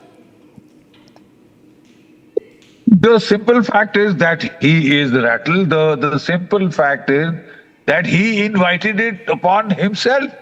You can't kick around the biggest democracy in the world with 1.4 billion people, treated like a colony, treated like a slave, treated like Pakistan, and think that there will be no comeback. You have pushed India into the China. He does deserve peace for that. Simple fact is that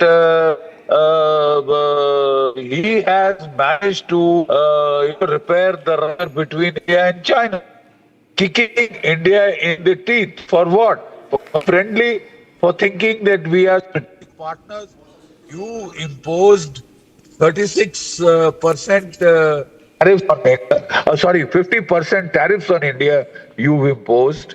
And then you've gone and had a love fest with Asim, who attacked us just a few months in the month of May, who fought a war with India. That is what has made India see red, that you can be so capricious, you can be so temperamental. And even Jake Sullivan was saying, the former NSA, that the United States has made a great blunder by dumping India and going for Pakistan, and just because there is a family deal on the bitcoins. I mean, is that the reason why the United States of India will turn on its head a policy that has been crafted over the last 30 years? A policy to contain China, a policy to,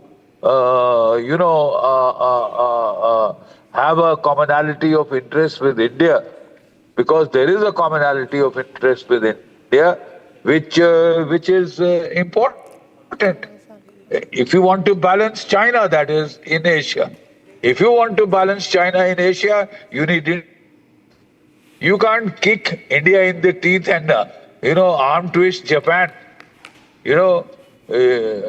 Donald Trump has specifically been nasty to all countries that were friendly with it. All right, so it appears that Donald Trump is clearly rattled. Whether or not he will soften his stance is something that remains to be seen. Thanks so much, Major General G.D. Bakshi, for speaking to Republic TV. And now it's a clash the tennis world has been waiting for. Experience versus youth.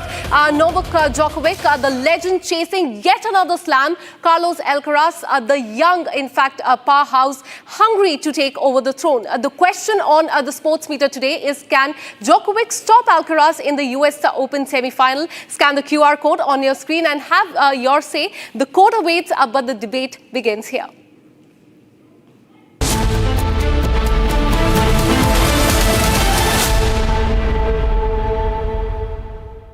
Secret recipe MDH का जीरा sip jaljeera masala sip sip जीरा sip MDH का jaljeera sip MDH का jaljeera sip I choose a world where we dream, and the limit is the sky, and this world is my home where I'm living my best. Mindfully crafted home decor fabrics.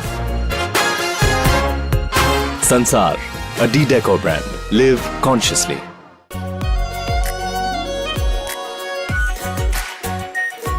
Pure Shahi Paneer Masala. Delicious, healthy, every day. Yesterday, a coward decided to take our 8-year-old son Fletcher away from us. Because of their actions, we will never be allowed to hold him, talk to him, play with him, and watch him grow into the wonderful young man he was on the path to becoming. Justice for Ralph! Justice for Ralph! Justice for Ralph! Justice for Ralph!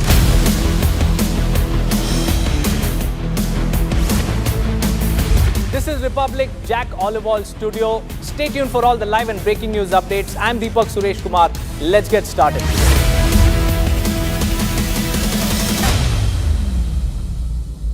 MDH की हल्दी मिर्ची धनिया करे कमाल, ये रंग दे, ये खुशबू दे, ये तीखा, ये कम पड़े, क्या निराला MDH मसाला। केसरिया से मन जोगी हुआ रे, दिल झूमे देखो मतवारा हुआ रे, केसरिया से मन जोगी हुआ। हर पल मनाओ केसरी त्योहार। विमल, बोलो जुबान Kesari. Here we didn't want to bring out the big charts because it had no chance of standing. Fortunately, we came armed with a little smaller chart. So it's 67%, so we're going to be charging a discounted reciprocal tariff of 34%, I think. Trump से बात हमेशा visit करता आया, सीखता आया कि वे राष्ट्रहित के सर्वोपरि रखना। Today, the World Health Organization officially announced that this is a global pandemic.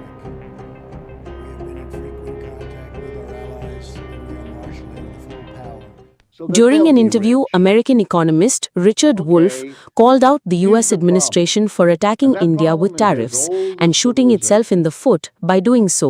Wolff said that India is central for trade and that it will find other places to sell its exports if the US gets shut off. Wolff said that India is now, according to the United Nations, the largest country on earth. The United States telling India what to do is like a mouse hitting his fist to an elephant. India will find other places to sell its exports if the US is shut off to India, and the move will only strengthen the BRICS nations.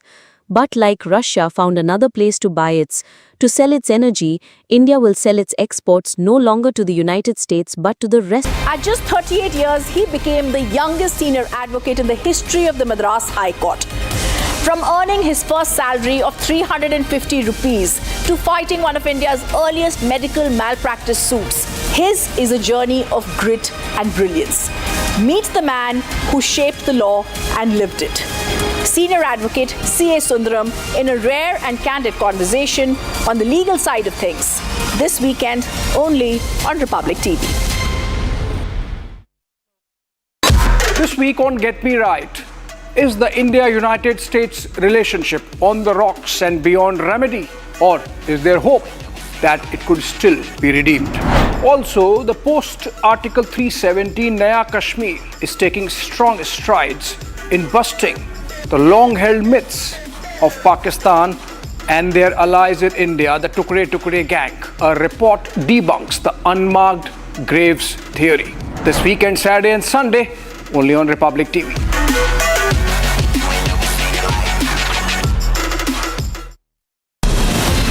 From Asia's largest news headquarters, setting the agenda for Bharat.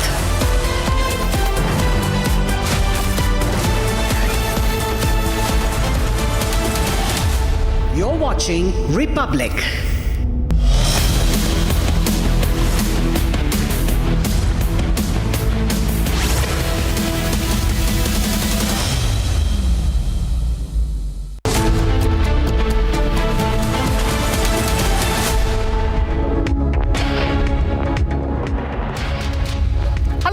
Watching Republic TV with me, Akanksha Khajuria. Top of the hour, we'll get you details about the rattled Donald Trump, who has said that he has lost India and Russia to China. So is he finally accepting the mistake and the goof up? We'll talk about this in the next half an hour. Let's get started with the headlines first. Donald Trump launches direct attack on India. The United States has lost India and Russia to China.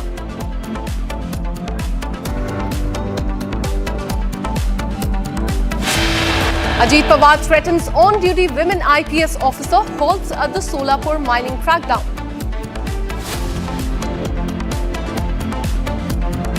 Mumbai police acknowledges bomb threat ahead of the Ganesh Visarjan tomorrow.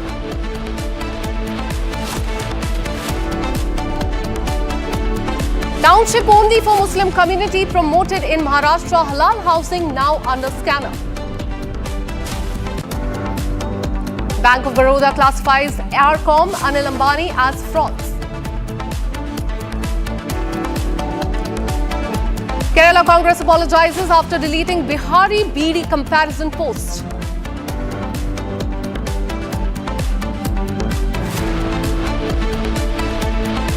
Cops prepare lookout notice against Shilpa Shetty Raj Kundra in a fraud case.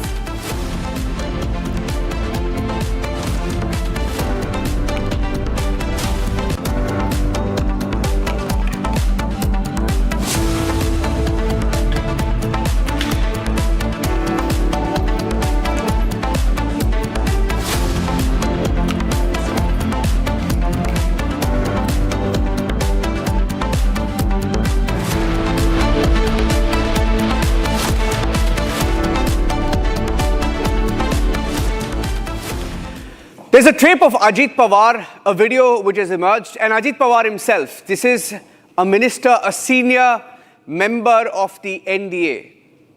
Ajit Pawar of the NCP, seen in a video threatening an IPS officer. Now he has now responded by taking it in a bigger way against the IPS officer. We are now hearing that one of the NCP leaders has raised the issue of this IPS officer's caste certificate. Anjana Krishna, the officer who was seen in that video, threatened by Ajit Pawar. They're doubling down and they are now seeking a caste certificate of the IPS officer. This is the breaking news coming in. Doubling down against the IPS officer. Ajit Pawar on one hand put out a post some time back saying that it was a purported video. He said there is reportedly a video doing the round, and this is what has happened in the next few minutes. They have in fact attacked the officer by questioning her caste certificate. That's the breaking news update coming in. Okay, I have Mr. SP Vaid, who's a very senior IPS officer, has served as a DGP in Jammu and Kashmir. I want to go across to him. Mr. Vaid, I've seen this video where Ajit Pawar calls. This is an officer, a lady officer who's doing her duty there. She was checking on illegal mining, sand mining. And then he says, I hope you've heard the whole, audio there, Mr. Vaid. He says, do you know who I am? And then he says, how dare you? And then he says, yeah, I will come show. If you want to see my face, I'll show you my face. Because the officer claims she didn't recognize his voice, he felt offended. The tone in which he spoke to the IPS officer, the threat that his party is now launching on the officer, and they're attacking her now by questioning a caste certificate, etc. Now, as far as Ajit Pawar himself is concerned, he's a known offender. He has made controversial comments in the past, but this habit of attacking IPS officers is not new. I'd like to get your response to this story, Mr. Vaid. It's very unfortunate when you are in a high position of Deputy Chief Minister.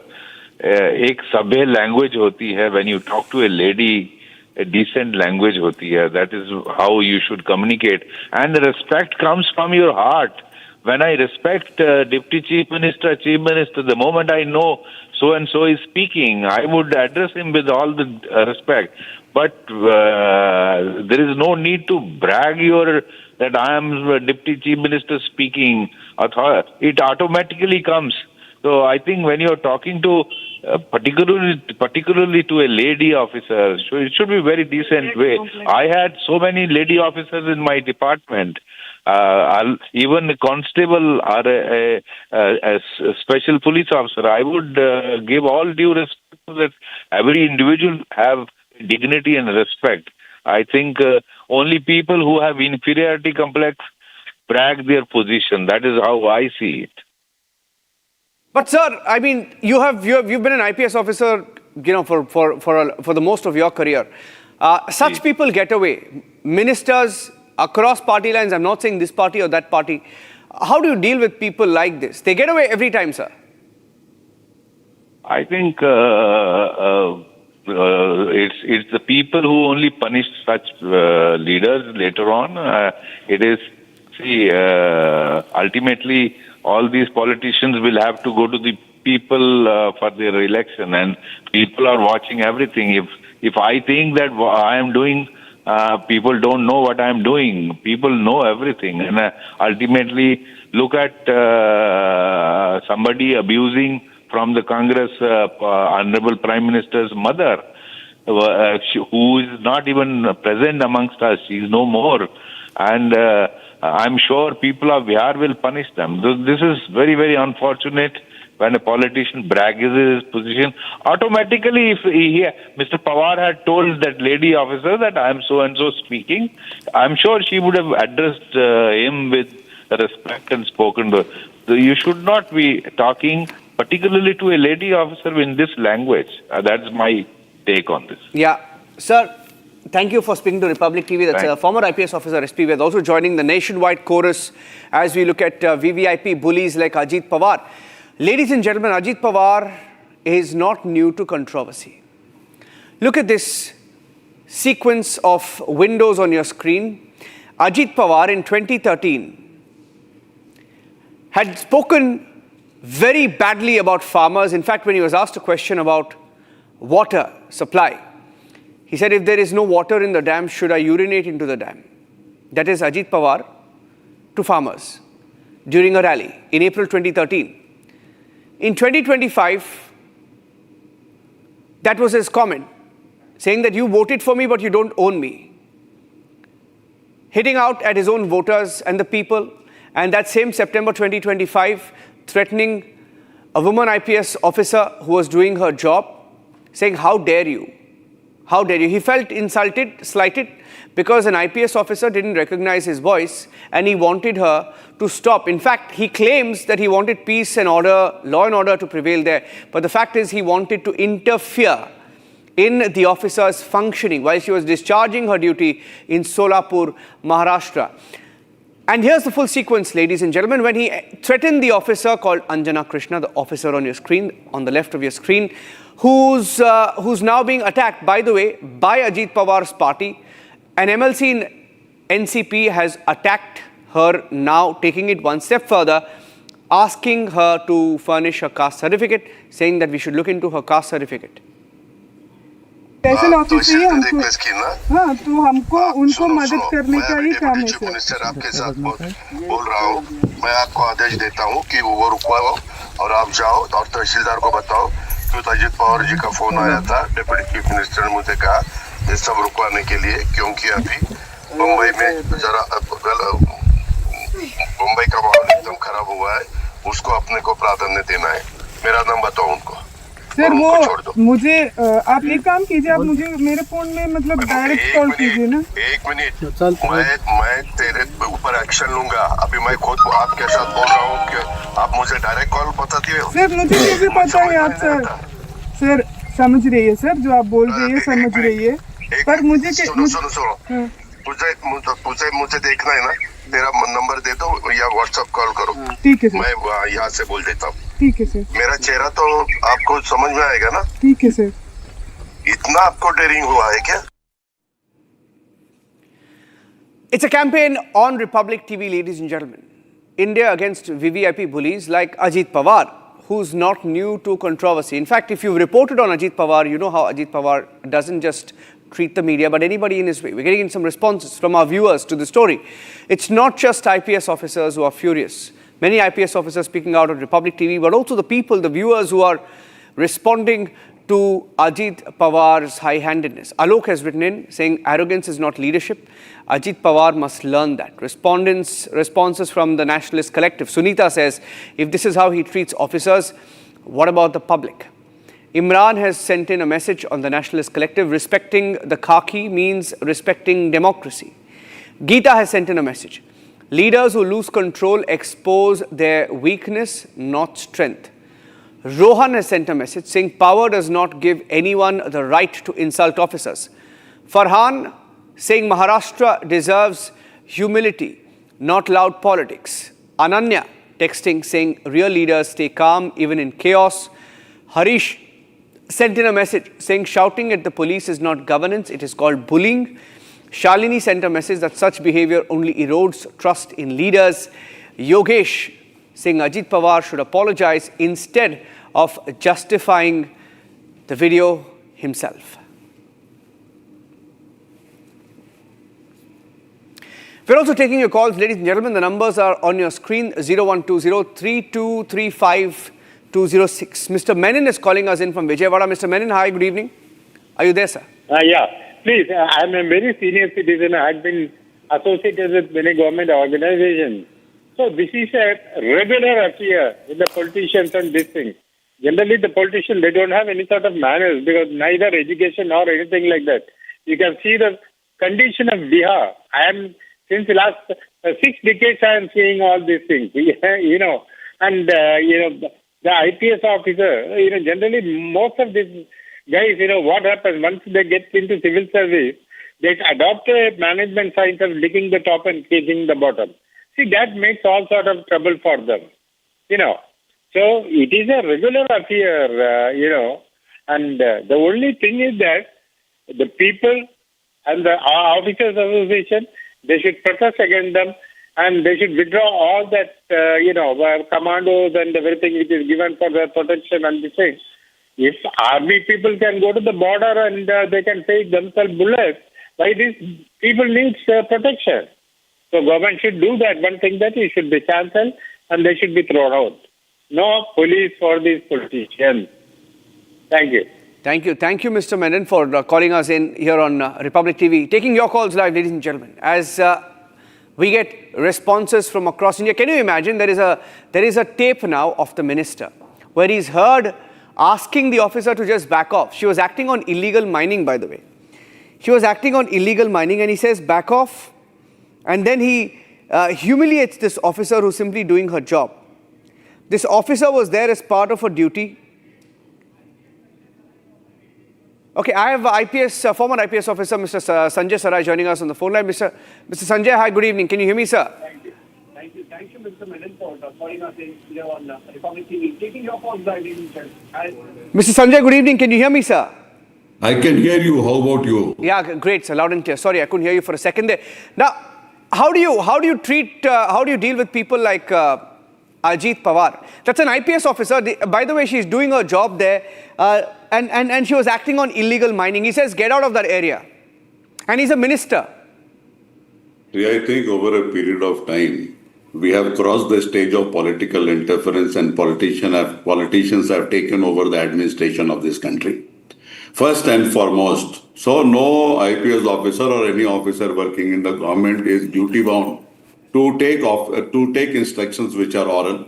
Secondly, not connected to his area of work. So whosoever is the Home Minister of Maharashtra, and that is known to everybody. So there is a chain of command. ASP level officer taking instructions from the Deputy Chief Minister, that also oral with no introduction and absolutely no context. I think it might be the norm, but that is not the way the administration is supposed to run.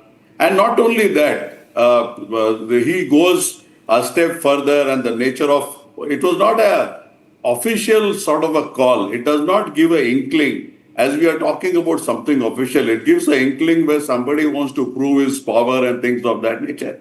We have been seeing it all over the place. It is.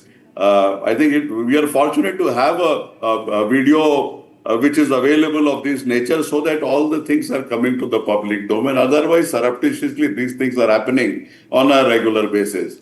Most important of it all is the action which she was taking, whether that was legal or illegal. The action which was being taken against was purely legal. It was well within her rights. And I think if we go a step further, she was also told that you go and tell the Tehsildar to stop this work and later we will see something of that nature. So the administration of this country, primarily the police administration, I think it is being run on oral orders, not written instructions to whims and fancies to people's conveniences, and that is why we see the nature of policing which we see all around the place. Earlier we had this Bangalore stampede also some time back, and whatever transpired before and after, it is for the country to see. We are seeing crowd mismanagement all around the place, so we'll restrict to this particular instance. I think it was completely unwarranted. It was outside the purview of the concerned minister to orally instruct directly of something of this nature, and you would see in every anything written instructions, and the politicians go scot-free or they will give up some lame excuse, and that is the end of the story.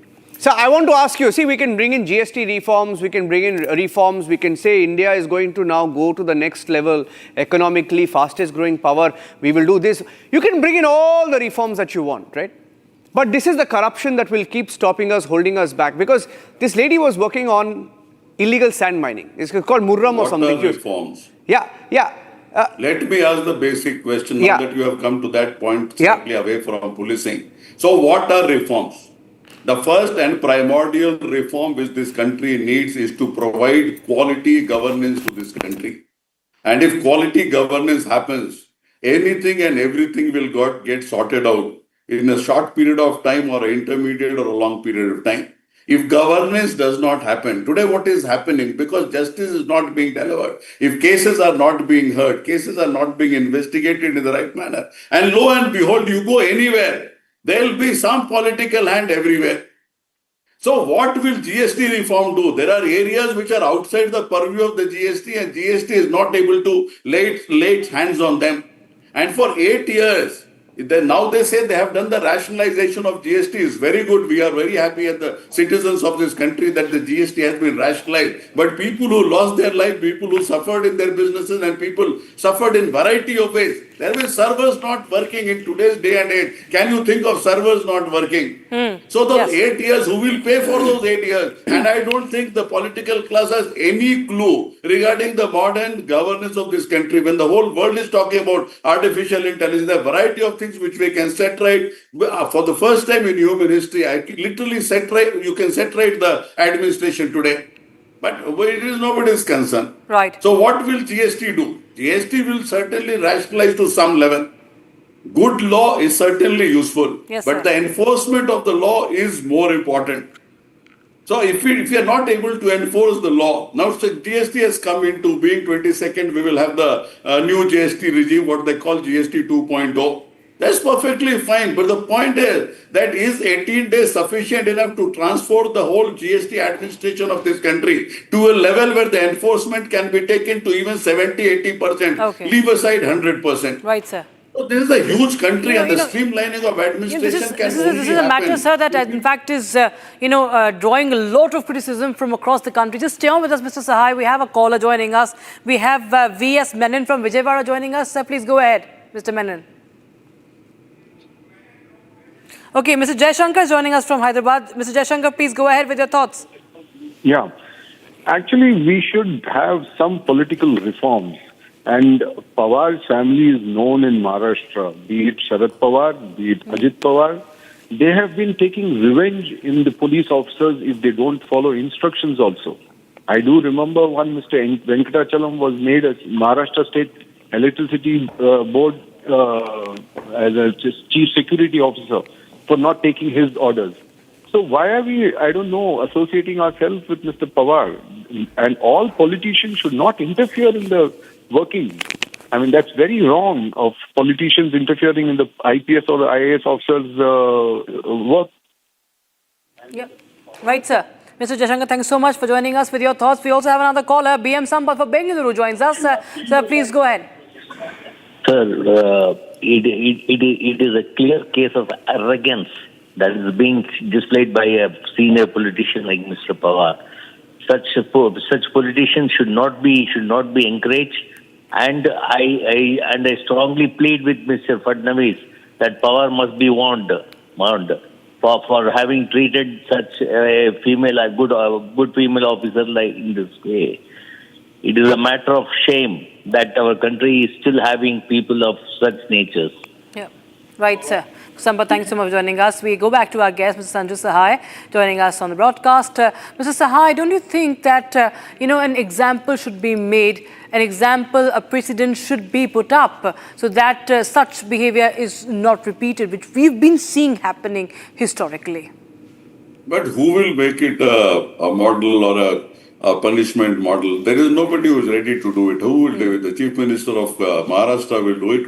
Who will do it? There is nobody ready to build a cat. From the corporator to the highest office, political office in this country, no action taken until something comes into the public domain or something becomes a huge movement. But for that, no politician, no action is taken. They are audacious to a level that they feel that everything is their birthright and they can get away with everything. We are not getting into the political part of it. Whatever is the political lineage and whatever has transpired in Maharashtra for last couple of years, I think all of us are aware of. We know the midnight coup, everything we are aware of. But the point is, please leave the a large component of governance aside. If you play around with policing, you're literally playing around with anything and everything where justice is required, where action is required, where responsive action is required. We have in Bombay, we had the co-location case.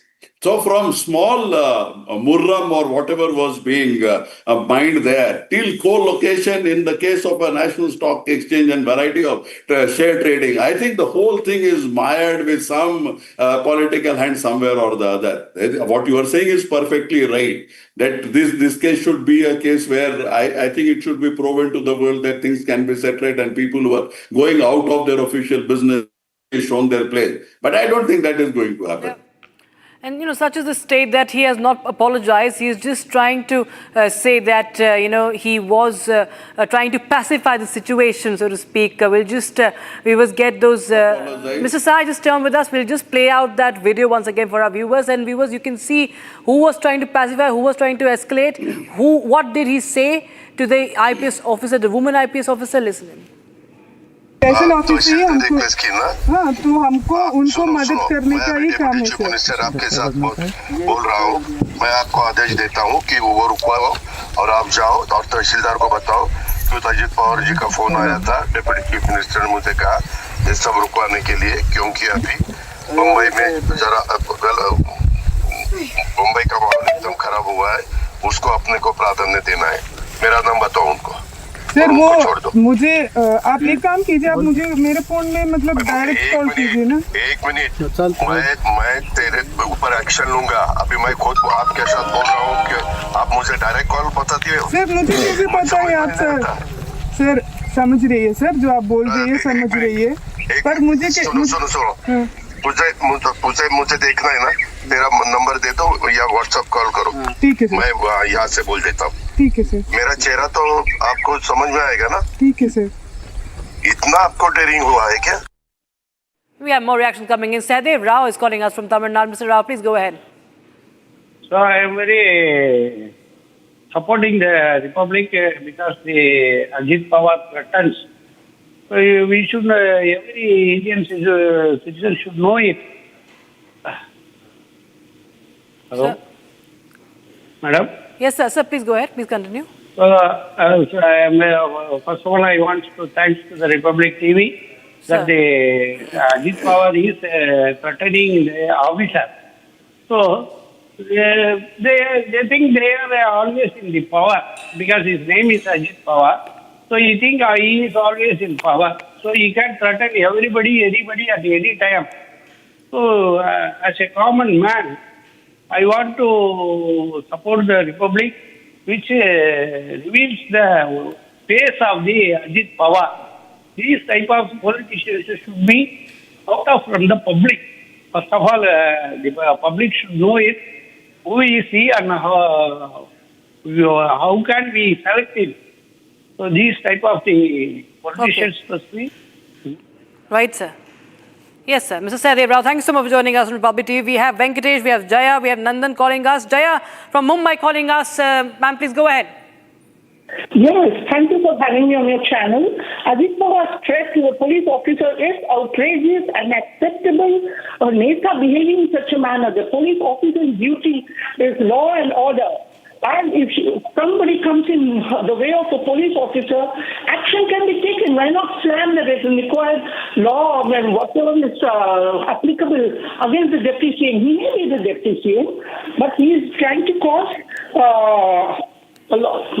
So this is what we feel, I feel is totally outrageous and unacceptable. The Neta should behave within their rights only. When the civil administration is going haywire, it is the ultimate duty of the police officer to take charge. You cannot come in between and this issue threat because you are occupying a position, as a deputy CM. That's my view. Yeah. Thank you. Thank you. Thank you, Ms. Jaya. We have Venkatesh from Delhi also, sir. Please go ahead with your thoughts on Republic TV. Yeah, this has become a regular feature in day-to-day life of police officers and so many other bureaucracy also. The one thing I would like to know right now is what will happen after this. If Mr. Ajit Pawar is going to be sacked, whether he will resign, or does Patnadev have so much of steam in him to see that the action is taken against Ajit Pawar? It will become one investigating case. After some time, the officer will be transferred and the case will be closed. And this is what we would see in next 1 week or so. Is there any way that we can see that a firm action is taken against Mr. Ajit Pawar? Right, sir. Thank you so much, Venkatesh. And I'll now go across to V.S. Menon joining us from Vijayawada, sir. Please go ahead. Thank you, Banan. Thank you very much. So kind of you. So, see, this is not only one of the cases what we are seeing. I'm a 78-year-old citizen, senior citizen. We have been seeing this for the last more than 6 to 7 decades. And what is really happening is that this is the bread and butter for some of the politicians. So illegal mining, somebody does it, they get something out of that. And whatever the people may say, no, it is not done, this thing, that thing, all illegal mining, they get something out of it. So whoever an upright officer comes, whether it is IPS or local officer or anybody comes, or the mining department, some officers, they object to it, they behave in such a way. And this is not a case where, Ajit Dava is doing these things. Since long he is having the same character. Because one must, when he enters into politics, one should have a moral character. If a politician doesn't have a moral character, he must be thrown out of, such sort of, state, such a post. All these things has to be done. Thank you, sir.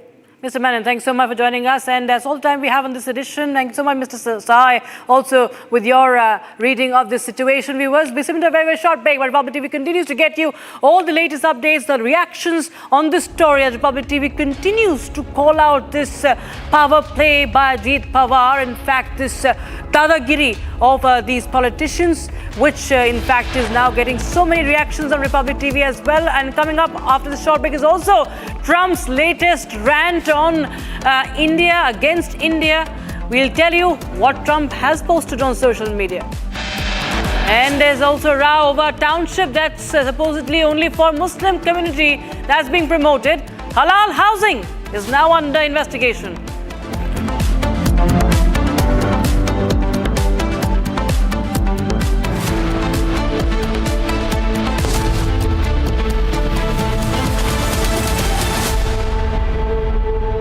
दादी के हाथों का जादू और खुशबू से महकता घर, माँ की मुस्कुराहट और खाने की सुगंध। MDH गरम मसाला, क्योंकि हर रिश्ता है स्वाद से जुड़ा। केसरिया से मन जोगी हुआ रे, दिल झूमे देखो मतवारा हुआ रे। केसरिया से मन जोगी हुआ। हर पल मनाओ केसरी त्योहार। विमल, बोलो जुबान केसरी। MDH की हल्दी मिर्ची धनिया करे कमाल। ये रंग दे, ये खुशबू दे, ये तीखा, ये कम पड़े। क्या निराला MDH masala.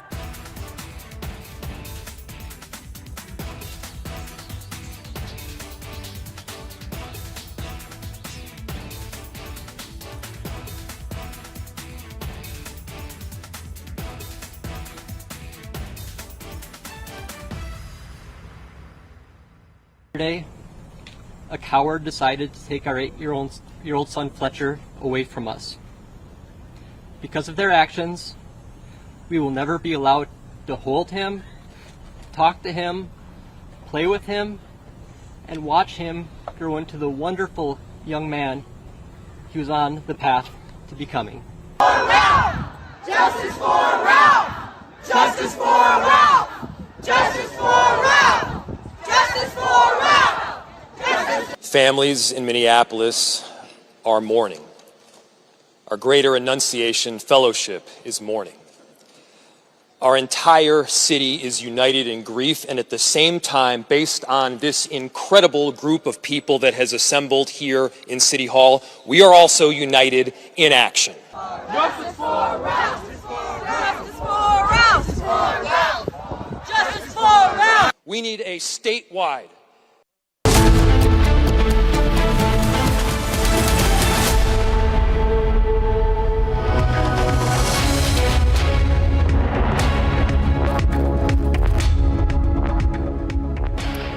Welcome back, viewers. Republic TV brings you the latest reaction of Donald Trump to the Troika. It's getting him so much of jitters. He's completely rattled. We'll tell you what he has said and what the Ministry of External Affairs has said to what's happening as far as United States tariff tirade is concerned. We'll get you all that, but first, the headlines.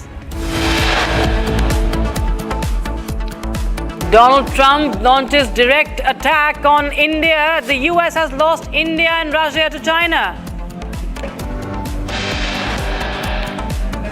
Ajit Pawar threatens on-duty woman IPS officer, holds Solapur mining crackdown. Mumbai police acknowledges bomb threat ahead of Ganesh Visarjan.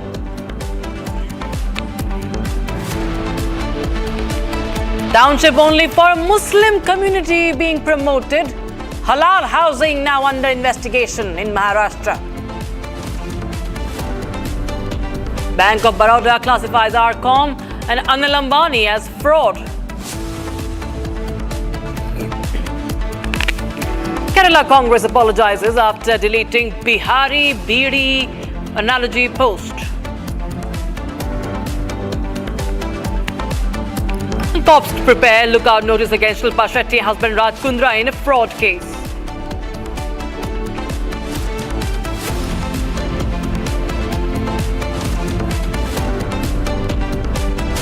Now, Donald Trump has posted on his Truth Social and made one of the biggest statements of late. US President Trump says India and Russia appear to have been lost to China. The deep, dark China, he says. Following the Shanghai Cooperation Organization meeting in China's Tianjin this week, he tweeted the photograph in which the three leaders are in the same frame. You have Vladimir Putin, you have Xi Jinping and Prime Minister Narendra Modi in that picture. And look at that text where he says that looks like we have lost India and Russia to deepest, darkest China. And they have a long and prosperous future together. Very, very frustrated Trump there posting on Truth Social, and this is his latest reaction amidst the tariff war. Remember, viewers, Donald Trump has been facing enormous opposition from within, and we will get you more updates on that, viewers. Okay, we are now getting in our experts to get you more insights on this. We have former Ambassador KP Fabian live from New Delhi. Ambassador Fabian, thanks so much for joining us on Republic TV. Very good evening to you, sir. And White House in a state of meltdown now, and this is Donald Trump.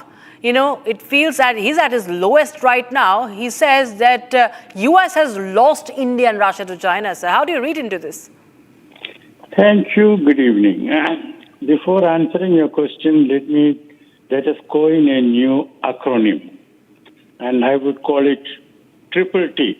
That is trumped up Trump tariffs. The word trumped up means there is no basis. So Triple T.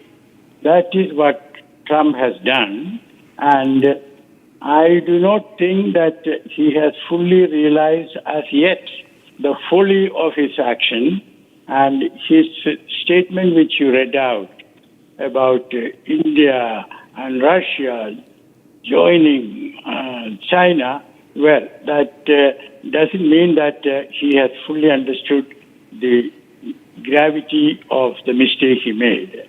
He is mercurial, and he often uses the English language in a way which, to put it mildly, is not always precise. At the same time, I would say that it's the beginning of a realization that what he has done is against America's interests, apart from violating the norms and international law. Right. Mr. Fabian very rightly pointed out. Just stay on with us. Let's take a look at what Ministry of External Affairs spokesperson Mr. Ranadin Jaiswal had to say when asked question about Donald Trump's statement. Okay, first let me come to question regarding the post. I have no comments to offer on this post at this point. तो ये आपका सवाल भी इस पे था, तो इस पे हमारे पास अभी टिप्पणी करने के लिए कुछ नहीं है. Okay, first let me come to question regarding the post, I have no comments to offer on this post at this point. तो ये आपका सवाल भी इस पे था, तो इस पे हमारे पास अभी टिप्पणी करने के लिए कुछ नहीं है. Viewers, Peter Navarro has been notorious for making some controversial statements, insulting statements against New Delhi, and to which now Ministry of External Affairs has also reacted. Like, listen in. In the inaccurate and misleading statements made by Mr. Navarro, and obviously we reject them. As far as India-United States relations are concerned, Pranay, ये हम लोगों ने पहले भी कहा है कि दोनों देशों के बीच में एक कॉम्प्रिहेंसिव ग्लोबल स्ट्रेटेजिक पार्टनरशिप है, और हम चाहते हैं कि इस पार्टनरशिप को जो मुद्दे तैयार किए गए हमारे बीच में, एक सब्सटेंटिव एजेंडा जिसको बनाया गया है, उस पर काम करके हम इसको आगे ले जाएं, दोनों देशों के बीच में एक आपसी समझ के साथ, दोनों के शेयर्ड इंटरेस्ट के साथ, और साथ ही साथ म्यूचुअल रिस्पेक्ट के साथ.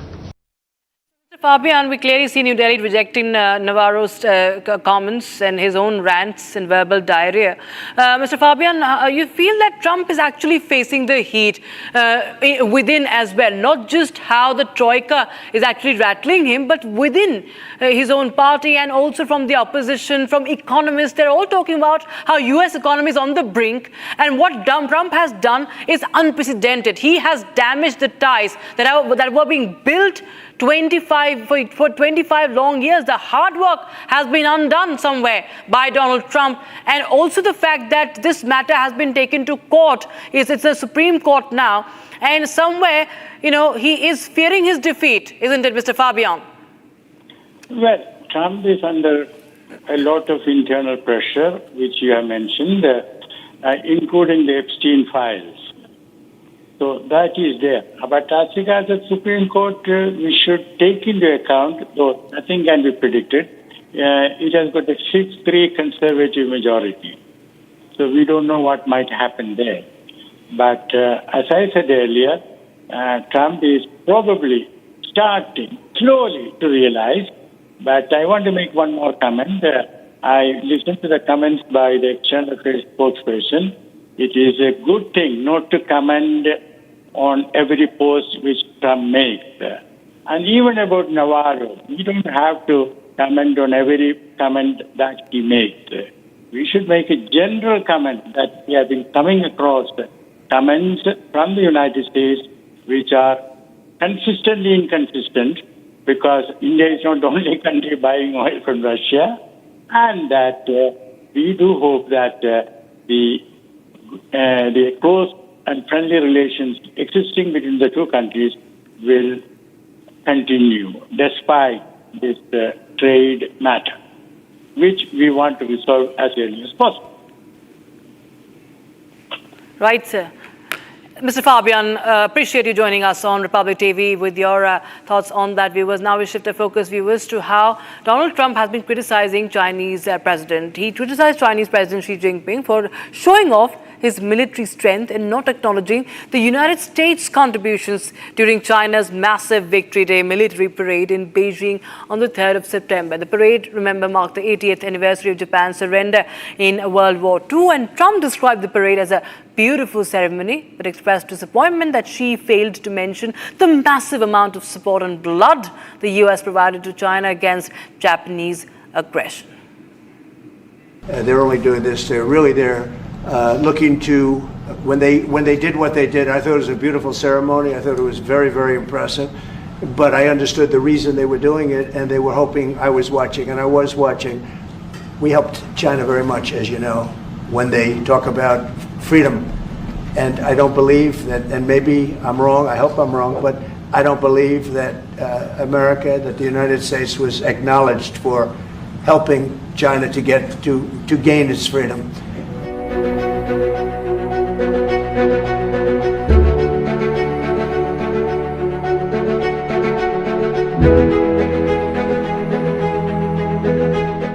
I thought that the United States should have been mentioned last night during that speech, because we helped China very, very much.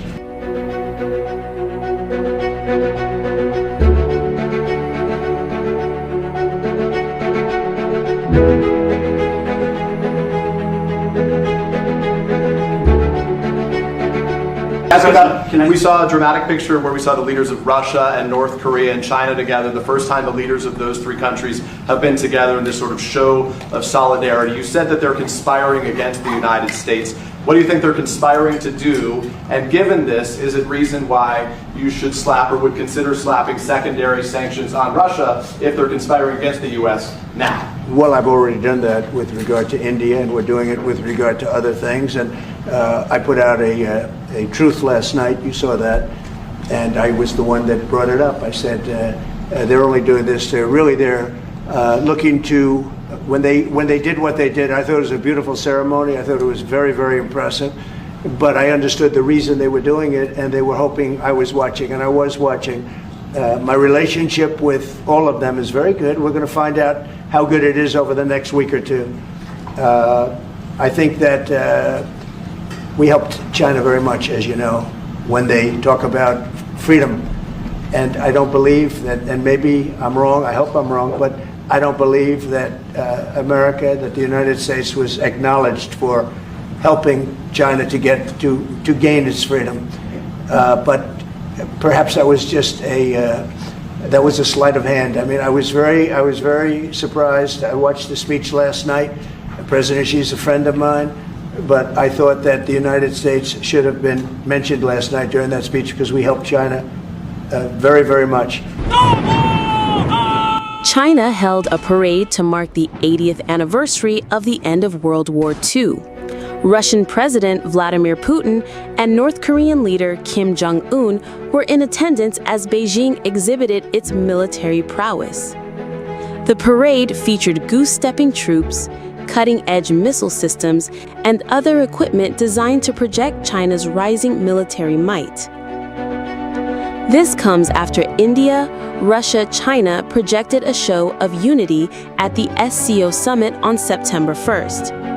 Indian Prime Minister Narendra Modi, Putin, and Xi were seen having a jolly time and later discussed crucial issues such as anti-terrorism, increased cooperation, and boosting international trade. Trump sees this as a threat and a growing potential battle between the U.S. and the Russia-India-China bloc. Now, more than 25,000 locals have been disconnected in Parkwal of Jammu, viewers, due to bridge being washed away. Locals are risking their lives to cross the mighty Chenab River with children on their shoulder. They have no other option. The villages in Parkwal have started facing heat and are now running out of supplies. NDRF teams are trying to establish a rescue system, and Indian Army has also been looped in for temporary bridge construction. A BJP delegation led by LOP Sunil Sharma is also going to visit all the 27 villages. Here's what the situation is like on the ground. My colleague Christian Singh filed this report.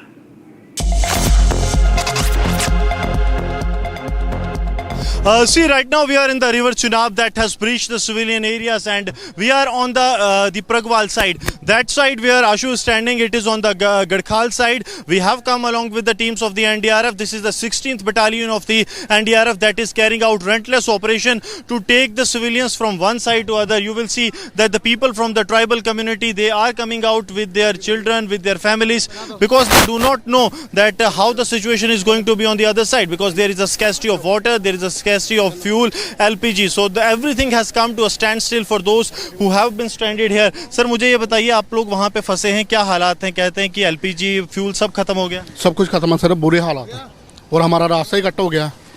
खाने पीने की भी बड़ी दिक्कत आ रही है, हर एक चीज़ की मुश्किल है हमें। तो क्या 25,000 के करीब लोग रहते हैं वहाँ? हाँ जी, 25,000।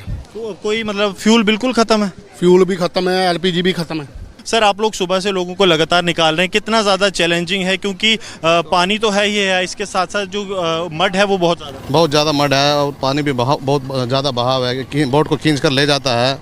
बहुत ही दिक्कतें होते हैं, फिर भी हमने मेहनत रस्सी बांध के हम क्या रेस्क्यू कर रहे हैं जो लोगों।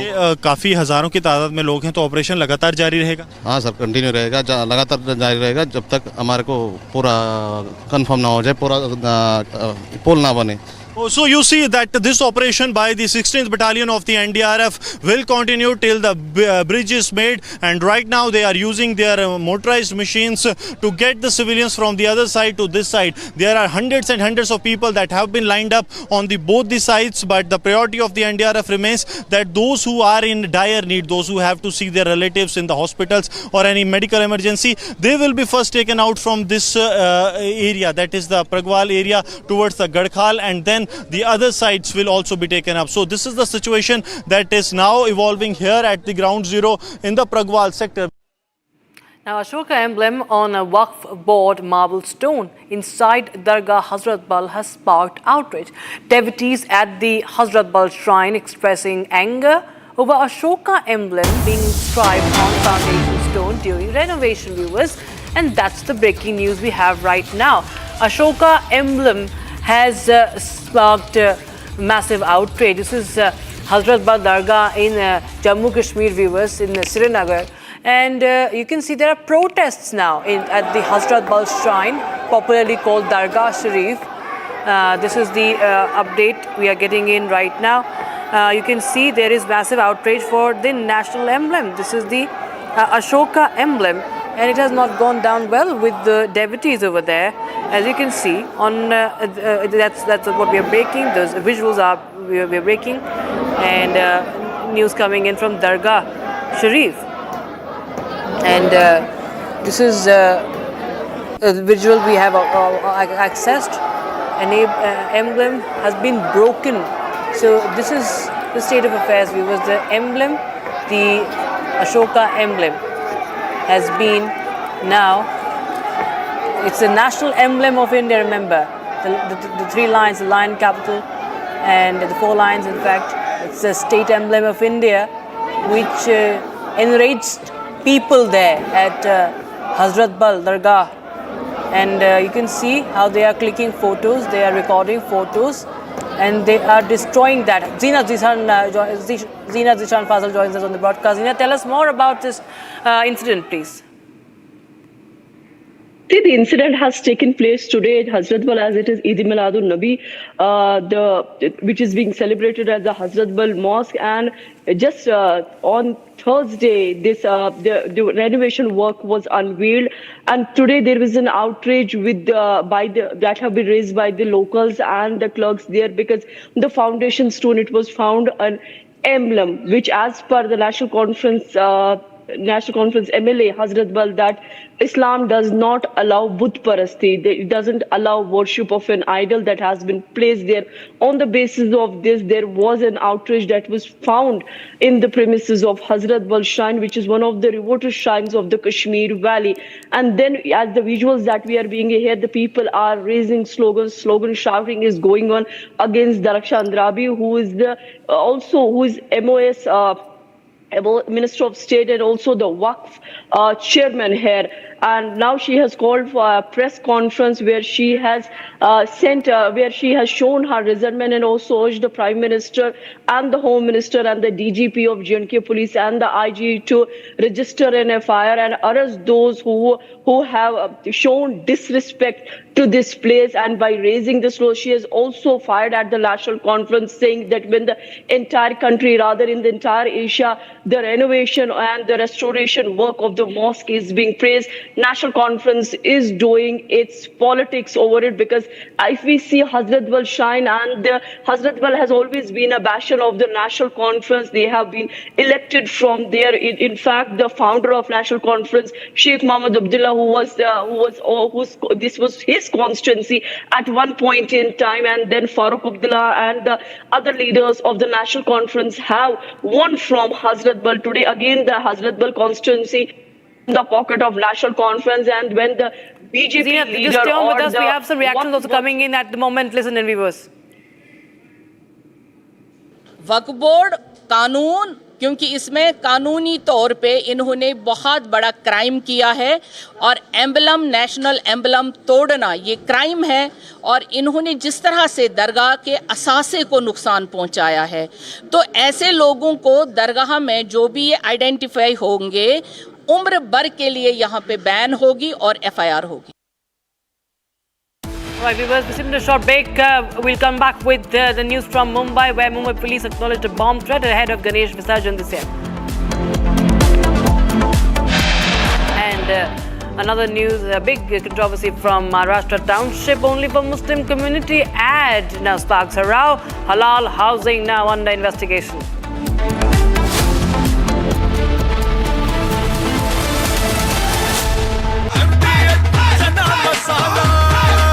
अब छोलिया हो या लोबिया, सफेद चने या काले चने, सब कुछ मजेदार बने।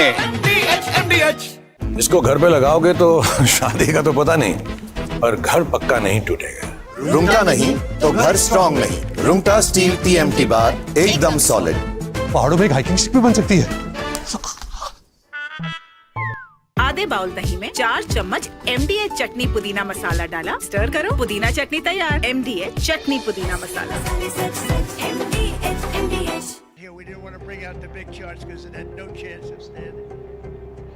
Fortunately, we came armed with a little smaller chart. So it's 67%, so we're going to be charging a discounted reciprocal tariff of 34%, I think.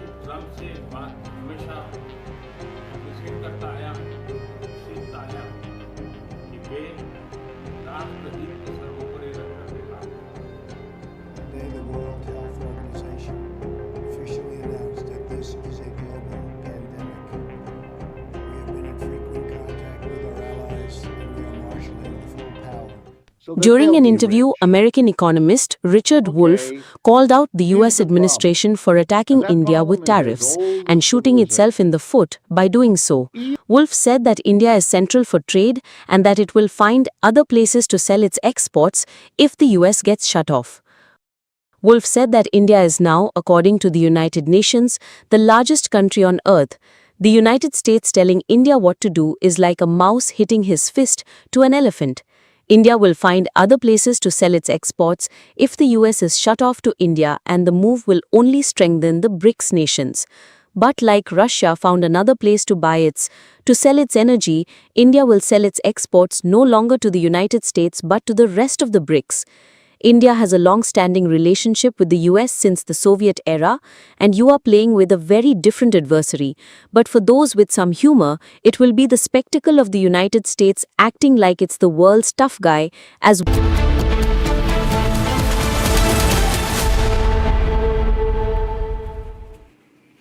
Welcome back, viewers. Now, Mumbai police has launched an investigation after they received threat messages on a WhatsApp number on Thursday claiming that Mumbai will be blown up. Mumbai is celebrating the 10-day Ganesh festival, and police has made security arrangements for lakhs of devotees who will throng the city's streets on the final day. Here's what the police said in their press conference, viewers.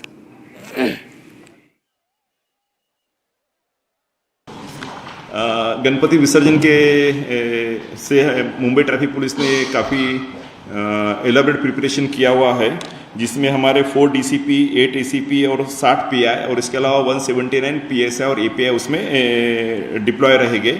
इसके अलावा 2826 कर्मचारी on road रहेंगे उस वक्त। इसके अलावा 340 NGO स्वयंसेवक के लोग रहने वाले हैं। 285 महाराष्ट्र सिक्योरिटी कॉर्पोरेशन के लोग उसमें रहने वाले हैं। कोई गाड़ी का ब्रेकडाउन हुए या कुछ गाड़ी वहाँ से हटानी पड़ी, जीरो पार्किंग रूट को पूरा सैनिटाइज करना है, तो इसके लिए हमने 54 क्रेन्स की भी व्यवस्था करके रखी है, जो इस तरह के कुछ गाड़ियाँ ब्रेकडाउन हो गई तो उसका वो देखभाल कर सके। इसके अलावा 6 इमरजेंसी एम्बुलेंसेस लगा के रखिए, पर्टिकुलरली गिरगांव चौपाटी के ऊपर में, जिससे कि अगर एक आदि किसी को इमरजेंसी में ज़रूरत पड़े तो वो एम्बुलेंस के थ्रू मूवमेंट पॉसिबल हो सके। इसके अलावा जीवन रक्षक जो है, जिसको हम लाइफ गार्ड्स बोलते हैं, ऐसे 538 लाइफ गार्ड्स आइडेंटिफाई करके हर चौपाटी के ऊपर इनका डिप्लॉयमेंट किया गया है, जिससे कि अगर कोई अनुचित घटना घटती हो तो उसको रेस्क्यू के लिए ये 538 लोग वहाँ पे हमारे साथ में कंधे से कंधे मिला के काम करते रहेंगे। सोशल मीडिया के द्वारा भी हम रियल टाइम जो ट्रैफिक सिचुएशन है वो आप तक पहुँचाते रहेंगे। आपसे विनती है कि उसको ज़्यादा से ज़्यादा लोगों में रियल टाइम तक पहुँचाते रहे, जैसे FM रेडियो है, हैम रेडियो है, व्हाट्सएप है या ट्विटर है, जो कोई सोशल मीडिया के अलग अलग जो प्लेटफॉर्म्स है उसका पूरा इसमें इस्तेमाल किया जाएगा। आपको याद होगा पिछले साल वन वे सिर्फ कोस्ट रोड शुरू था, इस वक्त बोथ वे शुरू हो गया, 24 घंटे के लिए कोस्ट रोड शुरू हो गया है. All right, listen to a short break, viewers, but we get you the latest on Donald Trump's direct attack on India, saying the US has lost India and Russia to China. And Ajit Pawar threatens on duty woman IPS officer holds Solapur mining crackdown.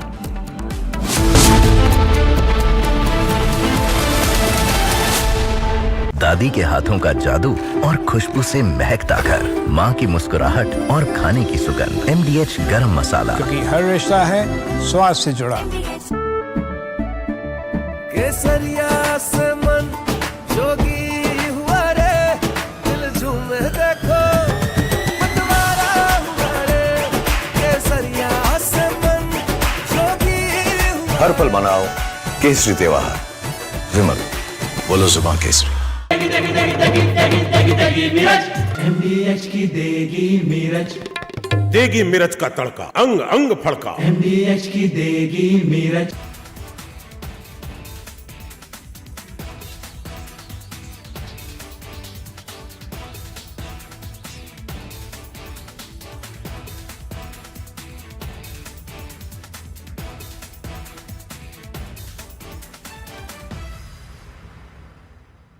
Yesterday, a coward decided to take our 8-year-old son Fletcher away from us. Because of their actions, we will never be allowed to hold him, talk to him, play with him, and watch him grow into the wonderful young man he was on the path to becoming. Justice for Ralph! Justice for Ralph! Justice for Ralph! Justice for Ralph!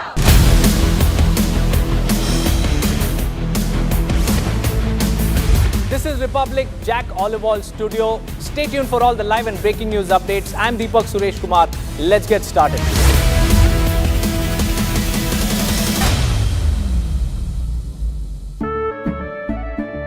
केसरिया से मन जोगी हुआ रे, दिल झूमे देखो मतवारा हुआ रे.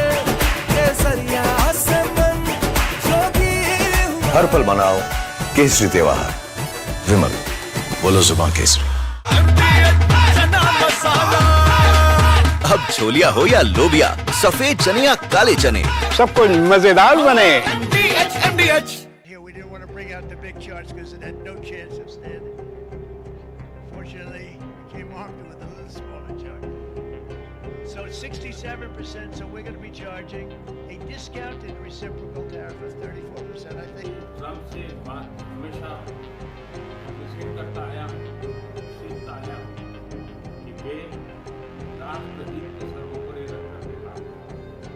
Today, the World Health Organization officially announced that this is a global pandemic. We have been in frequent contact with our allies, and we are marshaling the full power. During an interview, American economist Richard Wolff called out the US administration for attacking India with tariffs and shooting itself in the foot by doing so.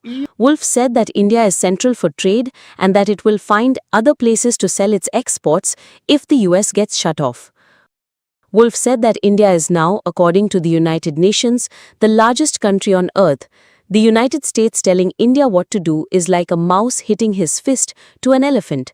India will find other places to sell its exports if the US is shut off to India, and the move will only strengthen the BRICS nations. But like Russia found another place to sell its energy. From Asia's largest news headquarters, setting the agenda for Bharat.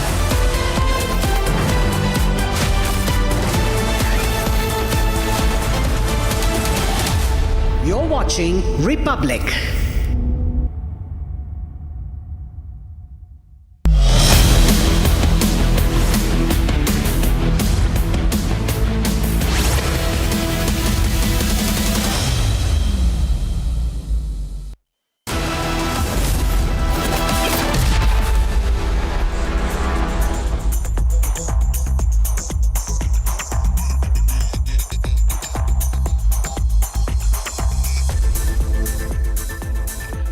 welcome. You're watching Republic TV with me, Akanksha Khajuria, and this evening we bring you top 6 stories of the day, stories that matter and stories you should know about. First up, political arrogance has been caught on camera. Maharashtra Deputy Chief Minister Ajit Pawar, in fact, he threatens a police officer on camera. We have that video for you and we'll show you.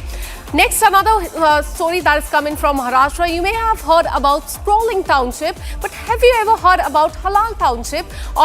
In fact, one such project in Maharashtra has triggered controversy. Questions are being asked, is this about development or about divide?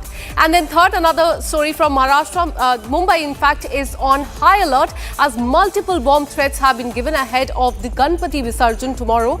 In fact, the fourth story that we're tracking for you this evening, we will show you the visuals of devastation in North India. Relentless rains, cloud bursts and floods have inundated the plains. And fifth, a tragedy in Afghanistan, 6 earthquakes in the last 24 hours. Over 2,000 people have lost their life. And lastly, Congress is under fire once again, and this time for a bizarre BD and Bihar comparison that has ignited a controversy. These are the top 6 stories that we're tracking for you this evening. Let's get started. In fact, a video of Maharashtra Deputy Chief Minister Ajit Pawar threatening a women IPS officer has gone viral on social media, triggering a backlash. In that phone call, in fact, he's heard directing her to stop the crackdown on the illegal soil excavation, but the IPS officer did not recognize his voice over the phone call, which led to Ajit Pawar losing his cool, even threatening action against her. Have a look. A VVIP call, a VVIP order, and a VVIP clash with the law. Maharashtra's Deputy Chief Minister Ajit Pawar is at the centre of a massive controversy once again. His viral video call to an IPS officer has set Maharashtra politics on fire. The video from Solapur district shows IPS officer Anjana Krishna on a phone call with Ajit Pawar. He is heard rebuking